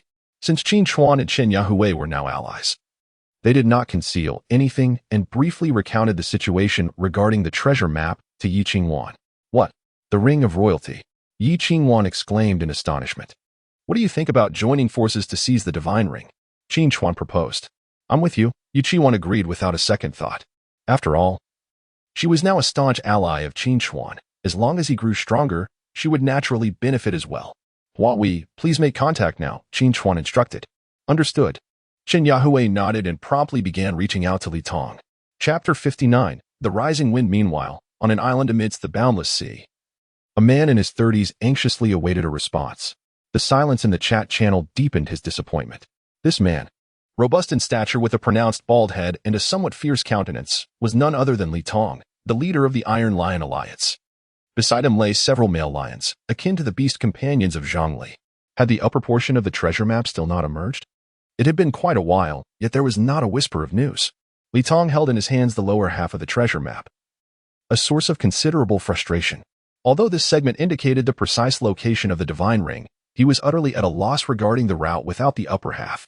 Just then, a notification chimed in Li Tong's chat window. Is Leader Li there? Came the message from Qin Yahui. Yes. Li Tong responded eagerly. I possess the upper half of the treasure map and am willing to sell it to you, Qin Yahui stated. Truly. Where are you now? Li Tong's heart surged with elation. Indeed, perseverance had borne fruit. Although he too was a ring master, his renown paled in comparison to the likes of Qin Chuan and Zhongli, formidable figures indeed. Should he acquire the second divine ring, the title of dual champion would surely change hands. I am at the third teleportation portal, Qin Yahui replied. The third teleportation portal. Li Tong furrowed his brow, pondering, but that is within Qin Chuan's territory. If I go there, would he attempt to seize my treasure map? This treasure map is something I just obtained. No one else is aware of it. Moreover, I am also concerned you might attempt to take my treasure map, Qin Yahui replied warily.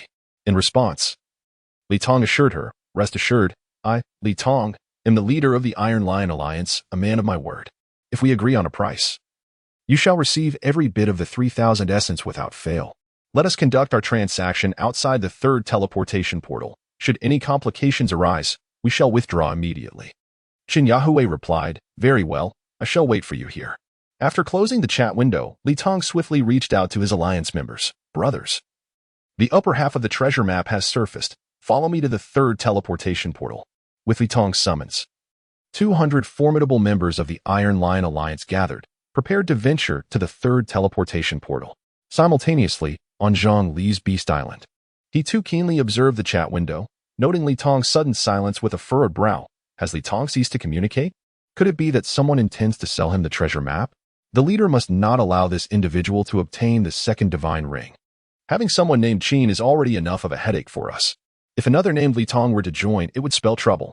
Indeed, our Star River Alliance still holds a tenuous lead as the foremost alliance, but should the Iron Lion Alliance grow stronger, our position as first may be at risk. Alas, our previous exploration of the portal left us severely wounded, and we have yet to recover. This has delayed so many matters. However, there is no alternative, despite our injuries. We cannot forfeit the opportunity to contend for the Divine Ring. At this moment, Zhongli wore a grim expression.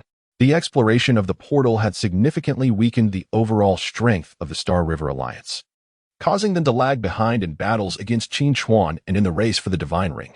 After some contemplation, Zhang Li declared, "It is of no consequence. Although we are injured, we can avoid direct confrontation with Li Tong and instead send a few individuals to lie in wait at the portal." "Excellent. We shall proceed as the leader suggests," came the response. Under Zhang Li's command, several powerful members of the Star River Alliance disguised themselves as wanderers and made their way to Portal 3 to assess the situation. At Portal 3, Qin Chuan had already entrusted the treasure map to Chun Yahui, instructing her to approach the portal alone for a transaction with Li Tong. To ensure her safety, Qin Chuan placed a colossal beast within Chun Yahui's dimensional space, ready to respond should danger arise. Yahui, return immediately after the transaction is complete. Do not reveal any signs that might alert the other party, Qin Chuan advised. Understood, Qin Yahui nodded and proceeded alone to the portal's exterior. Meanwhile, Li Tong had amassed a considerable number of powerful allies, clearly demonstrating his trepidation regarding Portal 3, as the evolution core vein within was under Qin Chuan's dominion. "Leader, with so many of us gathered, do you think Qin Chuan will notice? He commanded an army of thousands last time. His reputation is formidable. As long as we conduct our transaction swiftly and depart, even if he discovers us, he will be powerless to act." While the members of the Iron Lion Alliance discussed this, Qin Yahui made her entrance. "Are you the leader, Li?" she called out. "Are you the one wishing to trade with me? Where's the treasure map?" Li Tong inquired, lowering his guard upon noticing the petite girl before him. "Allow me to see the essence first. We shall exchange goods for payment," Qin Yahui replied, feigning caution. At that moment, Li Tong, intoxicated by the allure of the Divine Ring, was too distracted to think critically. He swiftly produced 3,000 units of essence, proclaiming, "Rest assured, the essence will be plentiful." Seeing this, Qin Yahui wasted no time and revealed the treasure map, saying, "Here is the upper half of the treasure map." Li Tong took the map, combined it with his own, and upon realizing it formed a complete treasure map, he exclaimed, "The Royal Ring. I cannot believe this treasure map leads to such a formidable Divine Ring. Not only does it enhance beast companions, but it also suppresses the opponent's beasts, making it 10 times more powerful than my furnace ring." Li Tong's eyes sparkled with excitement. "Lord, where exactly is the location?" inquired a member of the Iron Lion faction. "In the Black Mountain area of Portal 3, replied Li Tong, his brow furrowed. "It is said that there is a considerable gathering of earth demons there, making it a perilous venture. Indeed, I noticed in the chat channel that nearly all the Beast Island lords faced annihilation," another member chimed in. "If we charge in recklessly, the risks could be substantial. What shall we do then? We cannot simply abandon the Divine Ring." Li Tong raised his hand slightly, signaling for calm. "Let us not rush. Today is too late. Tomorrow, we will assemble all our members. I refuse to believe that the Iron Lion Alliance cannot contend with a mere Earth Demon tribe. Everyone, return to your respective Beast Islands. Enhance your abilities as much as possible," he commanded. After determining the time for their expedition to the Black Mountains, Li Tong and the members of the Iron Lion Alliance departed from Portal 3. Meanwhile, Qin Yahui returned to inform Qin Chuan of their circumstances. Regardless of the outcome, the news of the Divine Ring had already spread across the endless sea. Participants in the scramble would not be limited to Zhang Li and Qin Chuan. Other formidable figures and dark horses would undoubtedly emerge. This foreshadowed an impending clash in the Black Mountains. The greatest obstacles would not only be the various factions but also the formidable Earth Demon tribe, which was under the dominion of a terrifying sovereign-level Earth Demon. Chapter 60. The Tyrannosaurus Army. Brother Qin, they plan to head to Black Mountain tomorrow, Qin Yahui returned, stating, "Very well, let us accompany them tomorrow. We shall seize the Ring of Sovereignty at the opportune moment," Qin Chuan replied with a slight nod. Subsequently, Qin Yahui transferred all 3,000 essence to Qin Chuan. "Why have you given it all to me? Do you not wish to retain some for yourself?" Qin Chuan inquired slowly. "Not at all. I promised to give the good things to Brother Qin first," Qin Yahui beamed, displaying her bright white teeth. She was acutely aware of her role and had no hesitation in such matters. Qin Chuan smiled gently, despite Qin Yahui's apparent lack of combat prowess. Her remarkable luck and intelligence rendered her an indispensable ally. With the addition of these 3,000 essences, his total now surpassed 7,500, significantly enhancing his capabilities. Upon our return, I shall gift you a dinosaur beast companion to bolster your combat strength, Qin Chuan announced. Upon hearing this, Qin Yahui was instantly exhilarated. Really? Have I ever deceived you? Qin Chuan replied. Thank you, brother Qin. Qin Yahui exclaimed joyfully. She had witnessed the terrifying power of the southern giant beast dragon firsthand. And if Qin Chuan truly gifted her one, she would gain a means of self-defense. This scene left Yi Qingwan beside them envious, yet there was little she could do. For Qin Yahui was the sole member of Qin Chuan's dustless alliance, making her the center of attention. Moreover, during their novice phase, Qin Yahui had generously shared all her essence with Qin Chuan. Leader Yi, let us convene here tomorrow. You need not bring anyone, Qin Chuan stated calmly. Understood. Then we shall meet without fail tomorrow. Yu Qi-wan nodded before returning to her beast island. The reason Qin Chuan preferred Yu Qi-wan not to bring her alliance members was rooted in his persistent distrust of them. If Yu Qi-wan did not enact change, it was only a matter of time before she faced betrayal from her own. Qin Chuan had long warned Yu Qi-wan. But how she chose to handle the situation remained an internal affair. The following day, 6 days remain until the second phase of the beast tide. After resting on Beast Island for a night, the dawn of a new day broke. Within Qin Chuan's dragon nest, 4 pristine dragon eggs had emerged. Moreover, these 4 eggs bore an uncanny resemblance to the Tyrannosaurus eggs. Hiss.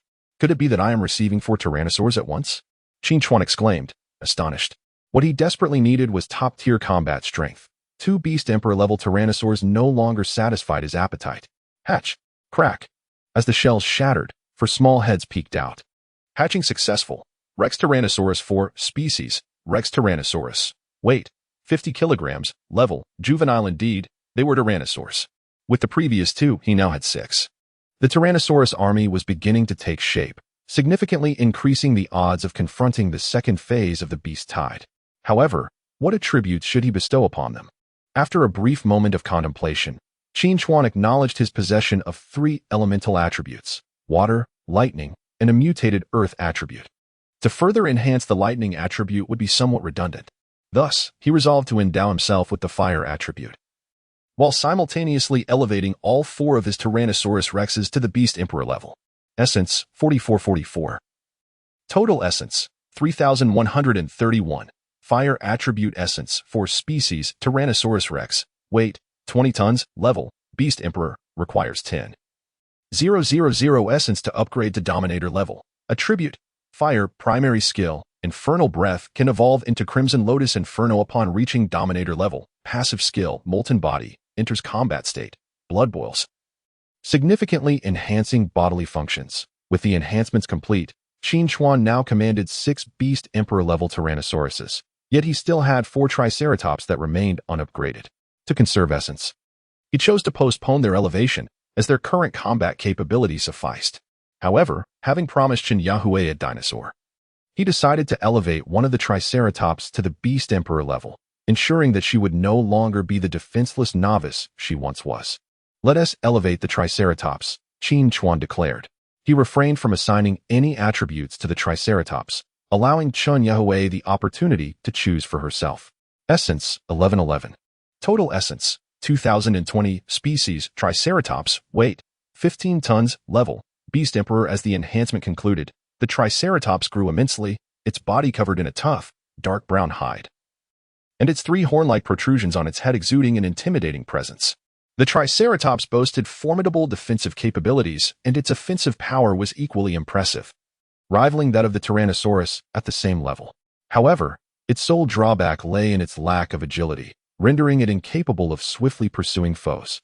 It was best utilized for defensive strikes. Nonetheless, this was more than adequate for Qin Yahui. Indeed, it felt as though he had returned to a time of scarcity. His essence had plummeted from over 7,000 to merely 2,000 in the blink of an eye. Clearly, accumulating essence remained of paramount importance. Raising his hand, Qin Chuan summoned the Tyrannosaurus and Triceratops into the dimensional space and set off toward the 3rd teleportation portal. 3rd teleportation portal.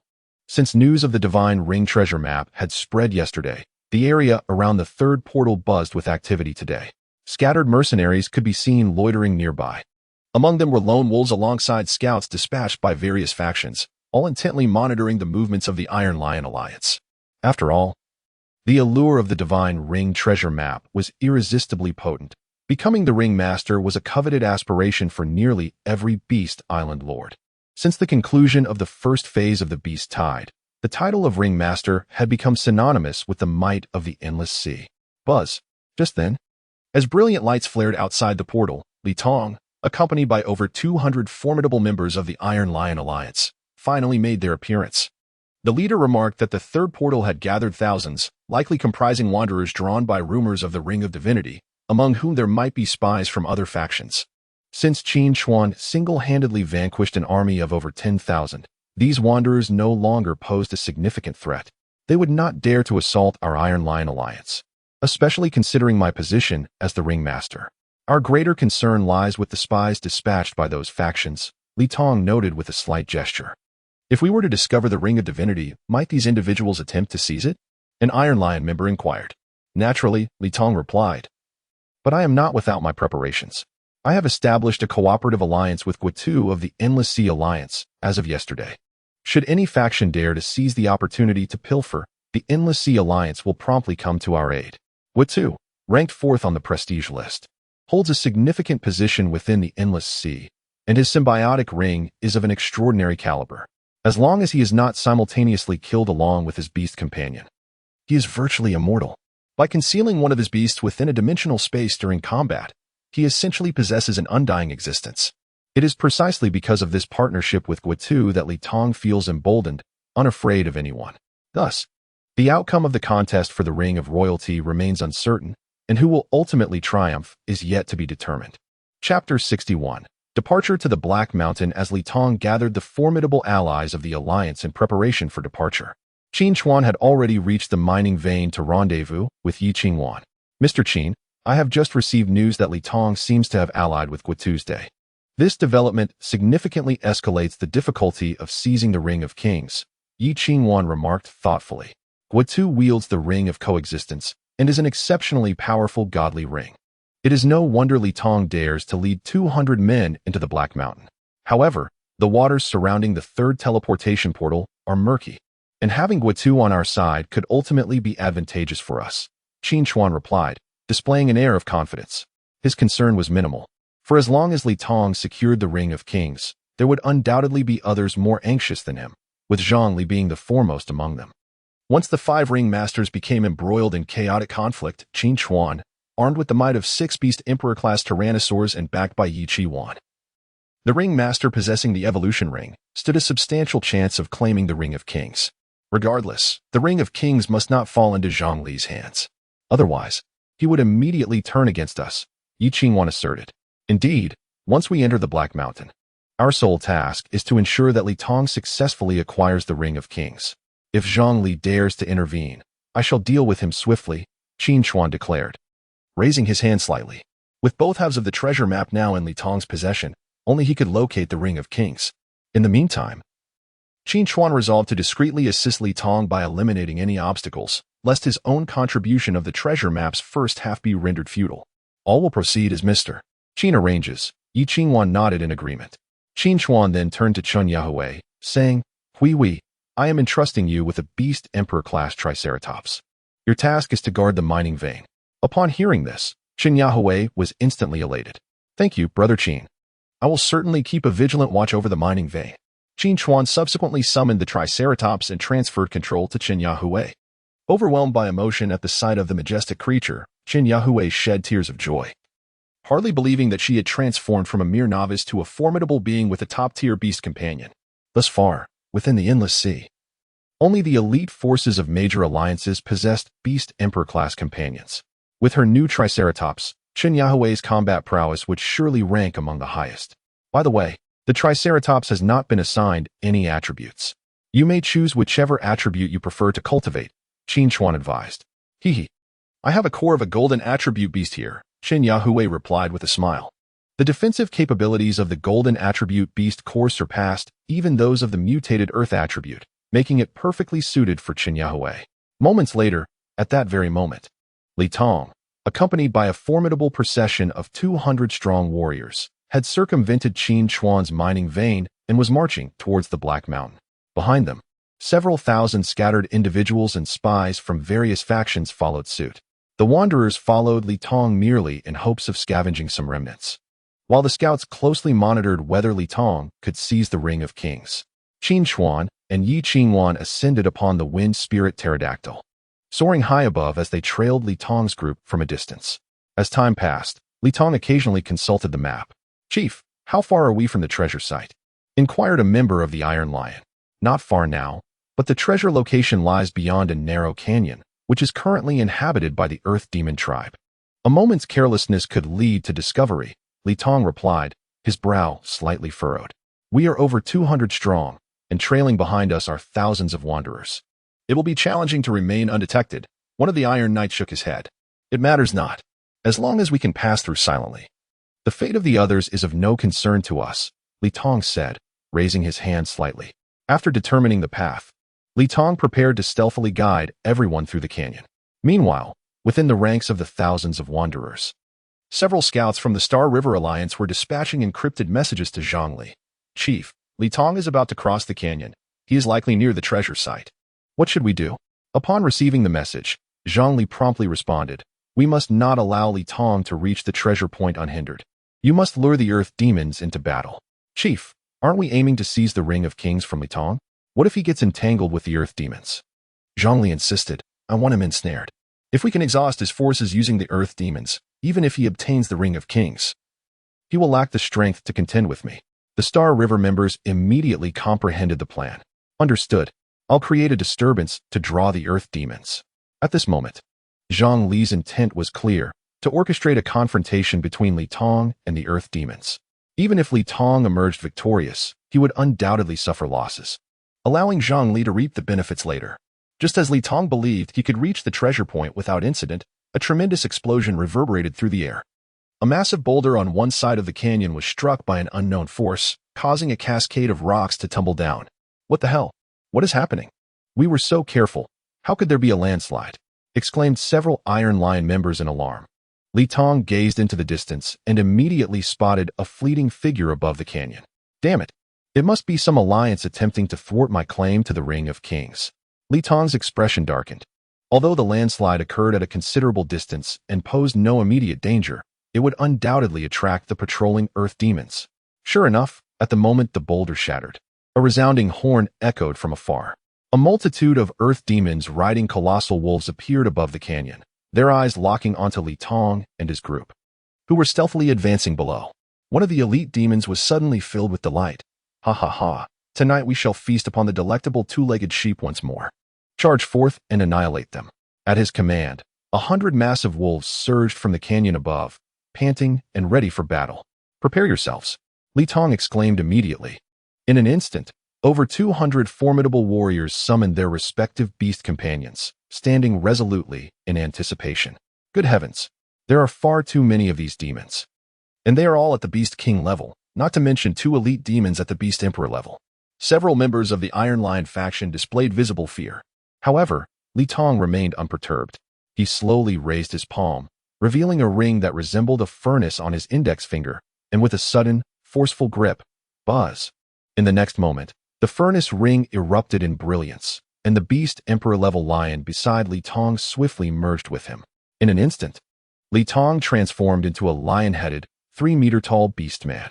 This was the true power of the furnace ring, the ability to fuse with one's beast companion, allowing a human form to unleash the might of a beast emperor. Chapter 62. The Battle in the Canyon as Li Tong transformed. The advancing horde of Earth Demons raised their long spears. Whoosh! In the blink of an eye, hundreds of spears descended upon their location like a tempest. Annihilation Gale. Li Tong slowly raised his hand and grasped at the void, then swung it fiercely. In an instant, a tempest erupted, stirring up dust and debris, forming a barrier of wind within the narrow canyon. Thanks to this wind wall, the incoming spears were mostly intercepted. All hail the leader. Leader 666.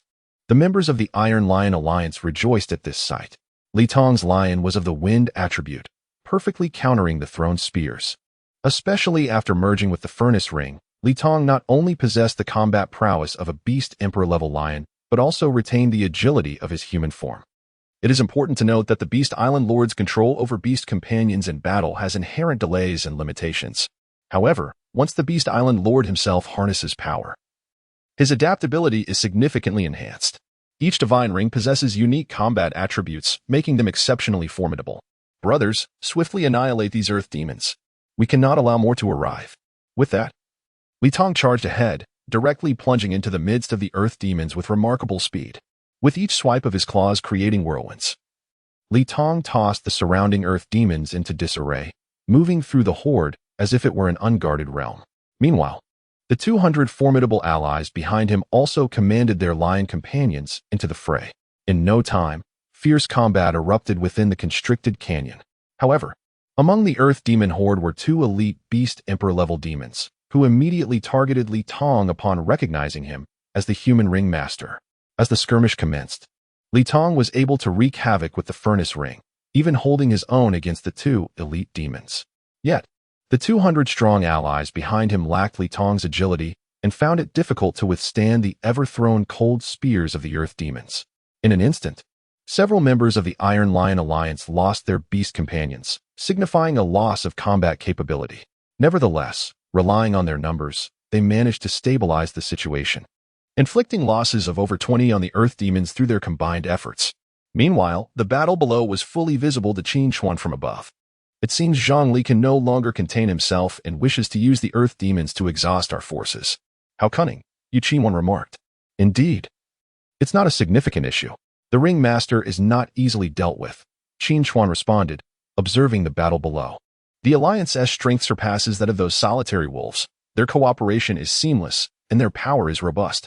To severely wound Li Tong's team, they would need at least 200 earth demons. As predicted, as the battle raged on, Li Tong first eliminated an elite beast emperor-level earth demon, instantly tipping the scales in favor of the Iron Lion Alliance. As the fierce battle raged on, only 30 to 40 of the hundreds of earth demons remained against the relentless assault of the Iron Lion Alliance. Although this conflict posed little trouble for Li Tong, over 50 of the 200 formidable warriors under his command had already lost their beast companions, and thus their combat effectiveness. Let us conclude this swiftly. Time is of the essence, Li Tong declared, vanquishing an incoming earth demon warrior before calling out to the rear. The remaining 150 warriors immediately rallied their strength. Thunderous sounds reverberated through the canyon as sand and rock were sent flying, accompanied by flashes of lightning and bursts of fire, just as the earth demon horde appeared on the brink of annihilation. The lone elite earth demon grew desperate and produced a horn. The sound echoed ominously, signaling for reinforcements. Commander, that wretched creature has summoned reinforcements. We must find a defensive position. If we are caught between the earth demons, we shall be overwhelmed, cried several members of the Iron Lion Alliance. Indeed, if another 100 earth demons arrive, our losses would be catastrophic, they exclaimed. Li Tong assessed the situation and promptly commanded, retreat to the side passage of the canyon and form a defensive formation at once. I will summon Guotu for assistance. At this moment, Li Tong felt the gravity of the situation. He could only send a message urging Guotu to bring forth the might of the Endless Sea Alliance for support. Following this, the warriors, under Li Tong's leadership, retreated to a particular canyon passage for defense. This passage was a dead end. Once inside, they would not have to worry about attacks from behind. With Guotu's arrival, the looming crisis would be swiftly alleviated. As the group settled into the dead end, they immediately arranged their defensive formation, while Li Tong kept a watchful gaze on the entrance, alert for any approaching earth demons. Commander, how long until Guotu arrives? Inquired a member of the Iron Lion. Approximately 40 minutes. If we can hold our ground, we shall be fine, Li Tong replied. Originally, Li Tong had intended to secure the Ring of Kings before revealing Guotu's day. After all, acquiring the ring would undoubtedly inflict considerable losses on the Iron Lion Alliance. And at that juncture, Guotu, fully prepared and accompanied by his warriors, would ensure absolute dominance. However, he had underestimated the might and reinforcement speed of the Earth Demon Horde. Thus, he was compelled to summon Guotu ahead of time. Meanwhile, the thousands of scattered individuals lingered at the canyon's entrance, entirely disinclined to advance. It's too perilous. The fighting within the canyon is fierce. Were it not for Li Tong being the ring master, we would surely face annihilation, they murmured. I believe it's about time. The subsequent reinforcements of the Earth demons will surely be trapped, one commented. Shall we venture in? What purpose would that serve? Can we, mere scattered individuals, contend with the Earth demons? Another replied. Indeed, let us observe the unfolding events. Perhaps we may benefit from the aftermath, they continued, engaging in conversation. Meanwhile, several scouts from the Star River Alliance wore smiles of satisfaction, convinced that after this wave of attrition, even if Li Tong managed to avert the crisis, his strength would undoubtedly be significantly diminished. Yet, they failed to notice one crucial observer, the ever-watchful Qin Chuan, surveying from above. Mr. Qin, it seems reinforcements have arrived. 100 Earth demons are approaching, and this could spell danger for Li Tong. Yi Qingwan observed the swarm of Earth demons emerging from the distant gorge. We must act. We cannot allow this individual to perish here, Qin Chuan declared, immediately directing the wind god Wyvern toward the horde of demons. His intention was to enable Li Tong to seize the ring of kingship, which would instigate a confrontation between him and Zhongli, allowing Qin Chuan to strike when the opportunity arose. Therefore, until this objective was achieved, any obstacles must be eradicated.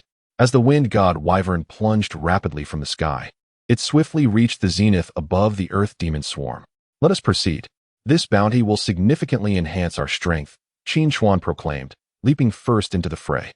At this moment, his divine essence was nearing the threshold of domain god level. Vanquishing this legion of Earth demons would undoubtedly yield substantial elevation in power.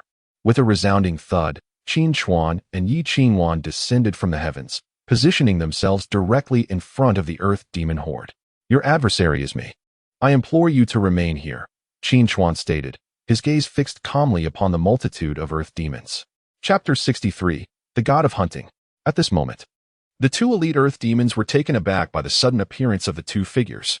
Upon noticing the divine rings adorning their index fingers, their faces flushed with fury. You despicable human ring bearers. You are the ones who mercilessly slaughtered numerous members of my Earth demon kin. One of the elite Earth demons roared. Indeed, it was I, Qin Chuan replied with a smile. Annihilate them. The elite Earth demon seethed with rage, raising his hand to command the attack. Instantly, hundreds of Earth demons surged forward, launching a concerted assault on Qin Chuan and Yi Qingwan. Without hesitation, Qin Chuan unleashed 5 Beast King-level Tyrannosaurs and 2 Beast King-level behemoths. With a thunderous crash, the massive forms of the beast struck the ground, sending plumes of dust swirling into the air. Roar! The terrifying roar of the dragons reverberated throughout the canyon. Furious Raptor. Merge. Qin Chuan raised the fusion ring. With a dazzling flash, a furious raptor materialized from thin air. The formidable lineup of 5 Beast King-level Tyrannosaurs, 2 behemoths, and 1 furious raptor was nothing short of spectacular. Not to be outdone, Yi Qingwan summoned 4 Beast King-level Arctic Bears and 10 Beast Lord-level Arctic Bears, clearly showcasing her significant advancements during this period. Bolstered by such a multitude of Beast King-level companions, their combat prowess reached unprecedented heights. How can there be so many Beast King-level creatures? The elite Earth demons were evidently shaken. Quick, throw the spears, urged one of the elite Earth demons. Whoosh, whoosh, whoosh. As the barrage of spears rained down, Qin Chuan remained unperturbed. Infernal breath. Boom. As one Tyrannosaur lunged forward, its massive maw wide open, a searing inferno erupted forth. The terrifying heat and blazing flames incinerated the spears mid-air, leaving only crystalline remnants to fall to the ground. Without their spears, they're but worthless foes. We shall divide them equally, Qin Chuan declared, with the Tyrannosaurs and behemoths leading the charge. They opened their gaping maws to tear into the enemy while sweeping their tails to obliterate the surrounding Earth demons. In an instant, dozens of Earth demons, along with their colossal wolves, were slain on the spot. Yi Qingwan likewise exerted her full control over the Arctic bears, who charged forth with ferocity. Their massive paws crushed any Earth demon they came into contact with, shattering skulls effortlessly. As for the 2 elite Earth demons, Qin Chuan maneuvered the furious raptor with agility, swiftly closing the distance. This is impossible. The elite Earth demons were momentarily stunned, just as one attempted to pull back the reins to evade. With a powerful leap, the furious raptor soared into the air, its enormous front claws crashing down. Bang! Bang! 2 resounding thuds echoed as both elite Earth demons were struck down by the giant wolf, rolling several meters away. Hiss! The furious raptor let out a hoarse cry and charged once more. Quick, call for reinforcements. One elite Earth demon shouted in desperation. while the other barely managed to retrieve a horn, yet had no time to sound it. As Qin Chuan deftly commanded the beast emperor-level polar bear, it charged forth with astonishing speed, its massive fangs sinking brutally into the neck of the earth demon. Under the relentless and frenzied onslaught of the polar bear's bites, the elite earth demon, now bereft of its spear, found itself utterly defenseless. Just as its demise seemed imminent, the two elite earth demons swiftly united to unleash their skills. Blackstone Sandstorm. With the combined force of the two beast emperor-level earth demons, a terrifying sandstorm vortex materialized around them, far more colossal than the previous confrontation with Qin Chuan. Erupting flames, Qin Chuan once again commanded the four tyrannical dragons to unleash their abilities. With a mighty roar, the four dragons simultaneously exhaled torrents of searing flames, which were instantly ensnared by the swirling sandstorm. From a distance, it resembled a fearsome fiery twister. At that moment, Qin Chuan was fiercely battling the horde of earth demons. Meanwhile, Li Tong, positioned in the front half of the canyon, gazed in astonishment at the entrance of the passage. Something was amiss. Logically, reinforcements from the earth demons should have arrived by now, yet there was naught but silence. Indeed, I had just heard strange roars, likely from the earth demons, but now there is nothing, Li Tong remarked, perplexed. Look at the distant sky. It appears there is a fiery whirlwind. What skill could that be? Incredible. Could it be that the earth demons are engaged in battle with someone? Surely, no one would be so benevolent as to shield us from the earth demons, right? Could it be that Qu arrived early to intercept? As the members of the Iron Lion Alliance engaged in discussion, Li Tong found himself utterly confounded. Logically, he sought the Ring of Sovereignty, and other island lords and factions would surely devise ways to hinder him. It was inconceivable that anyone would be so kind as to assist him. Who could it possibly be? At that moment, a piercing scream erupted from the two beast emperor-level earth demons. Despite their might, they stood no chance against the simultaneous onslaught of the four beast emperor-level tyrannical dragons. As the flames continued to spew forth, the temperature of the fiery vortex soared, transforming the two earth demons into mere charred remnants, sizzling as they were engulfed in flames. With a swift motion, the sand and stones within the vortex melted into magma, and the wind speed plummeted until it dissipated entirely. Before long, the two elite earth demons were reduced to nothing more than skeletal remains. The remaining earth demon warriors, witnessing this spectacle, fled in terror, desperate to escape. Go! Qin Chuan commanded, summoning the four bovine dragons alongside Qin Chuan's beast king-level polar bear to finalize the cleanup. Nearly 100 earth demons fell victim to Qin Chuan and Qin Chuan's onslaught, utterly defenseless. Killed 48 earth demons. Divine value 106. Essence 250. Reward gold 24,000. As the battle concluded, Qin Chuan was bestowed with a substantial increase in divine value. In an instant, the transparent diamond-shaped divine core upon his forehead began to transform into a deep azure hue.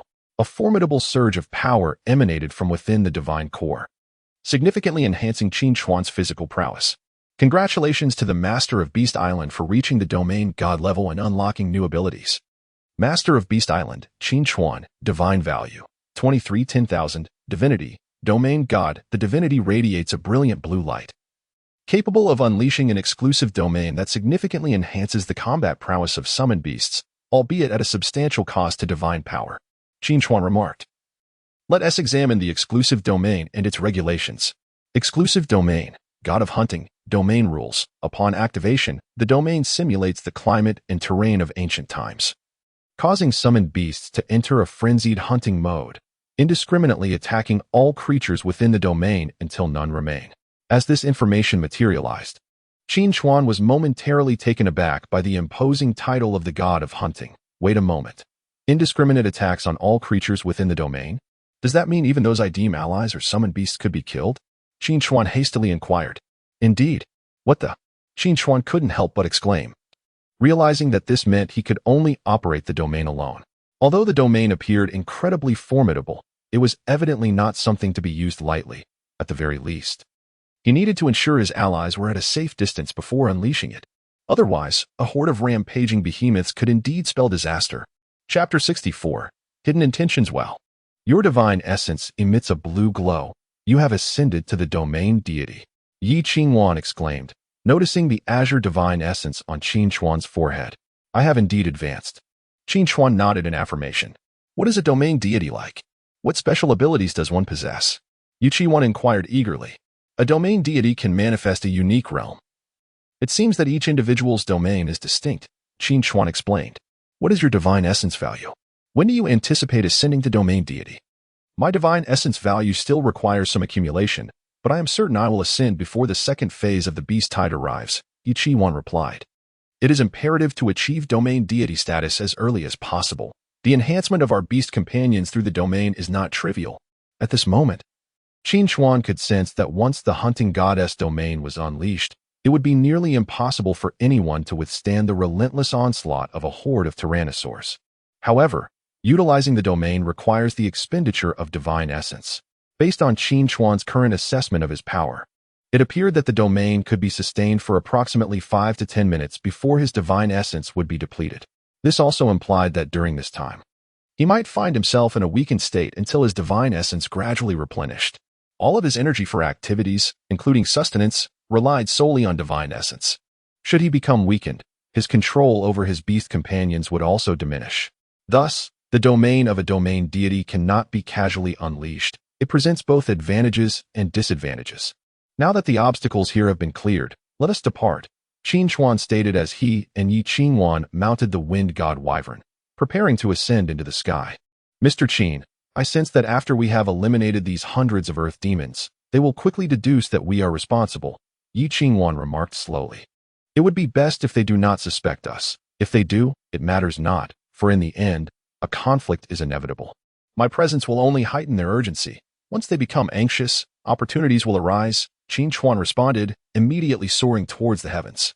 Meanwhile, Li Tong, still in the front half of the canyon, grew uneasy as he awaited the reinforcement of the earth demons, but found none. It appears that this group of earth demons has indeed been hindered by something, he remarked. That is advantageous for us. Without the obstruction of these earth demons, we can proceed directly to the treasure site. Leader, let us set forth. This is a fortuitous opportunity. With renewed vigor, the group resolved to press on. Very well. I will instruct Guitu to refrain from joining us for now, allowing him to conserve his strength in case of unforeseen circumstances, Li Tong said. Sending a message to Guitu's, he then dispelled the power of the furnace ring and continued onward with his companions. After approximately half an hour of travel, they arrived at the location where Qin Chuan had previously battled the earth demons. The scene within the canyon was truly harrowing.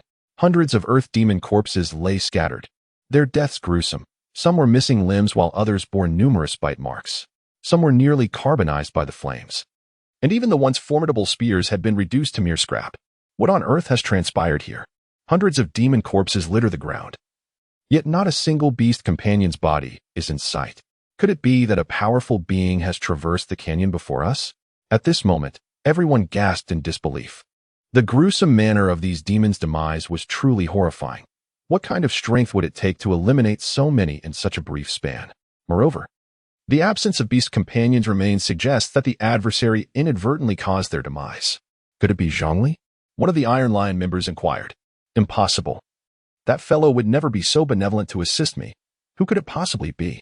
Li Tong furrowed his brow and pondered. I have an idea. Could it be Qin Chuan? I believe that is a distinct possibility. His beast companion is a one-of-a-kind dinosaur. Who else possesses such capabilities? This presents a dilemma. If Qin Chuan is indeed involved, with his combat prowess, can we secure the Ring of Royal Authority?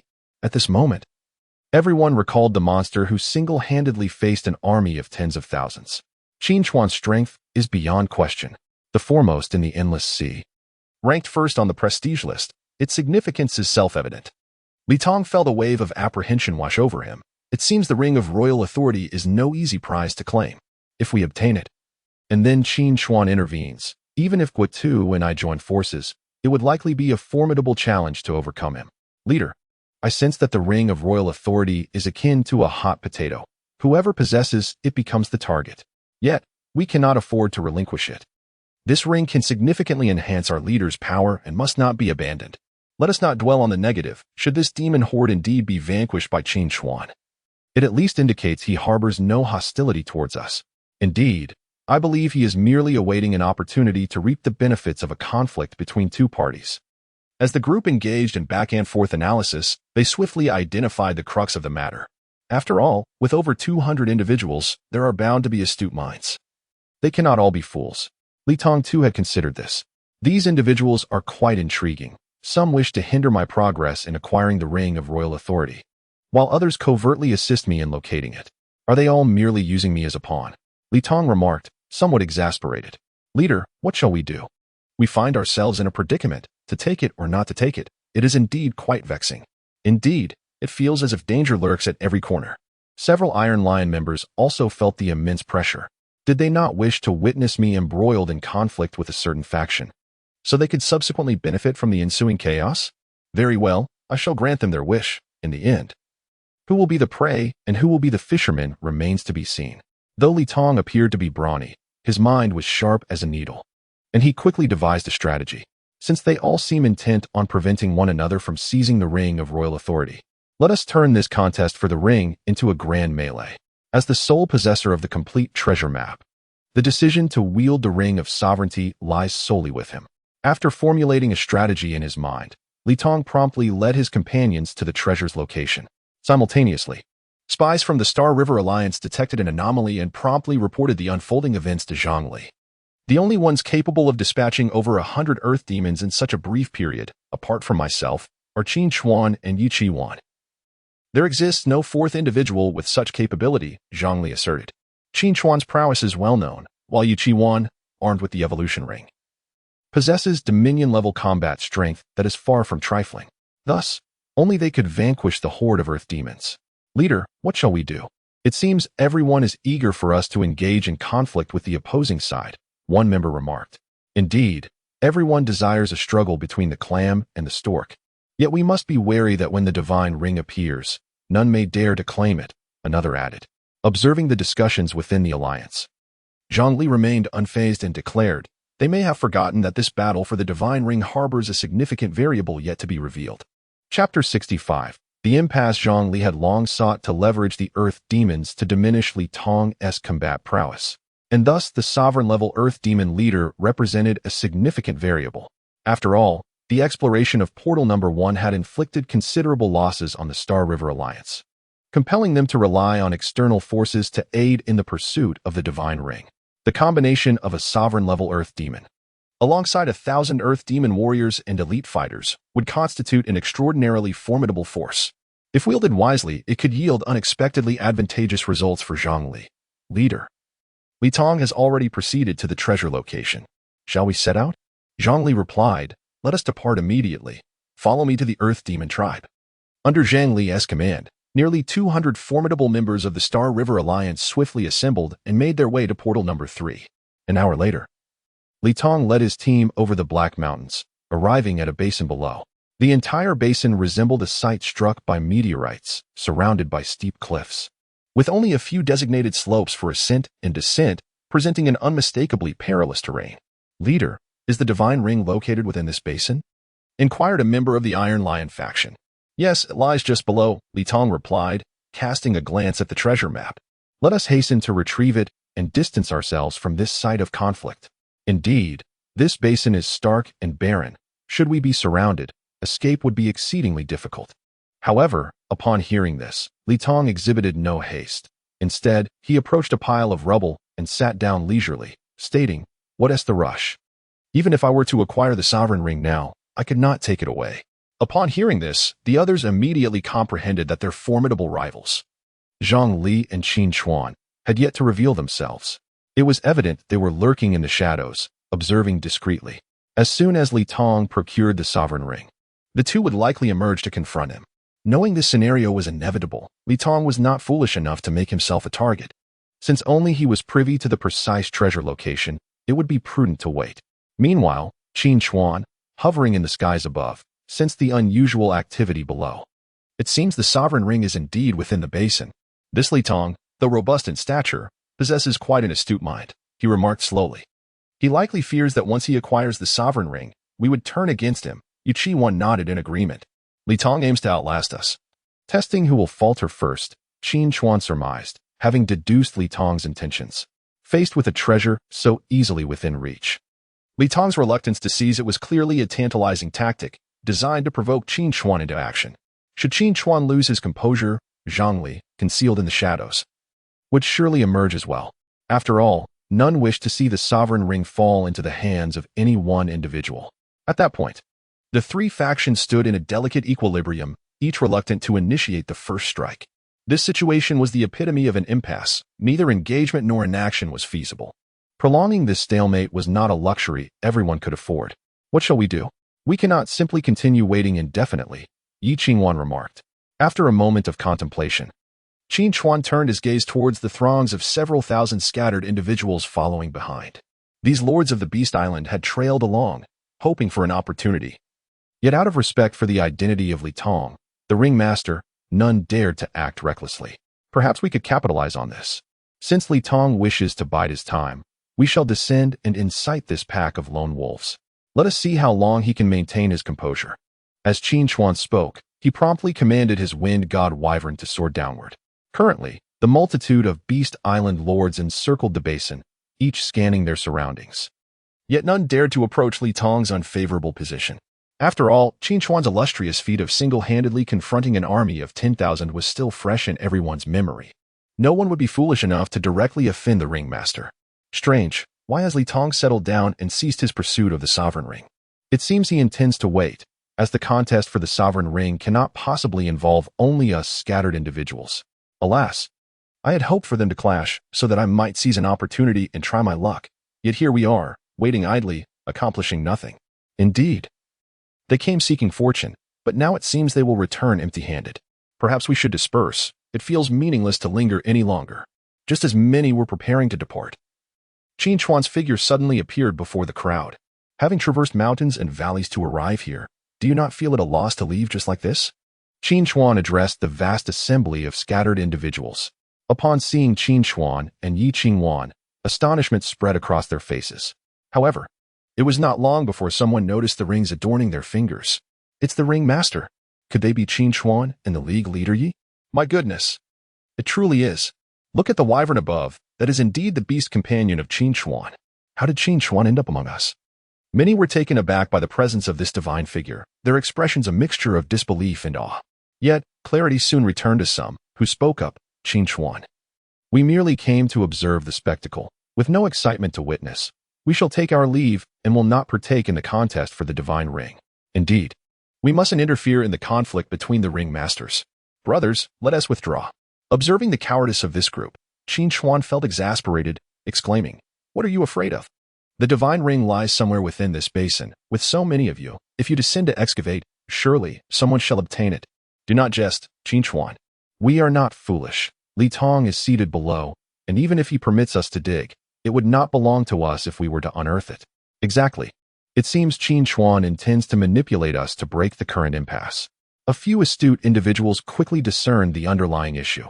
Clearly, those who survived the first wave of the beast tide were no simpletons and would not heed Qin Chuan's instigation.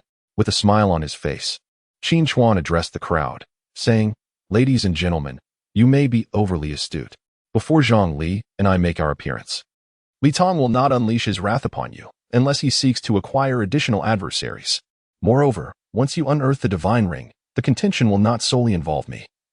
Li Tong and Zhang Li will also be in the fray, resulting in a three-way conflict. When our factions engage in battle, the ultimate resting place of the divine ring becomes uncertain. Does this not present an opportunity?" Upon hearing his words, the crowd exchanged glances, seemingly in agreement. The emergence of the divine ring would undoubtedly compel Li Tong, Zhang Li, and Qin Chuan into action. A confrontation was inevitable. Perhaps these independent individuals might indeed seize a fortuitous moment.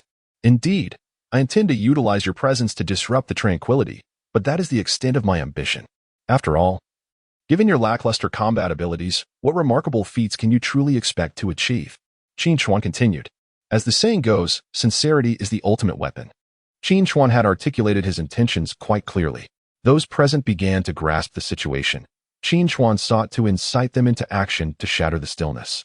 Yet he would not turn against them. Once the divine ring made its appearance, Li Tong would undoubtedly act. It was likely that Zhang Li would not merely observe as the divine ring was taken away. The ensuing test would be whether Zhang Li or Qin Chuan would be the first to act against Li Tong. As soon as one of them made a move, the other could reap the benefits. Hence, this contest was as much a psychological battle as it was a physical one. Chapter 66. The emergence of the Ring of Sovereignty Brothers. Fortune favors the bold, while misfortune befalls the timid. Since Qin Chuan has made his intentions abundantly clear, let us not hesitate. Their conflict serves our advantage. If Qin Chuan seeks to shatter the tranquility, we might as well lend a hand. Let us charge forth and unearth the Ring of Divinity. Amidst their battle, we may seize the opportunity. Quickly, advance. In an instant, thousands of Beast Island lords, persuaded by Qin Chuan's eloquence, surged downward. Meanwhile, Li Tong, who had been seated on a rock, planning to endure the situation, was taken aback by this sudden turn of events. What in the world? Have these lone wolves lost their minds? Who dares to descend and excavate the Ring of Divinity? Who gave them such audacity? Leader, give the order. We must eliminate these intruders, cried several members of the Iron Lion Alliance, unable to remain passive. Li Tong gazed at the rushing Beast Island lords, his expression darkening. Everyone, remain calm. It is evident that someone is inciting them. As he spoke, he cast a glance upward and, as expected, spotted Qin Chuan and Yi Qingwan soaring through the sky on a pterosaur. It is indeed a pterosaur. Qin Chuan is behind this. He has incited these lone wolves. He aims to disrupt the peace and deny us any chance to endure. Leader, what shall we do?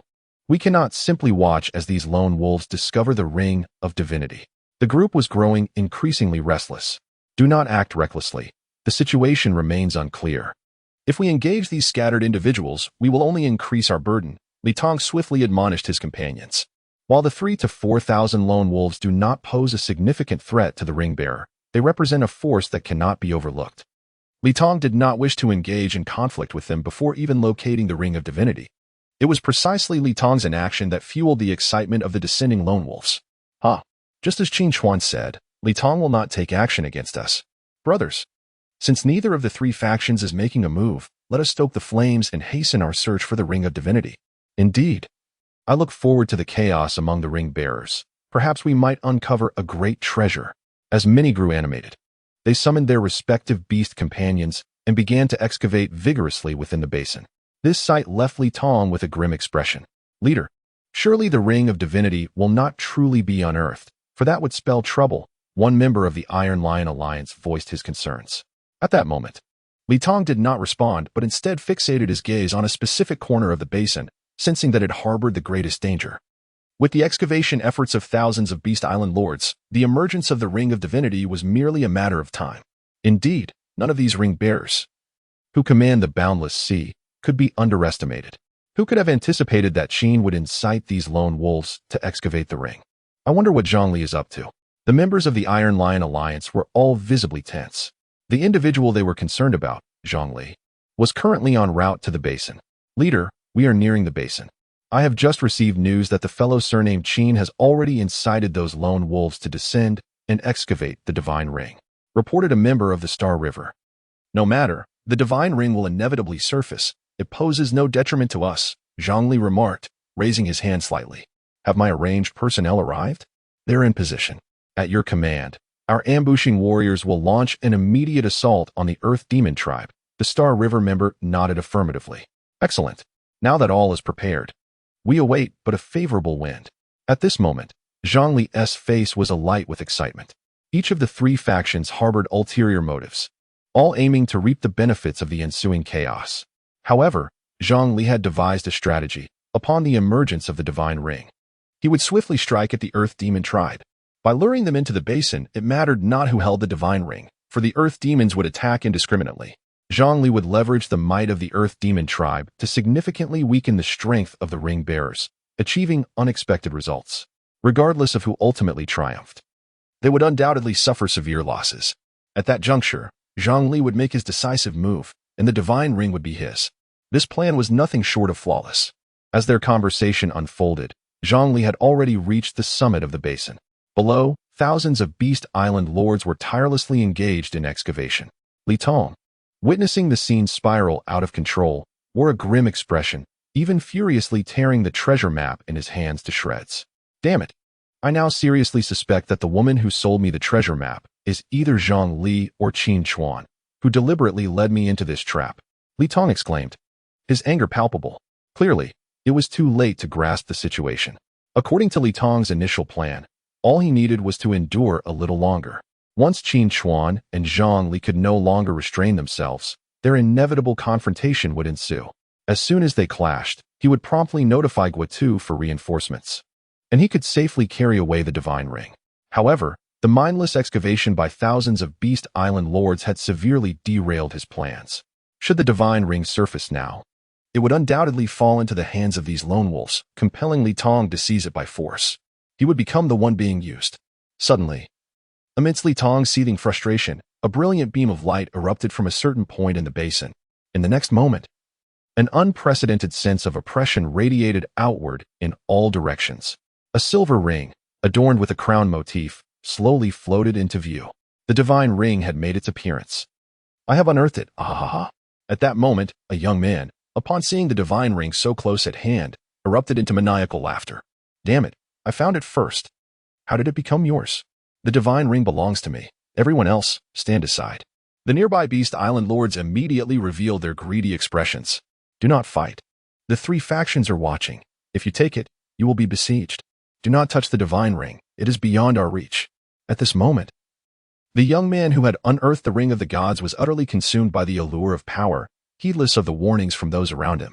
In his eyes, donning the ring symbolized his ascension to the status of a ring master, a being capable of standing alongside the 5 esteemed ring masters of the endless sea. I am the ring master, he declared, clutching the ring tightly in his palm before swiftly adorning it upon his index finger and clenching his fist with fervor. Buzz. In an instant, a terrifying aura surged forth from the young man, radiating outward in all directions. All creatures caught in its wake found their combat prowess diminished, as if they were facing a sovereign. Indeed, the ring of the gods was formidable. The youth gazed intently at the ring upon his finger, feeling an unprecedented surge of strength coursing through him. Yet, unbeknownst to him, to wield the ring of the gods required a level of power to match its might. Otherwise, no matter how potent the ring, its true combat potential would remain elusive. For instance, the young man's beast companion, a mere coyote with limited fighting abilities, could hardly harness the power of the Ring of Kings. Chapter 67. Chaos and Battle. The young man, adorned with the Ring of Sovereignty, felt as though he possessed the entire realm and immediately unleashed his power without restraint. This unleashed force subdued many of the beast companions belonging to the lords of Beast Island surrounding him. However, this suppression merely diminished their combat capabilities rather than paralyzing them entirely. Consequently, some began to recover from the oppression almost instantly. Kill this wretch. Seize the Ring of Sovereignty. It belongs to me. Charge. Slay. In an instant, hundreds of lords of Beast Island reacted, commanding their beast companions to pounce upon the youth with fervor. I am the Ring Master. Who dares to defy me? The young man, seeing others take action against him, was filled with rage and swiftly commanded a dozen jackals to retaliate. Yet, despite having a beast of royal lineage at his side, the jackals, being diminutive creatures, found themselves overwhelmed by the relentless tide of ferocious beasts. Sizzle. Boom. The next moment, a pack of wolves, tigers, and leopards swiftly surrounded the jackals, launching themselves at them and bringing them down. Under the frenzied assault of the beast army, even the enhanced jackals could not unleash any skills in time and were brutally torn apart on the spot. This cannot be. I am the Ring Master. Why can I not exert my power? The youth stared at the ring in his hand, descending into confusion. However, before he could react, a royal-level cheetah seized the opportunity, leaping towards him. Swoosh. In an instant, the cheetah sank its teeth into the young man's arm, severing it completely. Ah! He screamed in agony, rolling on the ground while clutching his severed limb.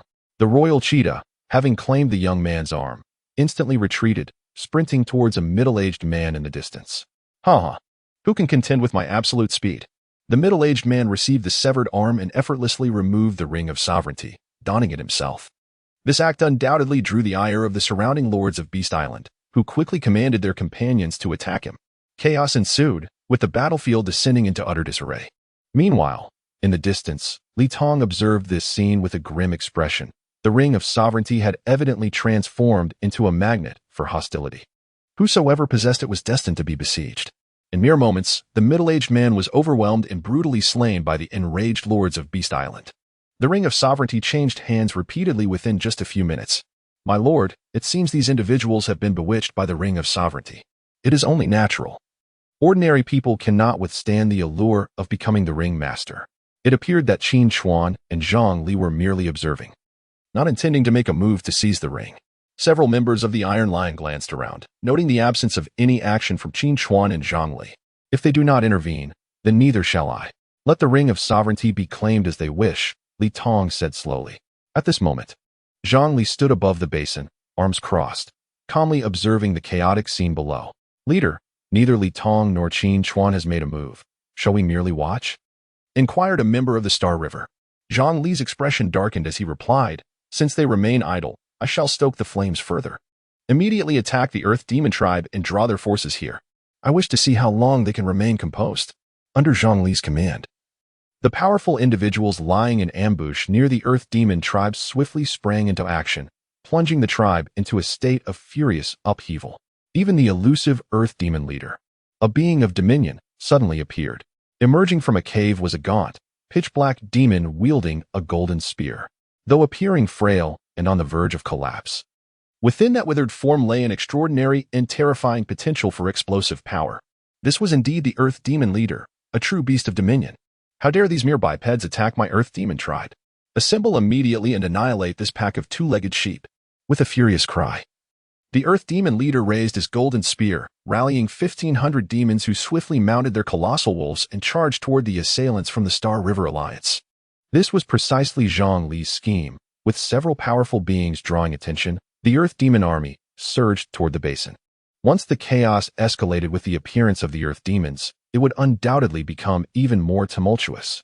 This was exactly the scenario Zhang Li desired. As long as the Earth Demon forces emerged, Qin Chuan and Li Tong could not remain passive. After all, if the ring of sovereignty fell into the Earth Demon leader's grasp, the consequences would be dire. Meanwhile, Qin Chuan, still hovering in the sky, furrowed his brow. Mr. Qin, can they truly remain so composed, refusing to seize the opportunity? Yi Qi-wan questioned, her expression troubled. What is Zhang Li up to? Qin Chuan, puzzled, glanced down at the seemingly unperturbed Zhang Li. Moments later, a realization struck him, and he exclaimed, I see. Zhang Li must be intending to manipulate the Earth Demons. What? Yi Qi-wan's face registered shock. The Ring of Sovereignty had been present for quite some time, yet Zhang Li remained inactive and seemingly unconcerned. This was clearly a scheme. Given the proximity to the Earth Demon tribe, should he lead the chaos their way, it would compel us to act. Qin Chuan quickly pieced together the sequence of events. This was entirely in line with Zhang Li's character. After all, he had previously spread rumors to incite the Beast Island Lord to amass forces against him. Now, he was employing the same tactics. Although not drawing the Beast Island Lord, the Earth Demon tribe was significantly more formidable than that motley crew. If that were the case, Zhang Li was indeed quite treacherous, and Yi Qi-wan felt a sense of foreboding. Suddenly, as if on cue, a cloud of dust billowed from the distance of the basin. 1,500 Earth Demons charged forth, relentless in their advance toward the basin. At the forefront, riding a colossal gray-white wolf, exuding an aura of formidable oppression, was none other than the leader of the Earth Demons, the Dominator. Yi Qi-wan immediately sensed that something was amiss. How audacious of you, Zhang Li, to attempt to seize the Ring of Sovereignty with the aid of Earth Demons. Do you not fear that your plans may backfire? Qin Chuan's face was ashen. It is worth noting that even he would hesitate before the formidable presence of these 1,500 Earth Demons. Once the horde of Earth Demons joined the fray, it would indeed be uncertain into whose hands the Ring of Sovereignty would ultimately fall. With a rush and a roar, the 1,500 Earth Demons arrived at the basin's edge. The horde quickly spotted the Beast Island masters engaged in a brutal internecine conflict. Oh, the lambs are at each other's throats. Commander, we shall feast well tonight, exclaimed an elite Earth Demon, filled with exhilaration. Attack immediately. Annihilate all the two-legged sheep, commanded the Earth Demon leader, raising his spear and bellowing with authority. In unison, all the Earth Demons brandished their spears, aiming at the thousands of Beast Island masters below. Chapter 68. Fierce battle with the Earth Demon leader. Whoosh, whoosh, whoosh. At the command of the Earth Demon leader, over 1,000 spears descended upon the ground like a torrential storm. Thud. Ah, damn it. What is attacking us? Oh no, it's the Earth Demons. How can there be so many? In an instant, hundreds of Beast Island lords were pierced through by the spears, falling lifelessly to the ground. As the Earth Demons finished their initial onslaught, they charged forth on their colossal wolves into the valley below. This unforeseen turn of events prompted Li Tong, who had been observing from the sidelines, to finally take action. Damn it, this must be the work of Qin Chuan or Zhang Li. Those two deserve to be cursed. Li Tong seethed with rage. Alliance leader, take action. If we wait any longer, the Ring of Sovereignty will be snatched by the Earth Demons. The Iron Lion members urged anxiously.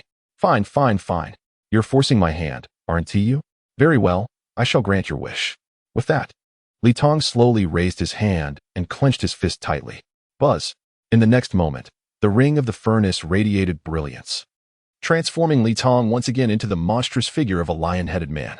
Under Li Tong's command, over 100 formidable warriors swiftly joined the fray, heading straight for the Ring of Sovereignty. At that moment, the Beast Island lords found themselves caught in a chaotic predicament, besieged by both the Earth Demons and Li Tong. Li Tong has joined the fight. Damn it, we've been played by Qin Chuan. Didn't Qin Chuan say that Li Tong wouldn't attack us? Why is he turning on us now? We can't trust Qin Chuan anymore. He has led us to ruin. Enough chatter. Quickly discard the Ring of Sovereignty, or we're doomed. In their panic, many Beast Island lords no longer cared about contending for the Ring of Sovereignty. After all, their lives were at stake. As the Ring of Sovereignty was thrown away, Li Tong surged ahead, breaking through the obstacles to reach its location. Roar. Just as Li Tong was about to seize the Ring of Sovereignty, a terrifying roar echoed from afar. 3 beastly, Emperor-class Tyrannosaurs charged forward, barreling straight toward Li Tong. The overwhelming sense of dread sent shivers through the surrounding Beast Island lords. Meanwhile, the Earth Demons also sensed the imminent threat, redirecting their aggression towards Qin Chuan. Finally, Li Tong couldn't contain himself any longer. He recognized immediately that this was Qin Chuan's dinosaur pet. At that moment, Qin Chuan had already descended. Knowing he must intervene in this dire situation, if Li Tong were to acquire the Ring of Sovereignty, bolstered by 2 divine rings, he would certainly have the power to break through the encirclement. Perhaps this was precisely what Zhang Li had anticipated. He foresaw that Qin Chuan would inevitably take action. And so, Qin Chuan decided to play along. Since a battle was inevitable, why not engage in a grand confrontation? He would seize the Ring of Sovereignty through sheer strength. Likewise, Li Tong was unwilling to stand idly by and watch as Qin Chuan made off with the Ring of Sovereignty. Charge! Hold back Qin Chuan's beast pet. Li Tong immediately commanded. Subsequently, under the joint efforts of over 100 formidable warriors, countless beast companions surged towards the Tyrannosaurus. With a deafening roar, the Tyrannosaurus opened its gaping maw, unleashing a torrent of fiery breath that swept across the battlefield. In the face of the Tyrannosaurus's overwhelming imperial might, the members of the Iron Lion Alliance dared not approach. Quickly, Qin Chuan urged, glancing at Yi Qingwan. She nodded and summoned 4 Beast Emperor-level polar bears, directing them towards the Ring of Sovereignty. This scene did not go unnoticed by Li Tong, who, with a forceful stomp, charged forth. In his indiscriminate assault, he ruthlessly slaughtered any obstacles, be they Earth Demons or the masters of Beast Island. The Ring of Sovereignty is mine. No one else is worthy to contend for it. As Li Tong approached, he swung his hand with ferocity. A powerful gale erupted, pinning Yi Qingwan's 4 polar bears in place. What a splendid opportunity! Li Tong exclaimed with delight. However, before he could grasp the fallen Ring of Sovereignty, a wyvern swooped down from the skies. Get lost! Li Tong shouted furiously, seizing the wyvern's wing and tearing it down. This brief moment of hesitation allowed Yi Qingwan to react swiftly, commanding the polar bears to charge ahead. Yet Li Tong was equally quick, leaping several meters into the air and delivering a powerful slap imbued with fierce wind. A resounding thud echoed as one of the Beast Emperor-level polar bears was sent crashing to the ground. The Ring of the Furnace was indeed formidable. Yi Qingwan noted with surprise, yet she persisted in battling Li Tong with her polar bears. The chaotic scene was fully observed by Zhang Li from above the basin. Haha. As expected, the Alliance leader's plan has come to fruition. Qin Chuan and Li Tong are embroiled in a fierce conflict. Shall we intervene? This is a once-in-a-lifetime opportunity. I can already envision the moment the Alliance leader becomes the master of both rings, commanding respect across the endless seas. Several members of the Star River were eager to act. Not yet. Let them continue battling for a while. Zhang Li raised his hand slightly. They remain unharmed. If we intervene now, the attention will immediately shift to us. Zhang Li was far too astute to act recklessly. As the battle raged on, Qin Chuan found himself restrained by over 100 warriors from the Iron Lion Alliance, while also needing to fend off the surrounding Earth Demons. Fortunately, the 3 Beast Emperor-level Tyrannosaurus were remarkably powerful. Any other beast companion would likely struggle to withstand such onslaught. Yet, Qin Chuan's valiant display caught the eye of the Earth Demon leader, who immediately raised a golden spear, seemingly poised to strike. Mr. Qin, be cautious. Yi Qingwan, still engaged with Li Tong from a distance, instantly sensed the murderous intent and called out, just as she issued her warning. The Earth Demon leader aimed his spear at one of the Tyrannosaurs. With a whoosh, the golden spear, cutting through the air with an unstoppable force, hurtled towards the Tyrannosaurus's head. As the imminent danger approached, Qin Chuan swiftly maneuvered the Tyrannosaurus Rex to evade. Thunderous sounds echoed. However, it was a moment too late. Although the spear did not strike the dinosaur's head, it pierced through its back with brutal precision. Furthermore, the target was the lightning attribute Tyrannosaurus Rex. Despite the mitigating effects of the energy cells, the spear's impact was unrelenting, unleashing a terrifying surge of electricity. With a pained roar, the Tyrannosaurus Rex stumbled and collapsed to the ground. The overwhelming power of a sovereign-level Earth Demon proved to be astonishing. Qin Chuan had not anticipated that a single blow from such a formidable foe could severely injure his Beast Emperor-level Tyrannosaurus Rex. This scene did not go unnoticed by Zhongli above, who was equally taken aback, realizing he had perhaps underestimated the combat prowess of the sovereign-level Earth Demon. The other members of the Galaxy team were left in a state of shock. After all, Qin Chuan was the foremost expert of the Endless Sea. If he could not withstand such an attack, what chance did they have? Qin Chuan promptly summoned his injured Tyrannosaurus Rex into the dimensional space and then raised his hand, clenching his fist with determination. With the ring of fusion radiating brilliance, he initiated the fusion, centering on the Tyrannosaurus Rex, with the Velociraptor as an auxiliary.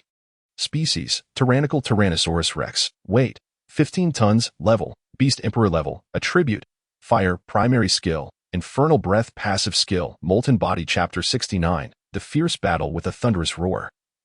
The ferocious Tyrannosaurus Rex made its entrance. Though it lacked the agility of the swift raptors, it compensated with immense destructive power. Without hesitation, Qin Chuan commanded the Tyrannosaurus Rex to charge at the Dominator-level Earth Demon. As the beast opened its cavernous maw, a torrent of hellfire erupted forth. In response to the surging inferno, the Earth Demon leader raised his hand to summon back his golden spear, which he spun with great force. The resulting tempest effectively isolated the flames, even allowing him to unleash a sandstorm to assault the Tyrannosaurus Rex. Qin Chuan remained utterly focused. For a moment, inattention could result in the golden spear striking home, a blow that even the Tyrannosaurus Rex would find devastating. If the combat disparity between Beast King and Beast Emperor is tenfold, the difference between Beast Emperor and Dominator is not merely tenfold, but rather tens or even hundreds of times. Although the Tyrannosaurus Rex, born from Qin Chuan's fusion, mitigated some of this gap, it still found itself at a disadvantage. The human stood no chance before me. After fending off the flames, the Earth Demon leader leaped down from the colossal wolf, spear in hand, charging directly at the Tyrannosaurus Rex. In response, Qin Chuan summoned the remaining 3 Tyrannosaurs to launch a coordinated assault alongside the ferocious Rex. In an instant, thunder and fire converged, transforming into a colossal wave that surged towards the Earth Demon leader. Any Earth Demon caught in the path was engulfed by the raging flames, reduced to charred remnants. Yet, the Earth Demon leader remained unfazed by the concentrated assault of the 4 massive creatures. He nimbly dodged the attack and swung his spear with ferocious might. With a resounding thud, one of the Tyrannosaurs was struck by the spear. Its massive form sent, hurtling nearly 10 meters away. However, this also provided the Tyrannosaurus Rex with an opportunity.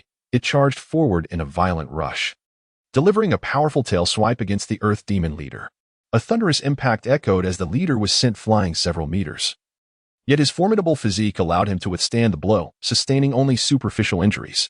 Indeed, the Dominator-level Earth Demon was a significant step above the Beast Emperor level, and Qin Chuan felt the gravity of the situation. Meanwhile, Zhongli, observing from above, wore an increasingly grim expression. Initially worried that the Earth Demons would exhaust Qin Chuan and Li Tong, he now feared for their very lives. If Qin Chuan were to fall and the Earth Demon leader still stood strong, even Zhongli's intervention would yield little advantage. A miscalculation, Qin. Do not perish so swiftly. Zhongli found himself troubled. In his eyes, the ideal outcome would be for both to suffer grievous injuries, allowing him to reap the rewards. But should one of them perish first, his plans would be thwarted. At this moment, Li Tong, growing increasingly exasperated by Yi Qingwan's relentless pursuit, shouted, "Why do you persist in targeting me? Can't you see that Qin Chuan is struggling? Our priority must be to unite and eliminate the Earth Demon leader." Upon hearing Li Tong's urgent call, Yi Qingwan immediately ceased her attacks, turning around to witness Qin Chuan indeed embroiled in a grueling struggle. Mr. Qin, I am here to assist you. Yi Qingwan prepared to turn and strike at the demon leader. Do not be deceived by this fellow. Keep a close watch on him. Qin Chuan exclaimed. Yi Qingwan suddenly realized that at this moment, Li Tong had already dashed toward the ring of sovereignty. How infuriating! How dare he deceive me? Enraged, Yi Qingwan unleashed all her polar bears and launched an attack on Li Tong. Faced with the onslaught of nearly 20 polar bears, Li Tong simultaneously released all his lions, engaging in a fierce back-and-forth battle with Yi Qingwan. Guotu, come quickly to my aid. Li Tong sent out a distress signal amidst the chaos. At that very moment, not far from the basin, in a secluded canyon, a tall, lean middle-aged man awaited quietly. Beside him lay for Beast King-level rhinos, and on his index finger rested a ring adorned with 2 entwined serpents, the Ring of Symbiosis. This man was none other than Guotu's. Possessing the extraordinary capabilities of a divine ring, Guotu, confident in his prowess, had come alone to provide support without bringing anyone else along. He has called for help. It seems the competition for the divine ring has reached a fever pitch, Guotu thought, immediately setting off toward the basin. Meanwhile, the situation in the basin remained tense. Qin Chuan, relying on his ferocious Tyrannosaurus Rex, struggled to contend with the demon leader. While over 1,000 demon soldiers engaged in fierce combat with thousands of Beast Island lords, Yi Qingwan was also fully focused on thwarting Li Tong. At this moment, Qin Chuan realized that Zhang Li intended to wait until they were all exhausted before striking. Therefore, upon determining that he could not defeat the demon leader, Qin Chuan decided not to prolong the conflict and prepared to employ his trump card to seize the Ring of Sovereignty amidst the chaos. This might draw all the firepower toward him, but as long as he could disengage from battle, he could escape this place. However, just as Qin Chuan pondered his strategy, he noticed 4 Beast King-level rhinos charging down from above the basin. "Haha, my reinforcements have arrived. None of you shall take the Ring of Sovereignty." Li Tong exclaimed with delight, then commanded, "Guotu, take the Ring of Sovereignty and leave this place at once. Fear not, I shall handle it. Success is assured." Upon uttering these words, Guotu sped toward the location of the Ring of Sovereignty. Truly unaware of the danger, Qin Chuan fumed, raising his hand to summon 2 colossal dragons. Boom! As the gigantic dragons landed, they surged toward Guotu's. Qin Chuan, while focusing on the demon leader, also had to prevent others from grasping the Ring of Sovereignty, a situation that amplified his pressure significantly. "Thinking to obstruct me? It won't be that easy," Guotu declared, raising his hand. Bang! Bang! Bang! The 2 Beast King-level rhinos immediately turned and charged at the colossal dragons. With a tremendous impact, the collision unleashed a shockwave that sent the surrounding Beast Island lords and demons flying. The colossal dragons, thanks to their massive size, managed to hold their ground against the Beast King rhinos, but this did not deter Guotu's advance. "Leader Yi." As Qin Chuan observed Guotu poised to seize victory, he immediately shouted towards Yi Qingwan. At that moment, Yi Qingwan comprehended that if she refrained from utilizing her trump card, the coveted Ring of Sovereignty would slip completely out of reach. "I understand," Yi Qingwan responded, and then slowly raised her hand, causing the evolution ring to radiate brilliance. With a resounding hum, a Beast Emperor-level polar bear was instantaneously empowered, its pristine white fur transforming into a vivid crimson. The creature's aura surged from the Beast Emperor level to the Dominion level. Yet, this transformation signified that the polar bear's vitality was rapidly depleting. Above, Zhang Li beheld Yi Qingwan activating the evolution ring, a smile creeping upon his face. "Ah, at last, she is willing to employ it. It seems this contest is nearing its conclusion. The Ring of Sovereignty shall undoubtedly be mine." Chapter 70, The Cataclysm as Yi Qingwan unleashed the evolution ring. The terrifying aura of the sovereign-level polar bear surged forth in an instant. With a delicate gesture of her jade-like finger, she pointed towards Guotu's boom. In the blink of an eye, the sovereign-level polar bear darted forward like a bolt of lightning, its massive paw crashing down upon Guotu's thud. A resounding impact echoed as Guotu's head was smashed to pieces by the polar bear's formidable force. Gasp! In that moment, everyone drew in a sharp breath. Yet, at that very instant, the ring on Guotu's index finger began to emit a faint glow, and his shattered head visibly regenerated at an astonishing pace. "Though I may not perish, the pain is indeed excruciating," Guotu remarked, stretching his neck and revealing a sinister grin.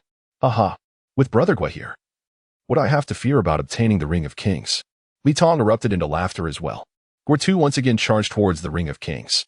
However, the sovereign-level polar bear, moving with lightning speed, lunged after him, its enormous jaws poised to strike. Snap! It clamped down on Qin's neck, viciously tearing at him. Yet no matter the ferocity of the assault, Qin's body swiftly healed itself. He was truly a monster that could not be killed. The symbiotic ring is infuriating. Qin Chuan seethed with anger.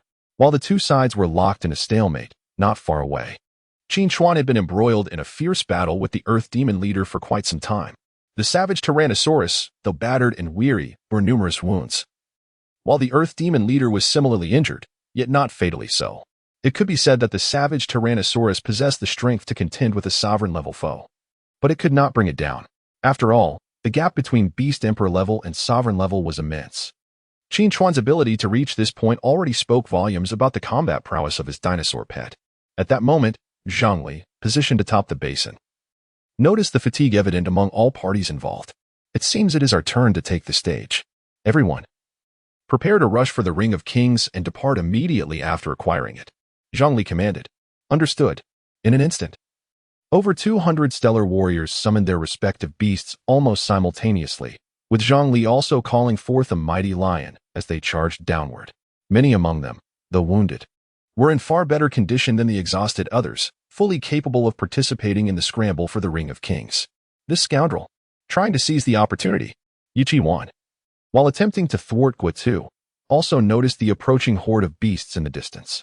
Li Tong's expression darkened. Qin Chuan, Qin Chuan, are you both satisfied now?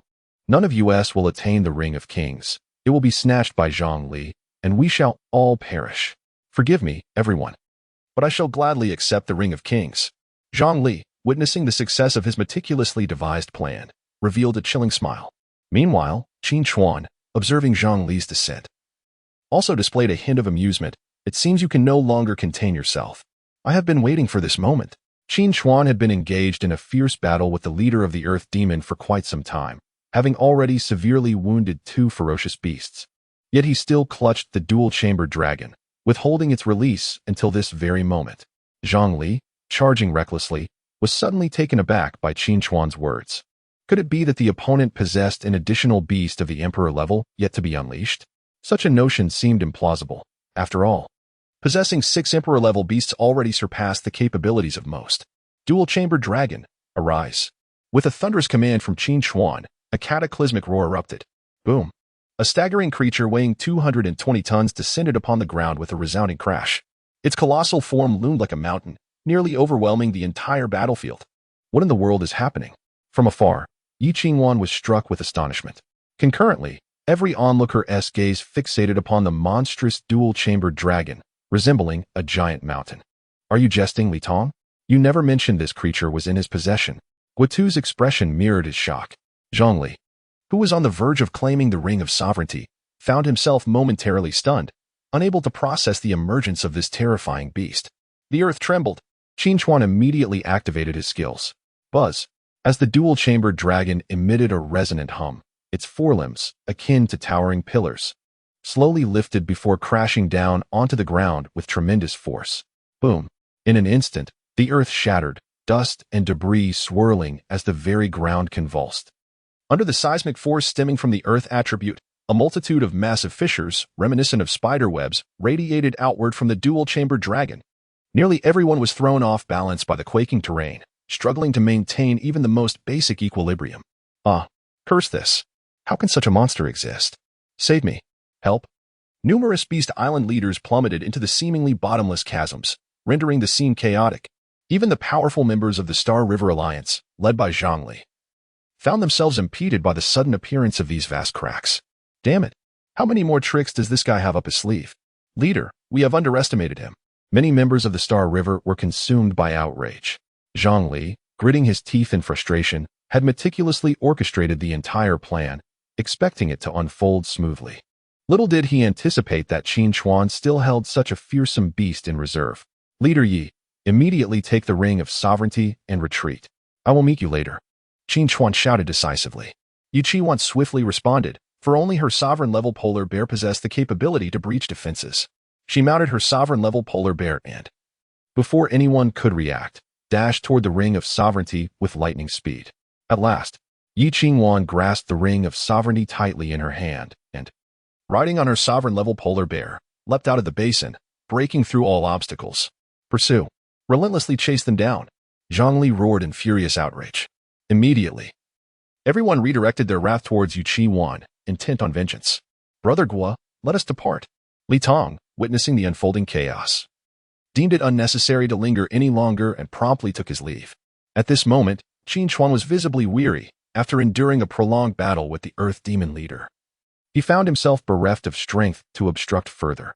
He could only gather his beast companions and soar into the sky atop the wind god winged dragon.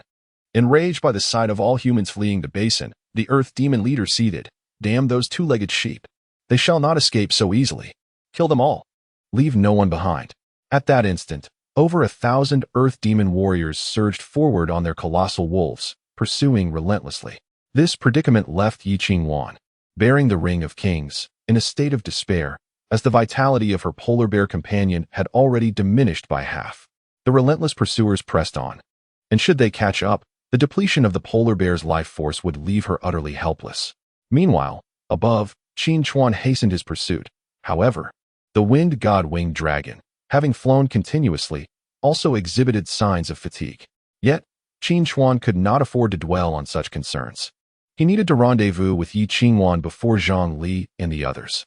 Once they successfully escaped the subterranean world, they could teleport back to Beast Island, at which point the Ring of Kings would be truly theirs. Chapter 71. Surrender. At this moment, Yi Qinghuan raced towards the entrance of the third teleportation portal, adorned with the Ring of Sovereignty, while a dark throng of pursuers relentlessly followed behind. Li Tong, Guo, along with Zhang Li and the leader of the Earth Demons, knew that if they were caught, their fate would be sealed. Damn that wretched woman. The Ring of Sovereignty belongs to me. She shall not escape the underworld with it. Li Tong cursed vehemently as he pursued her, his frustration palpable. Guo, who was also in pursuit, sensed the dire situation and remarked, Li brother, her sovereign-level Arctic bear moves with astonishing speed. This chase is futile. I shall instruct the members of the Endless Sea Alliance stationed at the third teleportation portal to set an ambush. Only then can we impede her escape. Upon hearing this, Li Tong's spirits lifted. Then I must entrust this task to you, Guo brother. However, Guo cautioned, but for my assistance, I shall require a greater reward. Fear not. As long as I acquire the Ring of Sovereignty, the essence shall be no issue, Li Tong replied confidently. That is reassuring, Guo nodded. His willingness to assist stemmed from a prior agreement where Li Tong promised him 10,000 essences upon success. Of course, Li Tong did not currently possess such a sum, but he was certain that once the Ring of Sovereignty was in hand, procuring 10,000 essences would be trivial. Under Guo's coordination, the formidable members of the Endless Sea Alliance swiftly mobilized, teleporting over 300 strong individuals to the third teleportation portal. With such a multitude of powerful beings, confronting Yi Qinghuan would render her escape exceedingly arduous. This scene did not escape the watchful eyes of Qin Yahui, who remained at the mine and promptly notified Qin Chuan, Brother Qin, the forces of the Endless Sea have been deployed, exceeding 300 in number. Where are you? Seeing Qin Yahui's message, Qin Chuan, hovering high above, wore a grim expression. It seems these fellows are investing heavily, intent on retrieving the Ring of Sovereignty without fail. But it will not be so easily accomplished. Just as Qin Chuan contemplated a strategy, Yi Qinghuan found herself less than 5 kilometers from the third teleportation portal. At that moment, under the command of the Earth Demon leader, a swift detachment of relatively nimble troops surged from the flanks, obstructing Yi Qinghuan's path. Upon spotting the 30 to 40 Earth Demons ahead, Yi Qinghuan's face darkened. You shall all perish.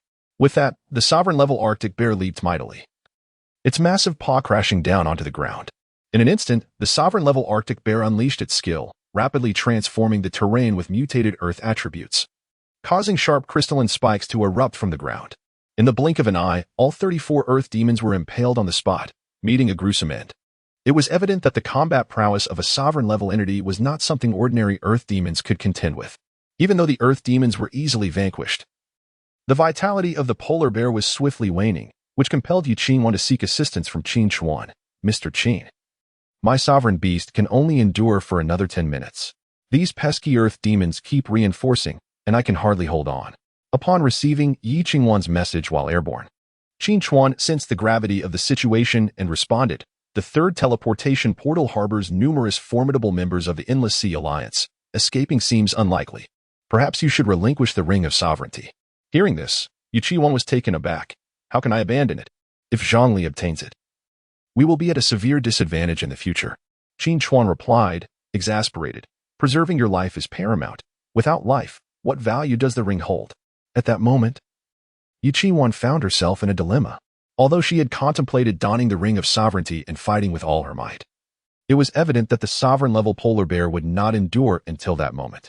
Even if she wore the ring, she could not possibly contend with Zhang Li and his two companions, let alone the ever-watchful Earth Demon leader. After much contemplation, Yuqiwan reluctantly acquiesced to Qin Chuan's suggestion. Very well, I shall relinquish the Ring of Sovereignty. Qin Chuan instructed, after forsaking the divine ring. You must immediately retreat from the subterranean world. What will you do if I leave? Yi Qingwan inquired. Rest assured, as long as they remain in the underground realm, I still have a chance to acquire it.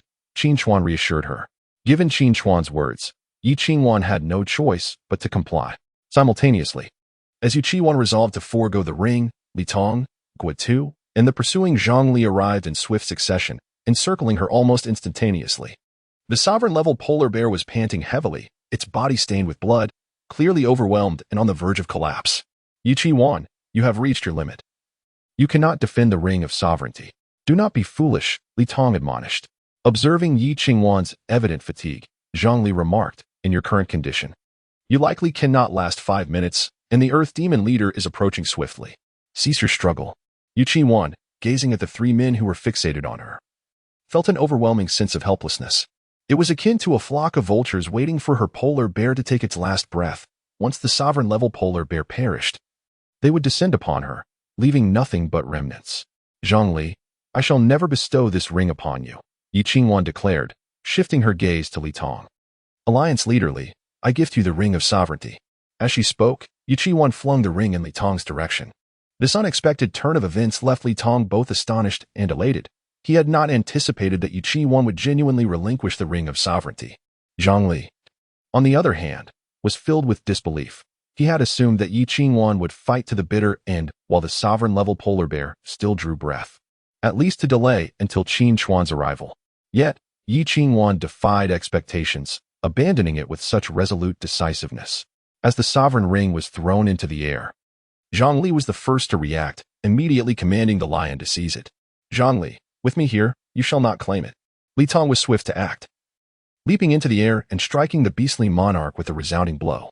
Observing this, Guotu swiftly maneuvered, securing the sovereign ring tightly in his grasp before it could even touch the ground. Brotherly, we have it. Upon witnessing their acquisition of the sovereign ring, Li Tong exhaled in relief, exclaiming, despite the twists and turns, the sovereign ring has ultimately come to rest in my hands. Damn it, Zhang Li, his face ashen with rage, bellowed, attack. Ensure the sovereign ring is retrieved.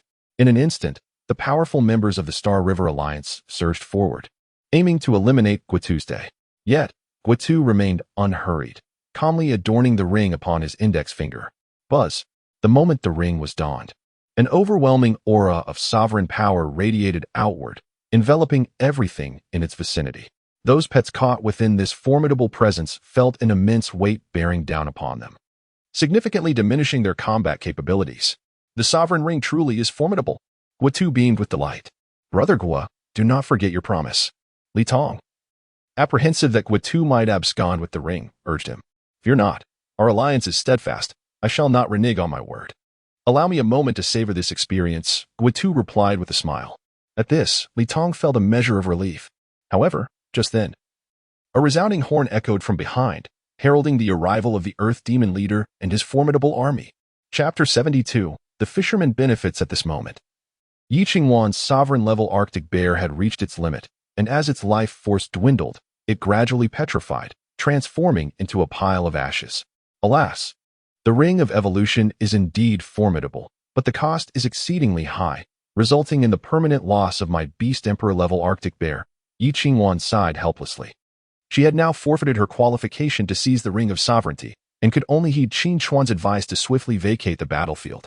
After all, the ring was no longer in her possession, and no one would pursue her further.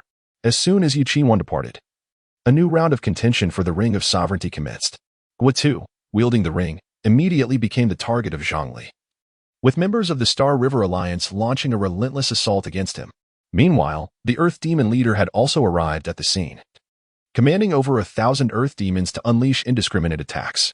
In an instant, the entire arena was plunged back into chaos. Qin Chuan, arriving fashionably late, hovered above them and surveyed the tumultuous scene below. It appeared that my suspicions were correct. The Ring of Sovereignty is not so easily extracted from the underworld. Qin Chuan smiled faintly. He then glanced at the Wind God Wyvern resting nearby.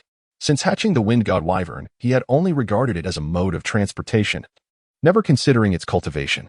He had believed it prudent to allocate the limited essence and extraordinary beast cores solely to his primary battle pets. However, through this conflict, Qin Chuan realized his folly. Moreover, the essence required for the cultivation of the Wind God Wyvern was relatively modest. Advancing it from its adult form to Beast King level required only 50 essence, and to Beast Emperor level, 500 essence.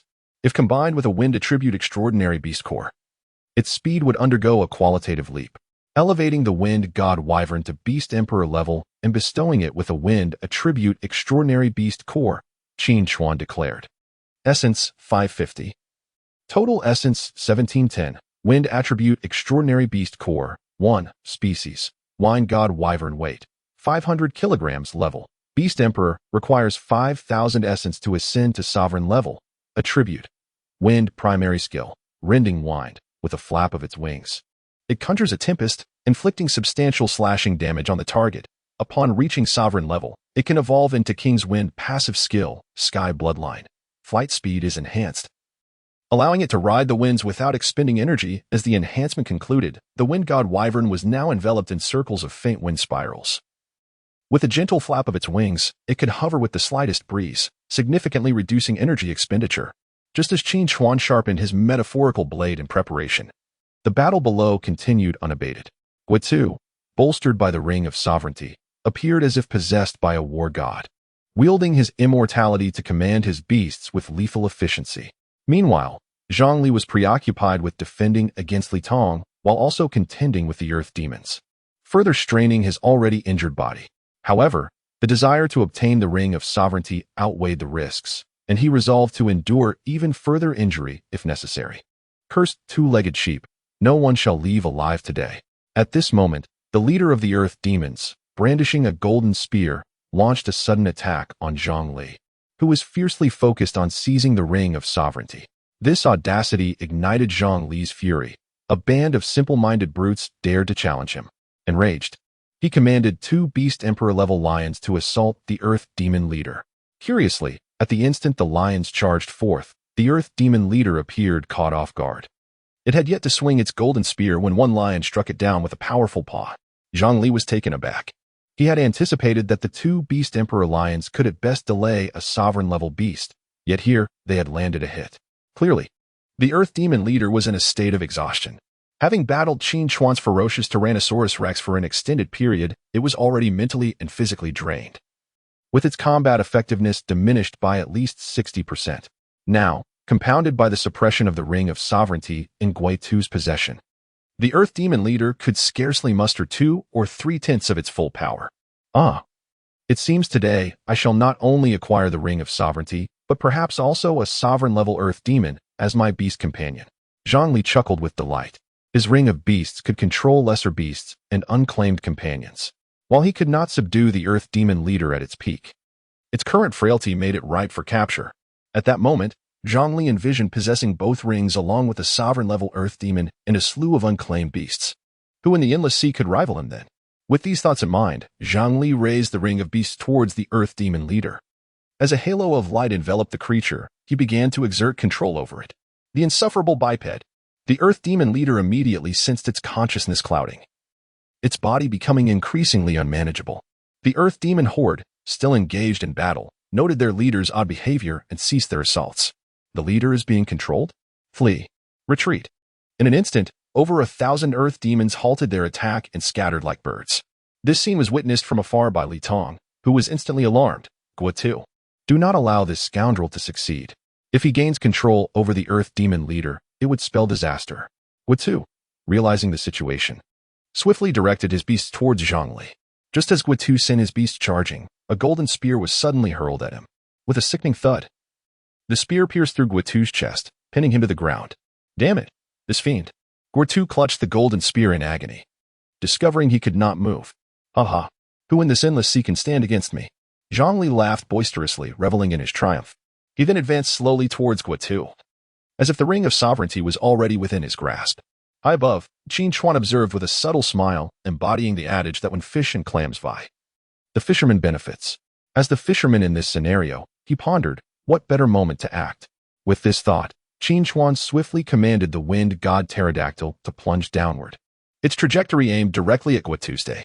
In that instant, Zhongli had yet to approach Guotu when a violent gust swept from above, hurtling towards Guotu's. With a chilling sound, Guotu emitted a cry of agony as his entire left arm was severed by the blade of wind.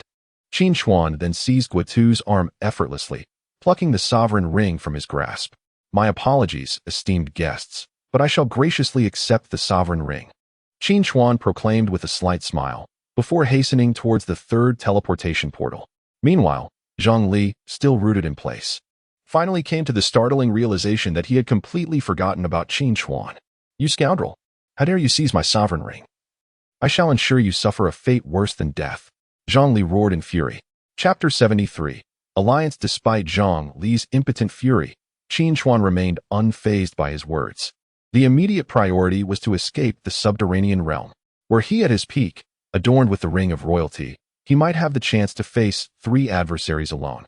However, after enduring several fierce battles, his 6-headed beast Emperor-class Tyrannosaurus had sustained significant injuries. Recklessly engaging now could very well lead to his downfall, especially with the indomitable Guotu still present. Without absolute certainty of victory, Qin Chuan would not take unnecessary risks. Damn it! I painstakingly procured the treasure map from thousands of essences, only to have it become this guy's bridal dowry. Li Tong seethed, trembling with anger yet feeling powerless. Zhongli, if you do not release me, do you wish to make an enemy of me? At this moment, Guotu remained firmly pinned to the ground, bellowing in frustration. Reluctantly, Zhongli commanded the Earth Demon leader to retract the golden spear. As the spear was withdrawn, Guotu's wounds nearly healed in an instant. This is disastrous. This fellow was already incredibly formidable, and now with 2 rings in hand, he's practically invincible. Guotu fumed. It's all your fault. If you had given me the divine ring from the outset, this wouldn't have happened. Zhang Li's face was ashen. Are you still complaining? At least you managed to acquire a sovereign-level Earth Demon leader. What about me? I've lost so many Alliance members and gained nothing. Li Tong retorted, his voice rising. Taking a deep breath, Zhang Li finally managed to temper his rage. Gentlemen, as you can see, the situation has escalated. Qin possesses not only both rings but has also allied himself with that detestable Yi Chi-wan. If we do not unite, we will inevitably be picked off one by one.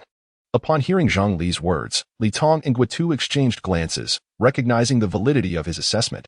In the Endless Sea, there are neither eternal enemies nor friends, only perpetual interests. While they had recently been embroiled in a fierce struggle for the Ring of Royalty, such conflicts now seemed trivial compared to the looming threat posed by Qin Chuan. Then let us join forces against him. He possesses 3 divine rings. And we have our own, Guotu proposed, turning to Li Tong. What say you, brotherly? Given that events have unfolded to this point, there is little left to discuss. We shall align against Qin Chuan, Li Tong affirmed. After a moment of contemplation, Zhang Li added, conventional tactics will not suffice against Qin Chuan. With our current strength, a direct confrontation yields only a 50% chance of success. What does the Alliance leader propose? Li Tong inquired, his brow furrowing slightly. My suggestion is to act when the second phase commences, Zhang Li replied calmly. Upon hearing this, Li Tong and Guotu exchanged knowing glances, seemingly grasping Zhang Li's intent.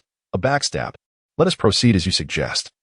We shall allow him to prance about for a few more days, Guotu responded.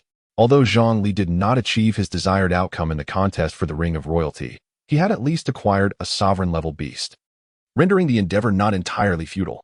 Following their agreement, the 3 departed the subterranean world. Upon acquiring the Ring of Kings, Qin Chuan immediately commanded the wind god Pterodactyl to soar forth with remarkable speed, swiftly emerging from the 3rd teleportation portal to return to his beast island.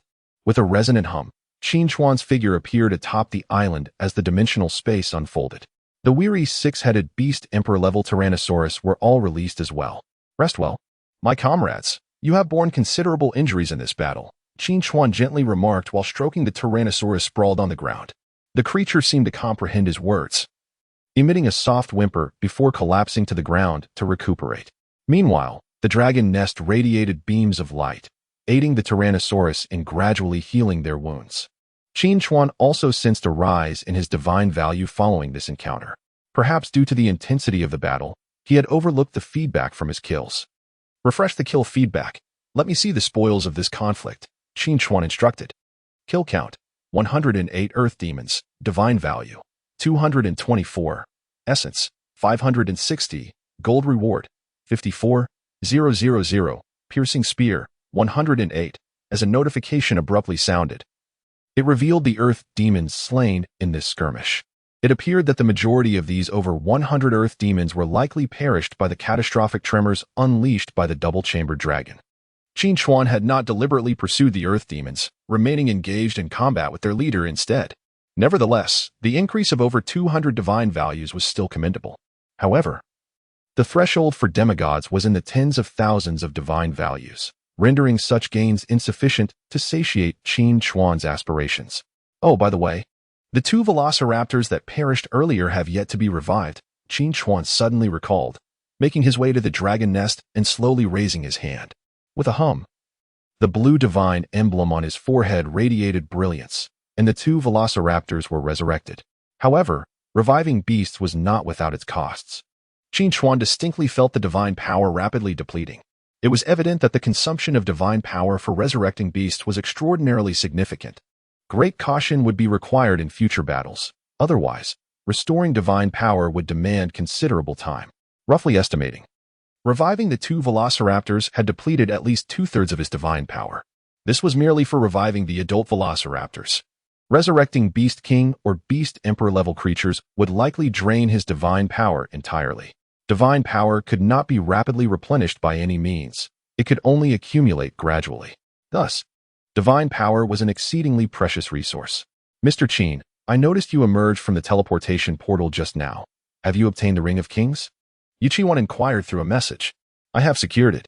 This endeavor was greatly aided by your assistance, though it cost you a Beast Emperor-level companion, Qin Chuan replied. Upon receiving the message from Qin Chuan, Yuqiwan smiled and remarked, Mr. Qin, you are too modest. We are allies. Sacrificing a Beast Emperor-level pet is a small price to pay for the Sovereign Ring. Although I have claimed the Sovereign Ring, Zhongli has inexplicably managed to tame a Dominator-level Earth demon, Qin Chuan replied. I suspect that the three ring bearers will unite against us. I anticipated as much. Initially, our factions were relatively balanced, but now that you have become the dual ring master, they will undoubtedly join forces against us. However, we are also collaborating, and in comparison, we are not at a disadvantage, Yuqiwan responded with optimism. Previously, Yuqiwan and Qin Chuan maintained a purely cooperative relationship, but their bond deepened through this battle. Similarly, the visible forces in the Endless Sea have formed opposing factions, Qin Chuan and Yi Qingwan versus Zhang Li, Li Tong, and Gui Tuesday. This is merely the surface, undoubtedly. There are many powerful individuals quietly growing stronger in the shadows. These individuals prefer to operate discreetly, prioritizing silent accumulation of wealth. After all, the Beast Island lords number in the billions. It is implausible that only these few ring masters possess such power. Countless prodigies are surely lurking, poised to reveal themselves when the second phase of the Beast Tide arrives. Chapter 74, The Birth of the New Ring Master. Following this battle, the global chat channel was ablaze with discussions. It seems the contest for the Ring of God has concluded. I wonder who has claimed it. It's obvious it's Qin Chuan. How can you be so certain? I just saw Zhang Li, Li Tong, and Gui Tu leave the portal together amicably. If they are united, it must mean Qin Chuan emerged victorious. Oh no, this is alarming. Qin Chuan was already exceedingly powerful. Acquiring the second Ring of God will elevate him to unimaginable heights. However, I heard that Zhang Li also managed to obtain a Dominator-level Earth demon, which should allow him to contend with Qin Chuan for a time. That is true. Nevertheless, the Endless Sea now has 6 existing Rings of God. I wonder where the next 6 are hidden. It's evident they must be at Portal 1 or Portal 2, but those portals seem not to have been breached yet. Right? Portal 1 has indeed been breached. The poison has been purged, and many powerful beings who were previously hesitant have now entered to explore. What? Portal 1 has been breached? When did this happen? It occurred while Qin Chuan and the others were vying for the Ring of God. A strong team discovered a method to eliminate the poison. That is wonderful. Does that mean Portal 2 will soon follow suit? Let us not get our hopes too high. Portal 3 harbors terrifying earth demons, and we cannot predict what formidable beasts may lurk in Portals 1 and 2. Perhaps we should wait for those elite players to clear the way before we gather any leftovers. As the chat channel buzzed with excitement, Qin Chuan's fame surged to new heights, and his hidden points skyrocketed. The substantial increase in hidden points naturally led to an elevation in the Alliance's rank. Previously, the Juechen Alliance held the 20th position in the Endless Sea. It has now ascended to the 10th, successfully promoted to a Golden Alliance. This also signified that Qin Chuan could now collect 100 essence daily. However, for Qin Chuan at this moment, this essence held little significance. Ding ding. At that moment, Chen Yahue suddenly messaged, "Brother Qin, our alliance has been upgraded to golden level. We can now receive 100 essence daily." Yes, I see that.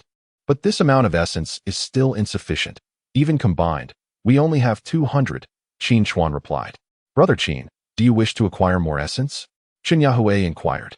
Upon hearing this, Qin Chuan immediately realized, "Are you suggesting that I expand our alliance membership?" Exactly. If we could recruit more members, allowing them to contribute daily, that would generate a substantial income, Chen Yahue remarked. Qin Chuan pondered thoughtfully. This indeed seemed a promising strategy for rapidly accumulating essence. As he currently needed tens of thousands of essence for upgrading both his pets and dragon nest, relying solely on hunting exotic beasts would take an eternity. Zhang Li and his fellow leaders can rely on the Golden Alliance to extract essence from the members within the coalition. Over time, it is inevitable that Qin Chuan will fall behind. Perhaps you should take charge of this matter and strive to recruit some formidable individuals, suggested Qin Chuan. Since the goal is to expand the Alliance's membership, the foremost requirement must be strength. After all, attracting useless individuals would not only diminish the Alliance's hidden points, leading to a drop in rank and status, but would also necessitate Qin Chuan's assistance, rendering the effort counterproductive. For instance, Yi Qingwan's Guardian Alliance, though ostensibly the most populous in the Endless Sea, is actually comprised of 90% weaklings. This compelled Yi Qingwan to activate a sharing mode to balance the hidden points and stabilize the Alliance's position. However, this decision resulted in the entire Alliance being unable to concentrate resources, thereby falling into a vicious cycle. Yet, having chosen this path, Yi Qingwan found herself with no option for retreat, for if she were to curtail resources, the Alliance's ranking would undoubtedly decline, potentially plummeting to silver tier. Qin Chuan's desire to expand membership adheres to the same principle. He could only select those of strength. Rest assured, Brother Qin, I will meticulously screen candidates to ensure we assemble a powerful alliance, replied Chen Yahue. Although Chen Yahue may not excel in combat, she is nearly flawless in other aspects, and her management of the alliance alleviated much of Qin Chuan's burden. Subsequently, Qin Chuan remained on Beast Island, focusing on recuperation, not only to restore his divine power, but also to allow his beasts ample time to recover. As the sun set and the moon rose, the day drew to a close. The following day, only 5 days remain until the second phase of the beast tide. With the arrival of a new day in the Endless Sea, Qin Chuan awoke early from his rest. At this moment, his divine power had fully rejuvenated after a night of gathering energy. Meanwhile, the injuries of several Beast Emperor-level Tyrannosaurus had healed to 70% of their peak condition thanks to the continual treatment received during the beast tide.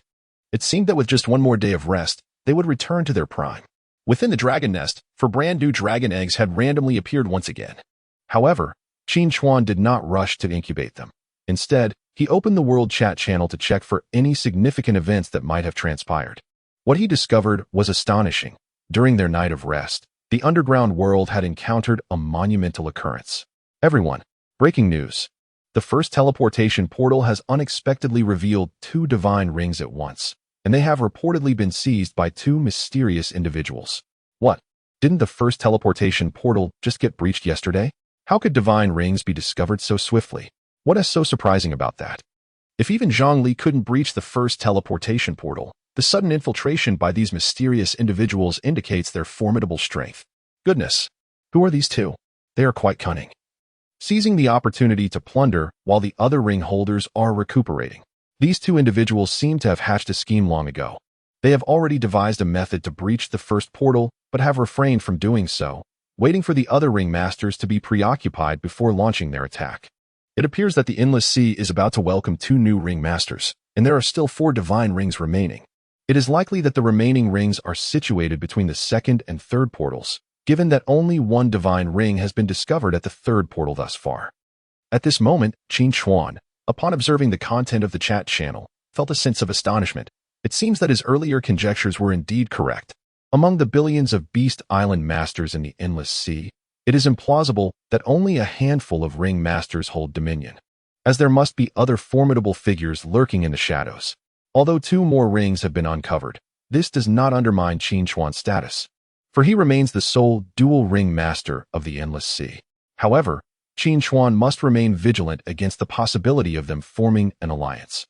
Zhongli has already established a coalition with Li Tong and Guotu, should they manage to win over these 2 new ring masters.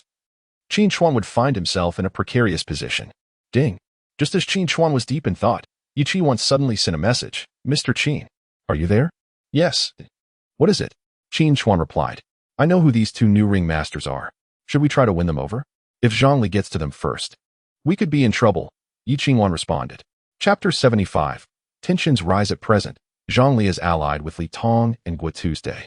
Should they also enlist the aid of 2 additional ring masters, even Qin Chuan, the dual ring master, would find himself in a precarious position. Therefore, it is imperative to thwart their alliance, as Qin Chuan is reluctant to face 5 ring masters simultaneously. Who are they, and how do you know them? Qin Chuan inquired. One is named Lu Yun, and the other is Chen Feng. I once attempted to recruit them, but they declined, Yi Qingwan responded. Do you know what divine rings they possess? Qin Chuan continued to question. It seems Lu Yun's divine ring is called the Ring of Division, but I am uncertain about Chen Feng's. Yi Qingwan replied. Upon hearing Ring of Division, Qin Chuan furrowed his brow and promptly examined its capabilities. Ring of Division. This ring allows the user to create numerous avatars from their pet, each avatar possessing 10% of the original's combat prowess. The number of avatars is determined by the Ring Master's divine rank. Upon reading this information, Qin Chuan was somewhat astonished. He had not anticipated the existence of such a divine ring. If the pet's original combat strength is formidable, the resulting avatars could be virtually limitless, making any confrontation a significant challenge. Where are they now? Qin Chuan asked. They are still at the first teleportation portal and have yet to depart. I just received news that Zhang Li and his companions have also set off, Yi Qi once stated. Then let us investigate.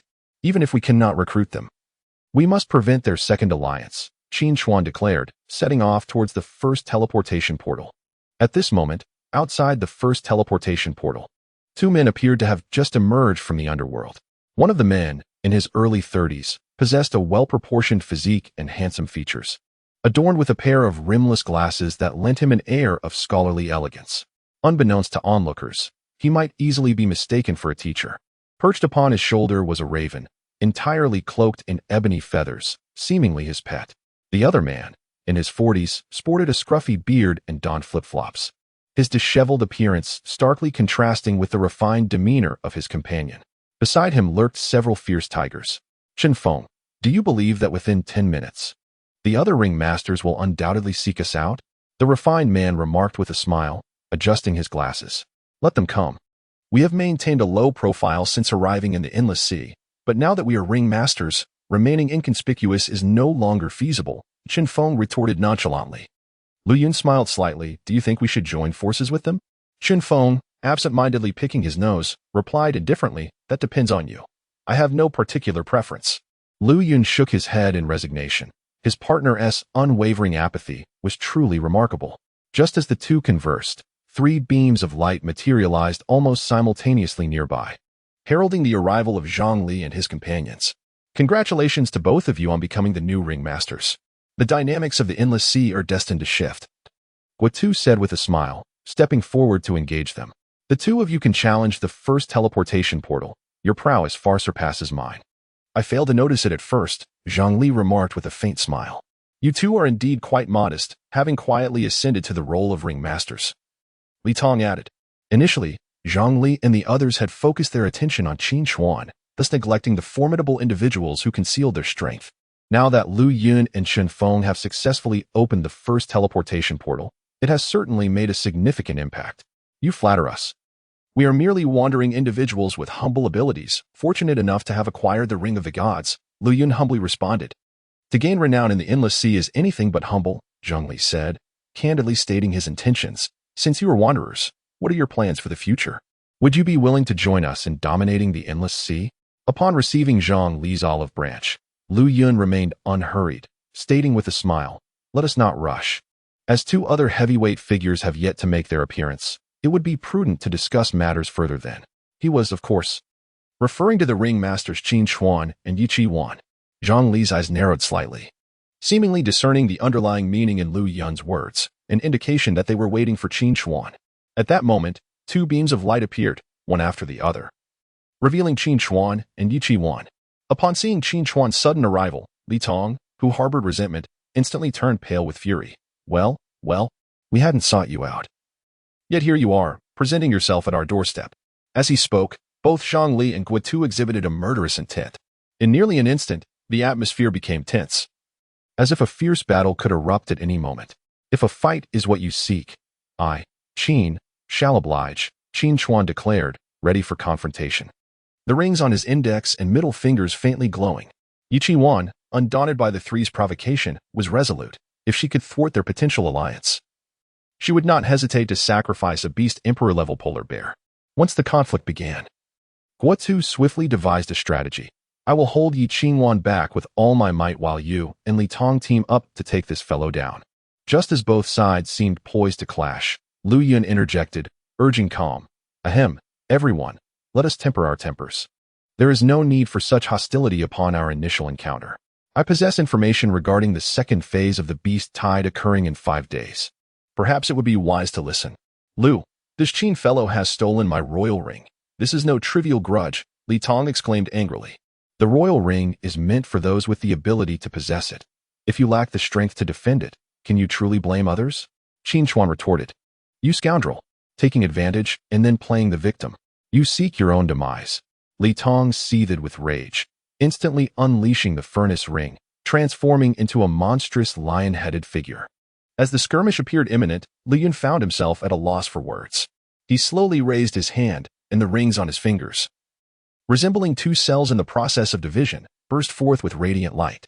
As the haunting calls of the ravens echoed, the beastly monarch perched upon Lu Yun's shoulder instantaneously multiplied into thousands, casting a dark shadow as they circled ominously in the sky. Although the combat prowess of a singular raven may be modest, the ability to unleash thousands simultaneously is undeniably a formidable force. Qin Chuan, witnessing the swirling multitude of ravens above, felt a flicker of astonishment. He had not anticipated that the opponent's beast companion would be a raven. Yet, paired with this ring of division, it indeed evoked a palpable sense of dread reminiscent of a demonic overlord. This also served as a testament to Lu Yun's formidable strength.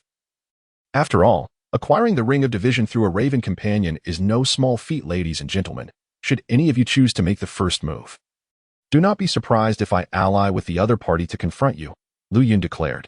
Meanwhile, the seemingly languid Chen Feng revealed the ring upon his hand, which emitted a mesmerizing array of colors, strikingly unique.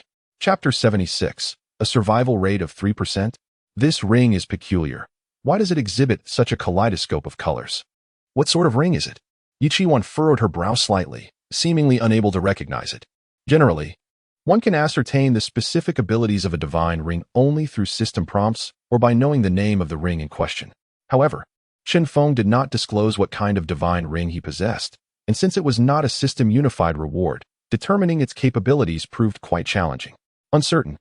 But no divine ring is worthless. It undoubtedly possesses a special ability unknown to us, Qin Chuan responded. Under Lu Yun's intervention, the eager Zhang Li and others managed to calm their impatience somewhat. After all, the three of them had come to court Lu Yun's favor. Any rash action might inadvertently push Lu Yun towards Qin Chuan's camp. After much deliberation, Li Tong reluctantly withdrew the furnace ring. Esteemed ones, we approached you with the intention of inviting you to join us, not to act as mediators. Please declare your allegiance so I may discern whether you are friend or foe, Zhang Li asserted, perplexed by Lu Yun's attempt to prevent their conflict. It was decidedly illogical. Until an alliance was established, the lords of Beast Island should remain at odds, as each coveted the divine rings, yearning to witness their adversaries clash and reap the spoils.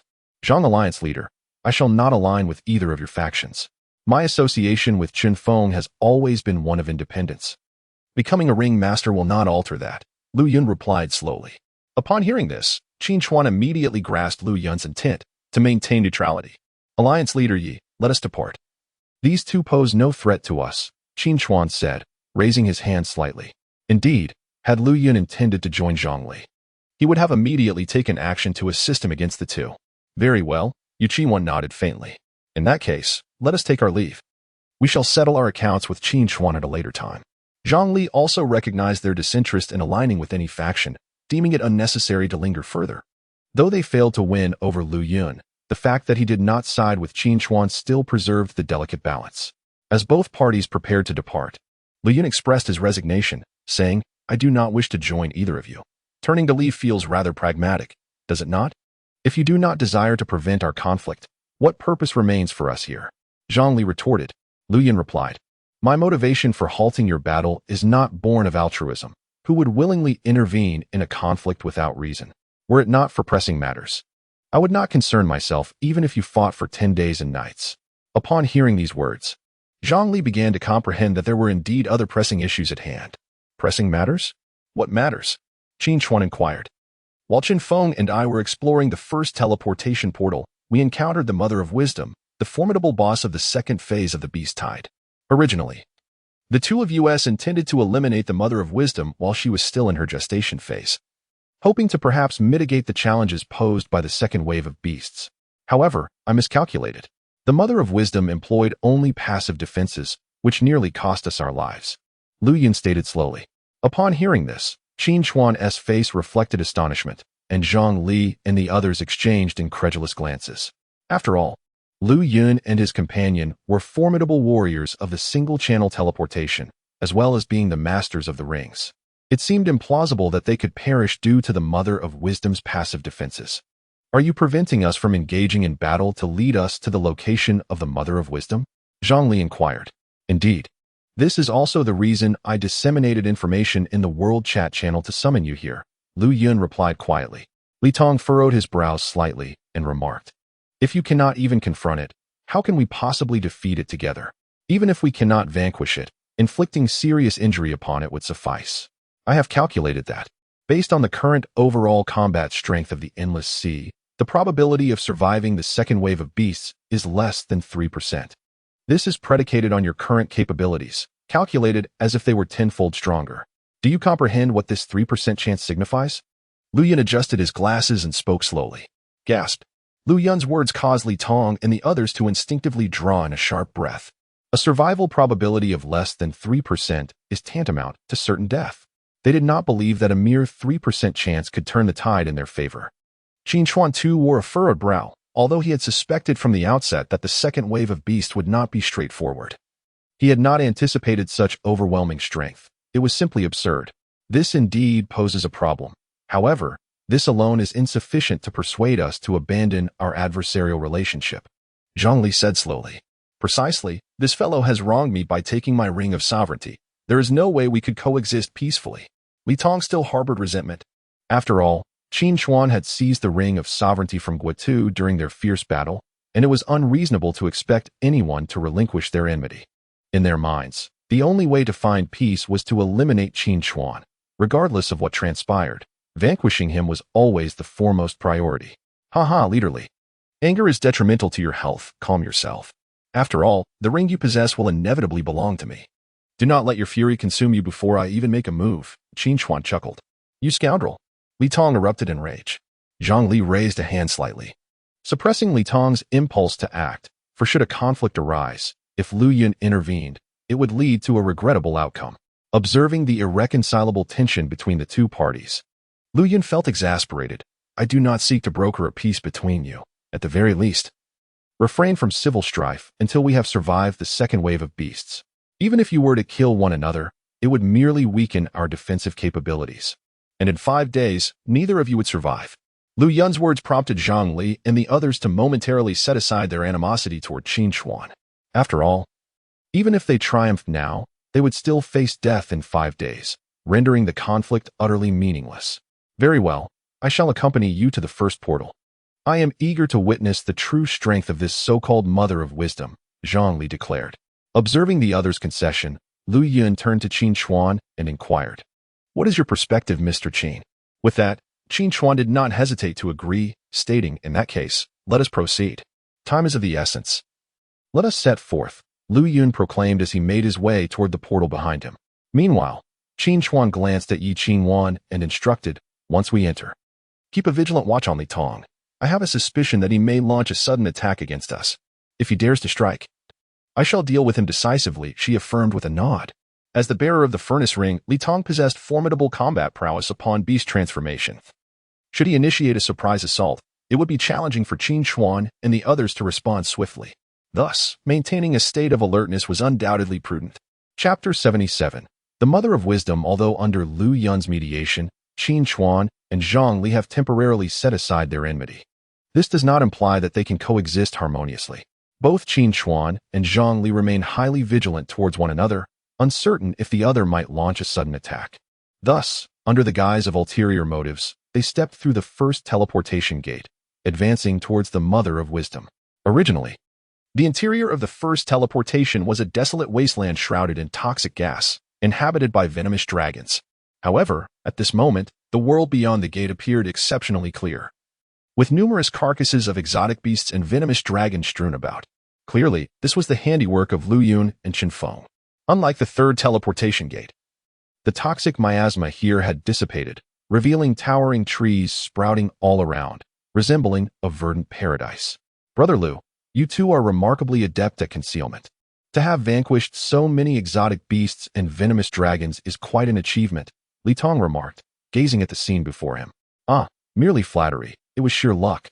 Lu Yun chuckled softly. Beside him, Chen Feng casually added, "In truth, there are more formidable beings hidden within the endless sea than just the two of us. The myriad island lords of the Beast Islands, with their innate talents, are not to be underestimated. Our strength is merely superficial," Huatu stated. As the group conversed, they had been walking for nearly an hour, gradually nearing the location Lu Yun had indicated as the Mother of Wisdom. "Here we are. Ahead lies the site of the Mother of Wisdom." Lu Yun slowly pointed towards a distant mountain. "Are you implying that the Mother of Wisdom lies just beyond this mountain?" Li Tong inquired. "Precisely. The Mother of Wisdom is currently in a developmental stage and requires vast amounts of essence for sustenance daily. If we wish to approach, we must exercise caution. Otherwise, should the Mother activate her passive defenses, escaping with our current strength would be exceedingly difficult," Lu Yun replied solemnly. The group then lowered their voices and stealthily moved towards the rear of the mountain. Upon reaching their destination, the so-called Mother of Wisdom came into view. It resembled a fleshy mass laced with intricate blood vessels, pulsating like a heart, and within, one could faintly discern a colossal entity slumbering. Its size dwarfed that of Qin Chuan's dual-chambered dragon by 100-fold, akin to a mountain itself. Surrounding this immense fleshy mass were numerous exotic beasts. Some were diminutive humanoid creatures, tirelessly excavating essence from the mountain and transporting it to the Mother of Wisdom. Others were massive beasts resembling deep-sea lizards, their scales a striking green, indicative of the venomous dragons. The diminutive beings were from the goblin race, closely related to the earth demons of the third teleportation. However, their combat prowess was feeble, with the strongest merely at the Beast King level, yet they excelled in mining. Thus, the Mother of Wisdom had enslaved the venomous dragons to utilize them as laborers for extracting essence, Lu Yun explained. At this moment, Qin Chuan's attention was entirely fixated not on the Mother of Wisdom, but rather on the essences held by the goblins. One by one, the goblins queued to offer their essences to the Mother of Wisdom. Each absorption of essence rendered her increasingly powerful. "Mr. Qin, have you noticed? So many essences. If we could seize them, it would undoubtedly enhance our strength tremendously," Yi Qinwan whispered. Indeed, Qin Chuan longed for them. For what he lacked most at present was precisely essence. He had 3 triceratops yet to nurture, and the new dragon egg, once hatched, would also require essence. The vast vein of essence before him was akin to a sumptuous feast. It was undeniably enticing, yet this group of goblins was formidable, Qin Chuan murmured. "Goblins?" Yi Qinwan was taken aback. Despite their diminutive stature, these creatures exhibited remarkable mining speed and boundless stamina. "If we could capture a few and send them through Portal 3 to explore the vein, it would elevate us to new heights," Qin Chuan proposed. Just as Qin Chuan's eyes glimmered with desire, Lu Yun spoke up. Everyone, let us join forces and unleash our strongest beasts to assault the Mother of Wisdom. If we can severely wound her during her developmental stage, the pressure from the beast tide 5 days hence will be significantly alleviated. As Lu Yun's words echoed, Zhang Li was the first to step forward. Then let us not waste time. Let us act. With that, Zhang Li summoned a beast emperor-level lion and a dominator-level earth demon leader, quickly establishing a formation. Li Tong, without hesitation, activated the ring of the forge, initiating beastification. Simultaneously, Yi Qingwan, Guitu, Lu Yun, Chen Feng, and all the ring masters released their most formidable beasts. Observing others reveal their strongest abilities, Qin Chuan naturally would not lag behind. After all, confronting the Mother of Wisdom was a collective responsibility, and there was no need to hold back. Curious about what new beast might arise from the fusion of the giant beast dragon and the Tyrannosaurus, he seized this opportunity to experiment and slowly unveiled the fusion ring. Fusion. As the Tyrannosaurus and giant beast dragon materialized, they rapidly transformed into intertwining beams of light. Boom. In an instant, a terrifying behemoth, weighing far more than a single Tyrannosaurus, crashed to the ground. Species, giant beast Tyrannosaurus, weight, 30 tons level, beast emperor, attribute, fire, main skill. Infernal breath, passive skill. Molten body, the giant beast Tyrannosaurus, fused predominantly from the Tyrannosaurus, boasted a staggering weight of 30 tons. For a carnivorous dinosaur to reach such a weight was almost a defiance of nature. Such an immense physique brought with it an astonishing explosive power, albeit at the cost of reduced agility. Yet, against a stationary aberration like the Mother of Wisdom, it was more than sufficient. Wow! This scene genuinely astonished Chen Feng, who stood nearby. Truly deserving of the title #1 of the Endless Sea, although I was already aware your beast was a dinosaur, witnessing it firsthand is still astonishing. Lu Yun could not help but exclaim. Just as everyone was poised to strike, the Mother of Wisdom seemed to sense the impending danger, her flesh writhing incessantly. Meanwhile, the dozen or so venomous dragons surrounding them quickly reacted, lunging fiercely towards the crowd. I will thwart those venomous dragons. You all focus your attacks on the Mother of Wisdom. We must deliver a devastating blow before she turns crimson. Lu Yun immediately raised his hand to unleash the Ring of Division. In an instant, thousands of crows erupted forth, darkening the sky as they charged towards the venomous dragons. Attack! Chen Feng swiftly commanded the fierce tiger to launch the first assault. Boom! A towering pillar of flame erupted from the tiger's maw. Simultaneously, everyone directed their firepower towards the Mother of Wisdom. The infernal breath of Qin Chuan was unleashed with great haste. Boom! With a blast of searing heat surpassing even that of a tyrant dragon, it surged directly towards the Mother of Wisdom. Bang! With a thunderous roar. The combined strike of the 6 ring masters created a massive breach in the flesh of the Mother of Wisdom. In the next moment, torrents of blood gushed forth like a dam bursting. Roar.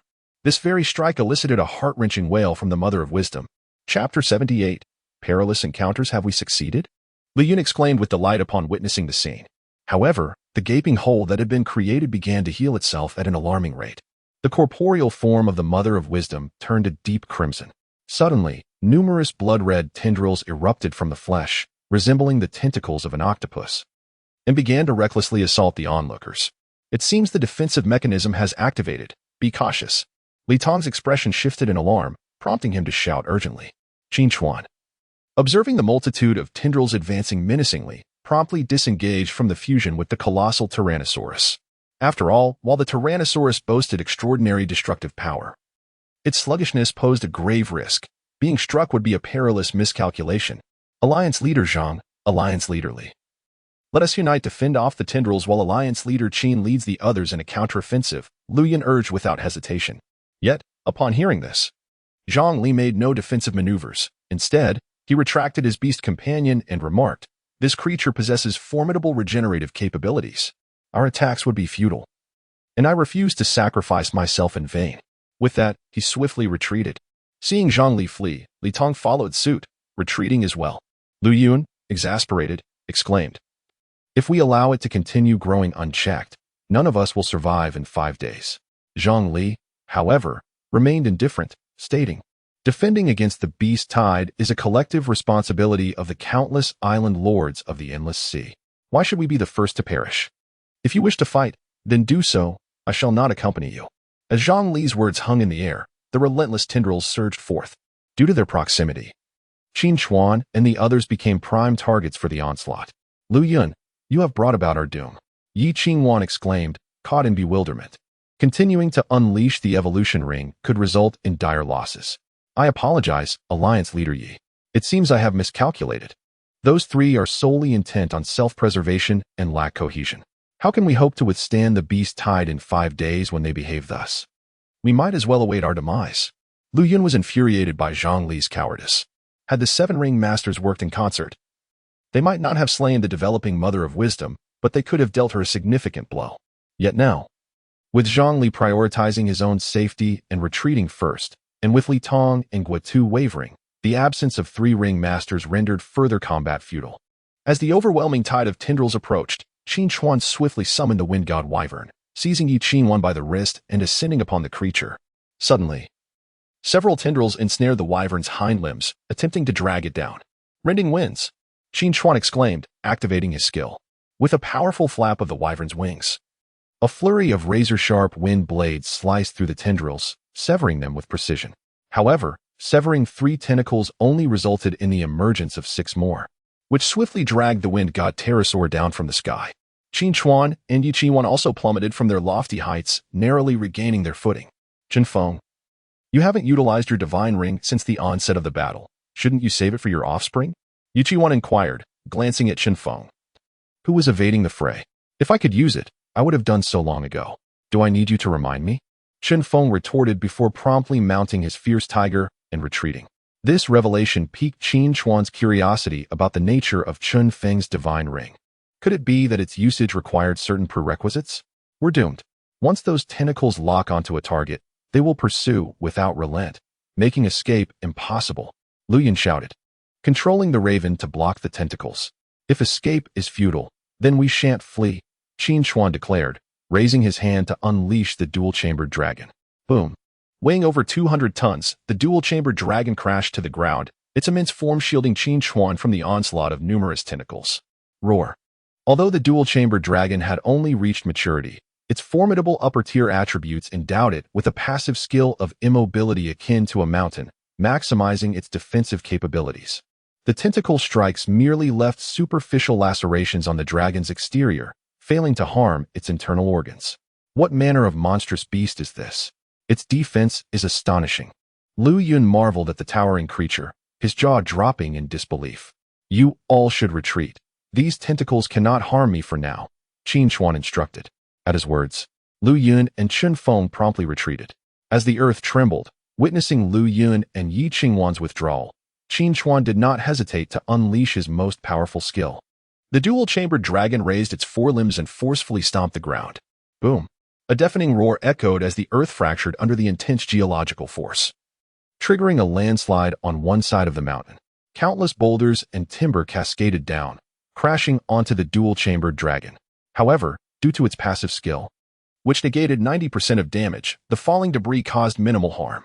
Yet, the sheer mass of the mountainside, coupled with the internal excavation by the earth elementals, initiated a series of chain reactions that ultimately buried Qin Chuan underground. Nonetheless, with the dual-chambered dragon acting as a colossal shield, a small sanctuary was upheld, protecting him from the majority of the falling rocks. Although temporarily safe, the dual-chambered dragon, being only in its mature form, possessed limited strength, making it exceedingly difficult to extricate itself from the debris. At this moment, the Mother of Wisdom was evidently enraged, thrashing her tentacles wildly in the surroundings, obliterating everything in contact, be it the poison dragon or the earthen boulders, in a frenzied display of indiscriminate destruction. Mr. Qin, Yi Qingwan exclaimed, her urgency palpable upon seeing Qin Chuan entombed. It seems that this Mother of Wisdom is indeed a formidable adversary. If it reaches full maturity in 5 days, it will be an invincible monster. After retreating to a safe distance, Lu Yun was filled with trepidation. We should withdraw. Even someone of Qin Chuan's caliber has been ensnared. Remaining here will only heighten our risk of being attacked, Chen Feng remarked. Upon hearing this, Yi Qingwan immediately erupted with indignation. What do you two mean by this? Mr. Qin was buried because of your actions, and now you wish to abandon him without offering assistance? Leader Yi, you must see the predicament we are in. If we approach even slightly, we will be instantly targeted by its tendrils. How can we possibly save him? Luyan replied, genuinely at a loss. Whether you choose to assist is irrelevant. Yi Qingwan expressed her diminishing hope in them. Instead, she raised her right hand, and the evolution ring swiftly radiated with brilliance. She intended to sacrifice an Emperor-level Arctic bear to elevate it to the Dominator level, forcefully breaking through the massive boulder to rescue Qin Chuan. Chapter 79. The sacred body of cattle and horses. As Yi Qingwan prepared to rescue the trapped individuals, her chat window suddenly chimed with a message from Qin Chuan.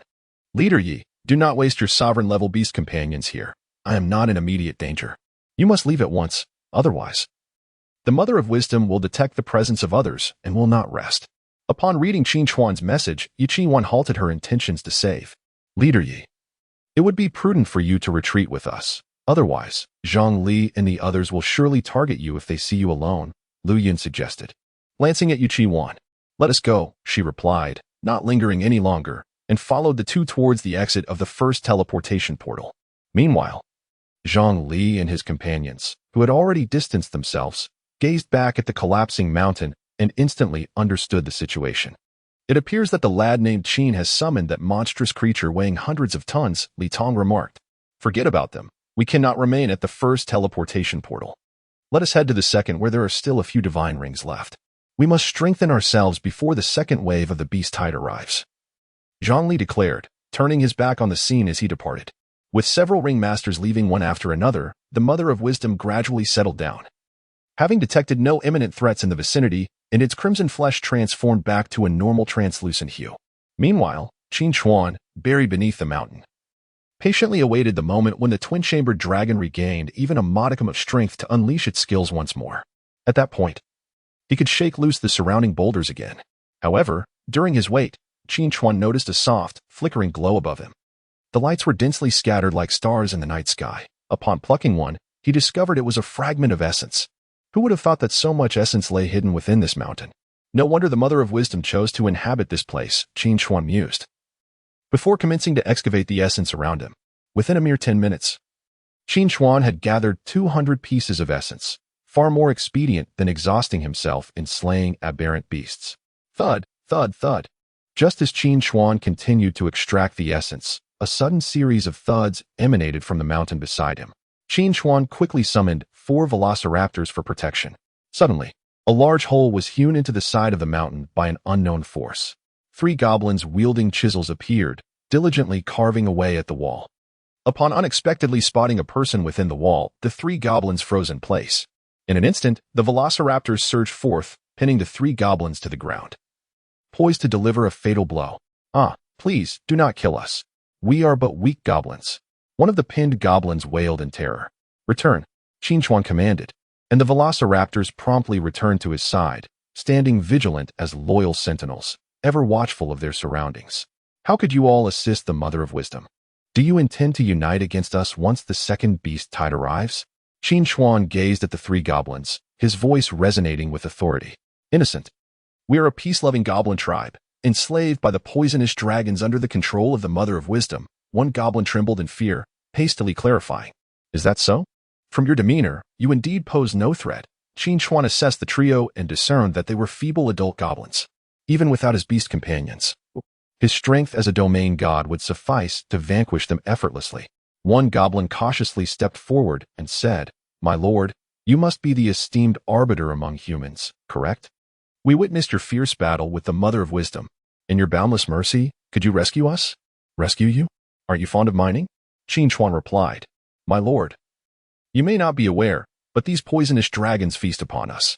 If we assist the Mother of Wisdom to grow in 5 days, those dragons will devour us immediately. One goblin quivered as it spoke. Initially, Qin Chuan had intended to capture a few goblins, for these diminutive beings relished exploring mineral veins. If he transported them to the 3rd teleportation point, they could assist in excavating the evolution core veins and potentially uncover other precious deposits.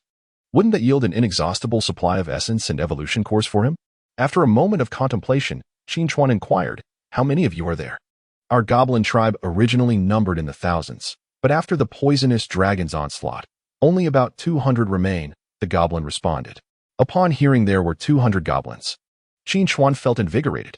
Such diligent and capable goblins were akin to invaluable laborers. Very well, you 200 goblins shall submit to me. and I will lead you to a secure location, Qin Chuan stated slowly. Upon hearing this, the three goblins exchanged glances, their faces lighting up with joy. However, one of them cautioned, "But there are 5 formidable poisonous dragons guarding us in this mountain. Just 5 wretched pests? I shall eradicate them for you," Qin Chuan declared, raising his hand slightly. At such bold words, the 3 goblins erupted with joy, their movements exuberant. Yet, the essence within this mountain was quite abundant. To leave it untapped would be a waste. Qin Chuan's gaze fell upon the glistening essence embedded within the mountain, igniting a spark of greed within him. "My Lord Arbiter, there are currently 20,000 units of essence in this mountain.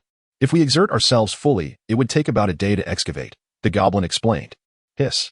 Hearing of 20,000 units of essence nearly made Qin Chuan drool. Such a bounty would significantly enhance his power. "Lead me to those 5 wretched pests first," Qin Chuan commanded. "My Lord Arbiter, follow me." One goblin hurriedly led Qin Chuan into the depths of the mountain. Though much of the mountain had recently collapsed due to Qin Chuan's cataclysmic wave, some areas were fortified by the goblins' defensive measures, assuring that there would be no sudden collapses. Under the guidance of the goblin, Qin Chuan ventured into the depths of the mountain. As anticipated, he discovered over 200 goblins tirelessly engaged in excavation within the heart of the mountain. If I were to remove all these essences, would the Mother of Wisdom suffer from stunted growth, thereby diminishing her combat prowess? Qin Chuan inquired. After all, they were unable to contend with the Mother of Wisdom and could easily sever the source of her essence. Without it, her development would undoubtedly be adversely affected. Replying to Lord Ringmaster, the Mother of Wisdom possesses the ability to teleport. Should this mine cease to yield essences, she will relocate to another mine to continue her growth. The goblin explained. It seems I was overthinking. Qin Chuan nodded slightly. "Look, my lord, those 5 venomous dragons are over there." The goblin pointed to a distant clearing. There, 5 venomous dragons lay sprawled on the ground, deep in slumber, surrounded by scattered goblin bones, suggesting they had recently indulged in a hearty feast. Chapter 80. The pitiful goblin. Upon spotting the distant poisonous dragon, Qin Chuan promptly activated his scanning abilities. Beast Poisonous Dragon. Weight, 9 tons. Level, Beast King. Attribute, Mutated with Attribute. Skill, Toxic Breath. Description, the scales of the poisonous dragon are imbued with potent toxins. Contact leads to a state of poisoning, resulting in sluggish movement.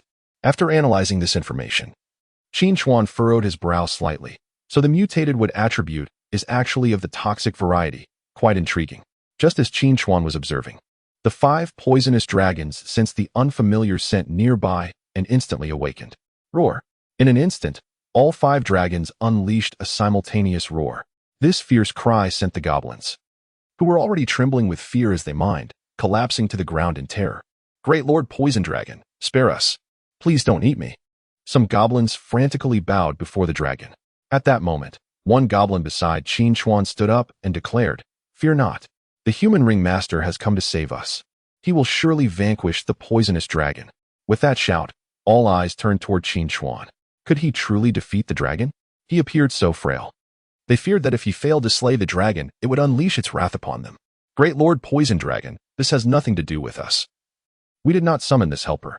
Many goblins seemed skeptical of Qin Chuan's capabilities and hastily distanced themselves from him, worried that if the dragon conquered Qin Chuan, they would all be devoured. Qin Chuan, however, remained unfazed. He slowly advanced, raising his hand slightly. Boom. With a resounding crash, 2 Beast King-level Tyrannosaurus Rexes landed, their tremendous weight causing the ground to tremble. Roar. As the Tyrannosaurus let out a deafening roar, its terrifying bellow reverberated through the mountains, causing the already unstable terrain to sway. The goblins, who had previously doubted Qin Chuan, were now rendered speechless at the sight of such formidable creatures summoned before them. Roar.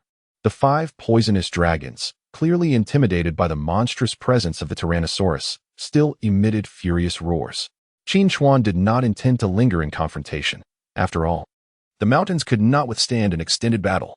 Thus, before the fight commenced, the ring of sovereignty on his finger began to glow. "Let me observe the effects of the ring of sovereignty," Qin Chuan thought as he slowly clenched his fist. Buzz.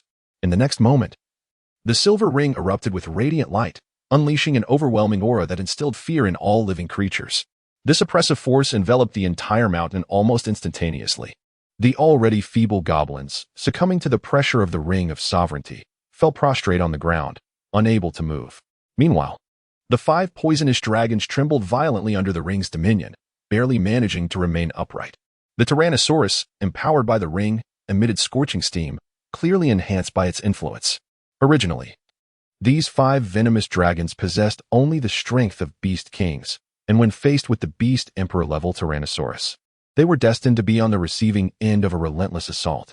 However, now constrained by the Ring of Sovereignty, they were unable to unleash their true power. Indeed, the Ring of Sovereignty only manifested its might in the hands of genuine masters, and Qin Chuan revealed a faint smile. Boom! In an instant, 2 Tyrannosaurs charged forward with tremendous force. Due to the fragility of the mountainside, Qin Chuan relinquished the use of skills and engaged in close combat. As the 2 heavyweight monsters barreled toward him, the 5 venomous dragons, under immense pressure, also lunged forward. One Tyrannosaurus initiated the attack first, opening its gaping maw and sinking its teeth into the neck of a venomous dragon. With a sickening crunch, the scales of the neck shattered, and torrents of toxic blood gushed forth. However, for a beast emperor-level Tyrannosaurus, such venom merely caused a slight delay in its movements, having no significant impact on its combat prowess. Crack! The crisp sound of a bone fracturing echoed as one venomous dragon was instantly killed. Bam! Another venomous dragon attempted to launch a sneak attack, but was met with a powerful tail swipe from the Tyrannosaurus, sending it flying. The remaining 3 venomous dragons sought to resist, yet were firmly suppressed by the subsequent arriving Tyrannosaurs. With a splatter, the 3 venomous dragons simultaneously spewed forth a deluge of deadly venom, but upon contact with the Tyrannosaurus's fiery skin, it was immediately neutralized by the molten body of the fire attribute beast. Under the relentless assault of the 2 Tyrannosaurs, the 5 venomous dragons were rendered utterly defenseless and were swiftly eliminated. 5 venomous dragons slain, divine value 10, essence 20, reward gold 2000, toxic scales 5, mutated with attribute 5, as the notifications of the kills materialized. The battle came to an abrupt conclusion. The surrounding goblins, witnessing the venomous dragons dispatched with such ease, erupted into jubilant cheers. Thank you, Lord Ringmaster, for saving us. You are truly the benefactor of the goblin tribe. Just a trifling matter, Qin Chuan replied, raising a hand slightly. He then turned to the 3 goblins beside him and said, I have dealt with the venomous pests. Now it is your turn to communicate. Yes, Lord Ringmaster. One goblin hastily nodded and then approached the goblin crowd, relaying Qin Chuan's intent to recruit them and the situation regarding the extraction of essence. A fervent discussion ensued among the goblins, their murmurs suggesting deliberation over the terms of their submission. Meanwhile, Qin Chuan remained patiently by the side. Before long, the goblin returned, saying, Lord Ringmaster, after our deliberation, we are willing to submit to you. However, we have 2 requests, and we wonder if you can accommodate them. Requests? Please, share, Qin Chuan prompted. Our goblin tribe survives on essence, and we must absorb an essence every so often to maintain our vitality, the goblin explained. That is not an issue. You may absorb essence directly while mining whenever you feel hungry. There is no need to consult me, Qin Chuan replied, lifting his hand slightly. After all, the essence serves as the source of energy for the extraordinary beasts. Creatures like goblins, with their relatively low potential, must periodically absorb essence to replenish their strength. Furthermore, we have a stipulation. We desire to mine for 10 days and rest for half a day. Of course, if Lord feels that the rest period is too lengthy, we can mine for 30 days and rest for half a day, the goblin slowly articulated. Upon hearing this, Qin Chuan nearly dropped his jaw. It was akin to treating them worse than beasts of burden. 10 days of labor followed by a mere half-day of respite. Who, aside from a heartless employer, could demand such a grueling schedule? I cannot agree to this, Qin Chuan promptly declined. The goblins, witnessing his refusal, displayed a glimmer of disappointment in their eyes. Yet they remained composed. After all, surviving was paramount. Just as the goblins were engulfed in despair, Qin Chuan proposed, follow me, and you shall work for 6 days and rest for 1. Moreover, those who excel in mining will receive an additional day of reward. What? This is splendid. Long live Lord. Long live Lord. In an instant, more than 200 goblins erupted in jubilant cheers, venerating Qin Chuan as if he were a deity. Qin Chuan could only manage a wry smile. These poor goblins, if transported to the former Blue Star, would surely induce crooked grins on the faces of those unscrupulous employers. Nevertheless, while Qin Chuan may have been somewhat ruthless, at least he granted them a day of reprieve. Chapter 81. A frantic ascendancy after subduing the band of goblins. They immediately dedicated themselves to mining with fervor. In gratitude to Qin Chuan, these goblins worked tirelessly, and he remained within the mountain. Observing as the precious essence flowed ceaselessly into his pocket, he could already envision that once he transported these goblins to Portal 3, it would be far more than mere wealth. Truly, it would be akin to a fountain of currency. As time slipped away, the veins of or within the mountain began to dwindle. Suddenly, a disturbance rippled through the exterior, causing the mountain to tremble slightly. "Did you strike something?" Qin Chuan inquired. Sensing the anomaly, "Lord Master, this appears to be the mother of wisdom initiating a transport," one goblin replied. Upon hearing this, Qin Chuan quickly peered through the tunnel excavated by the goblins and beheld the mother of wisdom enveloped in a radiant aura, evidently preparing for a transfer. Given her immense size, the transport persisted for nearly 10 minutes before she vanished entirely. With the greatest threat now dissipated, Qin Chuan raised his hand to retract the twin-chambered dragon. As the formidable creature disappeared, the boulders it had obstructed came crashing down, yet they posed no significant impact. For the following day and a half, Qin Chuan remained within the mountain until the afternoon of the next day. For days remain until the second phase of the beast tide. At this moment, only 4 days were left for Qin Chuan to develop. However, he felt reassured that this journey had not been in vain. "Lord Master, the essence within the mountain has been completely mined, yielding a total of 24,000 essence," reported a goblin. "Excellent. With these 24,000 essence, my strength will see a substantial enhancement," Qin Chuan responded. "You have all worked diligently. Now, enter my dimensional space, and I shall lead you away from here." Although goblins fall under the category of humanoid aberrations, Qin Chuan could not forcibly control them as Zhang Li did with the beast ring. Yet, as long as they submitted, they could voluntarily enter his dimensional space, facilitating their transport through Portal 1. With a gesture, 200 goblins and the 24,000 essence entered the dimensional realm. Qin Chuan then exited the mountain through the tunnel carved by the goblins. Now, with an ample supply of essence, the accumulated dragon eggs could be properly nurtured for enhancement. Qin Chuan mused. He then summoned the wind spirit winged dragon and soared swiftly towards Portal 1. After approximately half an hour of flight, Qin Chuan successfully exited the portal, activating the transport to return to his beast island. As a brilliant light enveloped the island, Qin Chuan's figure gradually materialized. At this moment, there were already 8 dragon eggs within the dragon nest. "It is time to elevate the dragon nest by 1 tier, Qin Chuan declared. Essence, 10,000. Total essence, 16,590. Dragon nest tier, 5th tier. The dragon nest produces 5 random dragon eggs daily, with a probability of hatching a leader dragon species. However, only 1 leader dragon egg can appear, and no additional eggs will be produced. Dragon nest experience, 0,100,000. Upon receiving this information, Qin Chuan furrowed his brow slightly, understanding that if a leader dragon egg appeared, it would not be 5 eggs, but rather 1.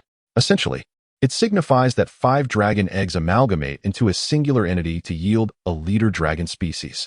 Qin Chuan was previously aware that leader dragons hold superior strength compared to ordinary dragons, exhibiting remarkable prowess in both combat and intelligence.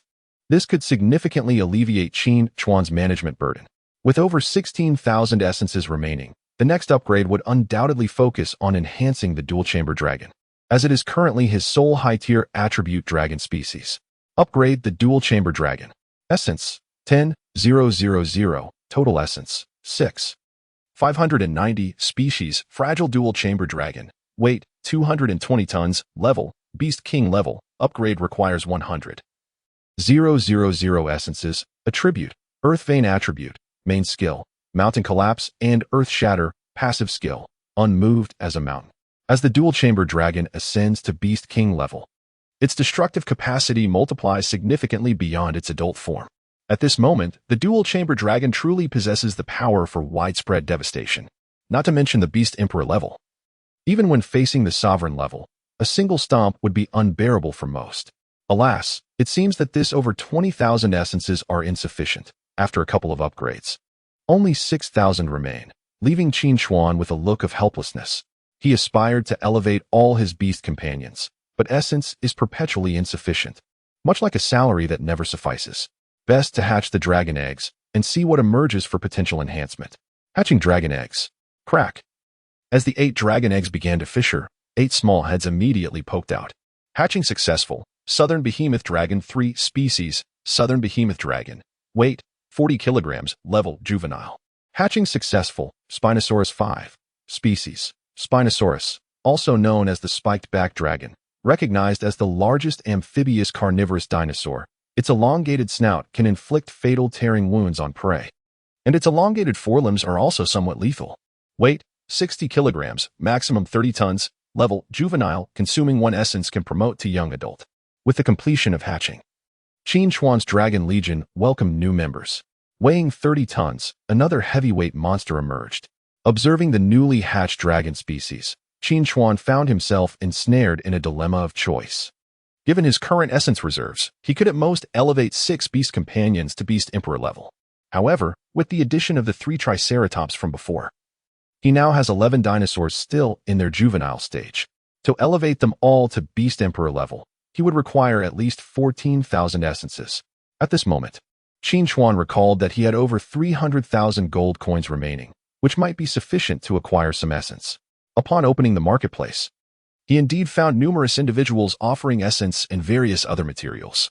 The exchange rate stood at 50 gold coins for a single essence, a ratio that was not excessively steep. With his 300,000 gold coins, he could procure 6,000 essences. Coupled with his existing essences, that would total over 12,000, still a tad short. He pondered whether to elevate all his beasts to the beast sovereign level or to focus on advancing a single pet to the dominator level. At this juncture, Qin Chuan found himself once again grappling with a dilemma. Considering the prowess of the dominator level, prioritizing its enhancement indeed seemed a wise choice. However, with the fusion ring and the twin-chamber dragon at his disposal, both of which could contend with dominator-level entities, he weighed the advantages of bolstering his overall combat strength to significantly increase his margin for error. Furthermore, with 200 goblins at his command, placing them within the 3rd teleportation portal would undoubtedly yield a substantial accumulation of essence in the short term. Before the impending second wave of the beast tide, he could certainly cultivate 1 or even multiple dominator-level beasts. By then, his strength would experience another meteoric rise. Having solidified his developmental strategy, Qin Chuan no longer hesitated and promptly expended 300,000 gold coins to purchase 6,000 essences. Gold coins minus 300, 000, remaining, 7, 000, essence 6, 000. Total essence, 12, 590. With the essence secured, Qin Chuan prepared to elevate all his primary battle pets to the beast sovereign level. Chapter 82, Transformative Change. All beasts ascend to beast emperor level first. Elevate 5 giant beasts of the dragon species to the beast emperor level, while also endowing 3 attribute-less giant beasts of the dragon species with an electric attribute core, Qin Chuan declared. Essence, 5333. Total essence, 7,257. Electric attribute essence, 3 species, Southern Giant Beast Dragon 2, weight, 15 tons, level, beast emperor level. Upgrading to dominator level requires 10. 000 essence. Attribute, water, main skill. Wrath of the Sea Emperor, can evolve into dark water upon reaching dominator level. Passive skill, aquatic affinity. Species, Southern Giant Beast Dragon 3, weight, 15 tons, level, beast emperor level. Attribute, electric, main skill, electromagnetic impact, can evolve into electromagnetic pulse upon reaching dominator level. Passive skill, electric bite, inflicts electric shock upon biting the enemy, causing a state of paralysis. As the first wave of enhancements concluded, Qin Chuan discerned the intrinsic differences between the thunder and electric attributes. The thunder attribute pertains to large-scale destructive capabilities. While potent, it lacks the precision to strike a singular point. Conversely, the electric attribute stands apart as a direct, single-target output skill, with its passive ability generating additional effects through biting. This is quite commendable. Thus, the 5 Beast Emperor level Southern Giant Beast Dragons can function as primary battle companions. Qin Chuan stroked his chin, feeling a sense of satisfaction. Next, it was time for the Spinosaurus. Elevate all 5 Spinosauruses to Beast Emperor level and additionally imbue them with a water attribute core. Essence, 5555. Total essence, 1702. Water attribute core, 5. Species, Spinosaurus 5, weight, 30 tons level. Beast Emperor level, attribute, water, main skill. Wrath of the Sea Emperor, passive skill. Aquatic affinity. With the conclusion of the second wave of enhancements, Qin Chuan's essence had been entirely depleted. This enhancement was unprecedentedly formidable, with the Beast Emperor-level companions reaching a staggering total of 17. What does this signify? It is nearly equivalent to the total number of Beast Emperor-level beings within the top 3 alliances. This alleviated the fears stemming from insufficient firepower. It also bolstered Qin Chuan's confidence in confronting the second phase of the Beast Tide. With the current combat strength, he could undoubtedly inflict severe damage upon the Mother of Wisdom in her developmental stage. Regrettably, the Mother of Wisdom had already teleported away. Locating her again would not be a trivial task. Although 3 Triceratops remained unable to ascend to Beast Emperor level, the 17 Beast Emperors were more than sufficient. Such a substantial number proved far more advantageous than elevating a singular Dominator-level creature. After all, the margin for error had significantly improved. Even a single individual could face multiple ring masters without fear. Now, with an unprecedented enhancement of strength, it was time to take the initiative. As Qin Chuan's power surged, his ambitions naturally expanded. Though he currently stood as the sole dual ring master of the Endless Sea, accompanied by 17 Beast Emperor-level companions, this was not enough to satiate his desires. He yearned to adorn all 10 of his fingers with the rings of divinity. At that moment, he would truly become invincible across the realm. Zhongli, Guotu, Li Tong. Whom should he target first? Qin Chuan pondered briefly. First, there was Zhongli. Although his ring of beasts was formidable, capable of absorbing various exotic creatures and beast companions, it held little allure for Qin Chuan. After all, no matter how many creatures one could absorb, if the overall combat prowess remained weak, it would be in vain. Next was Li Tong. His ring of the forge could enhance oneself, which was undeniably powerful in the ever-changing battlefield, ensuring personal survival. Yet, none of these were what Qin Chuan truly desired. The most extraordinary was undoubtedly Guotu's symbiotic ring. It was akin to a game-breaking artifact. Donning it would grant him immortality. However, acquiring it posed a dilemma. Previously, Qin Chuan had severed Guotu's arm. Yet curiously, the symbiotic ring did not fall with the severed limb. Instead, it manifested on Guotu's regrown fingers. This indicated that the symbiotic ring functioned precisely as described. One must eliminate both the beast companion and its master for the ring to truly detach from its owner. Of course, there was the alternative of coercing it out of him, which was significantly less challenging than simultaneously slaying both master and beast. Once he captured Guotu, Qin Chuan was confident he could compel him to relinquish it willingly. Subsequently, Qin Chuan perused the latest updates in the World Chat channel.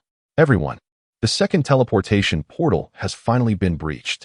Word has it that a new ring of divinity has emerged. Just yesterday, 2 new ring bearers appeared. Who would have thought another ring of divinity would be discovered? What kind is it? It seems this ring of divinity is quite peculiar, although it has appeared. No one has been able to obtain it. No one can acquire it. What does that mean? Quite literally, this ring of divinity appears to choose its master. If it does not deem one worthy, it cannot be touched. Such a ring of divinity exists? Does that mean Zhongli and the other ring bearers cannot obtain it unless they are recognized? Exactly. Zhongli just led a group there. But it seems the ring did not choose him. Nearly every powerful figure in the Stellar Alliance has tried and failed. The other ring bearers have also been similarly denied. Now, the only unaccounted ring bearer is Qin Chuan. It stands to reason that this ring of divinity will choose the strongest. Perhaps if Qin Chuan goes, he will gain its recognition. That would be catastrophic. Qin Chuan is already a dual ring bearer. Should he gain recognition from this new ring, he would possess 3 rings of divinity. Regardless, a continuous influx of Beast Island masters seeks to test their luck, but all have returned empty-handed. It remains to be seen who will be fortunate. As Qin Chuan reviewed the chat channel's content, he absorbed this information. He had not anticipated the swift emergence of a new ring of divinity. Was it not left for him? A faint smile graced his lips. Coincidentally, several other ring bearers were also at the second teleportation portal, presenting him with an opportunity for conquest. Should he succeed, he would acquire far more than merely a divine ring. However, prior to his journey to the second teleportation portal, Qin Chuan first ventured to the third portal, intending to arrange matters with the goblins before proceeding. As a dazzling light enveloped him, Qin Chuan was instantly transported to the third teleportation portal. At that moment, within the Evolution Core mine, members of the Guardian Alliance were still diligently excavating. Oui, Qin Chuan called out. Shortly thereafter, a dusty Qin Yahweh emerged from the pit. Brother Qin, hold off on digging for now. I have a task for you, Qin Chuan instructed. What task? You are to take these 200 goblins to search for essence, or Their combat capabilities are rather feeble. So you must provide protection throughout the entire process until the essence ore is located, Qin Chuan explained. Understood. I will ensure the task is completed. Qin Yahweh immediately accepted the assignment. After all, with the Beast Emperor-level Triceratops bestowed upon her by Qin Chuan, she was certainly more than capable of handling any ordinary foes or beasts, thus alleviating Qin Chuan of the need to escort them personally. Once arrangements were finalized, Qin Chuan prepared to set off for the second teleportation portal. Chapter 83. The Blood-Killing Ring. Just as Qin Chuan was preparing to depart, Yi Qingwan approached him slowly. Mr. Qin, when did you emerge? I've just come out, Qin Chuan replied, adding, weren't you at the number 2 teleportation portal? How did you return? Don't mention it. I made a futile trip. The Ring of the Gods chooses its master autonomously, and despite my numerous attempts, I was unable to acquire it, Yi Qingwan lamented, shaking her head. Indeed, I saw that in the chat channel. I was planning to try my luck as well. By the way, are Zhongli and the others still at the number 2 teleportation portal? Qin Chuan inquired. Zhongli left after a few unsuccessful attempts, just like me. However, Guotu and Li Tong are still there. They seem unwilling to give up, Yi Qingwan responded. Well, as long as they are there, Qin Chuan nodded slightly. Preparing to set off. Here are the evolution cores we've mined over the past few days, 150 in total. I've noticed that the difficulty of extracting from the evolution core veins has increased, so there likely isn't much left. Yi Qingwan said as she handed the cores to Qin Chuan. While we can still mine, we should extract as much as possible, Qin Chuan nodded thoughtfully. He then prepared to head toward the number 2 teleportation portal. The 150 evolution cores should be sufficient to elevate a beast companion to a higher attribute. However, Qin Chuan was not in a rush. He preferred to wait in case a leader dragon species emerged subsequently, ensuring that resources would be concentrated on the leader dragon. Mr. Qin, would you like me to accompany you?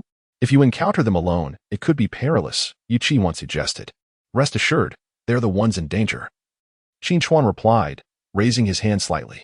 At this number 2 teleportation portal, Qin Chuan aimed not only to obtain a new Ring of the Gods, but also to secure Guotu's symbiotic ring. He aspired to elevate his strength to its utmost before the impending second phase of the Beast Tide. His decision not to bring Yi Qingwan along stemmed from the fact that his current battle companion was already formidable enough, and activating the domain of the god of hunting would be constrained by her presence. Very well, Yi Qingwan nodded slightly. Unbeknownst to her, in the time they had been apart, Qin Chuan's combat prowess had reached an extraordinarily terrifying level, far beyond what it once was. With that, Qin Chuan departed from the number 3 teleportation portal and arrived at the number 2 teleportation portal. Buzz. With a dazzling flash, Qin Chuan's figure gradually materialized at the entrance of the number 2 teleportation portal. Upon arrival, he observed a continuous stream of Beast Island masters queuing to enter the No. 2 teleportation portal. A brief glance revealed no fewer than 50,000 individuals. Moreover, this number was steadily increasing, indicating unprecedented prosperity at the number 2 teleportation portal. This did not even account for those within the portal or those who had already exited. After all, this time, obtaining the Ring of the Gods did not require bloodshed. One merely needed to gain its recognition. It could be said that everyone had a chance to become a ring master. Having arrived, Qin Chuan joined the throng as they stepped into the portal. Upon entering, one is greeted by an expansive expanse of prairie. Qin Chuan subsequently summoned his wind spirit pterosaur and soared deep into the heart of the land. After approximately half an hour of flight, he beheld an enormous altar nestled beneath the vast grassland. Upon this altar, a blood-red ring pulsating with a crimson glow hovered serenely. Below, a multitude of people incessantly approached, yearning to touch it. Yet, without exception, they were all thwarted by an invisible barrier, rendering their attempts futile. Those who were unsuccessful could only depart the altar in disappointment, their reluctance overshadowed by their inability to succeed. Qin Chuan chose a relatively less crowded spot to descend and blended into the throng. Alas, it was likely that hundreds of thousands had come to try their luck that day. Who could possibly claim the new ring as their own? Who could say? Among billions of Beast Island lords, one must eventually be acknowledged. It was merely a matter of fortune, as long as those ring bearers did not acquire it. For their power was exceedingly formidable. Haha, you must be referring to Qin Chuan, the only dual ring bearer, someone remarked. After all, he was the only ring master who had yet to attempt the trial. What if he were to be recognized? Amidst the crowd's discussions, Qin Chuan scanned his surroundings in search of Guotu and Li Tong. However, given the sheer number of individuals, locating one or two among nearly 100,000 was akin to finding a needle in a haystack. Thus, Qin Chuan opted to momentarily abandon his search and instead followed the crowd toward the ring atop the altar, prioritizing the acquisition of this new adornment. As Qin Chuan maneuvered through the throng, his sudden intrusion drew the ire of several Beast Island lords nearby. "Hey, what do you think you're doing? Do you not understand the concept of queuing?" One exclaimed. "We've been waiting for over 10 minutes. Why should you cut in line? Back to the inn with you." Another added, "Kid, if you don't scram, don't blame me for being ruthless." Several Beast Island lords shouted in unison. With a calm demeanor, Qin Chuan turned his head slowly. Initially, the crowd did not recognize this brazen individual, but upon noticing the dual rings adorning his fingers, their expression shifted dramatically. "It's Qin Chuan. Indeed it is. He possesses 2 rings. All the ring masters are here now," they murmured. "How infuriating. It seems the divine ring shall be claimed by Qin Chuan." "Impossible. The other ring masters have not been acknowledged. Even if Qin Chuan tries, it may not guarantee success." As the surrounding voices buzzed with speculation, Qin Chuan ascended the altar. Suddenly, the blood-red ring atop the altar erupted in a blaze of crimson light, quivering slightly. This spectacle left the Beast Island lords surrounding the altar astonished. "The divine ring is moving. Is it about to be claimed?" they gasped. Indeed, Qin Chuan possesses the strength. The other ring masters are not a match. Just as everyone believed that the ring of divinity would surely fall into the hands of Qin Chuan, a peculiar scene unfolded. The ring quivered incessantly, and red energy surged forth uncontrollably. Qin Chuan furrowed his brow slightly. It seemed he sensed a hint of fear emanating from the ring of divinity. "Are you afraid of me?" Qin Chuan was taken aback. After all, the fear he perceived from the ring was causing it to tremble continuously. This bizarre phenomenon was quite astonishing. At that moment, the information of the ring penetrated into Qin Chuan's mind. Blood-killing ring, it enhances the battle prowess of one's beast companions by absorbing other beasts. The weak-willed masters of Beast Island will be deeply bound by it, and the beasts absorbed by the blood-killing ring cannot be resurrected through the beast nest. As the information of the ring of divinity emerged, Qin Chuan's brow tightened. The ring appeared anything but benevolent, exuding a sense of malevolence. Nevertheless, having it was better than not, and ultimately, the choice of its use lay with him.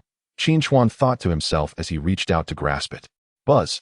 Just as Qin Chuan was on the verge of touching the blood-killing ring, it suddenly soared away into the distance. Chapter 84. The ambush. The series of bizarre occurrences left Qin Chuan utterly bewildered. Could it be that the blood-killing ring, in its profound fear of him, chose to flee? Or perhaps it realized that it could not forge a deep bond with him, and thus opted to disengage. This spectacle rendered the surrounding Beast Island leaders speechless. What on earth is happening? How did the ring just fly away? We thought it would be seized by Qin Chuan, but it appears that the ring itself is more reluctant to be associated with him than we are. How absurd. Amidst the astonishment of the crowd, Qin Chuan gradually pieced together the truth. The ring genuinely did not wish to be worn by him, hence its flight. It was a ring with a mind of its own. Very well, if it does not desire to be with me, there is no need to force it. This worthless ring, he muttered under his breath. Yet, what Qin Chuan regarded as trash was, to the other Beast Island leaders, an unparalleled artifact. Thus, a multitude of them surged forward, intent on pursuing the divine ring. As the ring ascended to a certain height, it astonishingly veered back, darting toward the throng. In the next instant, it vanished amidst a crowd of nearly 100,000. Who took the divine ring? Why did it suddenly disappear? It was clearly here. How could it just vanish? Someone must have hidden it. Whoever has it, return it at once. If you lack the strength, you cannot wield the divine ring. The crowd was in a frenzy, desperately searching for the ring's whereabouts. At that moment, a young man, short and slender, with a frightened expression, was struggling to push through the throng, seemingly attempting to escape the gaze of the masses, perhaps due to his unremarkable appearance and diminutive stature. No one paid him any mind. It seemed the divine ring had chosen him as its master. At this juncture, Qin Chuan had shifted his attention away from the blood-killing ring, scanning the crowd instead. Just then, a man accompanied by dozens of others was also retreating from the masses. Damn it. I had hoped to acquire this second divine ring to reclaim the royal authority ring from that Qin fellow, but it stubbornly refuses to acknowledge me as its master. I initially planned to wait until someone else donned it, then seize it for myself, but it simply disappeared into the crowd. Finding it among nearly 100,000 people now seems nearly impossible. At this moment, Li Tong wore a gloomy expression, contemplating his withdrawal to the second teleportation portal. Initially, Zhang Li and the others had come as a trio, but after Zhang Li was rejected as a master, he was the first to retreat. Guotu also lingered for a while, only to return in disappointment upon realizing he could not acquire it. Li Tong remained, hoping to employ alternative methods to obtain the ring, but his efforts were in vain. Just as Li Tong was departing with the members of the Iron Lion Alliance, a sudden gust of wind swept through, and in the next moment, Qin Chuan's figure materialized directly in front of Li Tong. In a fleeting moment of separation, Li, the leader, found himself face to face with Qin Chuan upon his descent. The sudden appearance of Qin Chuan startled Li Tong, who had been oblivious to the identity of the one who activated the blood-killing ring amidst the throng. He had presumed that Qin Chuan remained ensnared within the first teleportation portal. The sight of Qin Chuan standing before him sent a chill down Li Tong's spine. "Weren't you trapped in the first portal? How could you emerge so swiftly?" Li Tong exclaimed in disbelief. "Is that place truly capable of holding me for eternity?" Qin Chuan replied with a slight smile, scanning the crowd before him. "How curious, were you not with Guotu? Where has he gone?" Realizing the ominous intent behind Qin Chuan's words, Li Tong's demeanor shifted. "Qin Chuan, you have seized my King's ring. What do you intend to do next?" He retorted. "Isn't that a question that begs the obvious?" Qin Chuan answered, still smiling. Originally, he had aimed to take Guotu's symbiotic ring. Yet he had not anticipated that Guotu had long since vacated the second teleportation portal. Nonetheless, the excursion was not in vain. At least Li Tong remained. "Leader, this fellow seeks to claim your furnace ring. Quickly, inform Zhang and Guotu to come to our aid." Several members of the Iron Lion immediately summoned their beast companions, bracing themselves for confrontation. Meanwhile, Qin Chuan regarded Li Tong with a calm demeanor, showing no inclination to intervene. If they could arrive together, it would be even more fortuitous, as he could annihilate them in one swoop. Zhang Li, Guotu, hastened to the second teleportation portal. "I am being targeted by a man named Qin." Li Tong sent a rapid distress signal to Zhang Li and Guotu's. Seeing that Li Tong had dispatched his message, Qin Chuan flexed his wrist. "Are we finished? You fool. Do not presume that your dual rings grant you unbridled confidence. You are not capable of facing 3 opponents alone." Li Tong barked. "Who said I intended to take on 3? I shall first eliminate you, and then deal with the other 2. That is a 2-on-1, Qin Chuan retorted, raising his fist with sudden vigor. With a resonating hum, the fusion ring burst forth in brilliance, summoning a 7-ton Tyrannosaurus Rex that landed with ferocity. Simultaneously, 5 more Tyrannosauruses and 5 colossal dragons descended, totaling 11 beast emperors. By the heavens, what is this lunacy? How could he summon so many beast emperors? Hadn't he only possessed 6 before? The Iron Lion members were astounded by the spectacle. Sensing the gravity of the situation, Li Tong swiftly activated the furnace ring, transforming into a lion-headed humanoid beast. The aura of a beast emperor surged forth. Faced with such a formidable adversary, Qin Chuan remained unperturbed. Even a lion exerts full force when hunting a rabbit. Summoning 11 beast emperors to combat was a display of utmost respect. "Hold off the beast companions. I shall confront the man named Qin," Li Tong commanded decisively. On this expedition to the second teleportation portal, Li Tong had brought 30 formidable warriors. Clearly, assigning them to restrain 10 beast emperors and a Tyrannosaurus Rex was nothing short of a fool's errand. Before the 30 formidable warriors could command their beast companions to charge forward, Qin Chuan once again revealed the Ring of Sovereignty. With a resonating hum, as the aura of sovereignty expanded, all beast companions, including Li Tong, were instantly suppressed. In a similar vein, the 11 beast companions were also empowered, exuding vast amounts of steam.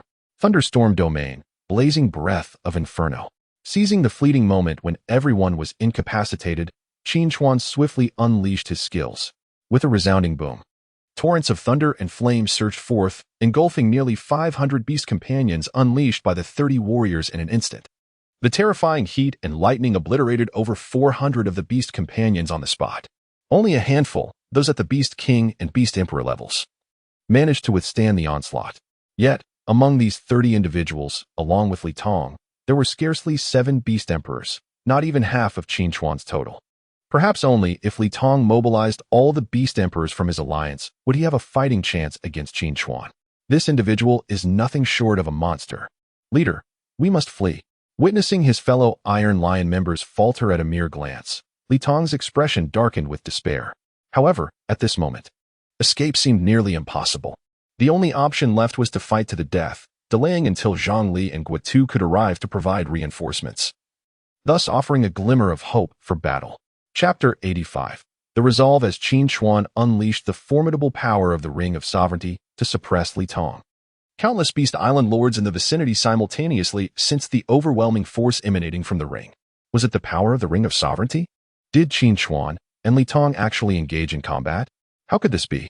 Was it possible that Qin Chuan had previously seized Li Tong's Ring of Sovereignty, and now Li Tong, filled with resentment, sought to reclaim it? Nonsense. Clearly, the situation indicated that Qin Chuan aimed to seize Li Tong's furnace ring instead. This was utterly sensational. Who could have anticipated that a visit to the second teleportation portal would reveal a fierce battle between ring bearers? One could only wonder who would emerge victorious.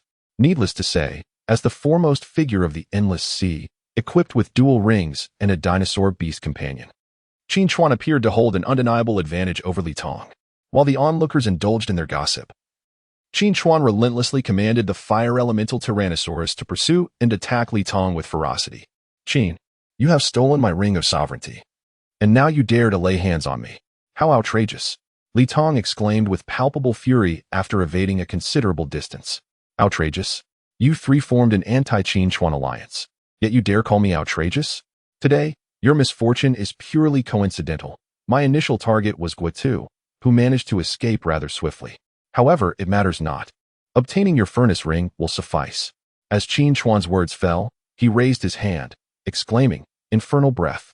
With that, the Tyrannosaurus opened its massive jaws, unleashing a torrent of scorching flames. The surging inferno engulfed Li Tong entirely. Faced with the overwhelming heat, Li Tong dared not underestimate the threat.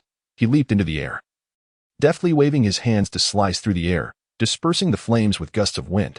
Just as Li Tong touched down, the flames still raging, the Tyrannosaurus charged through the fire, its gaping maw aiming to crush Li Tong's head. Damn it! Li Tong's face turned pale as he beheld the monstrous jaws capable of shattering his skull. For a fleeting moment, he felt the chilling whisper of death. Yet, under the merciless suppression of the Ring of Sovereignty, his strength waned. Even as he attempted to summon gusts of wind to evade the impending doom, the Tyrannosaurus seized its opportunity. Crack! A piercing scream erupted as Li Tong's arm was mangled, blood and flesh torn apart. Had he not evaded at the last moment, he might have lost his entire arm. Such a grievous injury rendered his complexion even more ashen, forcing him to retreat with agile movements. Setting aside the Tyrannosaurus' combat prowess, merely the suppression of the Ring of Sovereignty was enough to bring Li Tong to the brink of despair. Qin Chuan, cease your assault, Li Tong implored. Recalling Lu Yun's earlier warning, before the arrival of the second beast tide, we must avoid infighting. Otherwise, the loss of combat power would benefit neither side. Recognizing his disadvantage, Li Tong hastily yielded. He seemed intent on using Lu Yun's words to persuade Qin Chuan to cease his actions. Do not presume that I am unaware of your intentions. Rather than facing a second beast tide, your true desire is to eliminate me. Instead of waiting for you to confront me, I shall take the initiative to vanquish you. Qin Chuan was completely unfazed by the other party's tactics. Prior to this enhancement, he may not have had full confidence in defeating all three of them. However, the current circumstances were vastly different. With the main combatants being beast emperors, he possessed the confidence to retaliate. Electromagnetic shock. As Qin Chuan unleashed his skill once more, the three colossal beast dragons nearby simultaneously pivoted their massive jaws. With a hum, three electromagnetic shocks tore through the void, all aimed directly at Li Tong. Damn it! Li Tong shouted in anger, immediately releasing three Beast Emperor-level lions. As the three mutated Earth attribute lions emerged, they swiftly positioned themselves in front of Li Tong, their bodies rapidly crystallizing. With a thunderous boom, the force of the electromagnetic pulse was almost instantaneously halted. However, the three lions, subjected to concentrated electric strikes, immediately fell into a state of paralysis. Qin Chuan seized the opportunity to command the three colossal beast dragons to engage in combat. The southern beast dragon's size alone dwarfed the lions, and with the enhancement from the Ring of Sovereignty, it could be said that Li Tong's beasts stood no chance. In just one charge from the three beast dragons, the three lions were severely injured. Left with no choice, Li Tong had to summon all 15 of his Beast King-level lions, effectively laying bare his resources. Quite impressive, for beast emperors and 15 beast kings. Had you not squandered your essence on that treasure map, you could have easily amassed a dominator-level beast, Qin Chuan remarked with a smile. Upon hearing this, Li Tong gritted his teeth in frustration. His prior purchase of the treasure map had nearly depleted his assets. Yet, even with the complete treasure map in hand, he had still fallen victim to Qin Chuan's cunning. That woman who sold me the treasure map was brought to me by you, wasn't she? Li Tong seethed. Only now did he realize the gravity of the situation too late. As Qin Chuan's words fell, he continued to command the Tyrannosaurus Rex to launch further attacks. This scene left the numerous beast island lords surrounding them utterly astounded. Was this truly the combat prowess of the foremost figure of the Endless Sea? It was terrifying beyond measure. Despite Li Tong also being a ring master, he was on an entirely different level than Qin Chuan. Given Qin Chuan's overwhelming number of beast emperor-level dinosaurs, 3 of Li Tong would barely be a match. Amidst their discussions, many powerful members of the Star River Alliance present considered intervening. Yet, upon witnessing Qin Chuan's extraordinary combat abilities, they promptly abandoned that notion. Hurry and inform the leader. Do not let him come. This fellow is currently at the peak of his prowess. I estimate Li Tong cannot last more than 3 minutes. Should Li Tong fall, that Qin will possess 3 divine rings, which would make him an even greater threat, a Star River warrior whispered. At this moment, Zhang Li, who remained on Beast Island, had just received a distress signal from Li Tong a few moments prior. He immediately rallied 500 strong warriors and contacted Guotu, preparing to lead the army to provide assistance. However, before Zhang Li could set forth, news arrived from the powerful members of his own alliance. 11 Beast Emperor-level creatures? Where could this individual have summoned so many Beast Emperor-level pets? Zhang Li was taken aback upon reading this message. Beep. Just then, Guotu's message arrived. Alliance leader Zhang. Are you prepared? I fear we may arrive too late. Li Tong cannot hold out much longer. Zhang Li replied, hold off on any rash actions for now. I have just received word from our alliance's warriors that Li Tong may not last until we reach him. Even if they were to head to the second teleportation portal immediately, it would still take at least 30 minutes to arrive at Li Tong's location. By the time they got there, Li Tong would likely have already succumbed to fate. Yet, Zhang Li's words ignited Guotu's fury. What do you mean? Are we to stand idly by? Are we to watch our ally perish before our very eyes? Chapter 86. In Pursuit of a Ring. Guotu was among the earliest to forge an alliance with Li Tong, and in comparison to Zhang Li, he placed greater trust in Li Tong. Thus, despite Zhang Li's reluctance to take risks, Guotu still resolved to proceed. However, this decision left Zhang Li visibly furious. You fool. If Qin Chuan truly fears us, then Li Tong would never have had the time to call for aid. Reflect for a moment with your dim-witted brain. Why would Li Tong be able to send a plea for assistance to both of us simultaneously? At this moment, Zhang Li was not entirely foolish. He understood that Qin Chuan intended to eliminate them both. After all, should a confrontation arise with Qin Chuan's formidable beast of royal caliber, Li Tong would have no opportunity to request help. Merely surviving would be a monumental challenge. Guotu, shaken by Zhang Li's words, replied, but if Li Tong is killed, and Qin Chuan acquires the 3rd ring alongside that wretched woman Yi Qingwan, what chance do we have? Zhang Li too felt unprecedented pressure. Perhaps previously they could contend with Qin Chuan on equal footing due to their numerical advantage. Yet, should Qin Chuan acquire the 3rd ring, the odds would tilt significantly against them. Trust me, abandon Li Tong. We can seek other divine rings or ally with other formidable beings, Zhang Li suggested. Given the circumstances, Guotu had no choice but to suppress his anger. Although he possessed an immortal body, his beast's combat prowess paled in comparison to Qin Chuan's.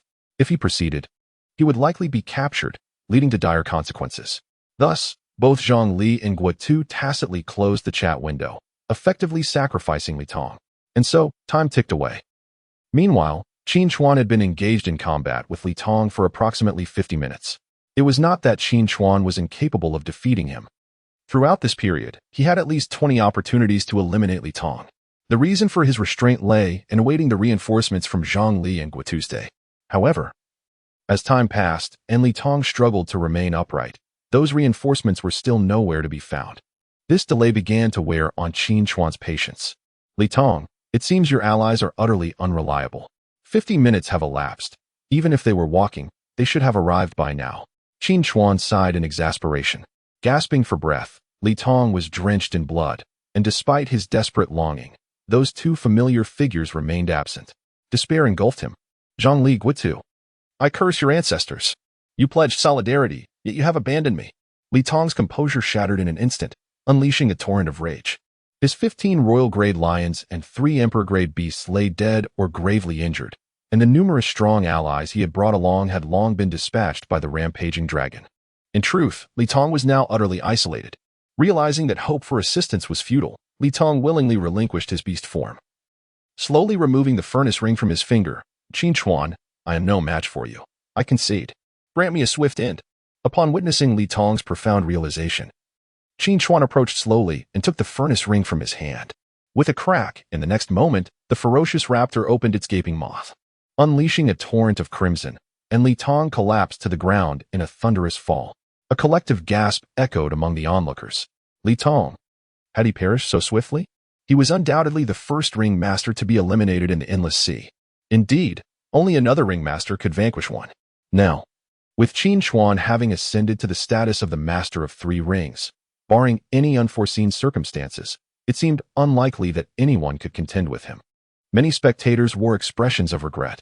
Qin Chuan gazed at the furnace ring in his hand and slowly donned it on his ring finger. In that moment, he resembled a sovereign arriving in the Endless Sea.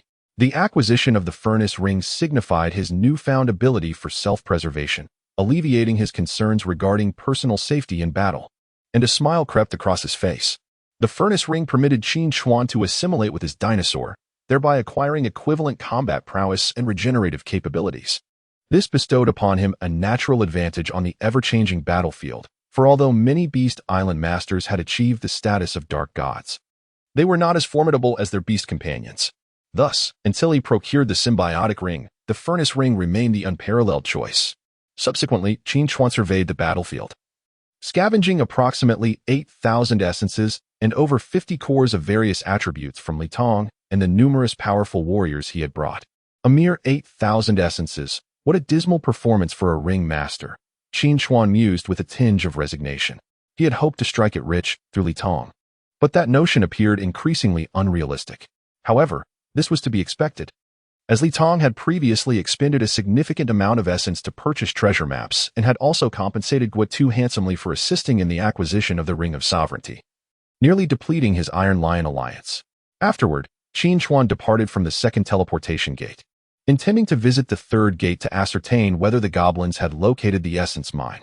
Simultaneously, news of Li Tong's demise spread like wildfire across the Endless Sea, and the global chat channel erupted in fervent discussion. What on earth? Why did Qin Chuan suddenly turn against Li Tong? Who knows?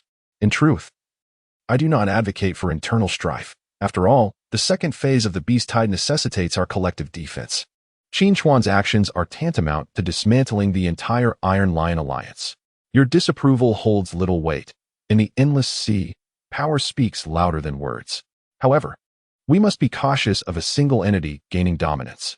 If Qin Chuan were to procure several divine rings, I would find myself in quite the predicament. Indeed, it appears to be the case. Should Qin Chuan eliminate all competition, he would be free to act as he pleases, unopposed by anyone. But what of Alliance leader Zhang? He remains the foremost leader of the Endless Sea. That depends on whether Zhang Li possesses the courage to suppress Qin Chuan. As the numerous Beast Island lords engaged in discussion, the news of Li Tong's demise inevitably reached Zhang Li and Guitu's day. This scoundrel has slain Li Tong, severing my arm.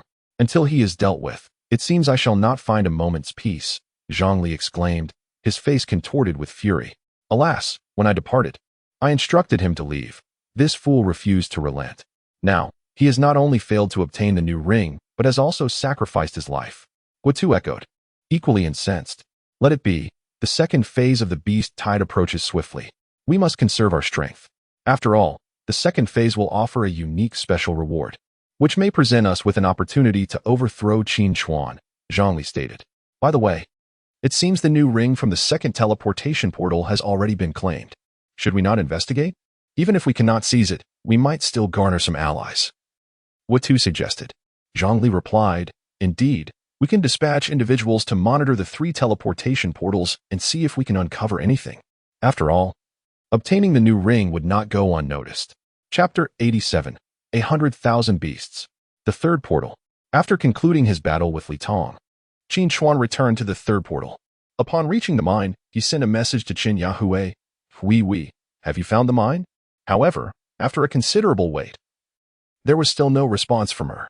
Just then, Yi Qiwan approached, her expression one of astonishment. "Mr. Qin, you have defeated Li Tong." Qin Chuan had initially intended to eliminate all three of them, but Zhang Li and Guotu had left early, counting themselves fortunate for their escape, allowing them to live a little longer. He raised his hand slightly, as if dismissing the act as trivial. Upon hearing this, Yi Qiwan was momentarily struck speechless. "Mr. Qin, you are now the master of the three bands. It seems we need not fear Zhang Li and the others anymore." She felt a genuine joy, as their alliance had become unbreakable. Once Zhang Li was dealt with, they would face no further threats in the endless sea. Even without being the master of the three bands, we need not fear him. However, Zhang Li is cunning and full of tricks. We must remain vigilant. Qin Chuan remarked slowly. Perhaps his greatest strength lies not in his combat prowess, but in his endless array of underhanded tactics. One can never know when he might concoct something to rally an alliance against him.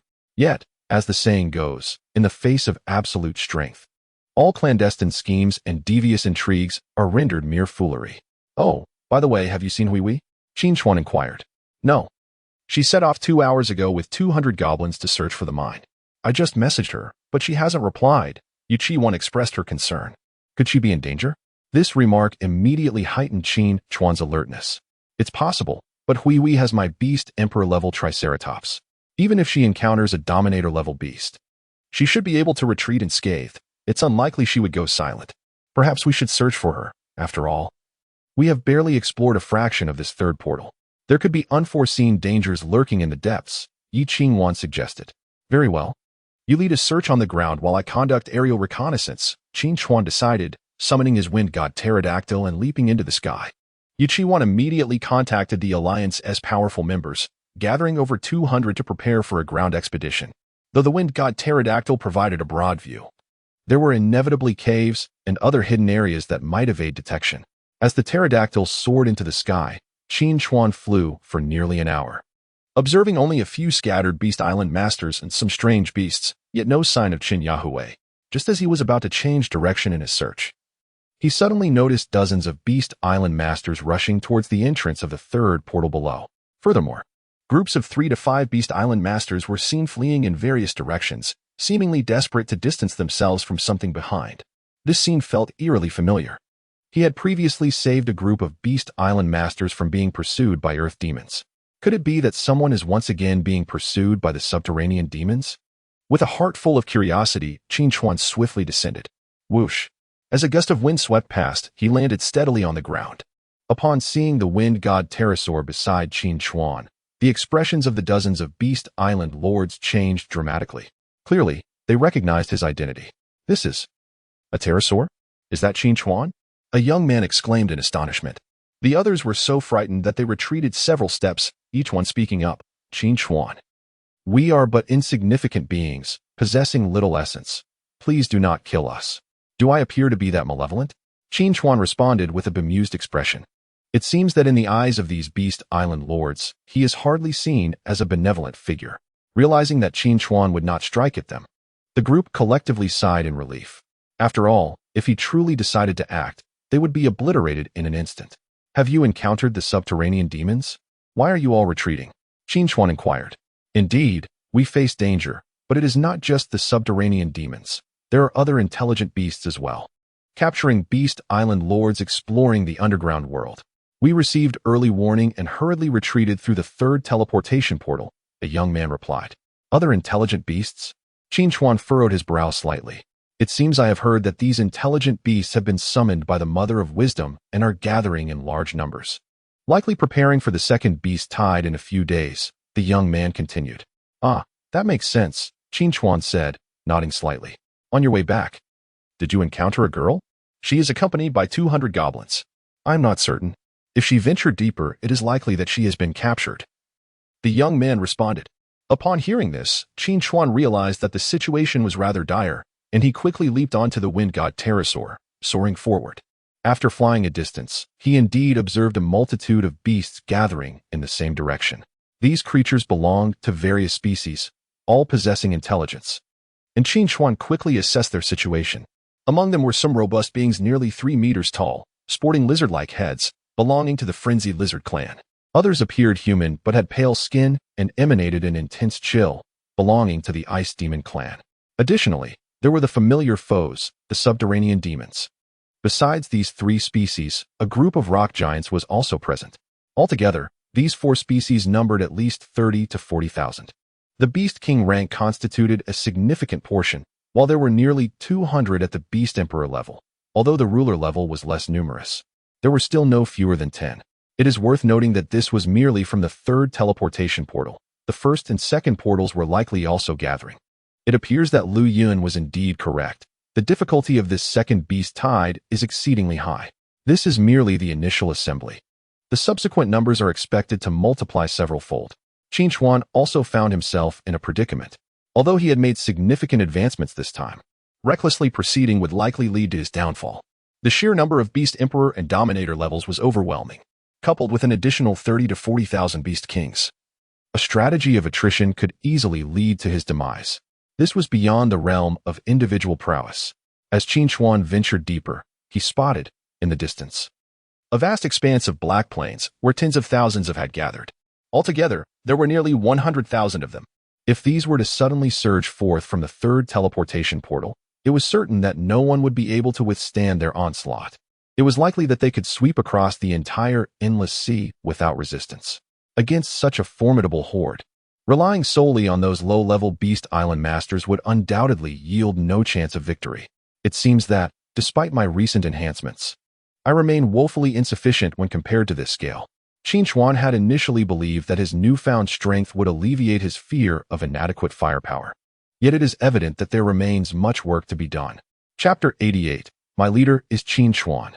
As Qin Chuan continued his vigilant gaze below, his vision, having been greatly enhanced upon reaching the domain god level, allowed him to discern 10 large iron cages on the dark plain, each containing at least 100 individuals. Among them was Qin Yahue, confined within one of those cages, while several guards from the frenzied lizard tribe stood nearby, brandishing scepters embedded with special gemstones that emitted a faint glow. The scepters appeared to possess the ability to obstruct communication with the Beast Island lords, which explained why both Qin Chuan and Yi Qingwan's messages to Qin Yahue had gone unanswered. This rendered the Beast Island lords incapable of conveying any messages to the outside world. Seeing that Qin Yahue was not in immediate danger, Qin Chuan felt a sense of relief, contemplating how to rescue her safely. At that moment, 10 sovereign-level beasts emerged from the ranks of 100,000, joined shortly by others, resulting in a total of 20 sovereign-level creatures present. Silence, commanded a leader of the frenzied lizard tribe, striking the ground with his sapphire scepter, which instantly hushed the previously chattering horde of beasts. We gather here today by the summons of the Mother of Wisdom. She has conveyed to me that she will emerge from her cocoon in 4 days. At that time, we shall lead a 1,000,000-strong army from the depths of the world and drive these detestable bipedal sheep out of the endless sea. The frenzied lizard leader raised his sapphire scepter high and proclaimed, "Annihilate them. Expel these repugnant bipedal sheep from our realm." Indeed, these loathsome bipedal sheep are fit only to serve as our sustenance. In an instant, the 100,000 beasts below erupted in a frenzied roar, their spirits ignited with fervor, eager to burst through the portal. At that moment, high above, Qin Chuan could hear the thunderous cacophony below, a sound that resonated in his ears. However, it must be noted that these Beast Island lords had been transported by the starry sky beast god, making them genuine invaders. Silence. The Mother of Wisdom has summoned us in advance to assign us a critical task, to cleanse the entire underground world of all Beast Island lords before she emerges from her cocoon. These beings have severely disrupted her development and must not be allowed to interfere any longer, the frenzied lizard leader decreed. Upon hearing this, Qin Chuan immediately grasped the reason behind the early assembly of these beasts. It was indeed due to Lu Yun and his allies, who had conspired against the Mother of Wisdom, provoking her ire and prompting plans to eliminate the Beast Island lords. Reflecting on this predicament, Qin Chuan lamented, "Had I known it would come to this, I should not have followed Lu Yun into this chaos. Now, it seems even the endeavor to extract essence in the coming days will be fraught with difficulty. This is the price of recklessly acting against the Mother of Wisdom without considering the consequences. It has severely hindered the development of all the Beast Island lords. However, what is done is done. It is too late for regrets. We shall unconditionally obey the arrangements of the esteemed Mother of Wisdom. Let us set forth immediately to eliminate all two-legged sheep. We, the Earth Demons, are willing to take the lead. Humph. The vanguard should be led by my Ice Demons. It is not your place to claim it. With your speed, it would be wiser to refrain. At this moment, the leaders of the Earth Demons and Ice Demons began to quarrel over who would take the lead. The leader of the frenzied lizard tribe immediately raised his staff and declared, "Silence. The Earth Demons shall take the vanguard, while the Ice Demons and Rock Giants will provide support." "What will you frenzied lizards do then?" asked the Ice Demon leader. "Our primary task is to deal with the human ringmasters. These individuals are no ordinary Beast Island lords and are exceedingly troublesome," replied the frenzied lizard leader. "Very well. Let it be arranged as such," and both the Earth Demon leader and Ice Demon leader had no further objections. "There are 1,000 humans here, whom I seized upon my arrival. Let us release them first as a prelude to our feast," announced the frenzied lizard leader. Upon hearing this, the Beast Island lords confined within their cages were utterly terrified, their fear palpable. "Woe is me.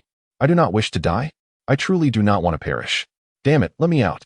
If I had known, I would not have come. Why did I choose to enter the third portal today? Woe is me. Help. Help." At this moment, the Beast Island lords were stricken with overwhelming dread. Only Qin Chuan remained remarkably composed, stating, "You spineless cowards. Why do you weep? Where is your courage? Just you wait, when these aberrant beasts gut you. I wonder if you will still have tears to shed.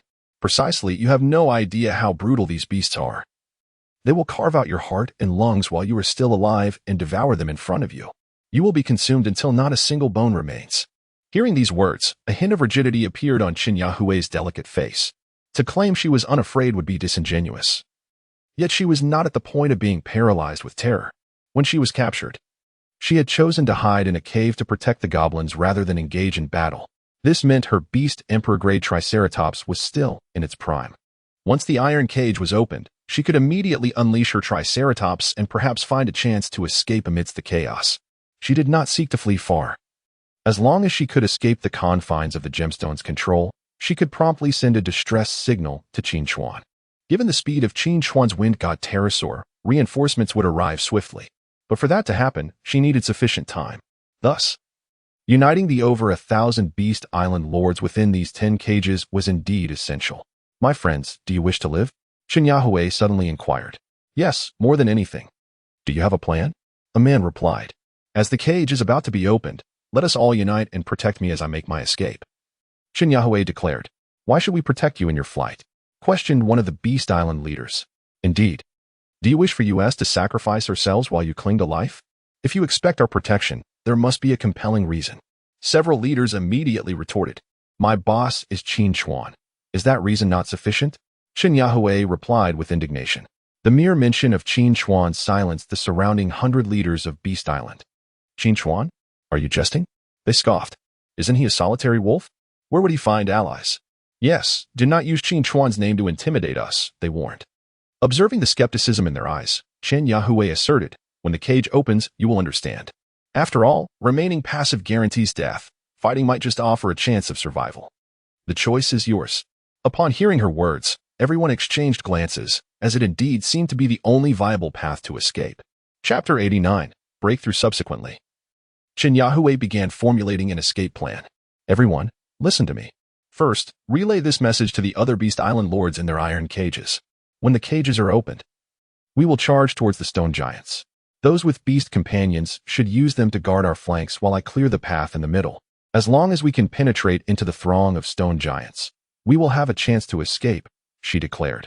"But many of us have lost our beast companions. I estimate that fewer than 200 of us can still fight." A man shook his head in dismay. 200 is sufficient. The stone giants have a wide attack range, but are sluggish in their movements. If we can break through their ranks, the other intelligent beasts will be hesitant to pursue us for fear of being accidentally harmed by the giants. Moreover, the presence of the stone giants will significantly reduce the likelihood of being struck by the ground demon spears, Qin Chuan replied slowly. Upon hearing her analysis, the crowd seemed to find merit in her plan, nodding in agreement. Given that the 10 iron cages were not too far apart, the message spread swiftly. According to Qin Chuan's design, even if 100 people managed to break through from the 1,000, it would be considered a victory. As long as we escape the influence of that gemstone scepter, our chances of survival will increase dramatically. Of course, during this period, we might face mindless attacks from the stone giants, but that would depend on the luck of the Beast Island lords. Meanwhile, in the skies above, Qin Chuan was also contemplating a rescue plan. Faced with 100,000 strange beasts, the only action he could take was to control the wind god pterosaur to descend at the very moment the iron cages opened, whisking Chen Yahweh away. However, he had to consider not only whether the wind god pterosaur would be fast enough. After all, the mass of ground demons below was no trivial matter. If they concentrated their spears and hurled them at him, the pterosaur would likely be impaled in an instant. Additionally, the attacks from other intelligent races would follow in quick succession. If he lost the wind god pterosaur, escaping would become exceedingly difficult. Thus, he had to seize the opportunity with utmost precision, leaving no room for error. While Qin Chuan was deep in thought, 10 members of the wild lizard clan slowly approached the iron cage, preparing to open it and release the two-legged sheep. It seemed today would be a feast. The succulent two-legged sheep were truly a delicacy. Open the cage. Many of the surrounding beasts shouted, eagerly anticipating the moment. At that instant, Chen Yahweh was also ready. As soon as the cage opened, she would charge out. The other Beast Island lords, having received the news, were equally poised for action, for their survival hinged on this desperate gamble. Open the cage. With a command from the wild lizard leader, the rusty iron cage creaked open. Move. Chen Yahweh shouted as the cage swung wide. Boom. In that very moment, a Beast King-level Triceratops was instantaneously released. Golden body. Chen Yahweh swiftly unleashed her golden attributes. Buzz. Almost instantaneously, the Triceratops was enveloped in radiant golden light. Dinosaurs. You are indeed an ally of the mighty Qin Chuan. Brothers, we have a chance to survive. Let us not hold back, for our lives hinge on this single moment. With a resounding shout amidst the crowd, those capable of battle unleashed their beast companions. They still possess the strength to resist? The leader of the frenzied lizards observed this scene with a hint of surprise. But he swiftly raised his scepter. The delectable two-legged sheep lie before us. How much we can claim depends solely on you. At the leader's command, the 10,000 ferocious beasts surged forth like unleashed tigers, charging towards the 1,000 lords of Beast Island. The very ground trembled beneath the weight of this overwhelming force. Curse it! There is no hope for survival. Many were paralyzed by fear, momentarily forgetting to resist. Do not dawdle. Those able to fight, shield your wings and rush towards the stone giant. Upon Chen Yahweh's command, she leapt onto her Triceratops and surged forward. Boom, boom, boom. The immense form of the Triceratops thundered onward, shaking the earth as it gored through any obstructing foes, be they earth demons or frenzied lizards. With its elongated horns like skewered gourds, we must fight. Up. Out of the 1,000, only about 200 were combat-ready, all having summoned their beast companions, closely following Chen Yahweh's wings as they raced towards the stone giant. However, those lords of Beast Island without companions or who lagged behind met a dire fate. Save me. No. In a heartbeat, nearly 600 lords were torn apart by the surging horde of beasts. Their bodies a gruesome tableau of severed limbs and scattered flesh, utterly defenseless. Chen Yahweh found herself powerless against this onslaught. As the saying goes, a skilled housewife cannot cook without rice. No matter how meticulous her plans, lack of strength was a significant shortcoming. Given such circumstances, it would be an achievement for even a few to make it through. Yet this was the only hope for survival. Meanwhile, high above, Qin Chuan contemplated a risky descent. But before he could act, he was taken aback by the sudden turn of events orchestrated by Chen Yahweh. To think this girl could still break through? Truly unexpected. Qin Chuan watched in astonishment. He perceived her intentions and thus did not rush down, realizing that entering the throng of stone giants might be the optimal rescue strategy. I can hardly hold on. These beasts are utterly berserk. They can't be stopped. A man, witnessing his fellow lords of Beast Island falling one after another, was drenched in sweat from anxiety. Yet at this moment, Chen Yahweh could only muster all her strength to advance. In the blink of an eye, out of the 1,000 lords, only 30 or so remained at Chen Yahweh's side, having evaded death. This clearly illustrated the unstoppable frenzy of the beasts. The slain lords had become mere prey for the ravenous horde. Hold on just a little longer. Only 100 meters to go, Chen Yahweh shouted. The remaining 20 or so individuals continued to fall, yet those who remained alive clung tightly to their respective beasts, steadfastly following Chen Yahweh. Any slight lag would result in immediate demise. At long last, under the relentless charge of the Golden Triangle Dragon, They broke through the encirclement of the alien beasts, forcing their way into the throng of stone giants. We made it. We made it. Ah, I am alive. Out of 1,000 souls, only 13 survived in this brief span of minutes. At this moment, upon sighting Qin Chuan, the stone giants converged, raising their fists to rain down devastating blows upon the ground. Boom. As fists descended, several individuals swiftly evaded, while the subsequent wave of earth demons was also caught in the tumult of the stone giants' might. Stone giants, you mindless fools! You were striking your own kind. An earth demon bellowed in fury. Though the stone giants possessed a semblance of humanity, their intelligence was limited, and they continued their frenzied assault. This reckless behavior deterred the approaching horde of alien beasts from advancing recklessly, seizing the opportunity to evade. Qin Chuan immediately sent a distress signal to Qin Chuan. I am located north of the third teleportation portal. Come quickly to my aid. Chapter 90. Rescue. As Qin Chuan sent out the message, a long sigh of relief escaped her lips. When will Qin Chuan arrive? A man shouted while dodging the attacks of the stone giants. The earliest will be half an hour, Qin Chuan replied. Upon hearing this, the faces of everyone around turned ashen. Can we hold out for half an hour? This is no joke. These mindless stone giants attack indiscriminately. A single punch could mean death or injury. Boom. In that moment, 2 masters of Beast Island failed to evade in time and were instantly reduced to a gruesome pulp. Only a few masters cheetah beasts were able to dodge unscathed. Qin Chuan, however, remained resolute, commanding her triceratops to continuously charge and force back the surrounding stone giants. I can hold on. As for you all, it's a matter of luck, she stated, feeling utterly helpless. Meanwhile, the 20 ruler-level beasts standing at a distance were rendered speechless by the chaotic scene before them. These brainless chunks of rock can't even handle a few 2-legged sheep, remarked the Earth Demon leader. No matter, let them have their fun. After all, this group won't escape, the leader of the wild lizards said, unfazed. Just as Qin Chuan was desperately holding on, several more Beast Island masters fell, leaving only 5 out of 13. Qin Chuan was continuously seeking an opportunity. His thoughts not solely focused on rescuing Qin Chuan but also on where to fly afterward. Surrounded by earth demon hordes, their spears were deadly accurate. After careful observation, Qin Chuan ultimately set his sights on the 20 ruler-level beasts. As long as he flew in that direction, the earth demons would likely refrain from recklessly throwing their spears, which could harm their own leaders. Of course, if they did throw, they would all be at risk of injury. Having calculated the trajectory, Qin Chuan immediately commanded his wind god pterosaur to dive rapidly downward. Unbeknownst to Qin Chuan, who was still commanding her triceratops to attack, he was just above her. Come on, you stinking rocks, she shouted defiantly. Roar. The stone giants, enraged by Qin Chuan's taunts, began to surround her. However, her golden defense far surpassed the mutated earth attributes. As long as their fists did not reach her, she could almost completely withstand their onslaught. This only fueled her enthusiasm further, though the Triceratops' stamina was rapidly depleting. Qin Gu, you must hurry. Qin Chuan sensed her Triceratops' waning strength, uncertain whether her golden form could withstand half an hour. Just then, a sound of rushing air echoed from above, swiftly approaching the ground. As it neared, Qin Chuan leapt down and simultaneously summoned a Beast King-level double-chamber dragon. Boom! With a thunderous crash, the massive creature, weighing over 200 tons, descended like a mountain upon the crowd of stone giants. In an instant, the tremendous force generated sent dozens of stone giants flying into the air.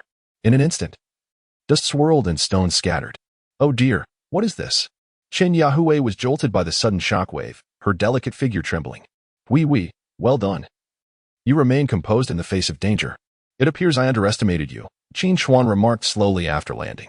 At that moment, Qin Chuan's imposing figure came into view, capturing the attention of several onlookers.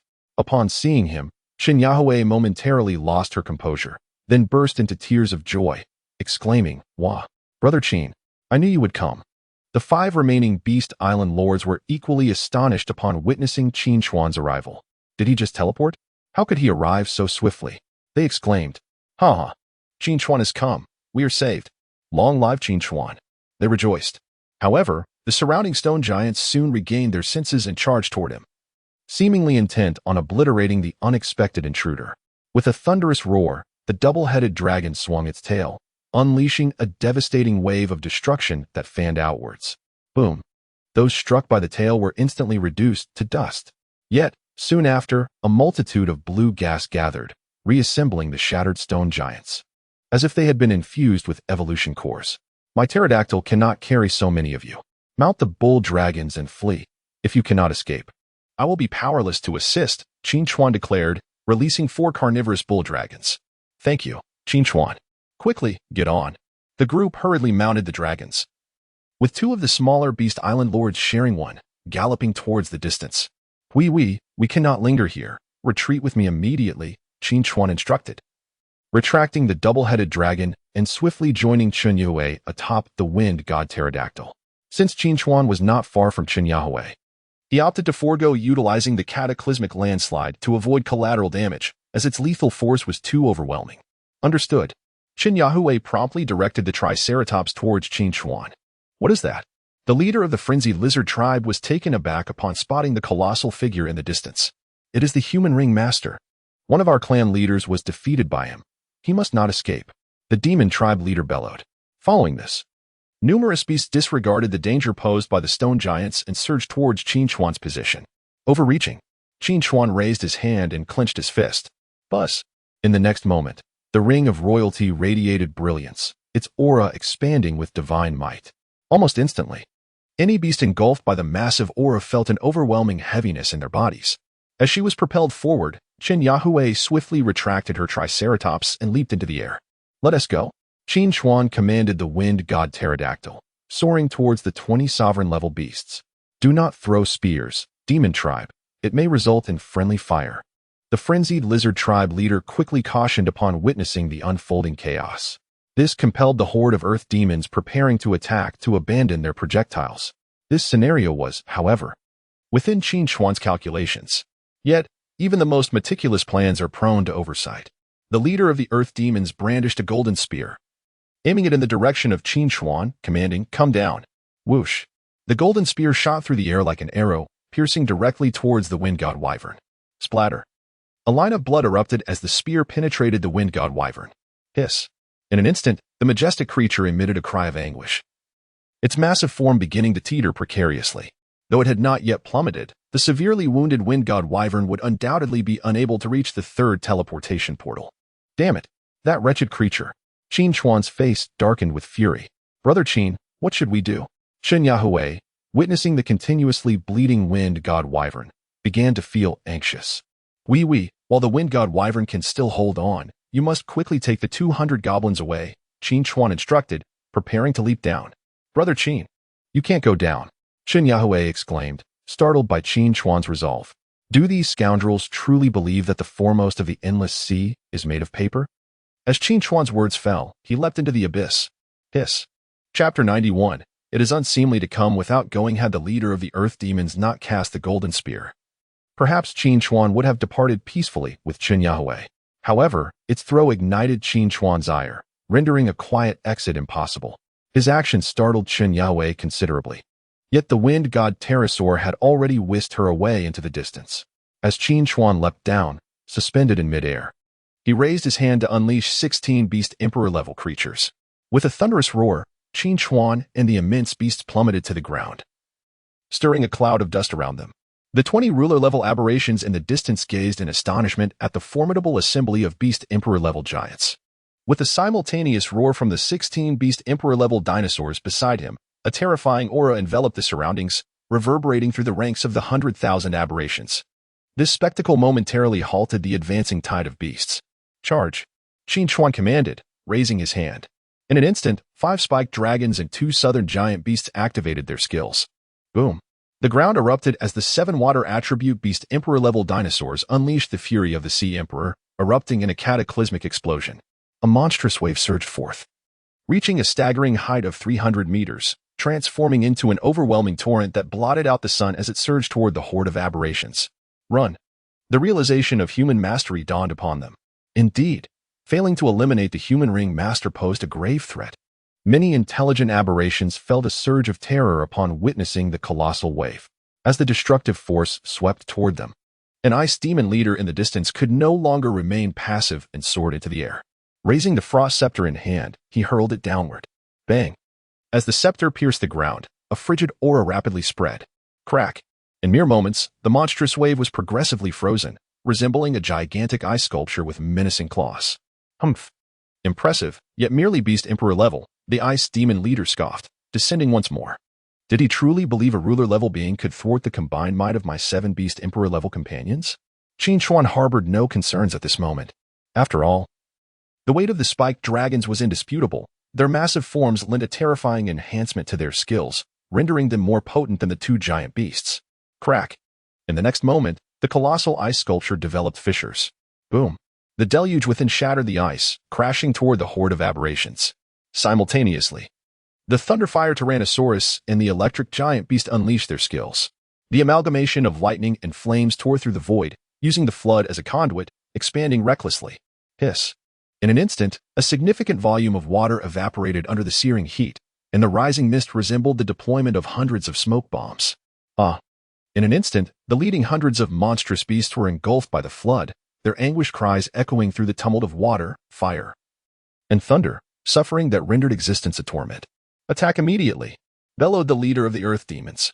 Following his command, tens of thousands of earth demons raised their spears in unison, all aiming toward Qin Chuan's direction. Whoosh. In a heartbeat, a deluge of spears descended like rain, blotting out the sky as they hurtled toward Qin Chuan. Boom. As Qin Chuan raised his hand, the dual-chambered dragon was summoned once more, its passive ability activating with unwavering strength. Clang, clang, clang. In an instant, amidst a flurry of sparks, nearly every spear aimed at him was thwarted by the formidable defense of the dual-chambered dragon. With a 90% damage reduction and the dragon's formidable hide, it effectively achieved a staggering 99% damage immunity. Serving as an impenetrable bulwark, its only drawback being its lack of mobility. Seek your doom. The Earth Demon leader slowly raised his hand, recalling the golden spear he had hurled into the air. He then aimed directly at the eyes of the dual-chambered dragon, preparing to strike at its most vulnerable point. Whoosh. As the golden spear was launched once more, slicing through the air toward the dragon's weakest eyes, Qin Chuan resolutely leaped into action, swiftly clenching his fist. Buzz. In an instant, the ring of symbiosis radiated brilliance, as Qin Chuan and the lightning attribute Tyrannosaurus Rex shimmered simultaneously. Within mere moments, Qin Chuan's form expanded rapidly. He transformed into a towering figure, nearly 9 meters tall and weighing 10 tons, a humanoid Tyrannosaurus Rex. There was an undeniable semblance of a half-dragon man. At the moment of fusion, Qin Chuan instinctively raised his hand to grasp the approaching golden spear with bare hands. The immense power caused him to stagger back a few steps, yet he firmly held onto the golden spear. The ring of symbiosis was indeed extraordinary.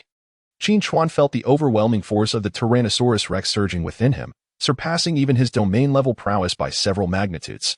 The ring not only facilitated the merging of pet and master, but also conferred a significant power enhancement. This explained why Li Tong's combat abilities soared beyond those of his beast companion post-fusion.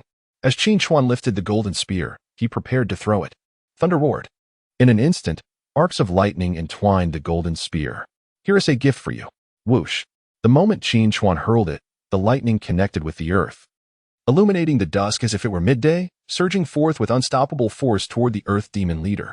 Observing his spear returning, the Earth Demon leader confidently attempted to intercept it. But in the next moment, the spear pierced through his entire palm, inflicting a grievous wound. Damn it! Tear him apart!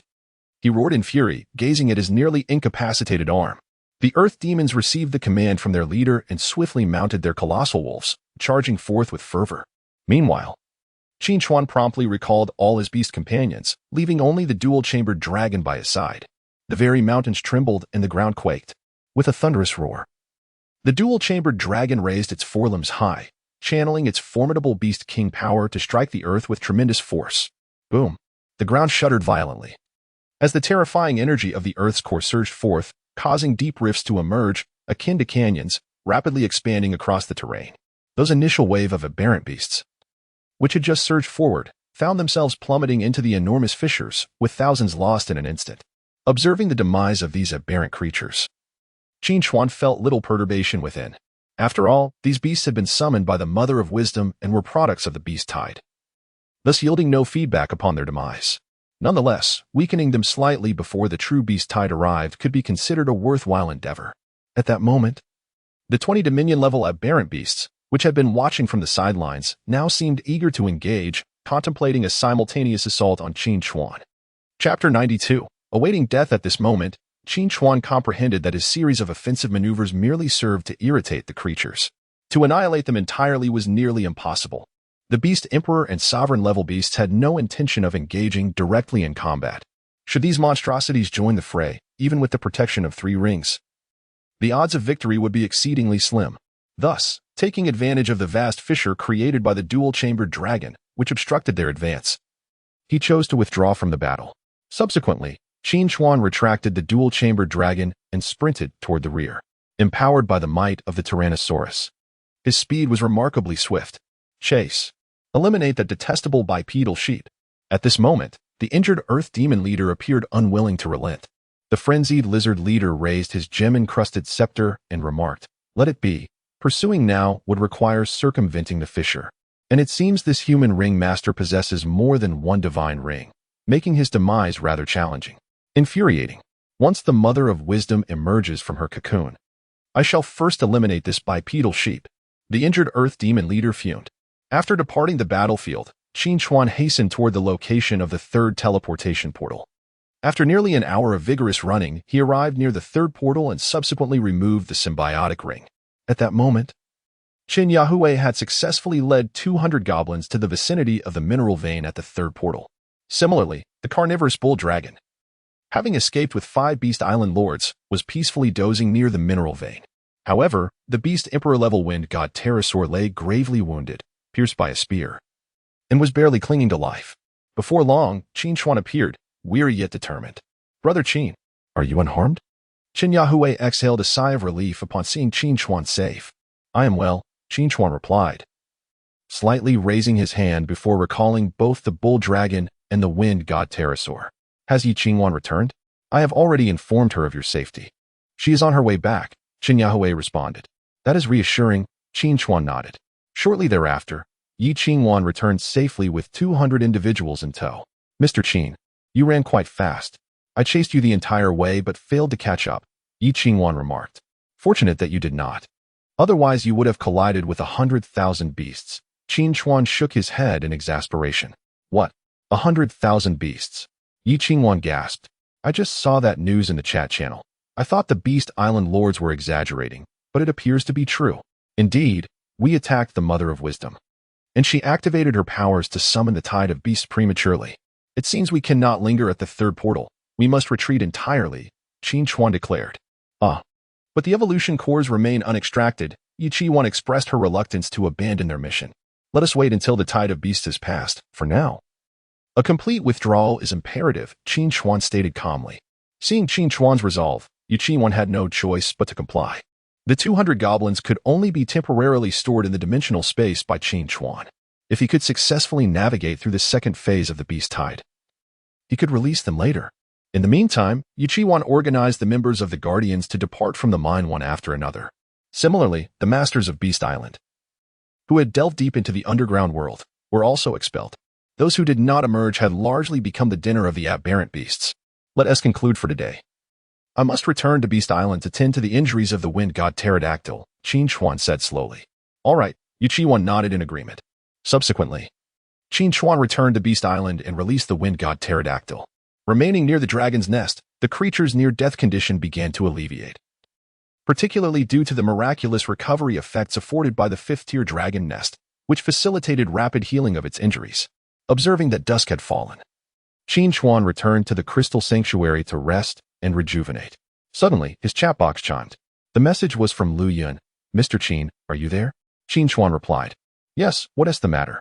I heard you ventured deep into the 3rd teleportation portal today. Did you encounter the army of aberrant beasts?" Lu Yun inquired.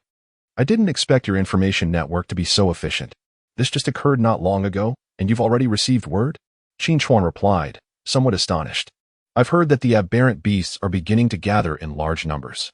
Do you have any recent updates?" Lu Yun asked. Qin Chuan responded. "The Mother of Wisdom intends to assemble a 1,000,000-strong army of aberrant beasts to cleanse the endless sea. What I witnessed was merely 1/10 of the total aberrant beasts." Hiss. Upon reading Qin Chuan's message, Lu Yun involuntarily gasped. It seems that this 2nd phase of the beast tide is indeed a matter of life and death. Given the current quality of the Beast Island Masters, the chances of victory appear slim. Qin Chuan countered, but it's only a million. We possess tens of billions of Beast Island masters. If we truly unite, defending the 3 teleportation portals should not pose a significant challenge. However, Lu Yun appeared rather pessimistic, stating, Mr. Qin, to be frank, despite the tens of billions of Beast Island masters, I doubt we could muster even a million willing to answer the call for defense. Gathering that many would be a considerable achievement. Qin Chuan was taken aback, exclaiming, that's impossible. You're telling me that from tens of billions, we can only gather a million? Lu Yun explained, ever since we clashed with the Mother of Wisdom, I've discussed this matter with Qin Feng on the World Channel. However, most of the Beast Island masters believe that with the wardens and some powerful figures present, it's not their place to step in as cannon fodder, and they are unwilling to take on that role. Upon reading Lu Yun's message, Qin Chuan understood the situation. Those who had survived the first phase of the beast tide were no fools. Few were eager to sacrifice themselves as expendable pawns. They held the attitude that if disaster struck, they would share the same fate. After all, the endless sea abides by no rules, nor does it impose any obligations that must be fulfilled. Thus, many individuals are engaged in their solitary battles. Qin Chuan remarked, if what you say is true, then perhaps we should abandon defense altogether and simply await our demise. Lu Yun responded, Mr. Qin, you seem to be even more pessimistic than I. It is because I have witnessed such scenes. Even a mere tenth of those aberrant beasts could summon 20 sovereign-level beings. What does that imply? I estimate that currently, there are no more than 10 sovereign-level warriors throughout the boundless sea. How can we possibly prevail? Qin Chuan lamented. If even the foremost individual in this endless sea has lost their fighting spirit, then indeed, there is no chance of victory, Lu Yun said, his expression filled with bitterness. Do not beat around the bush, speak candidly. It is unlikely that you sought me out merely to inquire about the aberrant beasts. Qin Chuan discerned through the subtext that Lu Yun had ulterior motives for his visit. Fearing rejection, he had chosen to broach the subject from a different angle. Chapter 93, The Golden Legend. Upon hearing Qin Chuan's words, Lu Yun felt compelled to reveal his intentions. In light of this, I shall speak candidly. I seek your assistance to unite the top 30 alliances of the Endless Sea to collaboratively address our defensive strategies. At this juncture, Qin Chuan comprehended Lu Yun's aspirations. From the moment Lu Yun acquired the Ring of God, he aimed to maintain a neutral stance while rallying other ring bearers or factions to confront the impending second wave of beast tides. However, due to the self-serving nature of Zhang Li and Guotu, it was exceedingly challenging for Lu Yun to undertake this endeavor, as Zhang Li was an extreme egoist who would swiftly withdraw from any situation that posed a disadvantage to him. Yet, the Endless Sea now faced unprecedented challenges that threatened the very existence of every Beast Island master. If no one stepped forward to take the lead, death would be their only fate. Therefore, despite the formidable obstacles, Lu Yun was determined to make an attempt.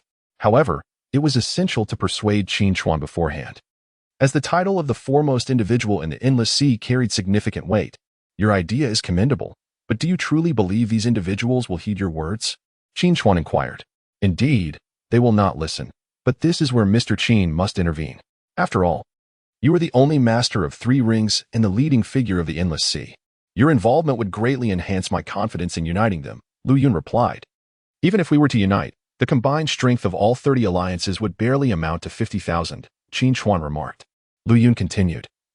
I understand that a collective defense cannot be achieved by a mere handful of factions. My proposal is to extend our reach beyond these 30 alliances, to garner support from additional alliances and amass sufficient strength before the arrival of the second wave of beast tides. Simultaneously, we must establish a defense at the 3 teleportation gates. Upon hearing this, Qin Chuan felt a glimmer of hope. Well, since you have this vision, I have little to contest. When shall we commence this endeavor? Tomorrow. Considering today is already in progress, we have only 3 days remaining until the beast tide strikes. It is imperative we construct our defenses and rally our forces within this limited time frame, Lu Yun stated. Very well, inform me of the gathering location for tomorrow. Qin Chuan agreed. With Qin Chuan's consent, Lu Yun finally exhaled in relief.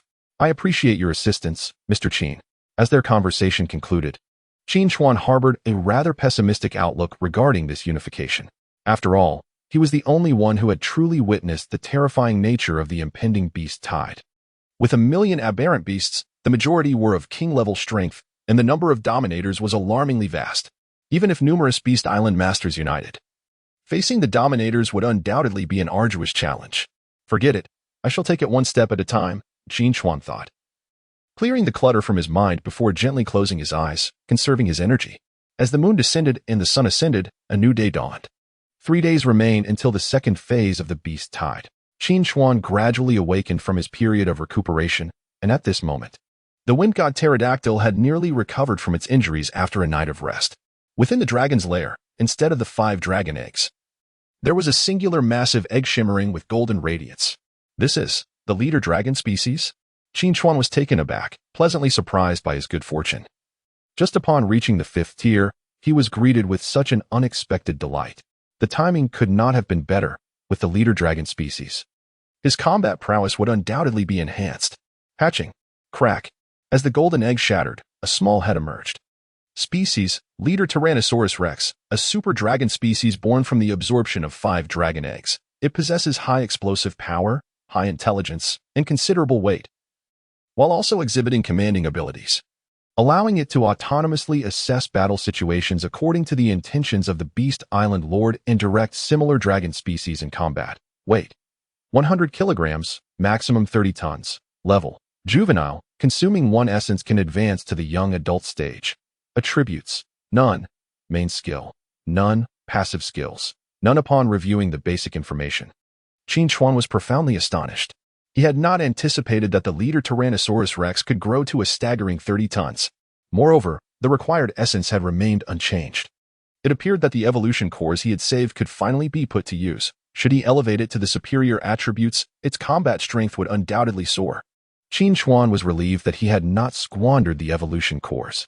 Over 150 evolution cores were ample to enhance the leader Tyrannosaurus rex to superior attributes. He contemplated elevating the leader Tyrannosaurus rex to the Beast Emperor level and additionally bestowing it with a fire attribute beast core. Essence minus 1,111. Total essence, 8,891. Species, leader Tyrannosaurus rex. Weight, 30 tons. Level, Beast Emperor. Attributes, fire, main skill, infernal breath, passive skill, molten body upon completion of the enhancement.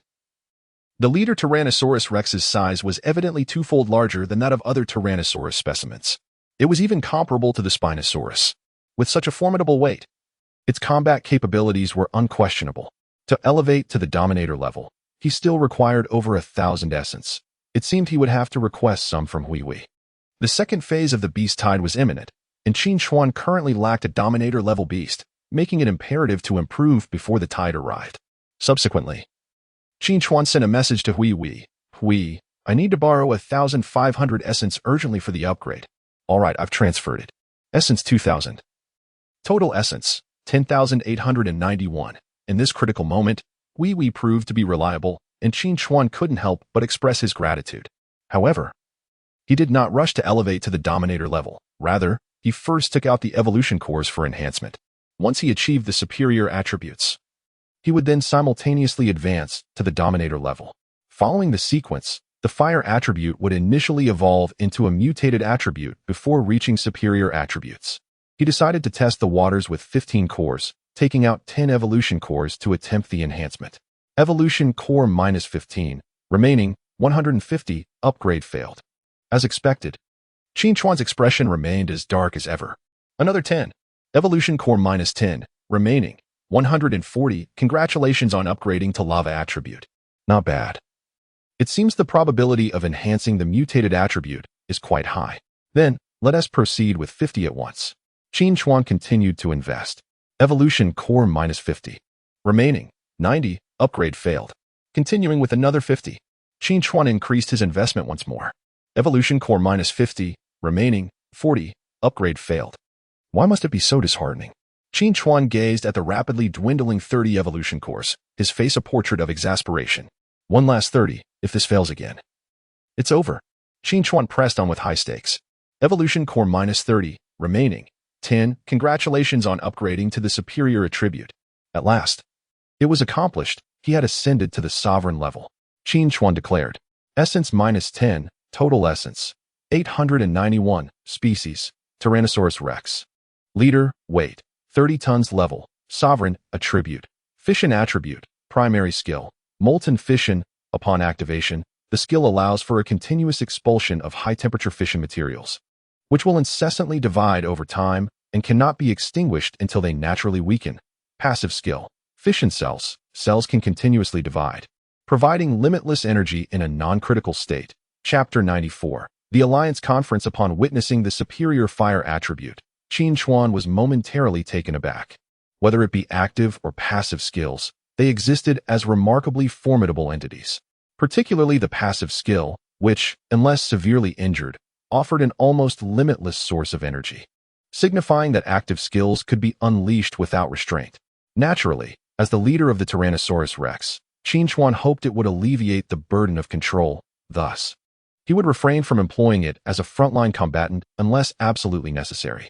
With this enhancement concluded, it seemed he would need to accumulate materials for a while longer. Stowing away the leader Tyrannosaurus Rex, a sense of melancholy washed over him. Initially, he intended to utilize the 200 goblins to excavate the mineral veins. But the Mother of Wisdom had prematurely unleashed a portion of the aberrant beasts, rendering the subterranean world exceedingly perilous. With 3 days remaining until the second stage of the beast tide, he pondered how much more he could advance within this time frame. At that moment, Qin Chuan noticed that his chat window had begun to flicker unexpectedly. Upon opening it, he discovered a message from Lu Yun. Mr. Qin, I have sent you the coordinates. They are located on a deserted island near the first teleportation portal. I have invited 30 major alliances and over 100 minor alliances to collectively discuss our defensive strategies. This message had been sent an hour and a half prior while Qin Chuan was engaged in recuperation, and he had not noticed it then. Presumably, they had already assembled by now. He prepared to set off, reaching out to Yi Qiwan and Shen Yahui to inform them to wait at the first teleportation portal. As the teleportation commenced, Qin Chuan swiftly transformed into a radiant flash and vanished from sight. At Lu Yun's summons, nearly all the leaders of the top 30 alliances in the Endless Sea had answered the call. Additionally, numerous lower-ranking minor alliances had joined.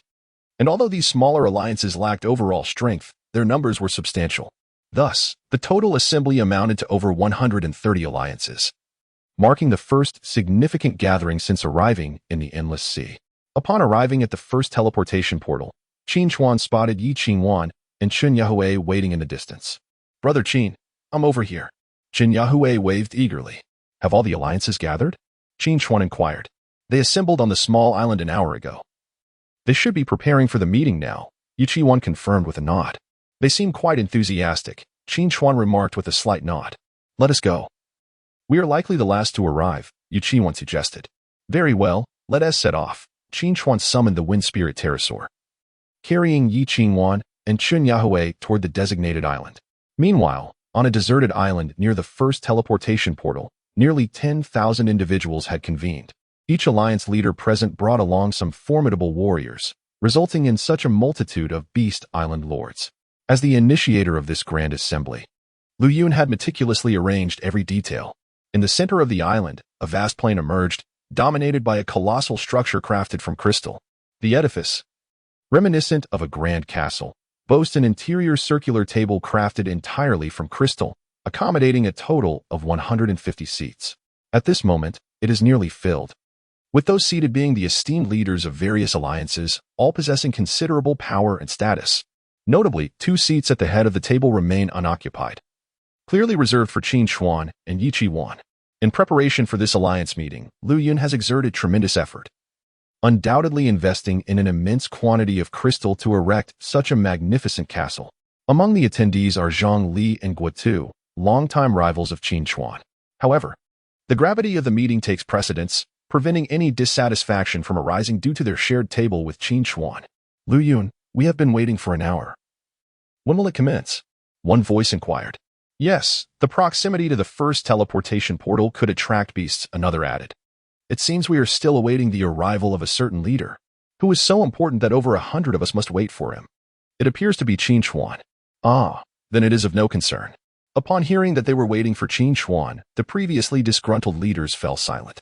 Lu Yun glanced at the chat box and announced, Ladies and gentlemen, please hold your peace. Mr. Qin and Alliance Leader Yi are en route and will arrive shortly. Before their arrival, I wish to clarify that I am aware many among you harbor adversarial relationships, and there may have been disputes or battles in the past. However, this meeting concerns the survival of all Beast Island leaders. I implore you to set aside animosities and unite against external threats. As Lu Yun's words resonated, many leaders nodded in agreement.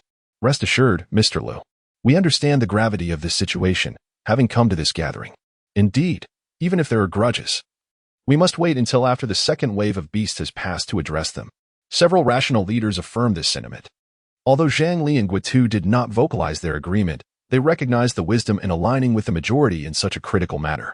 After all, should Qin Chuan arrive and seek confrontation, regardless of the outcome, it would likely incite the ire of the assembly. As discussions continued, a colossal wind spirit pterosaur gracefully descended outside the crystal castle, evoking envy among the thousands waiting below. Qin Chuan had certainly captured attention. Particularly, many young women gazed in admiration, captivated by the allure of the strongest man in the endless sea. It's my first time seeing Qin Chuan in person. He looks quite handsome, one exclaimed. Not only handsome, but also incredibly powerful. Did you see the 3 rings he wears? They are exquisite. Please, spare us the infatuation. He is accompanied by 2 stunning women. You stand no chance, a young man muttered to the girls beside him, clearly displeased. What is wrong with being infatuated? If one cannot indulge, is it not permissible to savor the moment? I perceive a hint of jealousy in you. If you possess the capability, why not become the foremost individual in the endless sea? Rest assured, I would undoubtedly come to admire you then. Upon uttering these words, the man was left speechless. Turning away in discontent, Qin Chuan has arrived. A voice echoed within the conference room, and over 100 leaders turned their gaze in unison. Qin Chuan entered the crystal castle with measured steps. Mr. Qin, we have been awaiting your presence. Please take your seat. Lu Yun approached him with a welcoming demeanor. Thank you for your patience. Qin Chuan acknowledged the assembly of over 100 leaders with a slight nod. In response, they all rose and nodded in unison. A display of grandeur indeed.